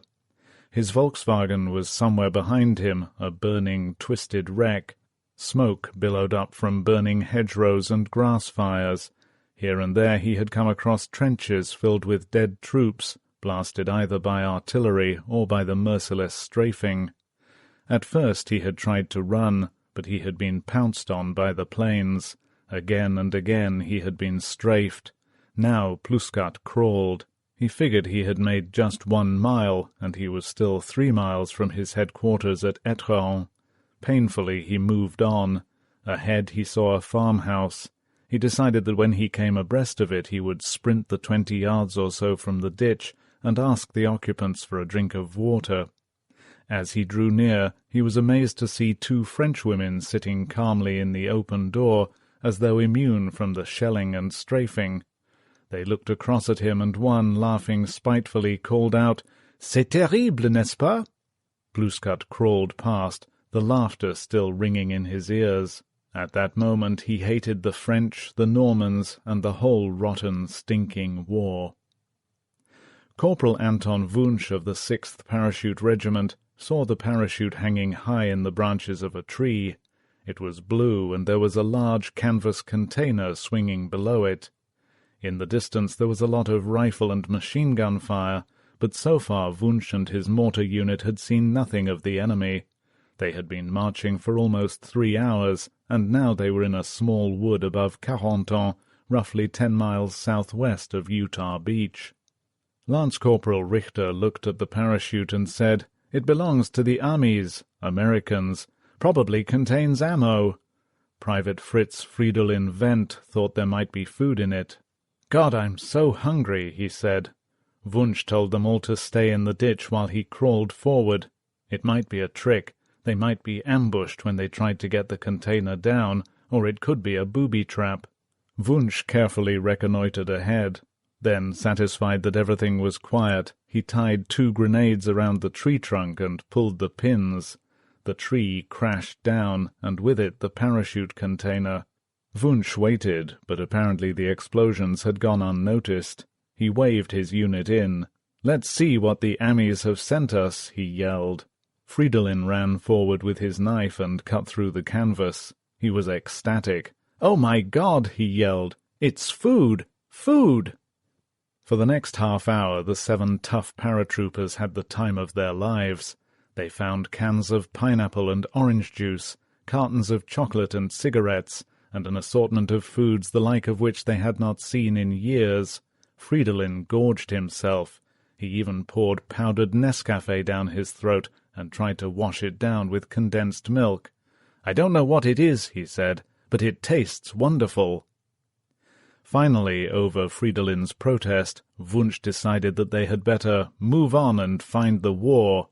Stuffed, their pockets bulging with all the cigarettes they could carry, Wunsch and his men moved out of the wood and headed in single file toward the distant firing. Minutes later, the war found them. One of Wunsch's men fell, shot through the temple. "Sniper!" yelled Wunsch. Everyone dived for cover as shots began to whistle about them. "Look!" yelled one of the men, pointing toward a clump of trees off to the right. "I'm sure I saw him up there." Wunsch took out his binoculars and, focusing his glasses on the treetops, began a careful search. He thought he saw a slight movement of the branches in one tree, but he wasn't sure. For a long time he held the glasses steady, and then he saw the foliage move again. Picking up his rifle, he said, "Now we'll see who's the man and who's the fake." He fired. At first Wunsch thought he had missed, for as he watched he saw the sniper climbing down the tree. Again Wunsch aimed, this time for a spot on the tree trunk which was clear of branches and foliage. "My boy," he said aloud, "I'm going to get you now." He saw the sniper's legs appear and then his torso. Wunsch fired, again and again. Very slowly the sniper fell backward out of the tree. Wunsch's men cheered, and then everybody ran over to the body. They stood looking down at the first American paratrooper they had seen. He was dark-haired, he was very handsome and very young. There was a trickle of blood at the side of his mouth, Wunsch recalls. Lance Corporal Richter went through the dead man's pockets and found a wallet with 2 photographs and a letter. Wunsch remembers that one of them showed the soldier sitting next to a girl, and we all concluded that maybe it was his wife. The other was a snapshot of the young man and the girl sitting on a veranda with a family, presumably his family. Richter began putting the photographs and the letter into his pocket. Wunsch said, "What do you want to do that for?" Richter said, "I thought I'd send this stuff to the address on the envelope after the war." Wunsch thought he was crazy. "We may be captured by the Amis," he said, "and if they find this stuff on you—" He drew his finger across his throat. "Leave it for the medics," said Wunsch, "and let's get out of here." As his men moved on, Wunsch remained for a moment and stared at the dead American, lying limp and still, like a dog who had been run over. He hurried after his men. A few miles away, a German staff car, its black, white, and red pennant flying, raced along the secondary road leading toward the village of Picoville. Major General Wilhelm Farley of the 91st Air Landing Division, together with his aide and a driver, had been in his Höch for almost 7 hours, ever since he set out for Rennes and the war games a little before 1 a.m. Sometime between 3 and 4 a.m., the continuous droning of planes and the distant explosions of bombs had caused the concerned Farley to turn back. They were only a few miles from the headquarters north of Picoville when machine-gun bullets ripped across the front of the car. The windshield shattered, and Farley's aide, sitting beside the driver, slumped down in his seat. Swaying from side to side, tires screaming, the Höch swerved and smashed into a low wall. The doors flew open with the impact, and the driver and Farley were hurled out. Farley's gun slithered out in front of him. He crawled across the road toward it. The driver, shaken and dazed, saw several American soldiers rushing up to the car. Farley was shouting, "Don't kill! Don't kill!" but he continued to crawl toward the gun. There was a shot, and Farley collapsed in the road, one hand still stretched out toward the gun. Lieutenant Malcolm Brannan of the 82nd Airborne looked down at the dead man. Then he stooped and picked up the officer's cap. Stenciled on the sweatband was the name Farley. The German wore a greenish-grey uniform with red stripes down the seam of the trousers. There were narrow gold epaulettes at the shoulders of his tunic, and red tabs decorated with gold-braided oak leaves at the collar. An iron cross hung from a black ribbon around the man's neck. Brannan wasn't sure, but it looked to him as though he had killed a general. On the airfield near Lille, Wing Commander Josef Pips Priller and Sergeant Heinze Wodarczyk ran for their two solitary FW-190 fighter planes. The Luftwaffe's and Fighter Corps headquarters had telephoned. "Priller," the operations officer had said, "the invasion has started. You'd better get up there." Priller had exploded. "Now you've dropped it, you damned fools! What the hell do you expect me to do with just 2 planes? Where are my squadrons? Can you call them back?" The operations officer had remained perfectly cool. "Priller," he had said soothingly, "we don't know yet exactly where your squadrons have landed, but we're going to divert them back to the field at Piox. Move all your ground personnel there immediately. Meanwhile, you better get up to the invasion area. Good luck, Priller." As quietly as his anger would allow, Priller had said, "Would you mind telling me where the invasion is?" The officer, unruffled, had said, "Normandy, Pips, somewhere above Caen." It had taken Priller the best part of an hour to make the necessary arrangements for the movement of his ground personnel. Now he and Wodarczyk were ready to make the Luftwaffe's only daylight attack against the invasion. In some accounts it has been written that 8 Ju-88 bombers attacked the beaches during the initial landings. Bombers were over the beachhead on the night of June 6th to 7th, but there is no record that I could find of a D-Day morning raid other than Priller's fighter attack. Just before they got into their planes, Priller went over to his wingman. "Now listen," he said, "there's just the 2 of us. We can't afford to break up. For God's sake, do exactly as I do. Fly behind me and follow every move." They had been together a long time, and Priller felt he must make the situation quite clear. "We're going in alone," he said, "and I don't think we're coming back." It was 9 a.m. when they took off, 8 a.m. to Priller. They flew due west, hugging the ground. Just over Abbeville, high above them, they began to see Allied fighters. Priller noticed that they were not flying in tight formation as they should have been. He remembers thinking that, if I only had some planes, they'd be sitting ducks. As they approached Le Havre, Priller climbed for cover in the clouds. They flew for a few more minutes and then broke through. Below them was a fantastic fleet, hundreds of ships of every size and type, stretching endlessly, it seemed, all the way back across the Channel. There was a steady procession of landing craft carrying men toward shore, and Priller could see the white puffs of explosions on and behind the beaches.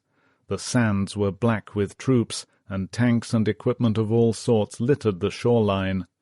Priller swept back into the clouds to consider what to do. There were so many planes, so many battleships offshore, so many men on the beaches, that he figured he'd have time for just one pass over the beaches before being shot down. There was no need for radio silence now. Almost light-heartedly, Priller spoke into his microphone. "What a show! What a show!" he said.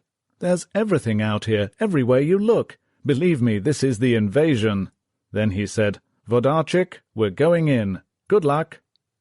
They hurtled down toward the British beaches at over 400 miles an hour, coming in at less than 150 feet. Priller had no time to aim. He simply pressed the button on his control stick and felt his guns pounding. Skimming along just over the tops of men's heads, he saw upturned, startled faces. On Sword, Commander Philippe Kiefer of the French commandos saw Priller and Wodarczyk coming. He dived for cover. 6 German prisoners took advantage of the confusion and tried to bolt. Kiefer's men promptly mowed them down. On Juno, Private Robert Rogge of the Canadian 8th Infantry Brigade heard the scream of the planes and saw them coming in so low that I could clearly see the pilots' faces. He threw himself flat like everyone else, but he was amazed to see one man calmly standing up, blazing away with a Sten gun. On the eastern edge of Omaha, Lieutenant J.G. William J. Eiserman of the U.S. Navy gasped as the two FW-190s, guns chattering, zoomed down at less than 50 feet and dodged through the barrage balloons. And on HMS Dunbar, leading stoker Robert Dowie watched every anti-aircraft gun in the fleet open up on Prilla and Vodarchik. The two fighters flew through it all unscathed, then turned inland and streaked up into the clouds. "Jerry or not," said Dowie unbelievingly, "the best of luck to you. You've got guts." 4. All along the Normandy coastline the invasion stormed. For the French, caught up in the battle, these were hours of chaos, elation, and terror. Around Sainte-Mère-Église, which was now being heavily shelled, 82nd paratroopers saw farmers calmly working in the fields, as though nothing were happening. Every now and then one of them would fall, either wounded or killed. In the town itself, paratroopers watched the local barber remove the sign "Friseur" from the front of his shop, and put up a new one that said "Barber." A few miles away in the little coastal hamlet of La Madeleine, Paul Gazangel was bitter and in pain. Not only had the roof of his store and café been blown off, but he had been wounded during the shelling, and now 4th Division troops were taking him and 7 other men down to Utah Beach. "Where are you taking my husband?" demanded his wife of the young lieutenant in charge. The officer answered in perfect French. "For questioning, madame," he said. "We can't talk to him here, so we're taking him and all the other men to England." Madame Gazangel couldn't believe her ears. "To England?" she exclaimed. "Why? What has he done?" The young officer was embarrassed. Patiently he explained that he was simply carrying out instructions. "What happens if my husband gets killed in the bombing?" asked Madame Gazangel tearfully. "There's a 90% chance that won't happen, madame," he said. Gazangel kissed his wife goodbye and was marched off. He had no idea what it was all about, and he never would find out. 2 weeks later he'd be back in Normandy with the lame excuse from his American captors that it was all a mistake. Jean Marion, French underground sector chief in the seaside town of Grand Camp, was frustrated. He could see the fleet off Utah Beach to his left and Omaha Beach to his right, and he knew troops were landing. But it looked to him as though Grand Camp had been forgotten. All morning he had waited in vain for soldiers to come in, but he was heartened when his wife pointed out a destroyer that was slowly maneuvering opposite the town. "The gun!" exclaimed Marion. "The gun I told them about!" A few days earlier he had informed London that a small artillery piece had been mounted on the sea wall, sighted so that it would fire only to the left in the direction of what was now Utah Beach. Now Marion was sure that his message had been received, for he saw the destroyer carefully moved into position on the gun's blind side and commence firing. With tears in his eyes, Marion jumped up and down each time the destroyer fired. "They got the message!" he cried. "They got the message!" The destroyer, which may have been the Herndon, blasted the artillery piece with round after round. Suddenly there was a violent explosion as the gun's ammunition blew up.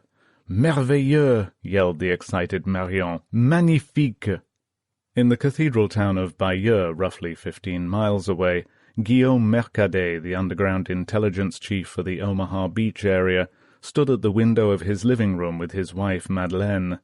Mercadet was having a hard time fighting back his tears. After 4 terrible years, the main body of German troops billeted in the town seemed to be pulling out.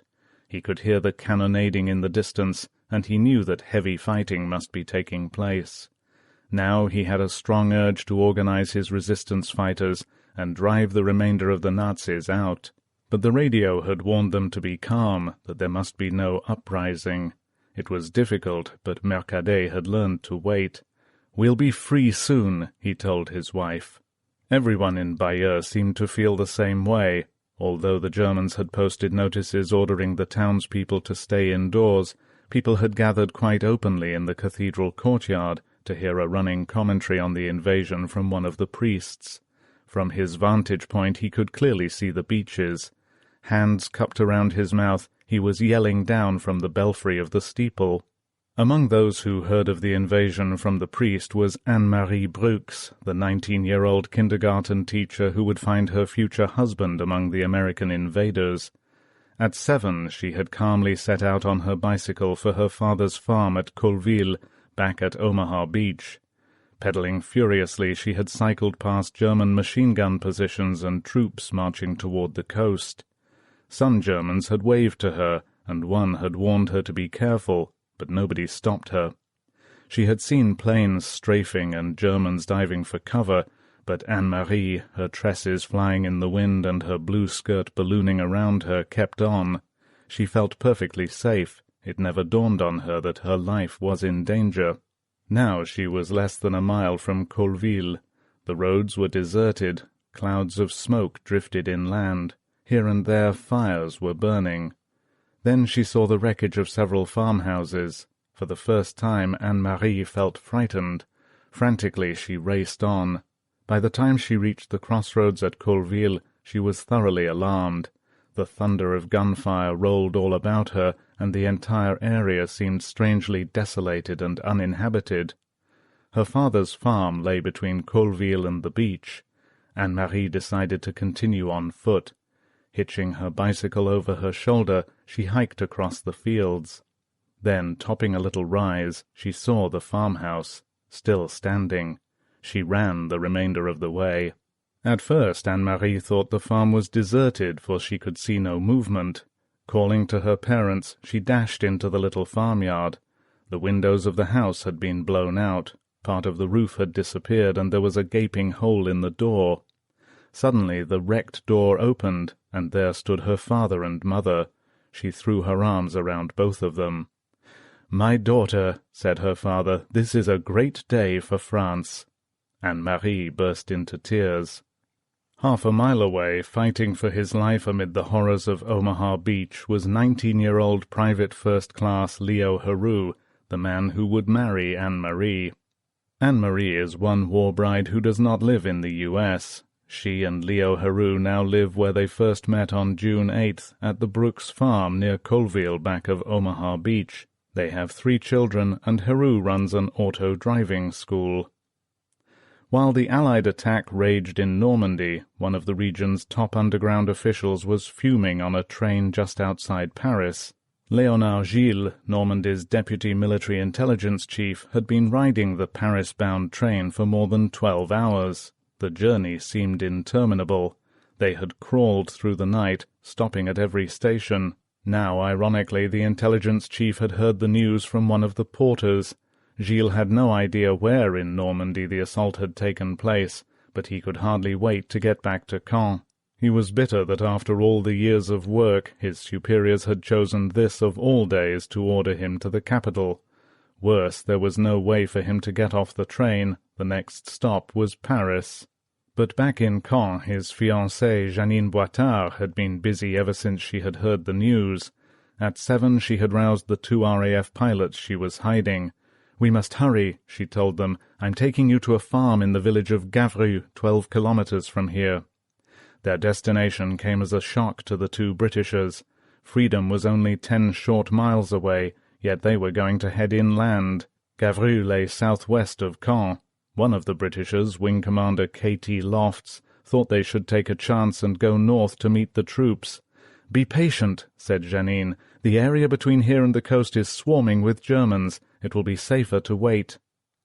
Shortly after 7 they set out on bicycles, the 2 Britishers dressed in rough farm clothes. The journey was uneventful. Although they were stopped several times by German patrols, their fake identity papers stood the test and they were passed on. At Gavru, Jeanine's responsibility ended. 2 more flyers were a step closer to home. Jeanine would have liked to have gone farther with them, but she had to return to Caen to wait for the next downed pilots who would pass along the escape route, and the moment of liberation that she knew was close. Waving goodbye, she jumped on her bicycle and cycled off. In the prison at Caen, Madame Amélie Le Chevalier, expecting to be executed for her part in saving Allied pilots, heard a whisper as the tin plate with her breakfast was slid under the cell door. "Hope, hope," said the voice. "The British have landed." Madame le Chevalier began to pray. She wondered if her husband Louis, in a cell nearby, had heard the news. All night there had been explosions, but she had thought that it was the usual Allied bombing. Now there was a chance. Maybe they would be saved before it was too late. Suddenly Madame le Chevalier heard a commotion in the corridor. She got down on her knees by the slit beneath the door and listened. She could hear shouting and the word "Raus! Raus!" "Out! Out!" repeated over and over. Then there was the tramping of feet, the slamming of cell doors, and then silence again. A few minutes later, somewhere outside the prison, she heard prolonged machine-gun fire. The Gestapo guards had panicked. Within minutes of the news of the landings, 2 machine guns had been set up in the prison courtyard. In groups of 10, the male prisoners were led out, placed against the wall, and executed. They had been picked up on a variety of charges, some true, some false. There were Guy de Saint-Paul and René Lollier, farmers, Pierre Audige, a dentist, Maurice Primo, a shop assistant, Colonel Antoine de Touchet, a retired officer, Anatole Lelièvre, the town hall secretary, Georges Thomine, a fisherman, Pierre Menochet, a policeman, Maurice Dutac, Achille Boutrois, Joseph Piquenot and his son, French railway workers, Albert Anne, Désiré Lemierre, Roger Veillat, Robert Boulard, 92 in all, of whom only 40 were members of the French underground. On this day, the day that began the Great Liberation, these men, without explanation, without a hearing, without a trial, were slaughtered. Among them was Madame le Chevalier's husband, Louis. The firing went on for an hour. In her cell, Madame le Chevalier wondered what was happening. 5. In England it was 9:30 a.m. All night General Eisenhower had paced the floor of his trailer, waiting for the reports to come in. He had tried to relax in his usual manner by reading westerns, but with little success. Then the first messages began to arrive. They were fragmentary, but the news was good. His air and naval commanders were more than satisfied with the progress of the attack, and troops were ashore on all 5 beaches. Overlord was going well. Although the foothold was slight, there would be no need now for him to release the communiqué he had quietly scribbled just 24 hours before. In case the attempt to land troops was defeated, he had written, "Our landings in the Cherbourg-Havre area have failed to gain a satisfactory foothold, and I have withdrawn the troops. My decision to attack at the time and place was based upon the best information available. The troops, the air and navy did all that bravery and devotion to duty could do. If there is any blame or fault attached to the attempt, it is mine alone." Certain that his troops were ashore on the invasion beaches, Eisenhower had authorized the release of a far different communiqué. At 9:33 a.m. his press aide, Colonel Ernest Dupuy, broadcast the news to the world. "Under the command of General Eisenhower," he said, "Allied naval forces, supported by strong air forces, began landing Allied armies this morning on the northern coast of France." This was the moment the free world had been waiting for, and now that it had come, people responded with a curious mixture of relief, exhilaration, and anxiety. "At last," said the London Times in a D-Day editorial, "the tension has broken." Most Britons heard the news at work. In some war plants the bulletin was read out over loudspeakers, and men and women stood back from their lathes and sang "God Save the King." Village churches threw open their doors. Total strangers talked to one another on commuter trains. On city streets, civilians walked up to American soldiers and shook hands. Small crowds gathered on corners to gaze upward at the heaviest air traffic Britons had ever seen. Wren Lieutenant Naomi Cole's Honor, wife of the skipper of the midget sub X-23, heard the news and immediately knew where her husband was. Some time later she got a call from one of the operations officers at Naval Headquarters. "George is all right, but you'll never guess what he's been up to." Naomi could hear all that later. The important thing now was that he was safe. The mother of 18-year-old able seaman Ronald Northwood of the flagship Scylla got so excited she ran across the street to tell her neighbour Mrs. Spurgeon that "my Ron must be there." Mrs. Spurgeon wasn't to be outdone. She had a relative on the Warspite, and she was certain he was there too. With minor variations, the same conversation was taking place all over England. Grace Gale, wife of Private John Gale, who had landed in the first wave on Sword Beach, was bathing the youngest of their 3 children when she heard the bulletin. She tried to hold back her tears, but couldn't. She was certain that her husband was in France. "Dear God," she whispered, "bring him back." Then she told her daughter Evelyn to turn off the radio. "We're not going to let your dad down by worrying," she said. In the cathedral-like atmosphere of the Westminster Bank at Bridgeport in Dorset, Audrey Duckworth was hard at work and didn't hear about the assault until much later in the day. It was just as well. Her American husband, Captain Edmund Duckworth of the 1st Division, had been killed as he stepped onto Omaha Beach. They had been married just 5 days. En route to Eisenhower's headquarters at Portsmouth, Lieutenant General Sir Frederick Morgan heard the BBC warn listeners to stand by for a special announcement. Morgan told his driver to stop the car for a moment. He turned up the volume on his radio, and then the author of the original invasion plan heard the news of the attack. For most of the United States, the report came in the middle of the night. On the East Coast it was 3:33 a.m., on the West Coast 12:33 a.m. Most people were asleep, but among the first to hear of D-Day were the thousands working on the swing shifts, the men and women who had toiled to produce most of the guns, tanks, ships and planes that were being used in the assault. Everywhere in the great pulsing war plants work stopped for a moment of solemn meditation. In a Brooklyn shipyard, under the harsh glare of arc lamps, hundreds of men and women knelt down on the decks of partially finished Liberty ships and began to say the Lord's Prayer. Across the nation, in sleeping towns and villages, lights flashed on. Quiet streets suddenly filled with sound as radios were turned up. People woke their neighbors to tell them the news, and so many phoned friends and relatives that telephone switchboards were jammed. In Coffeyville, Kansas, men and women in their night attire knelt on porches and prayed. On a train between Washington and New York, a clergyman was asked to hold an impromptu service. In Marietta, Georgia, people thronged into churches at 4 a.m. The Liberty Bell was rung in Philadelphia, and throughout historic Virginia, the home of the 29th Division, church bells tolled in the night just as they had during the Revolution. In Little Bedford, Virginia, population 3,800, the news had a special significance. Nearly everyone had a son, brother, sweetheart, or husband in the 29th. In Bedford they did not know it yet, but all of their men had landed on Omaha Beach. Out of 46 Bedford men in the 116th Regiment, only 23 would come home again. Wave Ensign Lois Hoffman, wife of the skipper of the Corrie, was on duty at the Norfolk, Virginia Naval Base when she heard about D-Day. From time to time she had kept track of her husband's destroyer through friends in the operations room. The news had no personal significance for her. She still believed her husband was escorting a munitions convoy in the North Atlantic.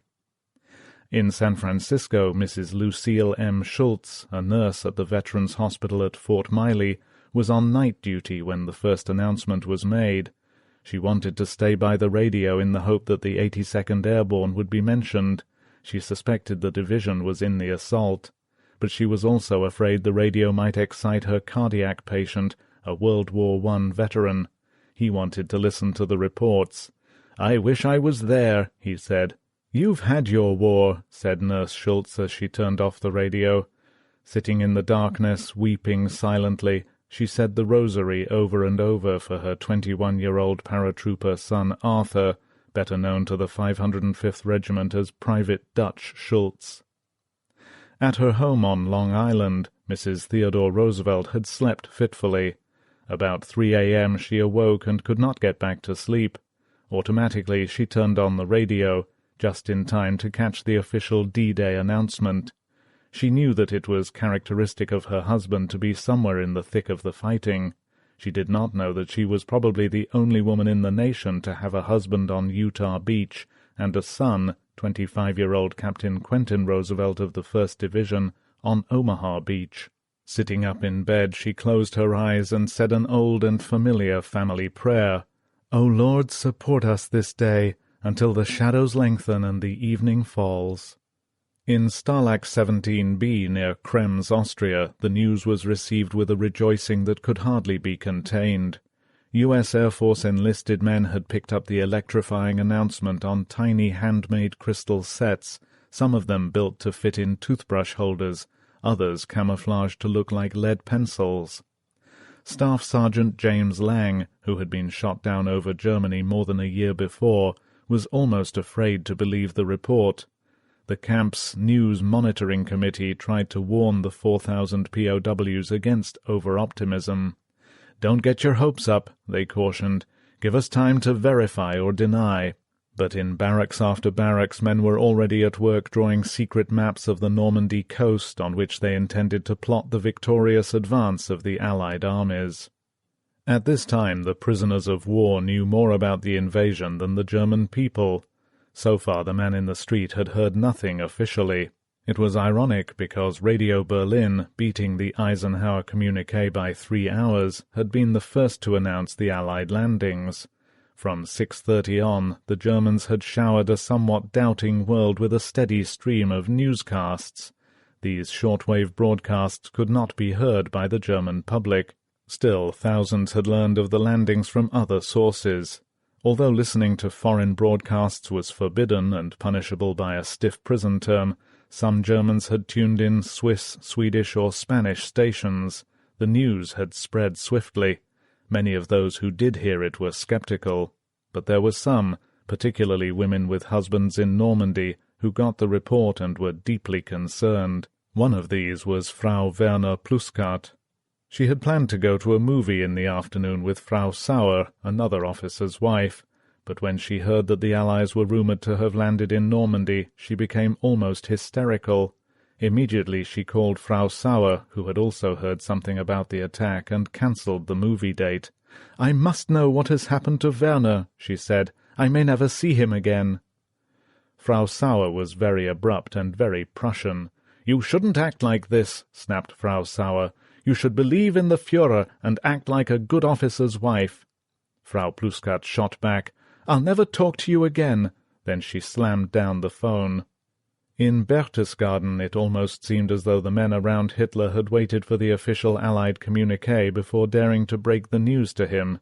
It was about 10 a.m., 9 a.m. German time, when Hitler's naval aide, Admiral Karl Jesko von Puttkamer, called Jodel's office for the latest report. He was told that there were definite indications that an important landing has taken place. Gathering all the information he could, Puttkamer and his staff quickly prepared a map. Then Major General Rudolf Schmundt, the Führer's adjutant, awakened Hitler. He was in a dressing gown when he came out of his bedroom. He listened calmly to the report of his aides, and then sent for OKW's chief, Field Marshal Wilhelm Keitel, and Jodl. By the time they arrived, Hitler was dressed and waiting, and excited. The conference that followed was, as Puttkamer recalls, extremely agitated. Information was scanty, but on the basis of what was known, Hitler was convinced that this was not the main invasion, and he kept repeating that over and over again. The conference lasted only a few minutes and ended abruptly, as Jodl was later to remember, when Hitler suddenly thundered at him and Keitel, "Well, is it or isn't it the invasion?" and then turned on his heel and left the room. The subject of the release of the OKW panzer divisions, which von Rundstedt so urgently needed, did not even come up. At 10:15 the phone rang in Field Marshal Erwin Rommel's home at Herrlingen. The caller was his Chief of Staff, Major General Hans Speidel. The purpose? The first complete briefing on the invasion. Rommel listened, shocked and shaken. "General Speidel has told me that he called Rommel around 6 a.m. on a private wire. He says the same thing in his own book, Invasion 1944. But General Speidel had his times confused.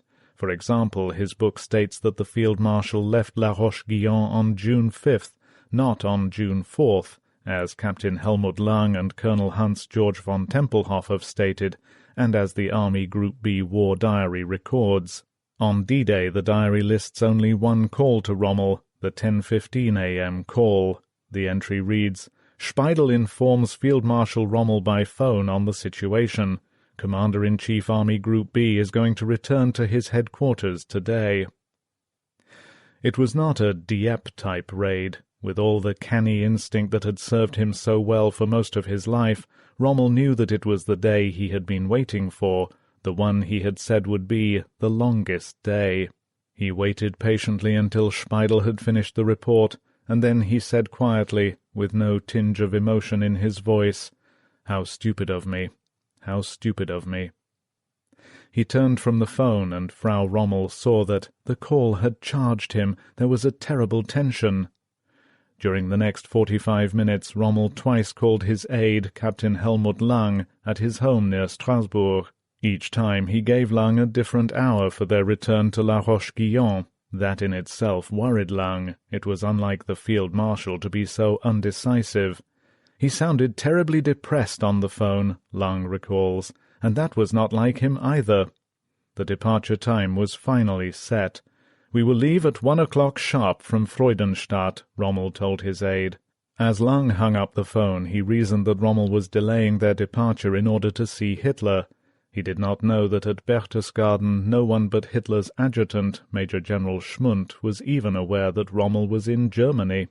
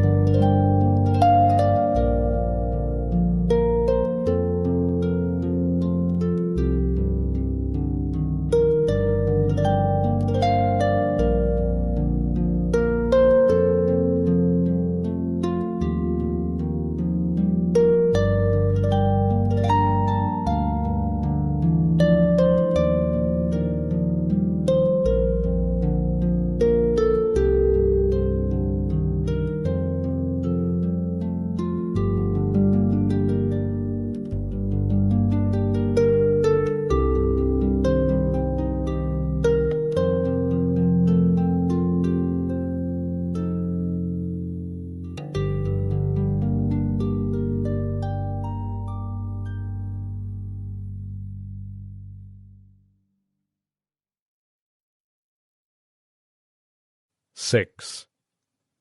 On Utah Beach, the roar of trucks, tanks, half-tracks, and jeeps almost drowned out the sporadic whine of German 88s. It was the noise of victory. The 4th Division was moving inland faster than anyone had anticipated. On Exit 2, the only open causeway running in from the beach, 2 men stood directing the flood of traffic. Both were generals. On one side of the road stood Major General Raymond O. Barton, commander of the 4th Division. On the other, the boyishly exuberant Brigadier General Teddy Roosevelt. As Major Gurdon Johnson of the 12th Infantry Regiment came up, he saw Roosevelt stomping up and down the dusty road, leaning on his cane and smoking his pipe, almost as unperturbed as though he were in the middle of Times Square. Roosevelt spotted Johnson and yelled, "Hi, Johnny! Keep right on the road. You're doing fine. It's a great day for hunting, isn't it?" It was a triumphant moment for Roosevelt. His decision to bring the 4th in 2,000 yards from the planned touchdown point could have been disastrous. Now he watched the long lines of vehicles and men moving inland and felt an immense personal satisfaction. For his performance on Utah, Roosevelt was awarded the Congressional Medal of Honor. On July 12th, General Eisenhower confirmed his appointment as the 90th Division's commanding general. Roosevelt never learned of the appointment. He died that same evening of a heart attack. But Barton and Roosevelt, despite their air of unconcern, shared a secret fear. Unless the traffic could be kept constantly moving, the 4th could be stopped dead in its tracks by a determined German counterattack. Again and again the two generals unsnarled traffic jams. Stalled trucks were ruthlessly pushed off the road. Here and there blazing vehicles, victims of enemy shells, threatened to halt the advance. Tanks bulldozed them into the inundated area where the troops were sloshing inland. About 11 a.m., Barton got the good news. Exit 3, just 1 mile away, was open. To ease the pressure, Barton immediately sent his tanks rumbling off in the direction of the newly opened exit. The 4th was rolling, rushing toward the link-up with the hard-pressed paratroopers. When it came, the link-up was unspectacular. Lone men meeting one another in unexpected places, often with humorous and emotional results. Corporal Louis Merlano of the 101st may well have been the first airborne soldier to encounter troops of the 4th Division. With 2 other paratroopers, Merlano, who had landed among the beach obstacles just above the original Utah beach, had fought his way almost 2 miles down the coast. He was tired, dirty, and battered when he met the 4th Division soldiers. He stared at them for a moment and then asked irritably, "Where the hell have you guys been?" Sergeant Thomas Bruff of the 101st watched a 4th Division scout come off the causeway near Poupeville, carrying his rifle like a squirrel gun. The scout looked at the weary Bruff. "Where's the war?" he inquired.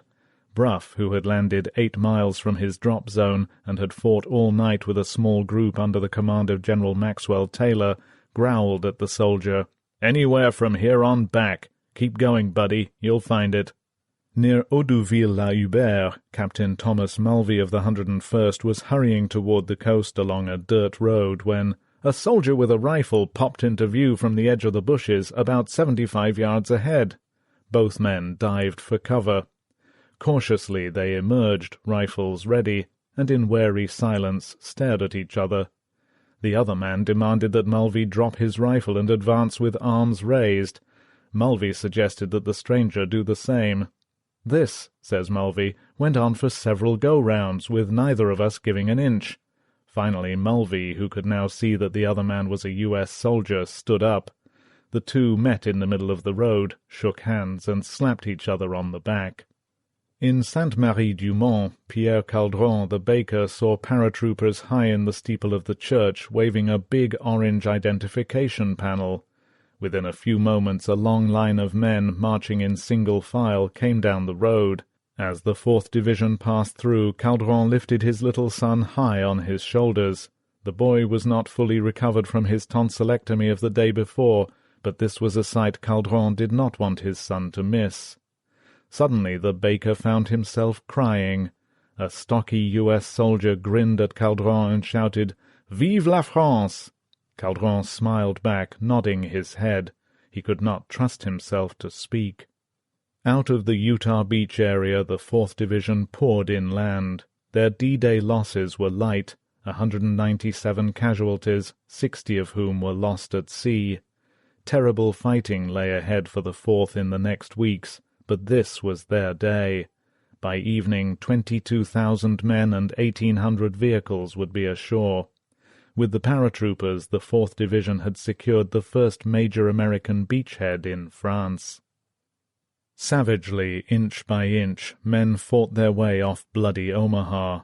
From the sea the beach presented an incredible picture of waste and destruction.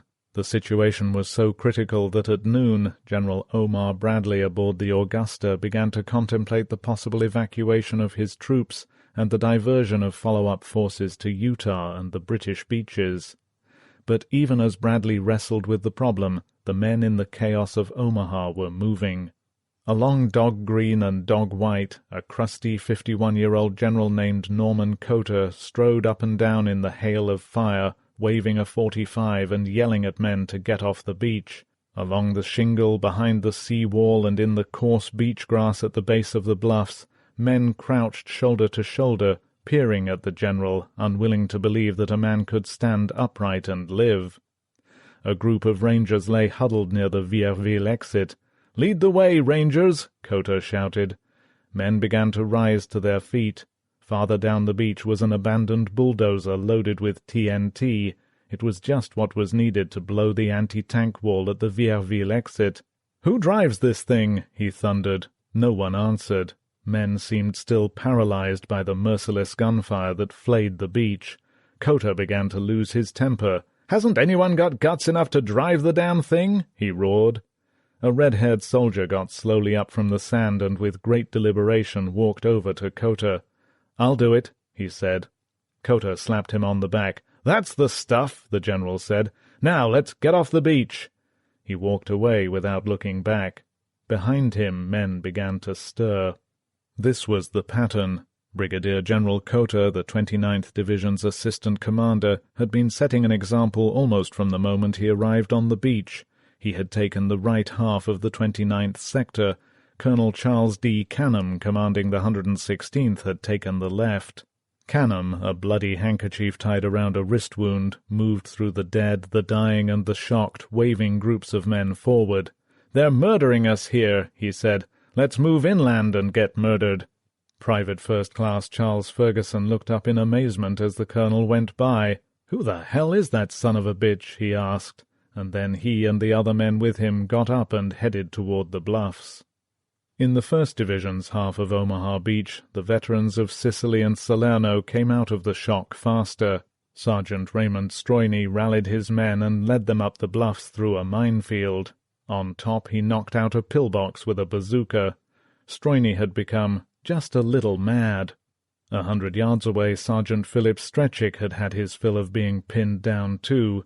Some soldiers remember that Stretchick almost booted men off the beach and up the mined headlands, where he breached the enemy barbed wire. A short while later, Captain Edward Wozensky met Stretchick on a trail running down the bluffs. Horrified, Wozensky saw Stretchick step on a teller mine. Stretchick said coolly, "It didn't go off when I stepped on it going up either, Captain." Ranging up and down the 1st Division sector, oblivious to the artillery and machine-gun fire that raked the sands, was the 16th's commanding officer, Colonel George A. Taylor. "Two kinds of people are staying on this beach," he yelled. "The dead and those who are going to die. Now let's get the hell out of here." Everywhere intrepid leaders, privates and generals alike, were showing the way, getting the men off the beach. Once started, the troops did not stop again. Technical Sergeant William Widefeld, Jr. stepped over the dead bodies of a score of his friends, and with face set went up the hill through the minefields. Second Lieutenant Donald Anderson, nursing a wound, he had been shot in the back of the neck and the bullet had come out through his mouth, found that he had the courage to get up, and at that point I changed from a rookie in combat to a veteran.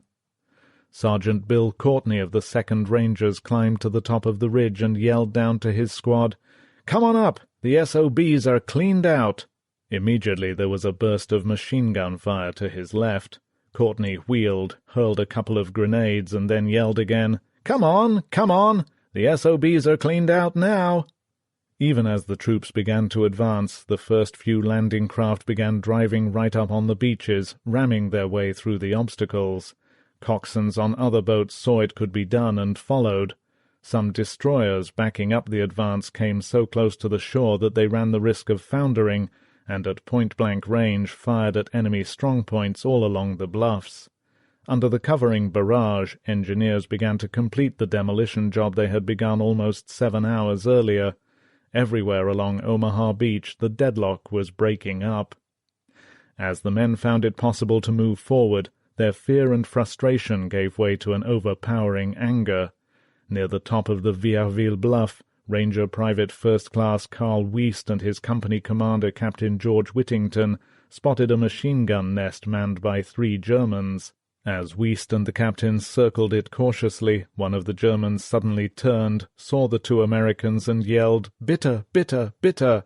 Whittington fired, killing all 3. Turning to Wiest, he said, "I wonder what bitter means." Out of the horror that had been Omaha Beach, troops pressed inland. At 1:30 General Bradley would receive the message, "Troops formerly pinned down on beaches Easy Red, Easy Green, Fox Red, advancing up heights behind beaches." By the end of the day, men of the 1st and 29th Divisions would be 1 mile inland. The cost of Omaha? An estimated 2,500 dead, wounded, and missing. 7. It was 1 p.m. when Major Werner Pluskat got back to his headquarters at Étretat. The apparition that came through the door bore little resemblance to the commander his officers knew. Pluskat was shivering like a man with a palsy, and all he could say was, "Brandy, brandy." When it came, his hands shook so uncontrollably that he was almost unable to lift the glass. One of his officers said, "Sir, the Americans have landed." Pluskat glared and waved him away. His staff crowded around him, one problem uppermost in their minds. The batteries, they informed Pluskat, would soon be low on ammunition. The matter had been reported to regiment, he was told, and Lieutenant Colonel Ocker had said that supplies were on the way, but nothing had arrived as yet. Pluskat rang Ocker. "My dear Plus," came Ocker's airy voice over the wire, "are you still alive?" Pluskat ignored the question. "What's happening about the ammunition?" he asked bluntly. "It's on the way," said Ocker. The colonel's calmness maddened Pluskat. "When?" he shouted. "When will it arrive? You people don't seem to realize what it's like up here." 10 minutes later, Pluskat was summoned to the phone. "I've got bad news," Ocker told him. "I've just learned that the ammunition convoy has been wiped out. It will be nightfall before anything gets up to you." Pluskat wasn't surprised. He knew from bitter personal experience that nothing could move along the roads. He also knew that at the rate his guns were firing, the batteries would be out of ammunition by nightfall. The question was, which would reach his guns first, the ammunition or the Americans? Pluskat gave orders for his troops to prepare for close combat, and then he wandered aimlessly through the chateau. He felt suddenly useless and alone. He wished he knew where his dog Harras was. 8. By now the British soldiers who had fought D-Day's first battle had been holding on to their prize, the bridges over the Orne and the Caen Canal, for more than 13 hours. Although Major Howard's glider-borne troops had been reinforced at dawn by other 6th Airborne paratroopers, their numbers had been steadily dwindling under fierce mortar and small-arms fire. Howard's men had stopped several small, probing counterattacks. Now the tired, anxious troopers in the captured German positions on either side of the bridge eagerly awaited the link-up from the sea. In his foxhole near the approaches to the Caen Canal Bridge, Private Bill Gray looked at his watch again. Lord Lovat's commandos were almost an hour and a half overdue. He wondered what had happened back up on the beaches. Gray didn't think the fighting could be much worse there than it was at the bridges. He was almost afraid to lift his head. It seemed to him the snipers were becoming more accurate by the minute. It was during a lull in the firing that Gray's friend, Private John Wilkes, lying beside him, suddenly said, "You know, I think I hear bagpipes." Gray looked at him scornfully. "You're daft," he said. A few seconds later Wilkes turned to his friend again. "I do hear bagpipes," he insisted. Now Gray could hear them too. Down the road came Lord Lovat's commandos, cocky in their green berets. Bill Millin marched at the head of the column, his pipes blaring out blue bonnets over the border. On both sides the firing suddenly ceased as soldiers gazed at the spectacle, but the shock didn't last long. As the commandos headed across the bridges, the Germans began firing again. Bill Millin remembers that he was just trusting to luck that I did not get hit, as I could not hear very much for the drone of the pipes. Halfway across, Millin turned around to look at Lord Lovat. He was striding along as if he was out for a walk round his estate, Millin recalls, and he gave me the signal to carry on. Disregarding the heavy German fire, the paratroopers rushed out to greet the commandos. Lovat apologized for being a few minutes late. To the weary 6th Airborne troopers it was a stirring moment. Although it would be hours before the main body of British troops reached the farthermost points of the defence line held by the paratroopers, the first reinforcements had arrived. As the red and green berets intermingled, there was a sudden perceptible lightening of the spirits. 19-year-old Bill Gray felt years younger. 9. Now, on this fateful day for Hitler's Third Reich, as Rommel raced frantically for Normandy, as his commanders on the invasion front tried desperately to halt the storming Allied assault, everything depended on the panzers, the 21st Panzer Division just behind the British beaches, and the 12th SS and the Panzer Lehr still held back by Hitler. Field Marshal Rommel watched the white ribbon of road stretching out ahead and urged his driver on. "Tempo, tempo, tempo," he said. The car roared as Daniel put his foot down. They had left Freudenstadt just 2 hours before, and Rommel had uttered hardly a word. His aide, Captain Lang, sitting in back, had never seen the Field Marshal so depressed. Lang wanted to talk about the landings, but Rommel showed no inclination for conversation. Suddenly Rommel turned around and looked at Lang. "I was right all along," he said, "all along." Then he stared at the road again. The 21st Panzer Division couldn't get through Caen. Colonel Hermann von Oppeln-Bronikowski, commanding the division's regiment of tanks, drove up and down the column in a Volkswagen. The city was a shambles. It had been bombed some time earlier, and the bombers had done a good job. Streets were piled up with debris, and it seemed to Bronikowski that everyone in the city was on the move trying to get out. The roads were choked with men and women on bicycles. There was no hope for the panzers. Bronikowski decided to pull back and go around the city. It would take hours, he knew, but there was no other way. And where was the regiment of troops that was supposed to support his attack when he did get through? 19-year-old Private Walter Hermes of the 21st Panzer Division's 192nd Regiment had never been so happy. It was glorious. He was leading the attack against the British. Hermes sat astride his motorcycle, weaving ahead of the advance company. They were heading toward the coast, and soon they would pick up the tanks, and then the 21st would drive the British into the sea. Everybody said so. Nearby on other motorcycles were his friends, Tetzlaff, Matusch, and Schart. All of them had expected to be attacked by the British before now, but nothing had happened. It seemed strange that they hadn't caught up with the tanks yet, but Hermes guessed that they must be somewhere ahead, probably attacking already on the coast. Hermes drove happily on, leading the advance company of the regiment up into the 8-mile gap that the British commandos still hadn't closed between Juno and Gold.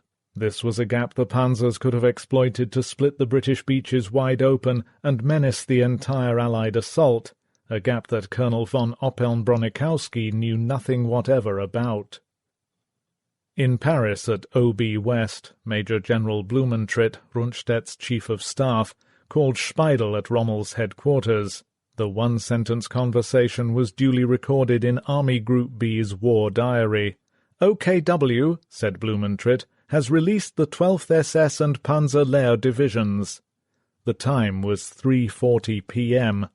Both generals knew that it was too late. Hitler and his senior officers had held up the two panzer divisions for more than 10 hours. There was no hope of either division reaching the invasion area on this vital day. The 12th SS would not get to the beachhead until the morning of June 7th. The Panzer Lehr, almost decimated by continuous air attacks, would not arrive until the 9th. The only chance of catching the Allied assaults off balance now lay with the 21st Panzer Division. Close on 6 p.m., Rommel's Hoch pulled up in Reims. In the city commander's headquarters, Lang placed a call to La Roche-Guyon. Rommel spent 15 minutes on the phone, getting a briefing from his chief of staff. When Rommel came out of the office, Lang saw that the news must have been bad. There was silence in the car as they drove off. Some time later, Rommel drove his gloved fist into the palm of his other hand and said bitterly, "My friendly enemy Montgomery." Still later he said, "My God, if the 21st Panzer can make it, we might just be able to drive them back in 3 days." North of Caen, Bronichowski gave the order to attack. He sent 35 tanks under the command of Captain Wilhelm von Gottberg ahead to take the heights at Perrier, 4 miles from the coast. Bronichowski himself would try for the ridge at Biéville, 2 miles away, with another 25 tanks. General Edgar Feuchtinger, commander of the 21st Panzer, and General Marx, the 84th Corps commander, had come to see the attack go in. Marx came over to Bronichowski. He said, "Oppeln, the future of Germany may very well rest on your shoulders. If you don't push the British back into the sea, we've lost the war." Bronichowski saluted and replied, "General, I intend to do my best."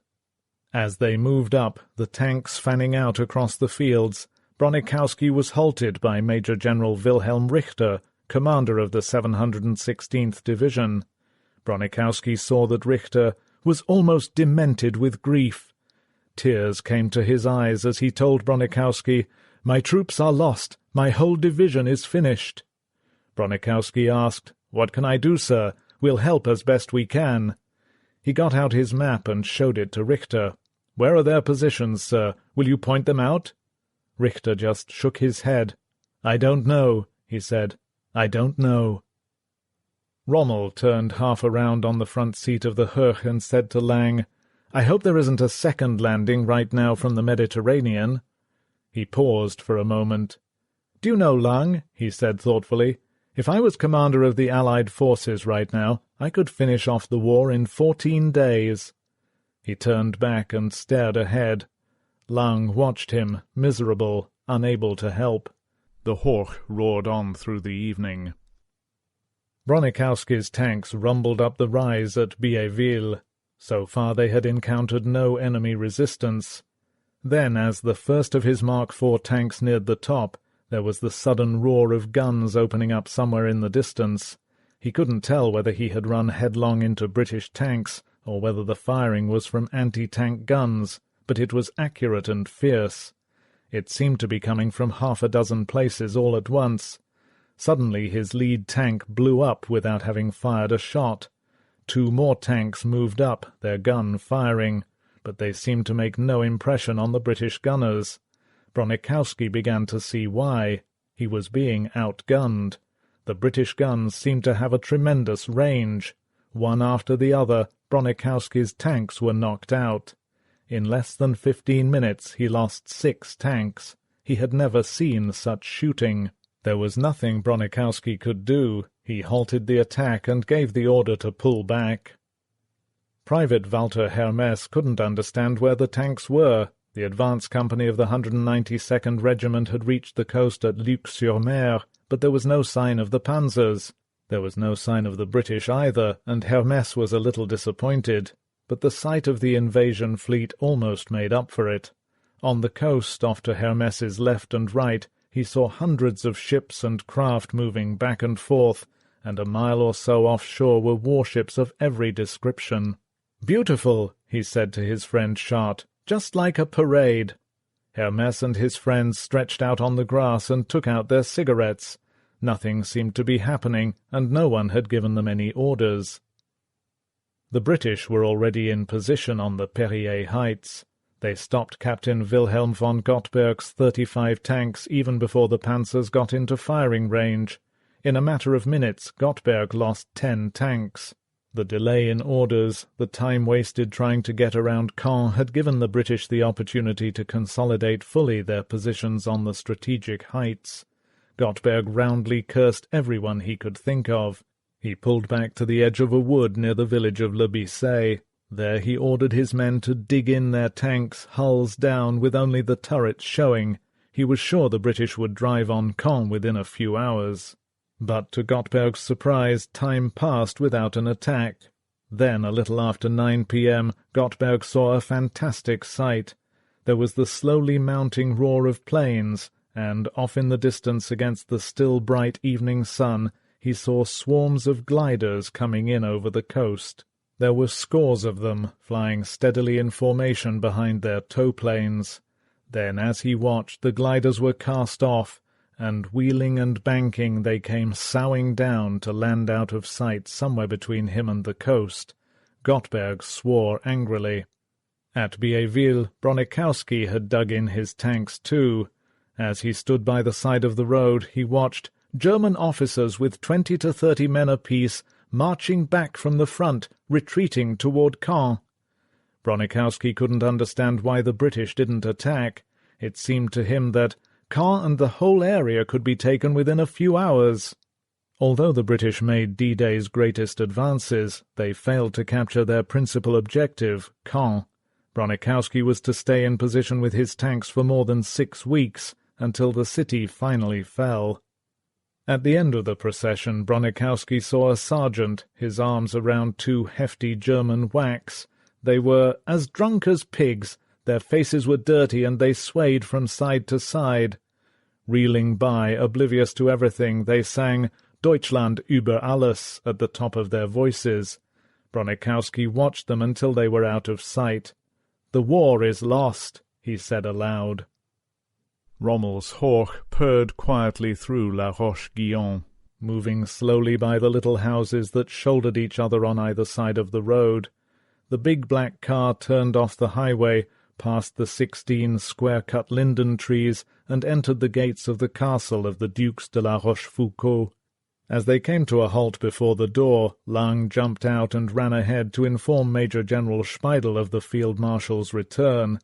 In the main corridor he heard the strains of a Wagnerian opera coming from the Chief of Staff's office. The music welled up as the door suddenly opened, and Speidel came out. Lang was very angry and shocked. Forgetting for a moment that he was talking to a general, he snapped, "How can you possibly play opera at a time like this?" Speidel smiled and said, "My dear Lang, you don't think that my playing a little music is going to stop the invasion, now do you?" Down the corridor strode Rommel in his long blue-grey field coat, his silver-topped marshal's baton in his right hand. He walked into Speidel's office and, hands clasped behind his back, stood looking at the map. Speidel closed the door, and Lang, knowing that this conference would last some time, made his way to the dining-room. Wearily he sat down at one of the long tables and ordered a cup of coffee from the orderly. Nearby another officer was reading a paper. He looked up. "How was the trip?" he asked pleasantly. Lang just stared at him. On the Cherbourg Peninsula near Sainte-Mère-Église, Private Dutch Schultz of the 82nd Airborne leaned against the side of a foxhole and listened to a distant church bell sounding 11. He could hardly keep his eyes open. He figured he had been awake now almost 72 hours, ever since the postponement on the night of June 4th when he had joined in the crap game. It struck him as funny that he had gone to so much trouble to lose all his winnings. Nothing at all had happened to him. In fact, Dutch felt a little sheepish. He had not fired a single shot all day. Back of Omaha Beach, beneath the bluffs, Medic Staff Sergeant Alfred Eigenberg flopped wearily into a crater. He had lost count of the number of casualties he had treated. He was bone-tired, but there was one thing he wanted to do before he fell asleep. Eigenberg fished a crumpled sheet of V-mail paper out of his pocket, and with the aid of a flashlight, settled down to write home. He scribbled, "Somewhere in France," and then began, "Dear Mom and Dad, I know that by now you've heard of the invasion. "Well, I'm all right." Then the 19-year-old medic stopped. He couldn't think of anything more to say. Down on the beach, Brigadier General Norman Cotter watched the cat's-eyes blackout lights of trucks and heard the shouts of MPs and beachmasters as they moved men and vehicles inland. Here and there landing craft still burned, throwing a ruddy glare into the night sky. The surf pounded the shore, and somewhere off in the distance Cotter heard the lonely stutter of a machine gun. Suddenly Cotter felt very tired. A truck rumbled toward him, and Cotter flagged it down. He stepped up onto the running board and hooked one arm around the door. For just a moment he looked back at the beach. Then he said to the driver, "Run me up the hill, son." At Rommel's headquarters, Lang, like everyone else, had heard the bad news. The 21st Panzer attack had failed. Lang was very depressed. He said to the field marshal, "Sir, do you think we can drive them back?" Rommel shrugged, spread his hands, and said, "Lang, I hope we can. I've nearly always succeeded up to now." Then he patted Lang on the shoulder. "You look tired," he said. "Why don't you go to bed? It's been a long day."